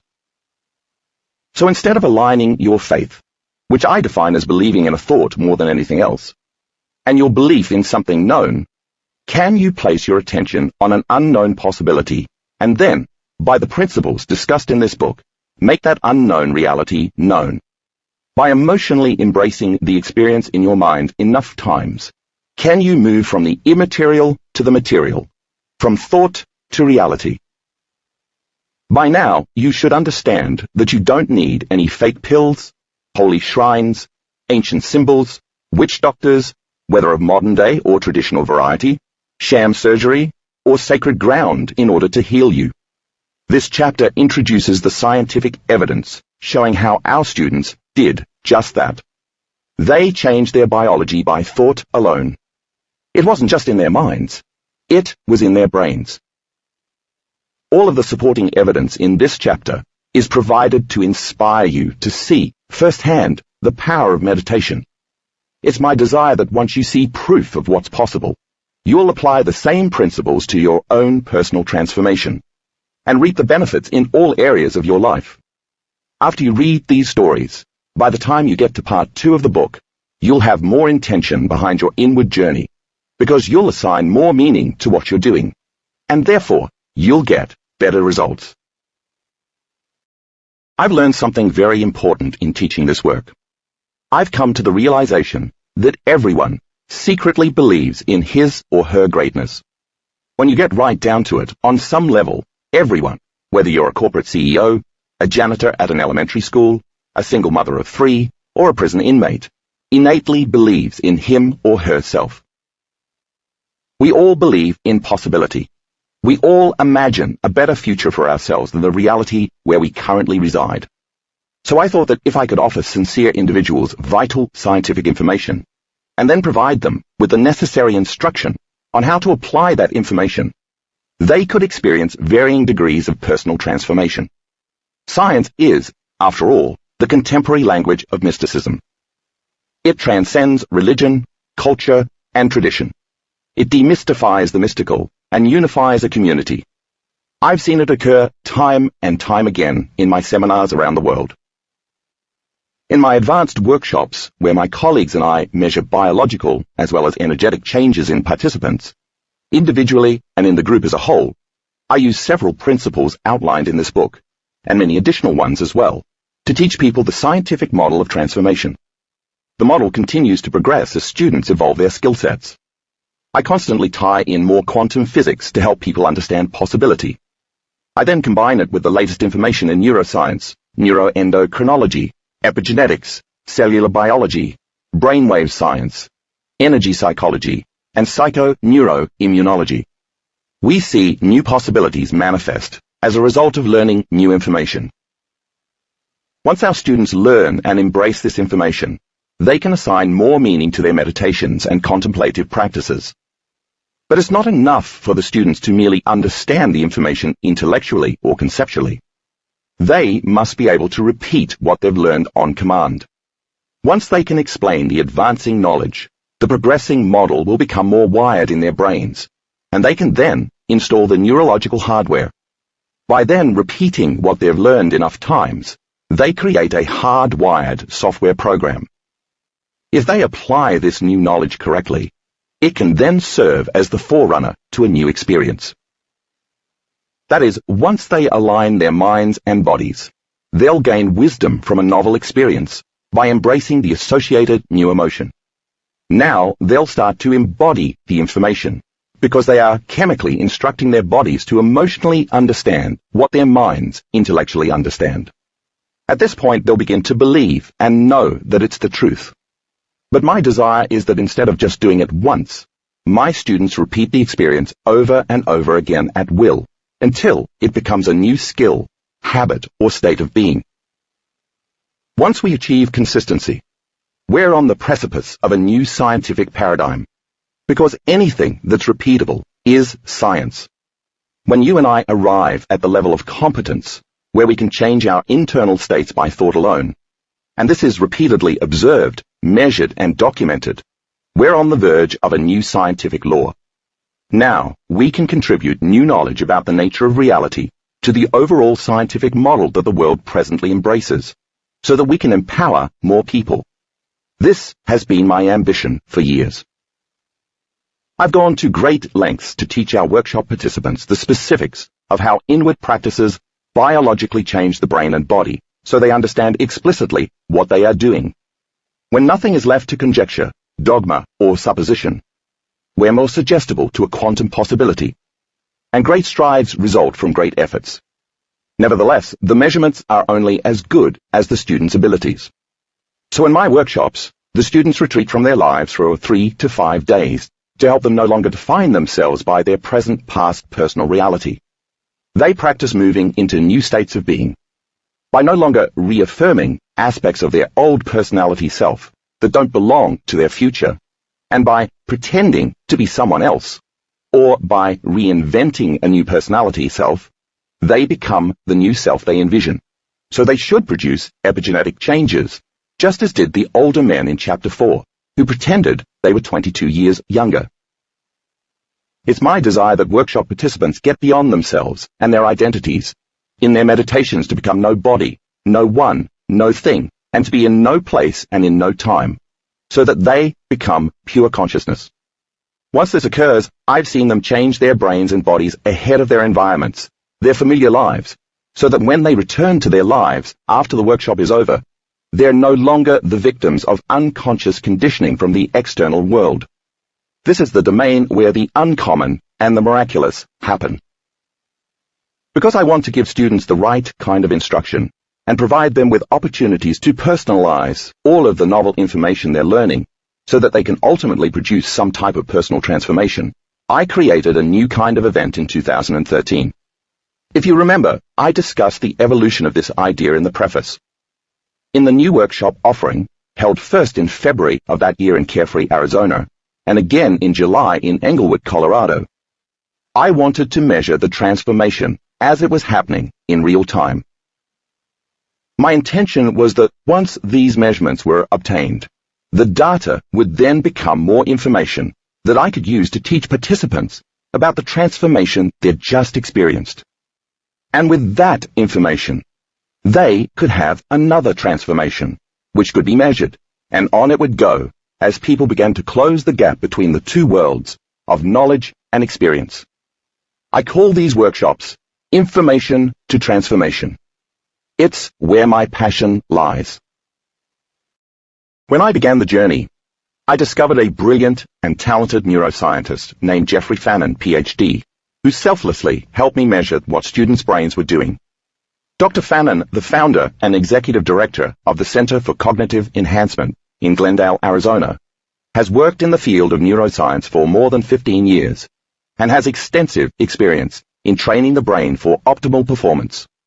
He specializes in head trauma, stroke, chronic pain, attention deficit disorder, ADD, and attention deficit hyperactivity disorder, ADHD, anxiety disorders, depression, and trauma recovery, as well as high-performance training that includes brain mapping for sports, enhancing leadership skills through brainwave entrainment, improving brain function, enhancing mental and emotional dexterity, and personal transformation. Over the years, he has been involved in cutting-edge research using electroencephalography, EEG technology, which measures the electrical activity of neurons to accurately assess how balanced a person's brainwave energy is, a measurement he calls the person's whole brain state. His research focuses on subconscious belief patterns and merging personal success with balanced brain performance. Dr. Fannin has also worked as part of a research team at Arizona State University, studying neuroscience and leadership using data gathered at the United States Military Academy at West Point. This research allowed him to co-develop and co-teach a unique course at Arizona State University called The Neuroscience of Leadership. He also served for several years on the faculty at Walden University near Phoenix, teaching cognitive neuroscience at the master's and doctoral levels. I invited Dr. Fannin and his whole team to both of these new workshop events, where we measured specific brain qualities and elements like coherence versus incoherence, the orderliness or disorderliness of brainwaves, which you'll read more about in the next chapter, amplitude, the energy of the brainwaves, phase organization, the degree to which the different parts of the brain are working together in harmony, the relative time it takes for a person to enter deep meditation, how long it takes to change brainwaves and move into a more suggestible state, the theta-alpha ratio, the degree to which the brain functions in a holistic state, and how different brain compartments communicate with each other across entire regions, the front with the back, and the left side with the right side, the delta-theta ratio, the ability to regulate and control mind chatter and intrusive thoughts, and sustainability, the brain's ability to consistently maintain a state of meditation over time. We also created 4 brain scan stations, equipped with EEG machines, to measure participants both before and after the workshop, so that we could observe how students' brainwave patterns changed. We scanned more than 100 participants in each of the 2 events. I also randomly selected 4 participants to measure during each of the 3 meditation sessions per day, scanning their brains in real time. Altogether, in both 2013 workshops, we recorded a total of 402 EEGs. This is a safe, non-invasive procedure that takes measurements from 20 locations on the outside of the head. Those brainwave measurements provide a host of information regarding the brain's current ability to perform. The EEGs were then converted into quantitative EEGs, QEEGs, which is a mathematical and statistical analysis of EEG activity that's depicted as a brain map graphic. This graphic features color gradations, indicating how the activity recorded from the EEG compares to normal baseline activity. The various colors and patterns depicted at different frequencies offer greater information about how the brainwave patterns affect a person's thoughts, feelings, emotions, and behaviors. For starters, our overall data demonstrated that 91% of the individuals whose EEGs we recorded presented a significantly improved state of brain function. The majority of our students moved from a less coherent or less orderly state to a more coherent state by the end of the transformational meditation sessions. Furthermore, more than 82% of the QEEG brain maps we recorded in both events demonstrated that participants were functioning within the healthy, normal range of brain activity. I learned that when your brain works right, you work right. When your brain is more coherent, you're more coherent. When your brain is more whole and balanced, you're more whole and balanced. When you can regulate your negative and intrusive thoughts every day, you're less negative and intrusive. And that's exactly what we witnessed with the students at these events. The national average for someone to move into and sustain a meditative state is a little over 1.5 minutes. That is, it takes that long for most people to change their brain waves and move into a meditative state. The average time for our students to enter and sustain a meditative state, in the 402 cases that we measured, was only 59 seconds. That's under a minute. Some of our students were able to alter their brain waves and their state of being in as few as 4, 5, and 9 seconds each. To be clear, I'm not interested in making this a competition, which would defeat our purpose. However, this data does illustrate two important points. First, moving beyond the analytical mind of beta brainwaves and entering into a more suggestible state is a skill that you can improve if you keep practicing it. Second, students are able to use the methods my colleagues and I are teaching to get beyond their thinking brains and enter into the operating system of the subconscious mind relatively easily. Interestingly, our research also shows a noticeable, consistent patterning in the way our students' brains work holistically. We see significant, alternating alpha-theta patterns, how different brain compartments communicate with each other, in the frontal lobes when a person meditates. That means the two halves of the brain are talking in a more balanced and unified fashion. The dual frontal lobe ratio patterns we repeatedly observe seem to produce the experience of high-level thankfulness and gratitude, which appear over and over again, in a rhythmic, wave-like manner. So when students are in this heightened state of gratitude during mental rehearsal, this data suggests that their inner experience is so real that they believe that the events are happening to them in real time, or that the events have already happened. They're thankful because that's the emotion we feel when what we want happens.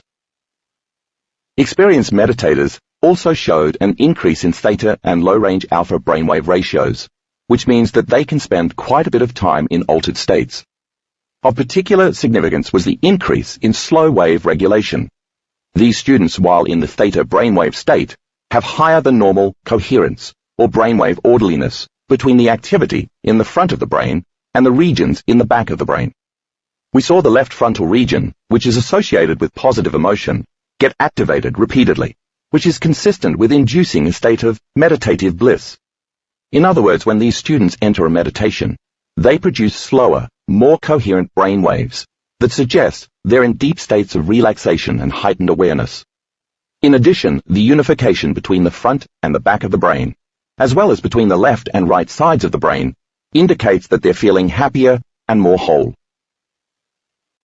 Finally, while I was observing a student who was being brain mapped in real time during a meditation at the first of the two events, I understood something quite remarkable.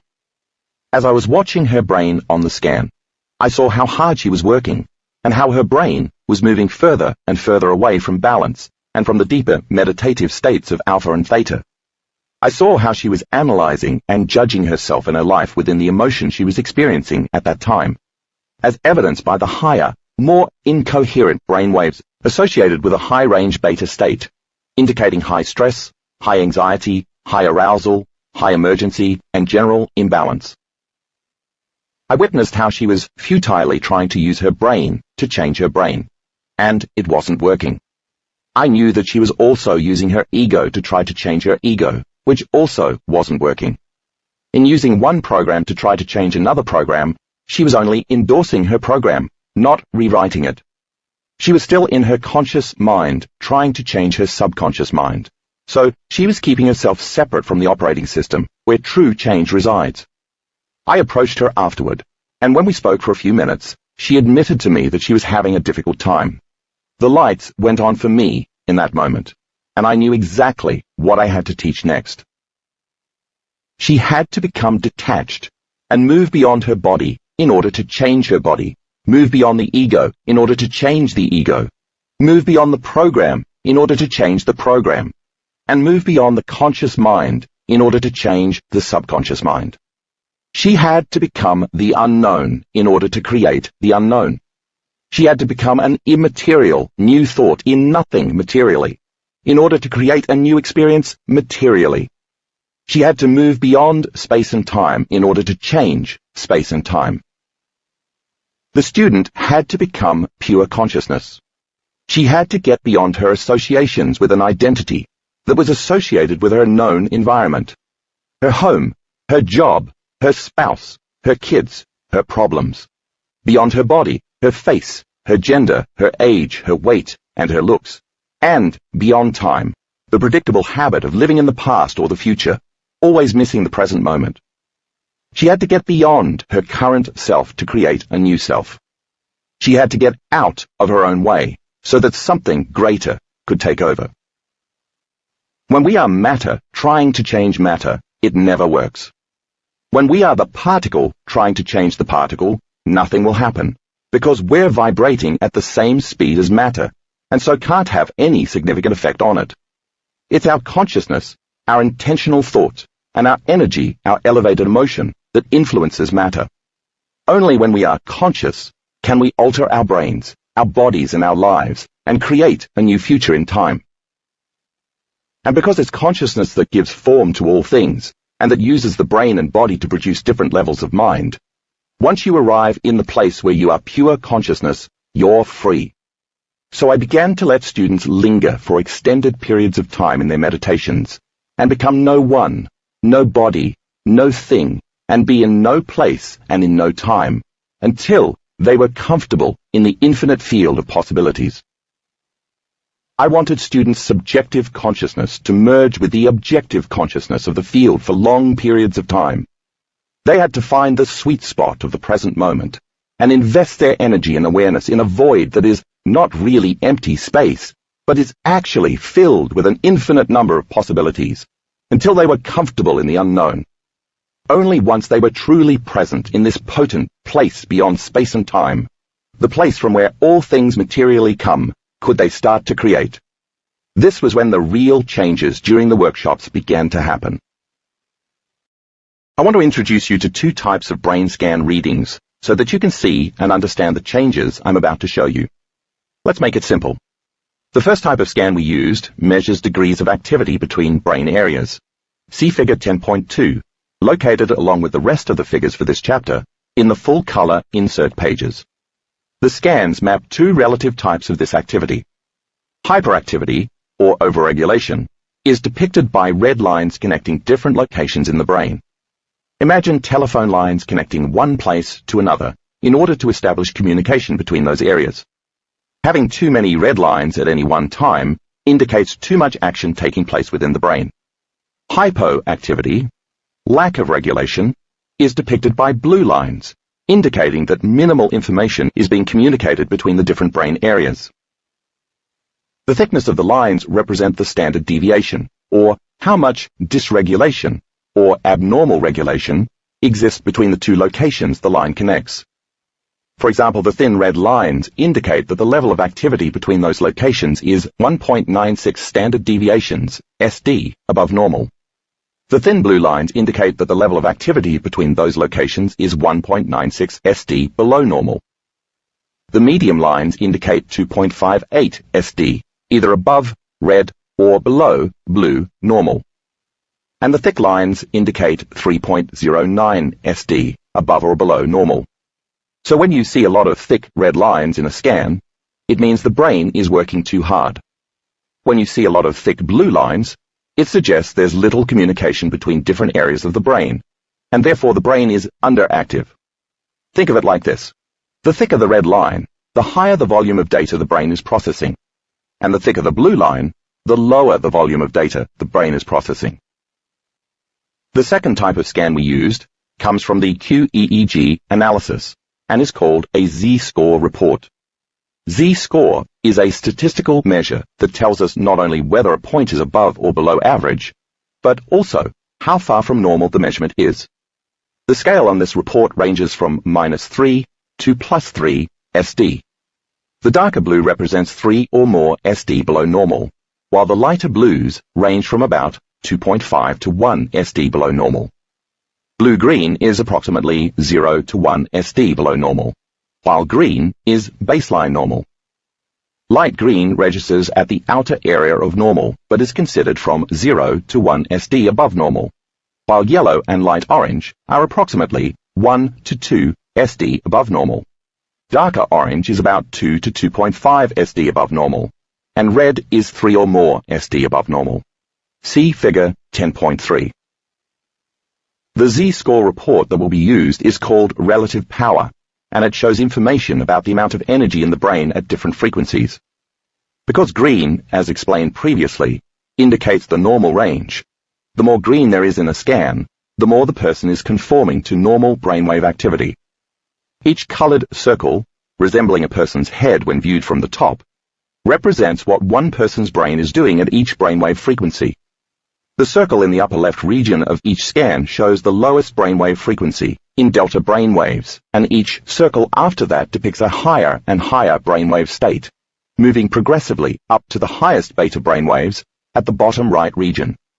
A cycle per second in brainwave frequency is known as Hertz, or Hz.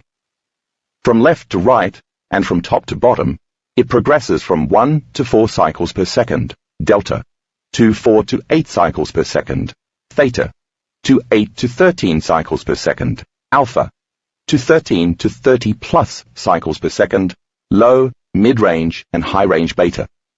The beta activity can be broken down into different frequency bands, such as 12 to 15 Hz, 15 to 18 Hz, 18 to 25 Hz, and 25 to 30 Hz. Therefore, the relative colors in each area show what's happening in each different brainwave state. For example, a lot of blue in a majority of the brain in 1 cycle per second of delta suggests that there's little activity of the brain in that delta range. And if there's a lot of red in 14 Hz alpha in the frontal lobe, it means that there's heightened alpha activity in that area of the brain. It should also be understood that these measurements could be interpreted differently depending on what the subject is doing when the scan is taken. For example, if 1 Hz delta were depicted in blue, that would suggest that the energy in the brain at that frequency is 3 SD below normal. In a clinical sense, that might be interpreted as being abnormally low. But because it was recorded when the subject was meditating, such a scan would actually suggest that the 1 Hz delta had opened the door to a stronger connection to the collective conscious energy field. In other words, as the energy in the neocortex is turned way down, the autonomic nervous system is more readily accessed. In just a bit, you'll see several examples that will make all of this clear. In the meantime, glance at figure 10.3 again. It will give you an overview to illustrate what I've just explained. Now look at figure 10.4. The image to the left, labeled before meditation, represents a brain that has a lot of chatter. It's functioning in a high level of arousal, high-range beta, and is quite incoherent. The thickness of the red lines show that this brain is 3 SD above normal, because the thicker the red line, the more revved up and imbalanced the brain is. By looking at the red lines, you can see excessive, incoherent activity happening throughout the entire brain.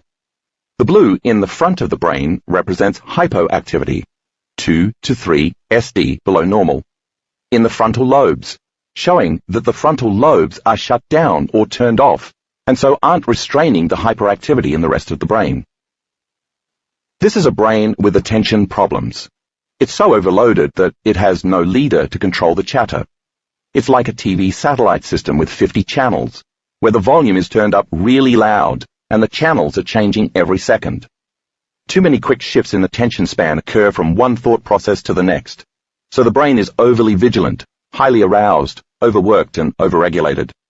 We call this an incoherent brain pattern, because the different parts of the brain are not working together at all. Now take a look at the second image, labeled After Meditation. You don't have to be a neuroscientist to see the difference between the first image and this one. Here you see hardly any red or blue lines, demonstrating normal brain activity, with very little hyperactivity or hypoactivity. The chatter has stopped, and the brain is working more holistically. This person's brain is now in balance, so we can say that this brain demonstrates a more coherent pattern.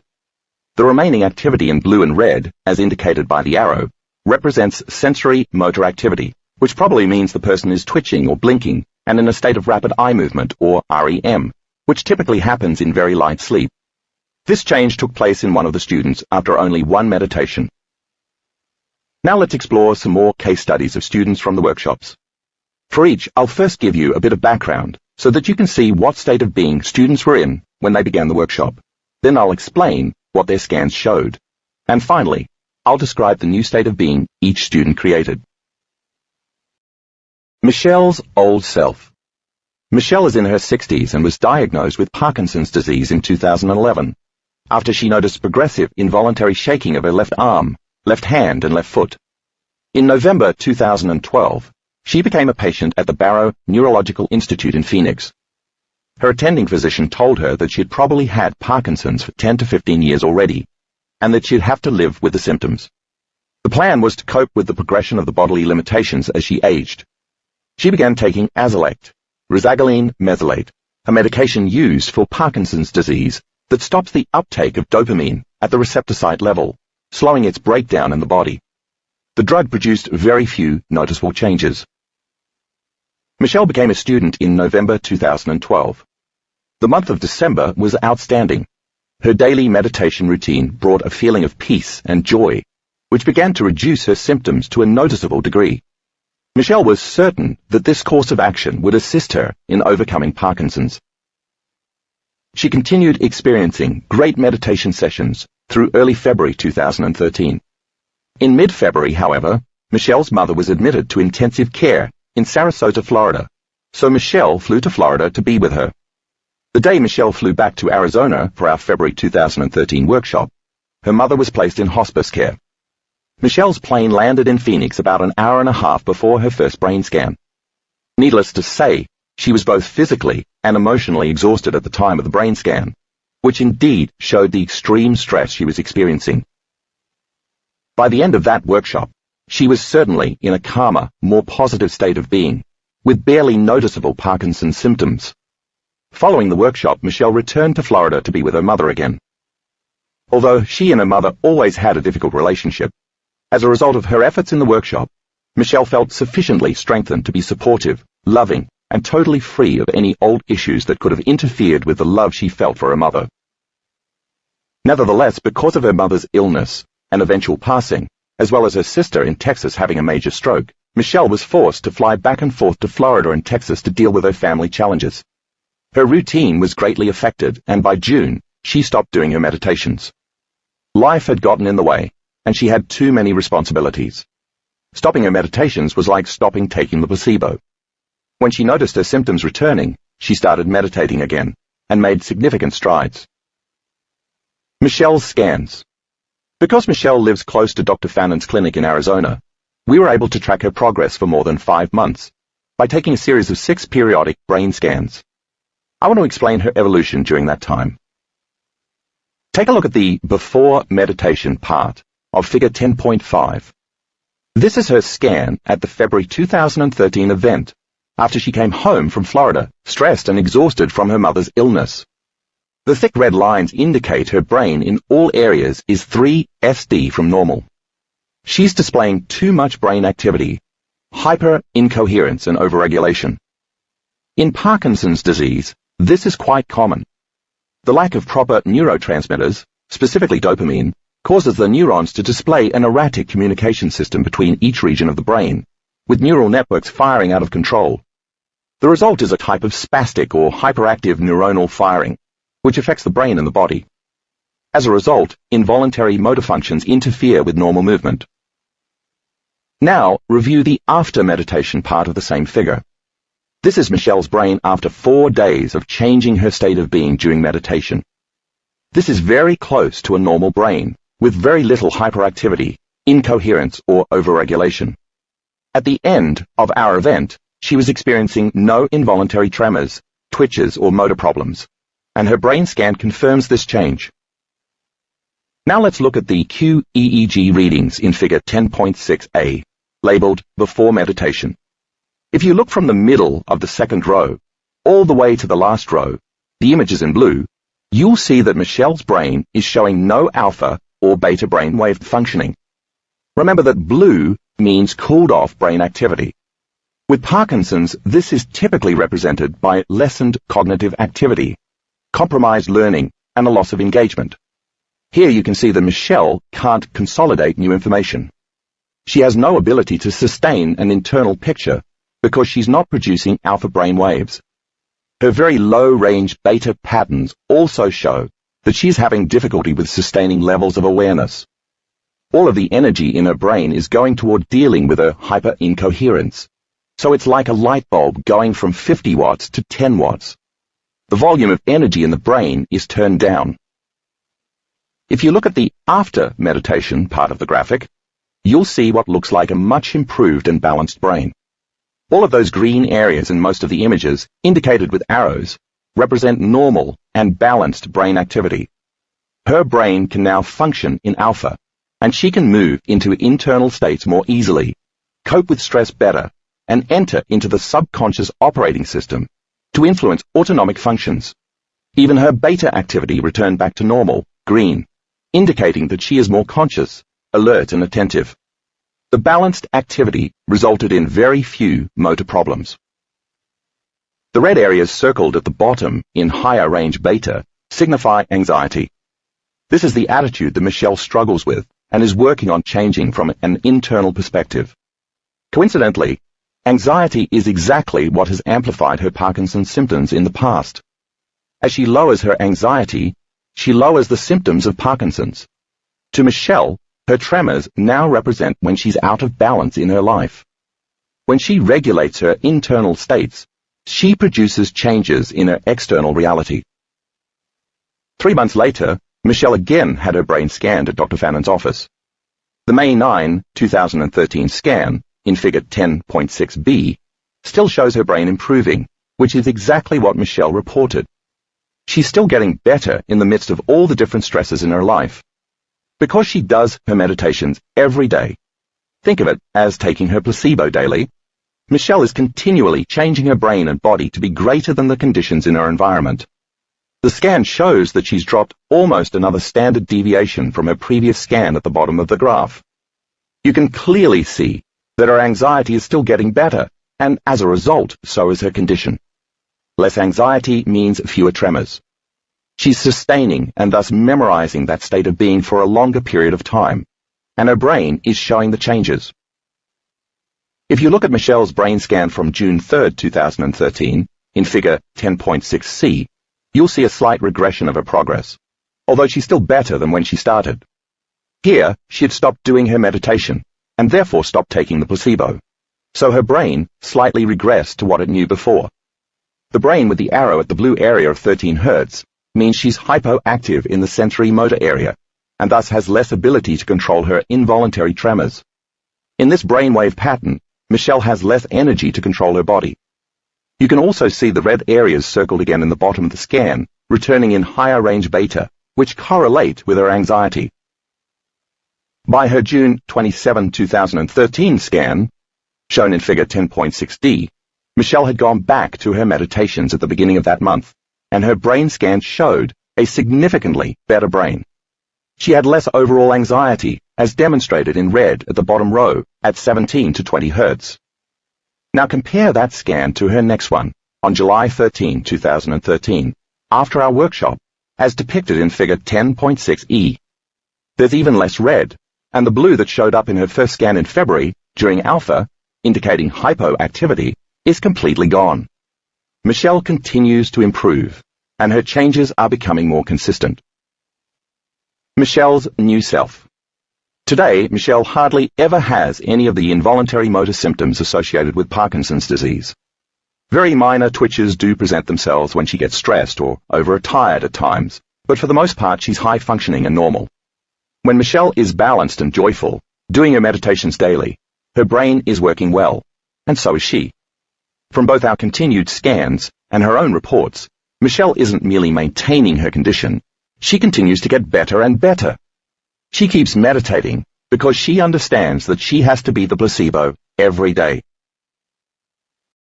John's old self. In November 2006, John broke his neck at the 7th cervical and 1st thoracic vertebrae while he was a passenger in a car that spun out of control and rolled at high speed. Due to the impact, he suffered a severe head injury as well. The doctors were quick and sure about his prognosis. He would be a quadriplegic for the rest of his life. He would never walk again, and he would have very limited use of his arms and hands. His vertebrae were 100% dislocated, resulting in spinal cord damage. It wasn't until John had surgery that his doctor saw the exact extent of his injuries. 2 days later, the neurologist told John's wife that his spinal cord was somewhat intact, but that his type of injury could have the same outcome as a complete cord severing. It would be, as with all spinal cord injuries, a waiting game. When you're caught up in the day-to-day reality of living in the intensive care unit, and later a rehab center, it can be extremely difficult not to get swept away by conventional thinking. When John and his family asked about his possible recovery, the doctor said that given the injury, and the lack of return to any kind of normal functioning up to that point, they should begin accepting the inevitable. John would be physically handicapped for the rest of his life. His doctors hammered this message home, over and over, as a necessary part of moving on. But somehow, both John and his wife couldn't accept it. I met John while he was in his wheelchair in 2009, along with his wife and family, and an amazing physical therapist who understands neuroplasticity. They are some of the most energetic and optimistic people I've ever met, and we eagerly began our journey together. John's scans. Take a look at John's before meditation brain scan in figure 10.7. His first picture demonstrates quite a bit of hypoactivity. It's more than 3 SD below normal. John's coherence measurement, with such significant thick blue lines, is the opposite of our study of Michelle's Parkinson's condition, which showed thick red lines. This scan reveals a diminished capacity for different parts of the brain working well together. His brain here is on idle and has no energy, and he has limited ability to respond to anything for any length of time. He couldn't sustain attention, and his awareness was limited. Because of his traumatic brain injury, his brain was in a state of super low arousal, and it showed a high degree of incoherence.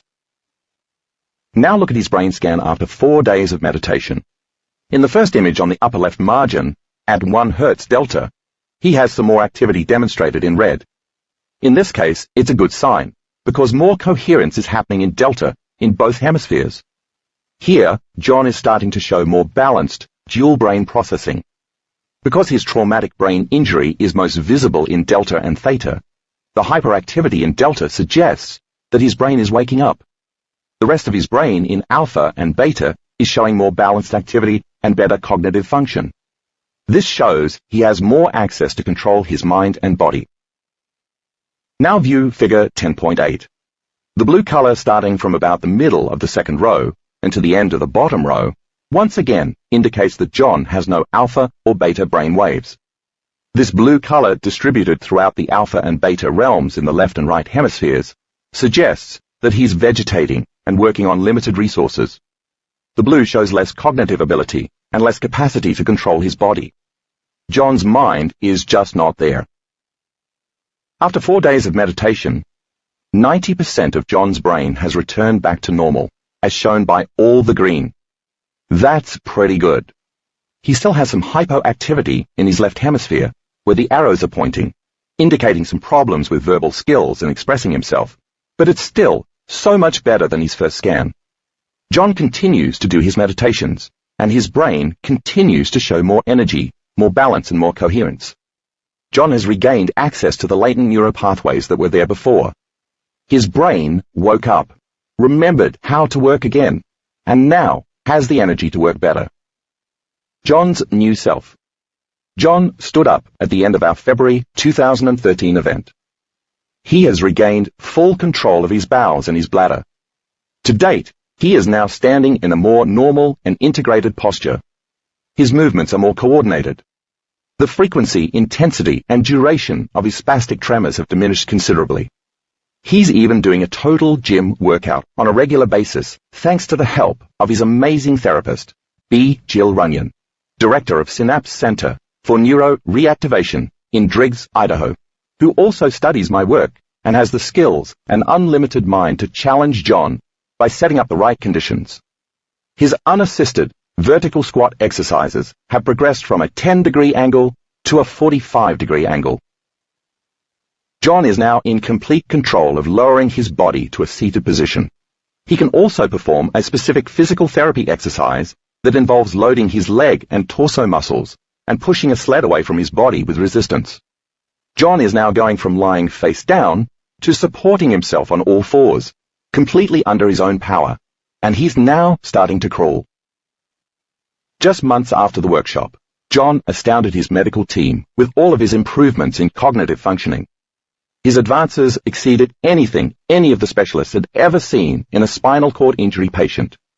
It was as if John finally woke up, and his scans showed that he now has more access to his brain and body. John is still demonstrating more control over dormant areas of his brain and body, because he now has more capacity to regulate his body. John's overall integration and coordinated movement patterns progressed considerably, enabling him to sit up at a table unassisted, with his feet planted on the floor. John's fine motor skills improved to the point where he can now hold a pen and sign his name, use a smartphone to send a text message, grip the steering wheel to drive, and hold a regular toothbrush. His cognitive changes demonstrate more self-confidence and greater inner joy. He has a much greater sense of humor and is more aware than ever. During the summer of 2013, John was able to go on a whitewater rafting trip, where he held himself unassisted in a raft for 6 hours a day and slept in a tent on the ground. He managed to live in the Idaho wilderness, away from contact with the outside world for 7 days and 6 nights. He couldn't have done this a year ago. Every time John and I talk, he always says the same thing. Dr. Joe, I have no idea what's happening. I always give him the same response. The moment you know what's happening, John, it's all over. The unknown is beyond our comprehension. Welcome it. I'd like to make one final point about John's case. Everyone knows that a spinal cord injury doesn't heal with typical conventional approaches. I'm sure that it's not matter that's changing matter for John. That is, it's not chemistry or molecules that are altering his damaged spinal cord. From a quantum perspective, he'd have to be in a coherent frequency of heightened energy that would have to consistently lift or entrain matter to a new mind. He'd have to display an elevated energy or wave that vibrates at a frequency faster than matter, combined with a clear intention, in order to alter the particles of matter. So it's energy which is the epiphenomenon of matter that is rewriting the genetic program and healing his spinal cord. Kathy's old self. Kathy is the CEO of a large company, an attorney, and a committed wife and mother. She has been trained to be highly analytical and rational. She uses her brain every day to anticipate outcomes and to be prepared for every possible forecasted scenario based on her experience. Before she was introduced to my work, she'd never actually meditated.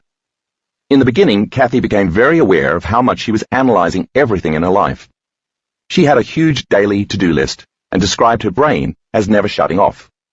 In hindsight, she confesses that she was never in the present moment.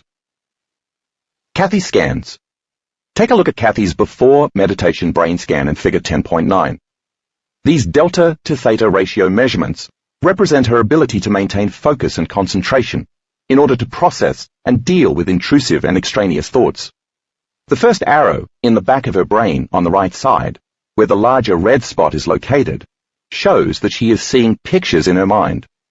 The second arrow, near the smaller red area on the left side, indicates that Kathy is internally talking to herself about those pictures. The imagery and constant mind chatter are causing her brain to be stuck in a loop. In the after meditation scan, taken at the end of the workshop, you can clearly see that Kathy's brain is more balanced, more whole, and more normal. She no longer has any brain chatter because her brain is integrating and processing information more efficiently. She's in a state of coherence, and the change in her brain state is accompanied by much greater joy, clarity, and love. Now let's look at her coherence measurements in Figure 10.10. At the beginning of the workshop, Kathy's brain was in high-range beta, a state of high arousal, high analysis, and high emergency mode.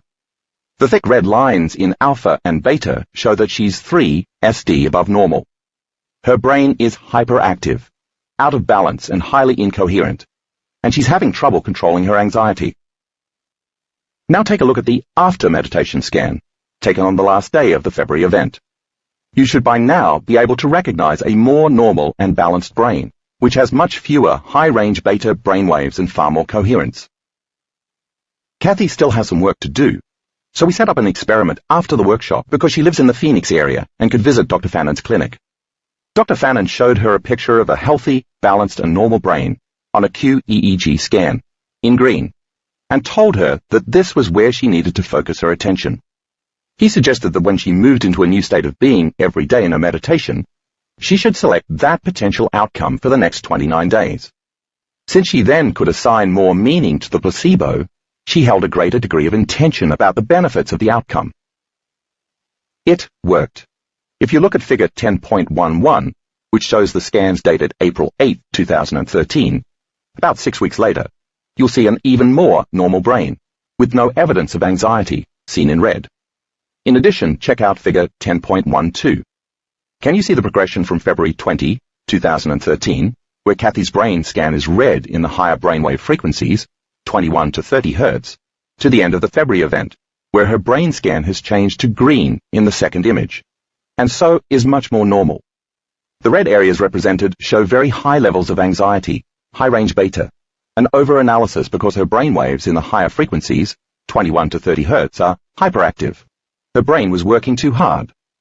By the beginning of April, shown in figure 10.13, Kathy's brain is balanced, coherent, and much more synchronized. Kathy has a much different brain today and reports truly feeling like a different person. Kathy's new self. Kathy reports that she has seen numerous positive changes in her career, her daily life, and her relationships.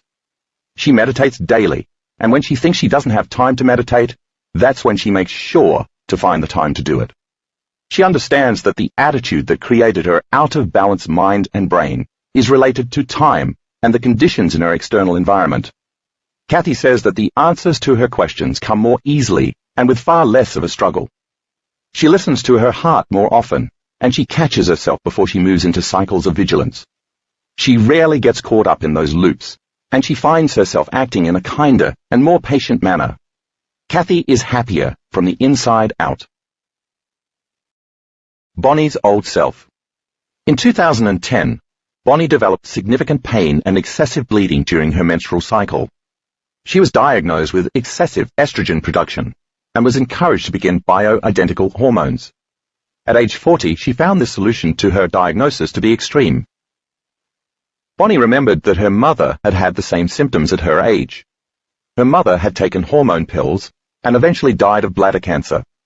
While there may be no specific connection between the hormone therapy and bladder cancer, what caught Bonnie's attention was that she was having the same physical symptoms as her mother.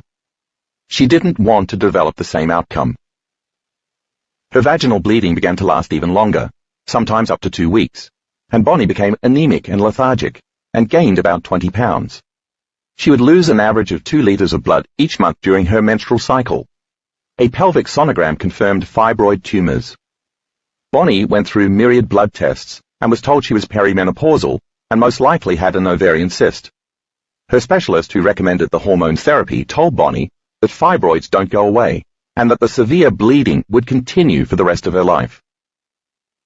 I randomly selected Bonnie for one of the extra brain maps during our Englewood, Colorado event in July 2013.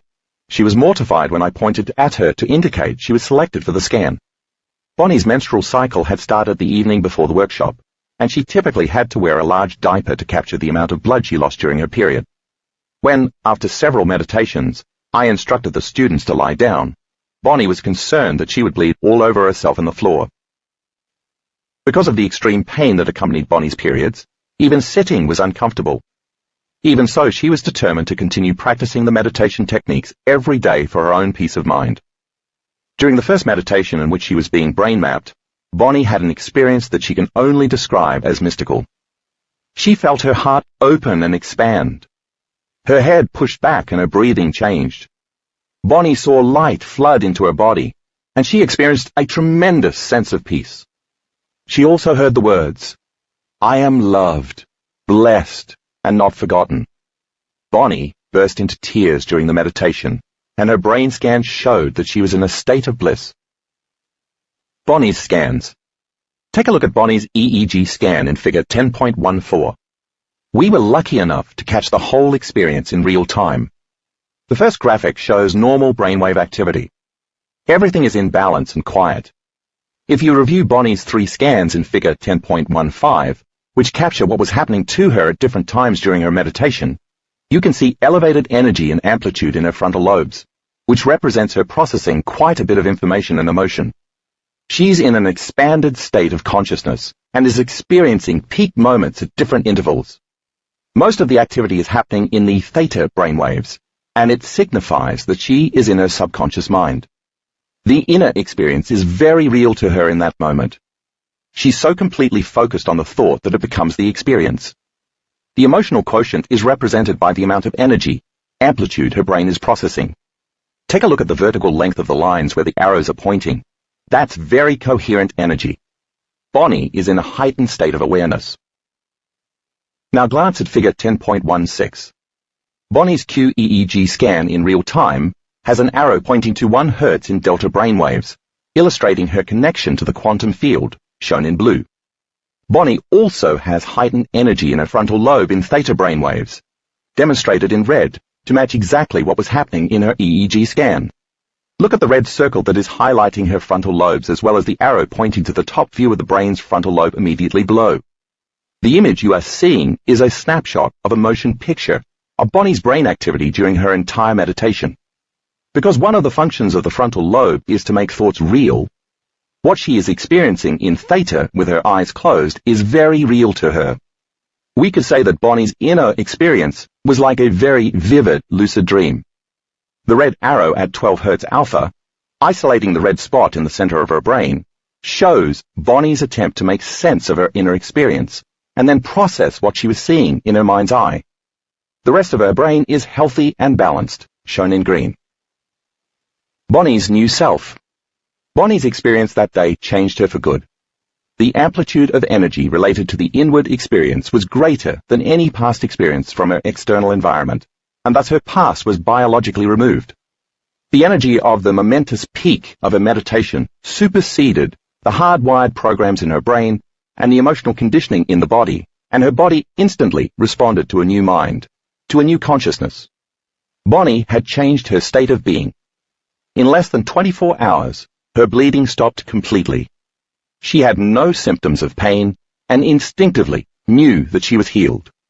In the months since the event, Bonnie has experienced only normal menstrual cycles. She hasn't had any excessive bleeding or pain since the workshop. Genevieve's old self. Genevieve, a 45-year-old artist and musician, currently resides in Holland and travels quite a bit because of her vocation. During the February event, I was watching her brain scan with Dr. Fannin during her meditation. We started to notice some significant changes in her energy during the middle of her inward journey. When we both saw a particular reading on her scan at the same time, we looked at each other, knowing something was about to happen. Within moments, when we turned to look at her, we saw tears of joy running down her face. Genevieve was in ecstasy. She was in utter pleasure, and her body was responding quite readily. We'd never seen anything like this before. Genevieve's scans. If you look at figure 10.17, you'll see a relatively normal brain scan before Genevieve's meditation. The areas of green spread throughout the brain signify a healthy, well-adjusted woman with a balanced brain. The blue areas of lessened sensory motor activity before she begins, in alpha 13 to 14 Hz, where you see the arrows, probably indicate jet lag, because she'd just arrived from Europe that day. If you observe Genevieve's brain during the meditation, you see an overall increase in balance. What happens next is off-the-chart amazing. When we saw her reach this peak moment at the end of her meditation, we knew from watching her scans that she had quite a bit of energy in her brain. Now take a peek at figure 10.18. This type of red activity, showing high amounts of energy in all brainwave range frequencies, suggests that Genevieve is in a highly altered state. Someone who didn't know that she was meditating and who just saw the brain scan would say that she was experiencing an extreme level of anxiety or psychosis. But because her personal testimonial described her being in sheer ecstasy, we know that all of the red represents a lot of energy in her brain. Her brain is at 3SD above normal. It's energy in the form of emotion, stored in her body as the mind, that is being released and is traveling back to her brain. Figure 10.19, which shows her EEG reading, validates this position. If you review the purple lines where the arrow is, you'll see that this part of the brain is processing 10 times the normal amounts of energy. The area that's circled in red tells us that the experience is so emotionally profound that it's being stored in Genevieve's long-term memory. At the same time, she is also trying to verbally understand and make sense of what's happening to her in the moment. She might be saying something to herself like, "Oh my God, this is amazing. I feel so great. What is this feeling?" Her inner experience is as real as any outward event, and she's not trying to make it happen. It's just happening to her. She's not visualizing, she's experiencing a profound moment. Interestingly, we scanned Genevieve again in July at the event in Colorado, and she still displayed the same energy changes. When we handed her the microphone during both events, all she could say was that she was so in love with life, that her heart was fully open, and that she felt connected to something greater than herself. She was in a state of grace, and she felt so great that she wanted to stay in the present moment. If you look at figure 10.20, you'll see that her brain had the same patterns and effects at the July event as it had at the February event. The experience was still happening to her months later. She was truly altered from her personal transformation. Genevieve's new self. I spoke with Genevieve several weeks after the July event. She told me that she's not the same person she was at the beginning of the year. Her mind has deepened, and she's more present and much more creative. She feels profound love for all things, and most important, she feels so lifted that she no longer feels as if she needs or wants anything. She feels whole. Maria's old self. Maria is a highly functional woman with normal brain activity. During the first meditation of the day, a 45-minute exercise, she experienced a significant change in her brainwaves within moments. Maria's scans. Look at figure 10.21 and notice the difference between Maria's normal brainwaves and her state of ecstasy. I watched her as she went into a heightened state of increased energy, and it appeared as though she were having an orgasm in her brain. Her scan shows a fully active brain having a full-on Kundalini experience. Kundalini is a latent energy stored in the body which, when aroused, brings on higher states of consciousness and energy in the brain. If you look at Maria's scans, you can see that all areas of her brain were experiencing a very heightened energy. When the Kundalini energy is awakened, it can rise from the lower spine to reach the top of the brain, at which point it can produce an extremely profound mystical experience. Many students in the workshops have these brain orgasms. In Maria's scan, all areas of the brain are fully engaged with energy, and her brainwaves show 3 to 4 times the normal amplitude. Her brain is coherent and very synchronized. If you look at the scans, you'll see that the ecstasy comes in waves, just like an orgasm. She was not trying to do any of this. It was actually just happening to her. Her entire brain was engaged in the inner event, and as a result, she was filled with profound energy. Maria's new self. Today, Maria continues to have similar mystical experiences. Each time they occur, she reports feeling more relaxed, more conscious, more aware, and more whole. She welcomes the next unknown moment. These few examples, out of many that were documented, prove that it is indeed possible to teach the placebo effect. Now that you've received all of the information, stories, and proof of what's possible, it's time for you to learn the how-to so that you can experience your own transformation. The next 2 chapters will outline the steps you can take to begin your personal meditation process. It's my desire for you to put into practice all of the knowledge you've learned so far so that you experience the truth of your efforts. Once you receive the tools that you need to cross the river of change, I hope to see you on the other side. Part 2. Transformation. Chapter 11. Meditation Preparation. Now that you've read and absorbed all the information in Part 1, you're ready to move to transformation. In this chapter, I'll go over what you need to know to get ready to meditate, so that when you get to the next chapter, you'll be ready for me to walk you through the actual meditation. All of the participants in this book who changed something about themselves had to first go inward and change their state of being. So think of your meditation practice as a way for you to take a placebo every day. But instead of taking a pill, you'll be going inward. In time, your meditation will become like your belief in taking medication. When to meditate. There are 2 times a day that are the most conducive to meditation. Right before you go to bed at night, and right after you get up in the morning. That's because when you fall asleep, you naturally shift through the entire spectrum of brainwave states, going from your waking beta state to the slower alpha state when you close your eyes, to the slower, still, theta state when you're half asleep and half awake, all the way down to the deep sleep delta brainwave state. And when you wake up in the morning, you do the same thing in reverse, rising from delta to theta to alpha to beta, where you're fully awake and conscious. So if you meditate when you're getting ready for sleep, or just coming out of sleep, it's easier to slip into alpha or theta brainwaves. You're more primed for being in an altered state, because it's the direction you either have just come from or are slipping into. You could say that the door to the subconscious mind is open during these two times. I personally prefer to meditate in the morning, but either time is fine. Pick what will work best for you, and then stick with it. If you can meditate every day, it will become a good habit, and will be something you look forward to doing daily. Where to meditate? The most important consideration in selecting a place to meditate is to choose a place where you won't be distracted. Because you'll be unplugging from the external physical world, pick a quiet place where you can be alone and uninterrupted, either by other people or by pets, a place that you can return to every day and use as your regular sacred meditation spot.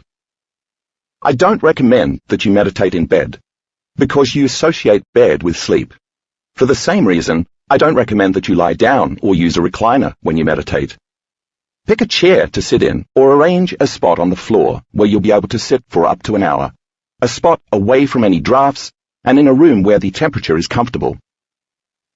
If you prefer to meditate to music, choose soft, relaxing, trance-inducing instrumentals or chants without lyrics. In fact, a little music works well to cover background noise if you aren't in an environment that's completely quiet. Definitely don't play music that brings up associative memories of some past event, or that would be distracting in any way.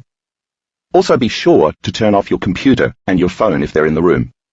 And try to avoid the aroma of coffee brewing or food cooking. You may even want to use an eye shade or earplugs to enhance the effect of sensory deprivation, since the goal in your preparation is to eliminate as much external stimuli as possible. Making your body comfortable. Dress in comfortable, loose clothing, and remove your watch or any jewelry that might be distracting. If you wear glasses, take them off too. Drink a little water before you sit down, and have a glass within reach in case you need it. Use the bathroom before you begin, and try to take care of any similar issues so that you won't be distracted during your meditation. Whether you're sitting in a chair or on the floor cross-legged, sit up straight and keep your spine erect. Your body should be relaxed, but your mind needs to stay focused. So don't be so relaxed that you fall asleep. If your head begins to nod during meditation, it's a sign that you're moving into a slower brainwave state. So don't worry too much about that. With some practice, your body will become conditioned and won't want to doze off. As you begin the meditation, close your eyes and take a few slow, deep breaths. Soon, you should drop from a beta brainwave state into an alpha state. This more restful but still focused state activates your frontal lobe, which, as you read, lowers the volume on the circuits in your brain that process time and space. Although at first you might not be able to slip easily into the next slower brainwave state, theta, with practice, you'll be able to slow your brainwaves down even further. Theta is the brainwave state where the body is asleep, but the mind is awake. And it's where you can more readily change your body's automatic programs. How long to meditate? While your meditation will generally last between 45 minutes and an hour, allow yourself plenty of time, if possible, to settle your mind before you begin. If you need to finish by a certain time, set an alarm to go off 10 minutes before you have to end the meditation, to give you an opportunity to finish the session without having to come to an abrupt stop. Don't let time be a distraction, though. Remember, just as you're getting away from sensory input, you're also getting away from being conscious of time. So if you're constantly worried about what time it is, you'll be completely defeating your purpose. If you need a few more minutes in your day to be able to meditate without this distraction, consider waking up earlier or going to bed later. I want to warn you about a very common stumbling block for people who are starting a meditation practice. Any time you start to change something in your life, your body, as the mind, will signal your brain to be in control again. The next thing you know, you might start to hear negative voices in your head like, "Why don't you start tomorrow? You're too much like your mother. What's wrong with you? You'll never change. This doesn't feel right." That's the body trying to unseat you so that it can be the mind again. You may have unconsciously conditioned it to be impatient, frustrated, unhappy, victimized, or pessimistic, to name a few examples. So that's how it wants to subconsciously behave. The moment you respond to that voice as if what it's saying is true, your consciousness immerses itself back into the automatic program. So you return to thinking the same thoughts, performing the same actions, and living by the same emotions, but still expecting something to change in your life. If you use feelings and emotions as a barometer for change, you'll always talk yourself out of possibility. When you instead free the body of the chains of these emotions, you are then able to relax into the present moment. More on that later in this chapter. And you'll be liberating energy from the body, going from particle to wave, so that it becomes available to create new destiny. To get to that place, to teach your body a new way of being, you have to sit your body down and let it know who the master is. We have a ranch with 18 horses, and mastering the will to stay focused in meditation reminds me of what it's like to ride a favorite stallion after I haven't been on him in a while. When I first climb up into the saddle, that stallion couldn't care less about me. He smells the mares on the other side of the property, and that's where his attention goes. It's as though he's saying to me, "Where have you been for the last 8 months? I got into some bad habits while you were away. The girls are over there, and I'm not concerned about what you want to do, so I'm going to throw you off. I'm in charge here."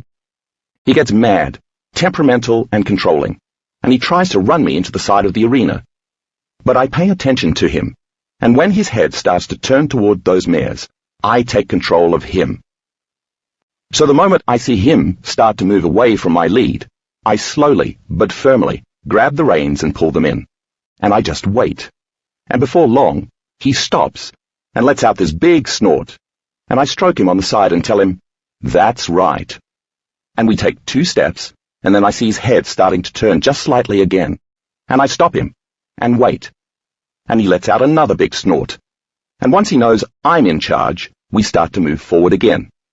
I just keep following the same procedure until he ultimately surrenders to me.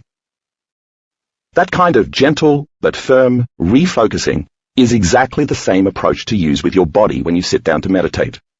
Think of your body as the animal that you, as consciousness, are training. Every time you become conscious that your attention has wandered, and you bring it back like that, you're reconditioning your body to a new mind. You are mastering yourself and your past. So let's say you wake up in the morning and have a list of people to call, a list of errands to run, 35 texts to respond to, and all these emails to answer. If the first thing you do every morning is start thinking about all of those things that you have to do, your body is already in the future. When you sit down to meditate, your mind may naturally want to go in that direction. And if you allowed it, then your brain and body would be in that same predictable future, because you'd be anticipating an outcome based on your same past experience from yesterday. So the moment you start to notice your mind wanting to go in that direction, you just pull the reins in, settle your body down, and bring it back to the present moment, just as I do when I ride my stallion. And then, in the next moment, if you start thinking, "Yeah, but you have to do this, you forgot about that, and you need to do the thing you didn't get to yesterday," just bring your mind back to the present moment again. And if it keeps happening, and that brings up the emotions of frustration, impatience, worry, and so on, just remember that whatever emotion you're experiencing is merely part of the past. So you just notice it, you become aware, my body-mind wants to go to the past. All right, let's settle down and relax, back into the present. Just as your mind will try to distract you, your body may do the same. It may want to get nauseated, create pain, or make that spot in the middle of your back itch. But if that happens, remember that it's just the body trying to be the mind. So as you master it, you are becoming greater than your body. If you can master it during your meditation each time, then when you walk back into your life, you're going to be more present, more aware, and more conscious, and less unconscious. Sooner or later, just as my stallion surrenders to me and follows my commands without letting the mares or anything else distract him, Your body will also acquiesce to your mind during your meditation without getting hijacked by any stray thoughts. And when the horse and rider are one, when the mind and body are working together, there's simply no greater feeling. You're in a new state of being. It's incredibly empowering. The meditation I'm going to walk you through in the next chapter begins with a technique the Buddhists call open focus. It's very helpful for getting into the altered state we're trying to achieve, because in our normal day-to-day existence, living in survival mode and marinating in stress hormones, we're naturally very narrow-focused. We put all our attention on things and people and problems, focusing on the particle or matter, not on the wave or energy, and we define reality by our senses. We can call that type of attention object-focused. With all our attention on the outer world, which in this state appears more real to us than the inner world, our brains pretty much stay in a higher range beta brainwave state, the most reactive, unstable, and volatile of all the different brainwave patterns. Because we're on high alert, we aren't in a position to create, daydream, solve problems, learn new things, or heal. It's certainly not a state that's conducive to meditating. The electrical activity in our brains increases, and thanks to the fight-or-flight response, our heart rate and respiration naturally increase. Our bodies can't spend much, if any, of their resources for growth and optimal health, because they're always on the defensive, trying to protect us, just trying to help us make it through the day. Under these less than favorable conditions, our brains tend to compartmentalize, meaning that some regions of the brain begin to work separately from the others instead of working together, and some even work in opposition to each other, like stepping on the brake and the gas at the same time. It's a house divided against itself. In addition to the parts of the brain not communicating well with each other, the brain no longer communicates with the rest of the body in an efficient, orderly manner. Because the brain and the central nervous system control and coordinate all the other systems of our bodies, keeping our hearts beating and our lungs breathing, digesting food and eliminating waste, controlling our metabolism, regulating the immune system, balancing our hormones, and keeping countless other functions working, we become unbalanced. Our brains send very disorderly messages and disintegrated signals down the spinal cord to the rest of the body. As a result, none of the body's systems get a clear message. Instead, the message is very incoherent. Picture the immune system responding. I don't know how to make a white blood cell out of that instruction. And then picture the digestive system saying, I can't tell if I should secrete acid in my stomach first, or if I should secrete it in my small intestine. These orders are pretty mixed up. At the same time, the cardiovascular system laments, I can't tell if my heart should be in rhythm or out of rhythm, because the signal I'm getting is pretty out of rhythm itself. Is there really a lion around the corner again? This state of imbalance keeps us out of homeostasis or equilibrium, and it's easy to see then how it sets us up for disease, producing arrhythmias or high blood pressure, unbalanced cardiovascular system, indigestion and acid reflux, unbalanced digestive system, and a preponderance of colds, allergies, cancer, rheumatoid arthritis, and other conditions, unbalanced immune function, to name just a few examples. That state, with our brainwaves becoming scrambled and filled with static, is what I referred to in the last chapter as a state of incoherence. There's no rhythm or order to our brainwaves, or to the messages the brain sends the body. It's total cacophony. In the open focus technique, on the other hand, we close our eyes, take our attention off the outer world and its trappings, and instead open our focus to pay attention to the space around us, on the wave instead of the particle. The reason it works is that when we're sensing this space, we're not giving our attention to anything material, and we're not thinking. Our brainwave patterns shift to the more restful and creative alpha, and eventually theta as well. In this state, our inner world now becomes more real to us than the outer world, which means we're in a much better position to make the changes we want to make. Research shows that when we use the open focus technique properly, the brain starts to become more organized and more synchronized, with the different compartments working together in a more orderly fashion. And what syncs together, links together. In this level of coherence, the brain can now send more coherent signals throughout the entire nervous system to the rest of the body, and everything starts to move in rhythm, working together. Instead of cacophony, Now our brains and our bodies are playing a beautiful symphony. The end result is that we feel more whole, integrated and balanced. My colleagues and I saw this type of consistent brain changes in the majority of the students we scanned in our workshops, so we know this technique works. After walking you through open focus, the meditation you'll do will move you into the practice of finding the present moment. Being present gives us access to possibilities on the quantum level that we didn't have access to before. Remember how I said that in the quantum field, the subatomic particles exist simultaneously in an infinite array of possibilities. In order for that to be true, the quantum universe can't have only one line of time. It must have an infinite number of timelines, simultaneously containing all of these possibilities stacked on top of one another. In fact, every experience, past, present, and future, of every single thing from the smallest microorganism to the most advanced culture in the universe, exists within the field of unlimited information called the quantum field. I said the quantum world has no time, but the truth is that it has all time simultaneously. It just doesn't have linear time, which is the way we usually think of time. As the quantum model of reality says, all possibilities exist in the present moment. But if you're waking up every morning and doing the same sequence of events, making the same choices that lead to the same behaviors, that create the same experiences, that produce the same emotional payoff, then you aren't open to any of those other possibilities, and you aren't going anywhere new. Take a look at figure 11.1. The circle represents you in the present moment on a particular line of time. The line to the left of that represents your past, and the line to the right represents your future. Let's say that every day you wake up, go to the bathroom, brush your teeth, take the dog out, drink your coffee or tea, have the same breakfast, get dressed in the same routine way, drive to work along a familiar route, and so on. Each of these events is represented by a point on the timeline of your immediate future. So let's say you've gone through pretty much that same sequence every day for 10 years. Your body is then already programmed by habit to be in the future based on your past, because as you emotionally begin to anticipate each of those events on your timeline, your body, as the unconscious mind, believes it's in that same predictable reality.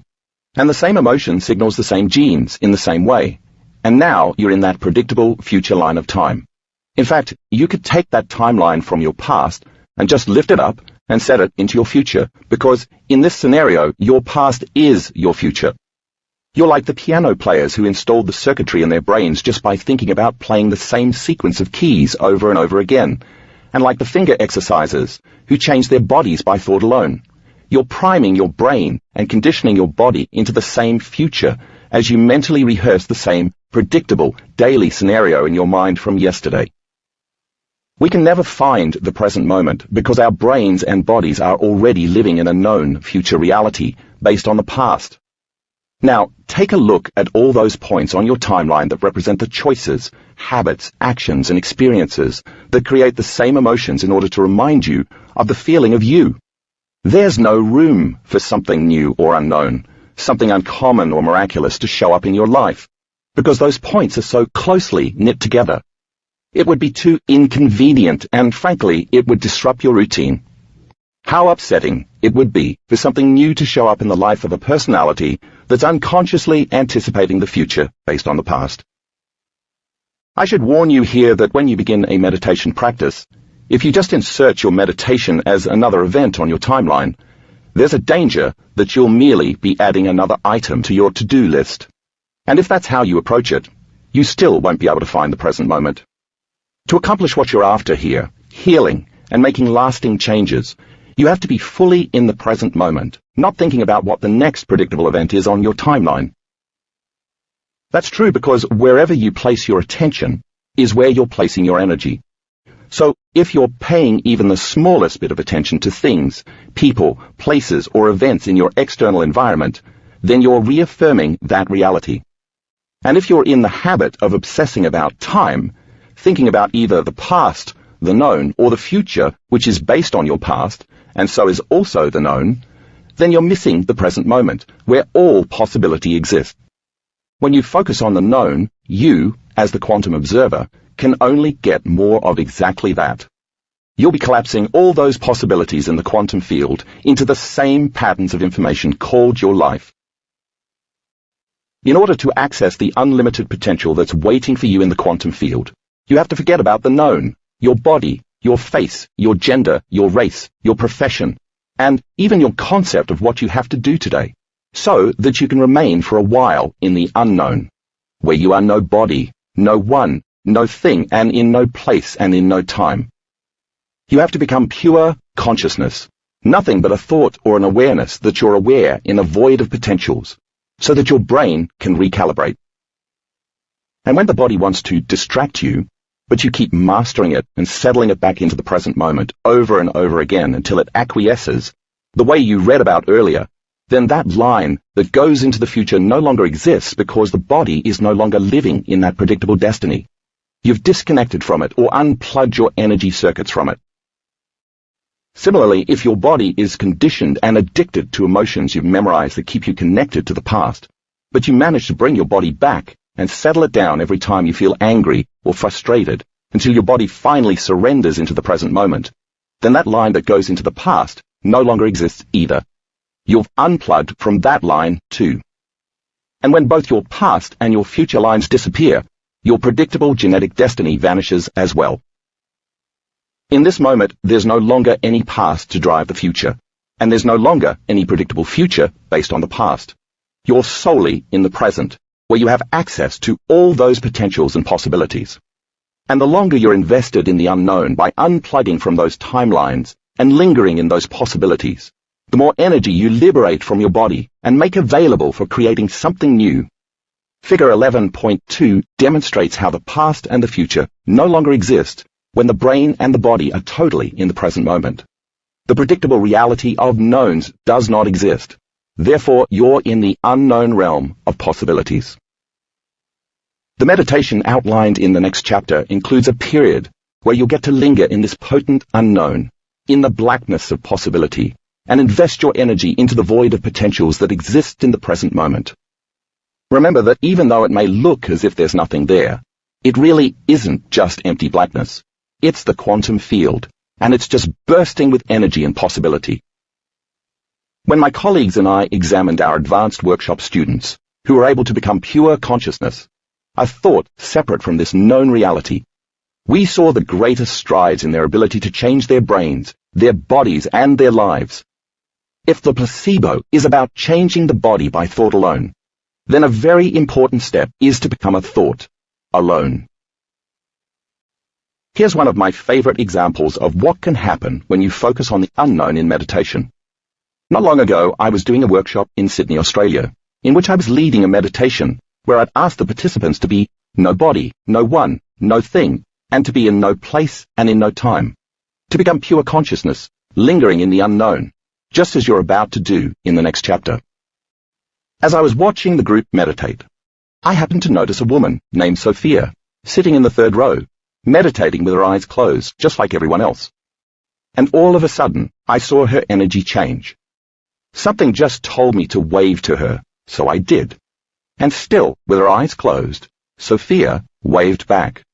I motioned for two of my trainers who were at the other end of the room to come over.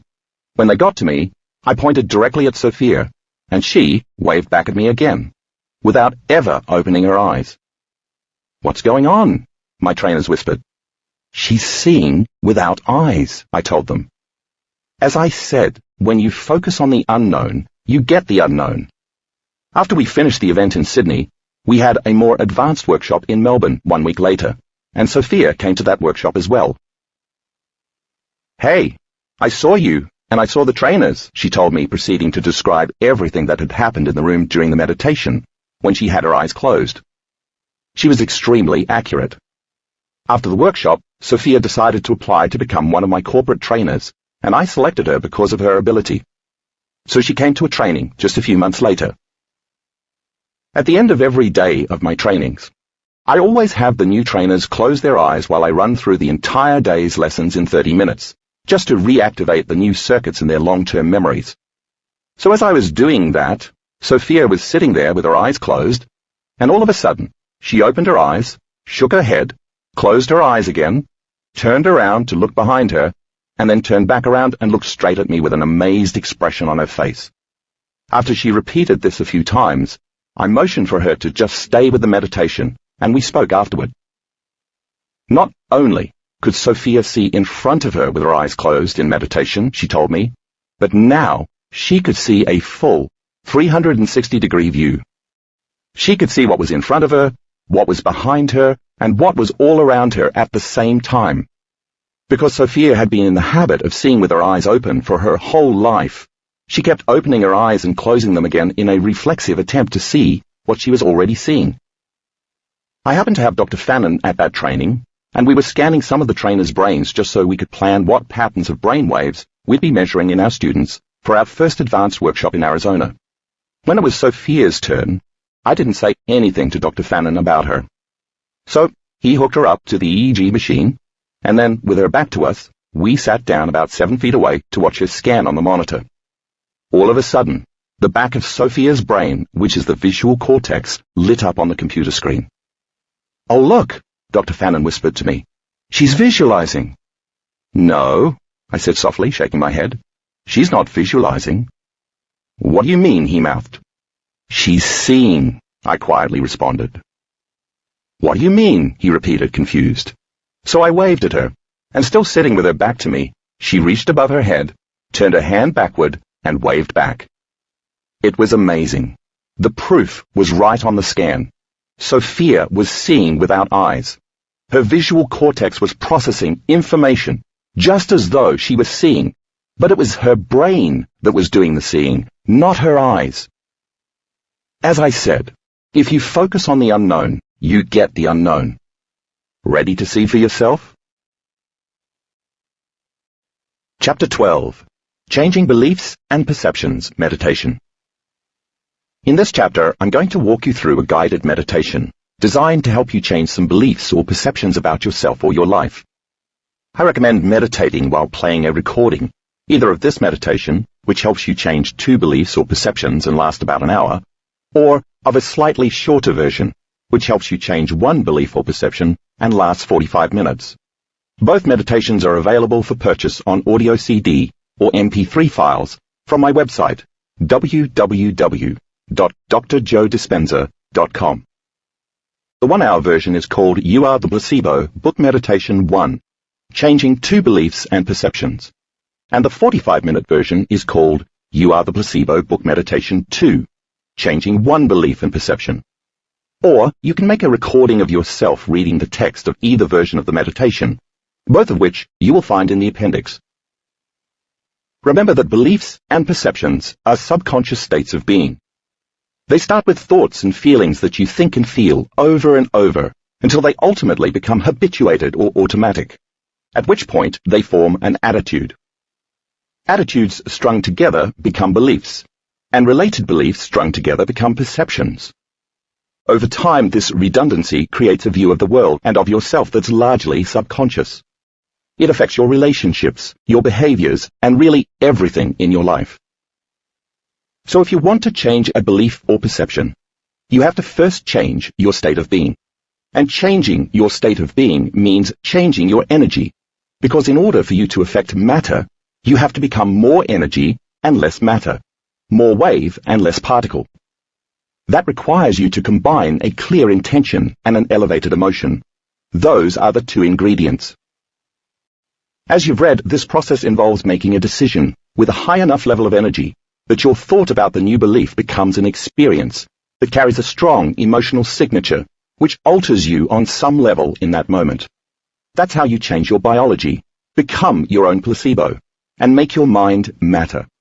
We all have had experiences that have affected our biology to some degree or another. Remember the Cambodian women from Chapter 7, who developed vision problems because of the horrors they were forced to witness when the Khmer Rouge was in power. That's an extreme example, of course, but you can use the same principle to make a positive change. In order for this to work, the new experience has to be greater than the past experience. In other words, the internal experience you have when you meditate has to have a greater amplitude, greater energy than the external past experience that created the belief and perception that you want to change. The body must respond to a new mind. So you have to put your heart into that elevated emotion. You really have to get goosebumps. You have to feel lifted, inspired, invincible, and empowered. I'll be giving you the opportunity to change 2 beliefs and perceptions about yourself in this meditation. So before you begin, decide which 2 you want to change. You can select one of the common limiting beliefs listed in Chapter 7, or you can come up with something else on your own, such as I'll always have this pain or condition. Life is too hard. People are unfriendly. Success takes a lot of work, or I'll never change. Once you decide, get a piece of paper and draw a vertical line down the middle. On the left side, write down the 2 beliefs and perceptions you want to change, one on top of the other. Then think for a minute. If you don't want to believe and perceive these things anymore, then what do you want to believe and perceive about yourself and your life? And if you did believe and perceive those new things, how would that make you feel? Write down the new beliefs and perceptions that you want to have on the right side of the paper. As you'll soon see, this meditation is in 3 parts. The first part is the induction, in which you will use the open focus technique you read about in the last chapter to get you into more coherent alpha or theta brainwave states where you're more suggestible. This is vital because the only way you can truly influence your health and become the placebo is when your own suggestibility is enhanced. In the second part, you'll find the present moment and linger in the quantum void where all possibilities exist. And in the third part, you'll change your beliefs and perceptions. Here, to walk you through what you'll be doing when you actually sit down to meditate, I'll give you some direction at the beginning of each part, and then the text of the meditation will follow in italics. If you're an experienced meditator, feel free to do the entire meditation the whole way through during your first time. If you're new to meditation, you may want to practice the first part every day for a week. Then add the second part the second week, and progress to all 3 parts the third week. Either way, keep doing this same meditation on a daily basis until you see some changes happening in your life. If you are already practicing the meditation that I outlined in Breaking the Habit of Being Yourself, I want to point out that the meditation in this book is entirely different, even though you'll find some similarities in the way in which both meditations begin, the induction phase. If you can only do 1 meditation per day, I recommend trying this new meditation for a few months so that you can fully reap the benefits. Then you can decide which meditation you want to continue with, or you can switch back and forth between the 2 as you wish. Induction. Creating brain coherence and slower brain waves with open focus. When you move into the open focus meditation, you'll be going from particle to wave, from the narrow focus you usually have on people, places, and things in the outer world, to a more open focus, where you'll be concentrating not on any physical thing, but on space. After all, if an atom is approximately 99.9% energy, and we're always focusing on the particle, maybe it's time we paid some attention to the wave, because our awareness and our energy are intrinsically combined. Putting attention on our energy is what amplifies our energy. When you use this technique, your brain naturally recalibrates because, to do it correctly, you have to let go of your analytical mind, which is very busy thinking in high beta as an identity. That identity, who you know yourself to be, is connected to the external environment, to your emotional addictions and habits, and to time.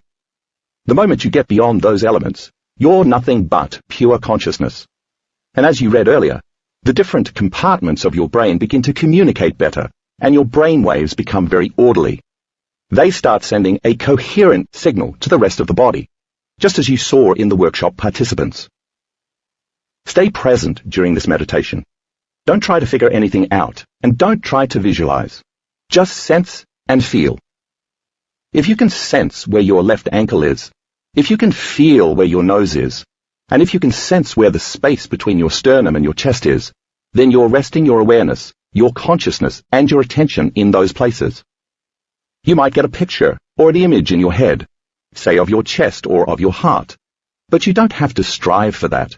You just have to become aware of the space within and around your body in space. The first part of the meditation should last for approximately 10 to 15 minutes. Refer Figure 12.1 for the verbiage of Meditation Part 1.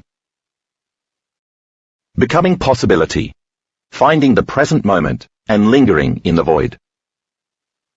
In this next part of the meditation, you'll find the sweet spot of the present moment, where all things are possible. To do that, you must lay down your identity and disconnect from your body, the environment and time, because the longer you linger in the unknown, the more you draw the unknown to you. And if nerve cells that no longer fire together, no longer wire together, you'll be silencing the circuits in your brain that are connected to the old self. As you've read, those circuits maintain a hardwired program, so if you successfully disconnect from them, you'll also be disconnecting from the program. You'll no longer be emotionally signaling the same genes in the same way. And then as your body moves into a more balanced and harmonious state, you'll find yourself in the sweet spot of the present moment. And that's where all possibility exists. If you find your mind drifting to thoughts about people you know, various problems you have, events that happened in the past or that are coming up in your future, your body, your weight, your pain, your hunger, or even how long this meditation will go on, simply become aware of those thoughts and then bring your consciousness back to the blackness or the quantum void of possibility. And then, once more, surrender into nothing. This second part of the meditation should last for approximately 10 to 15 minutes. Then, allow 10 to 15 minutes after here for you to linger. Refer Figure 12.2 for verbiage of Meditation Part 2. Changing beliefs and perceptions about yourself and your life. In the final section of the meditation, it's time to bring up that first belief or perception about your life that you want to change. I'll ask you if you want to continue believing and perceiving in that way. If your answer is no, then you'll be invited to make a decision with such firm intention that the amplitude of energy related to that decision is greater than the hardwired programs in your brain and the emotional addictions in your body. Your body will then respond to a new mind, to a new consciousness. Next, I'll ask you, what do you want to believe and perceive about yourself and your life, and how would that feel? Then, your task will be to move into a new state of being. You'll have to change your energy by marrying a clear intention with an elevated emotion, and lift matter to a new mind. You should get up feeling different from when you sat down. If so, then you changed biologically. At that point, the past will no longer exist, because that higher amplitude experience will have just overridden the program of the old experience. That's why making that choice becomes an experience that you never forget, because now it's a long-term memory. You'll be making an unknown possibility known, which takes you out of the past now and puts you into the future now, where the event has already happened. Remember, it's not your job to figure out when, or where, or how it's going to happen. Your job is merely to move into a new state of being, and then see the future you're creating. Then you'll be guided to change the second belief or perception, so you'll repeat the same process all over again. This final part of the meditation will last for approximately 20 to 30 minutes. Refer Figure 12.3 for the verbiage of Meditation Part 3. Afterward, becoming supernatural.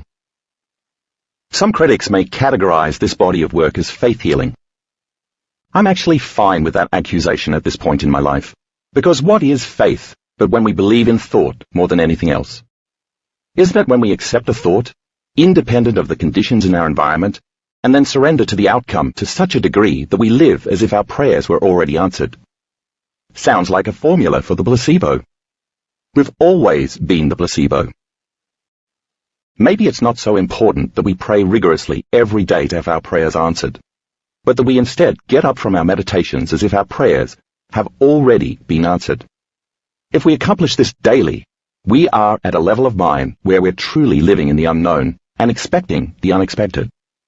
And this is when the mysterious knocks on our door. The placebo response is about being healed by thought alone. Thought by itself, however, is unmanifested emotion. Once we embrace that thought emotionally, it begins to become real. That is, it becomes reality. A thought without an emotional signature is void of experience, and thus it is latent, waiting to be made known from the unknown. As we initiate a thought into an experience, and then into wisdom, we are evolving as human beings. When you look into the mirror, you see your reflection, and know that whom you are seeing is the physical you. But how do the true self, the ego, and the soul see themselves? Your life is a mirror image of your mind, your consciousness, and who you really are. There are no schools of ancient spiritual wisdom sitting high on mountaintops in the Himalayas waiting to initiate us into becoming mystics and saints. Our lives are our initiation into greatness. Maybe you and I should see life as an opportunity to reach greater and greater levels of self, so that we can overcome our own limitations with more expanded levels of consciousness. That's how a pragmatist instead of a victim sees it. To abandon the familiar ways in which we've grown accustomed to thinking about life in order to embrace new paradigms will feel unnatural in the beginning. Frankly, it takes effort, and it's uncomfortable. Why? Because when we change, we no longer feel like ourselves. My definition of genius, then, is to become uncomfortable and to be okay with being uncomfortable. How many times in history have admirable individuals who struggled against outdated beliefs, living outside of their comfort zones, been considered heretics and fools, only to later emerge as geniuses, saints or masters? In time, they became supernatural. But how do you and I become supernatural? We have to begin to do what's unnatural. That is, to give in the midst of crisis when everyone is feeling lack and poverty. To love when everyone is angry and judging others. To demonstrate courage and peace when everyone else is in fear. To show kindness when others are displaying hostility and aggression. To surrender to possibility when the rest of the world is aggressively pushing to be first, trying to control outcomes and fiercely competing in an endless drive to get to the top.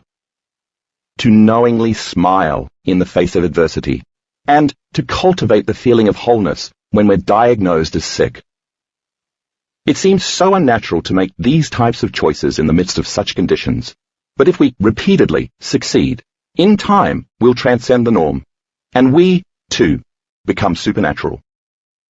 And most important, by your being supernatural, you give others permission to do the same. Mirror neurons fire when we observe someone else performing an action. Our neurons mirror the neurons of that other person, as though we were performing the same action. For example, when you see a professional dancer dancing the salsa, you will dance the salsa better than you did before. If you watch Serena Williams hit a tennis ball, you will hit the ball better than you did before. If you observe someone leading a community with love and compassion, you'll lead in your life in the same way. And if you witness someone self-healing from a disease by changing his or her thought processes, you'll be more prone to do the same. It's my hope that after reading this book, you'll realize that the ultimate belief is the belief in yourself and in the field of infinite possibilities. And when you merge the belief in yourself as a subjective consciousness with your belief in an objective consciousness, then you're balancing intention and surrender. It's tricky, though. If you over-intend, that's called trying, you'll get in your own way and always fall short of your vision. If you over-surrender, you'll become too lazy, apathetic and uninspired. But if you combine a clear intention with an uncompromising trust in possibility, then you'll step into the unknown, and that's when the supernatural starts to unfold. I think that you and I are at our best when we're in this state of being. When these two states merge, I believe that we drink from a deeper well, and when wholeness, self-satisfaction and self-love truly come from within, because you've ventured beyond what you believed was possible, and you overcame your own self-imposed limitations, that's when the uncommon occurs. To be happy with yourself in the present moment, while maintaining a dream of your future, is a grand recipe for manifestation. When you feel so whole that you no longer care whether it will happen, that's when amazing things materialize before your eyes. I've learned that being whole is the perfect state of creation. I've seen this time and time again in witnessing true healings in people all over the world. They feel so complete that they no longer want, no longer feel lack, and no longer try to do it themselves. They let go, and to their amazement, something greater than they are responds, and they laugh at the simplicity of the process. This book and my research are, hopefully, a beginning and not the end. I'll certainly be the first to raise my hand to confess that I don't know it all. My greatest joy, though, is when I've contributed to someone's personal growth in some way. I've seen transformation on many faces, and I can say that independent of culture, race, or gender, we all look the same when we're freed from the bonds of our own self-limiting beliefs. There's a principle that I adore in biology called emergence. Have you ever seen a school of fish all breaking in the same direction at the same time? Or a flock of hundreds of birds in flight, all moving together as one consciousness, as one mind? When you look at this phenomenon, you might think that all of the individuals in the group are following one leader who's showing the way. It appears that the synchronistic movements of hundreds or even thousands of individual organisms all doing the same thing at the same time is a top-down phenomenon. But that's not what's really happening. It turns out that this level of unity takes place as a bottom-up phenomenon. The group actually has no leader. Everyone is leading. They're all part of the same collective consciousness, doing the same thing at the same time. It's as if the whole is connected in a field of information beyond space and time.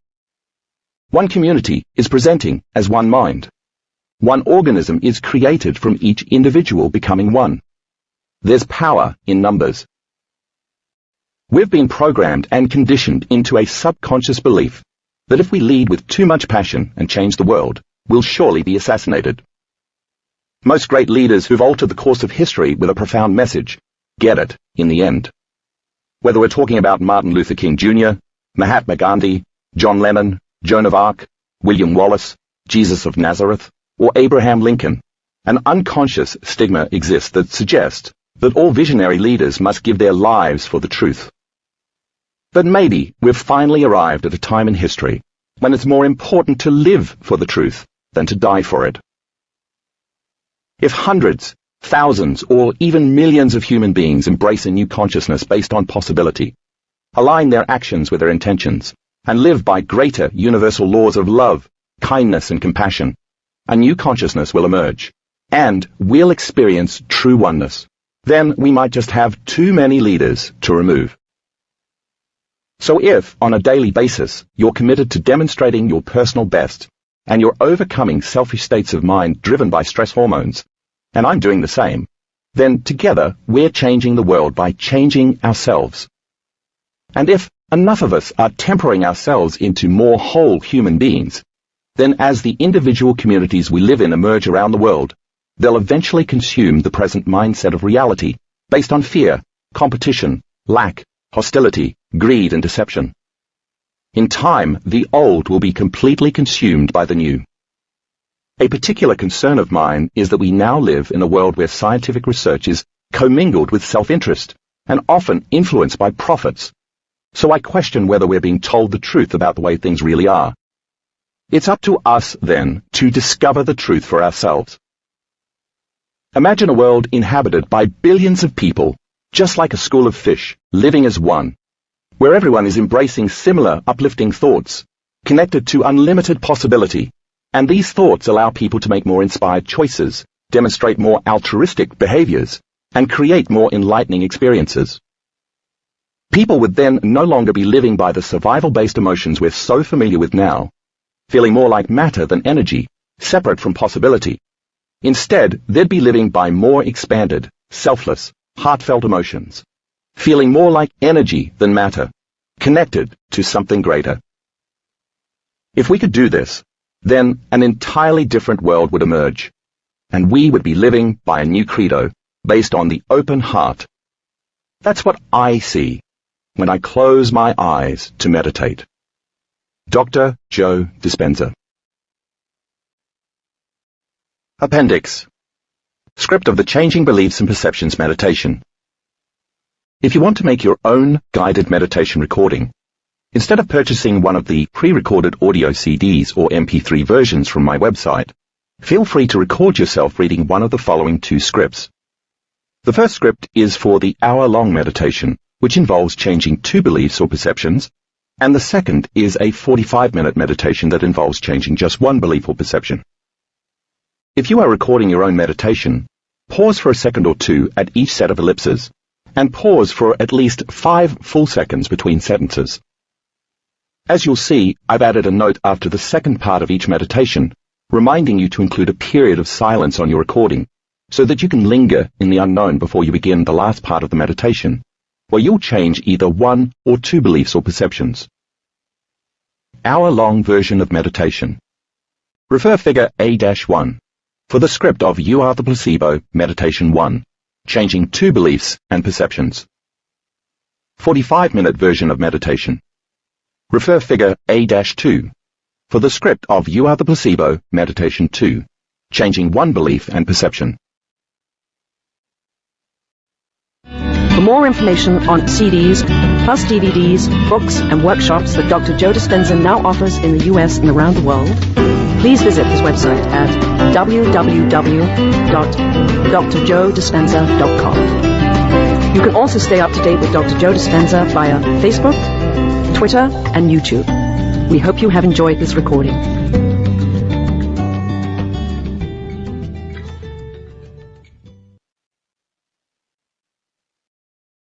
Audible hopes you have enjoyed this program.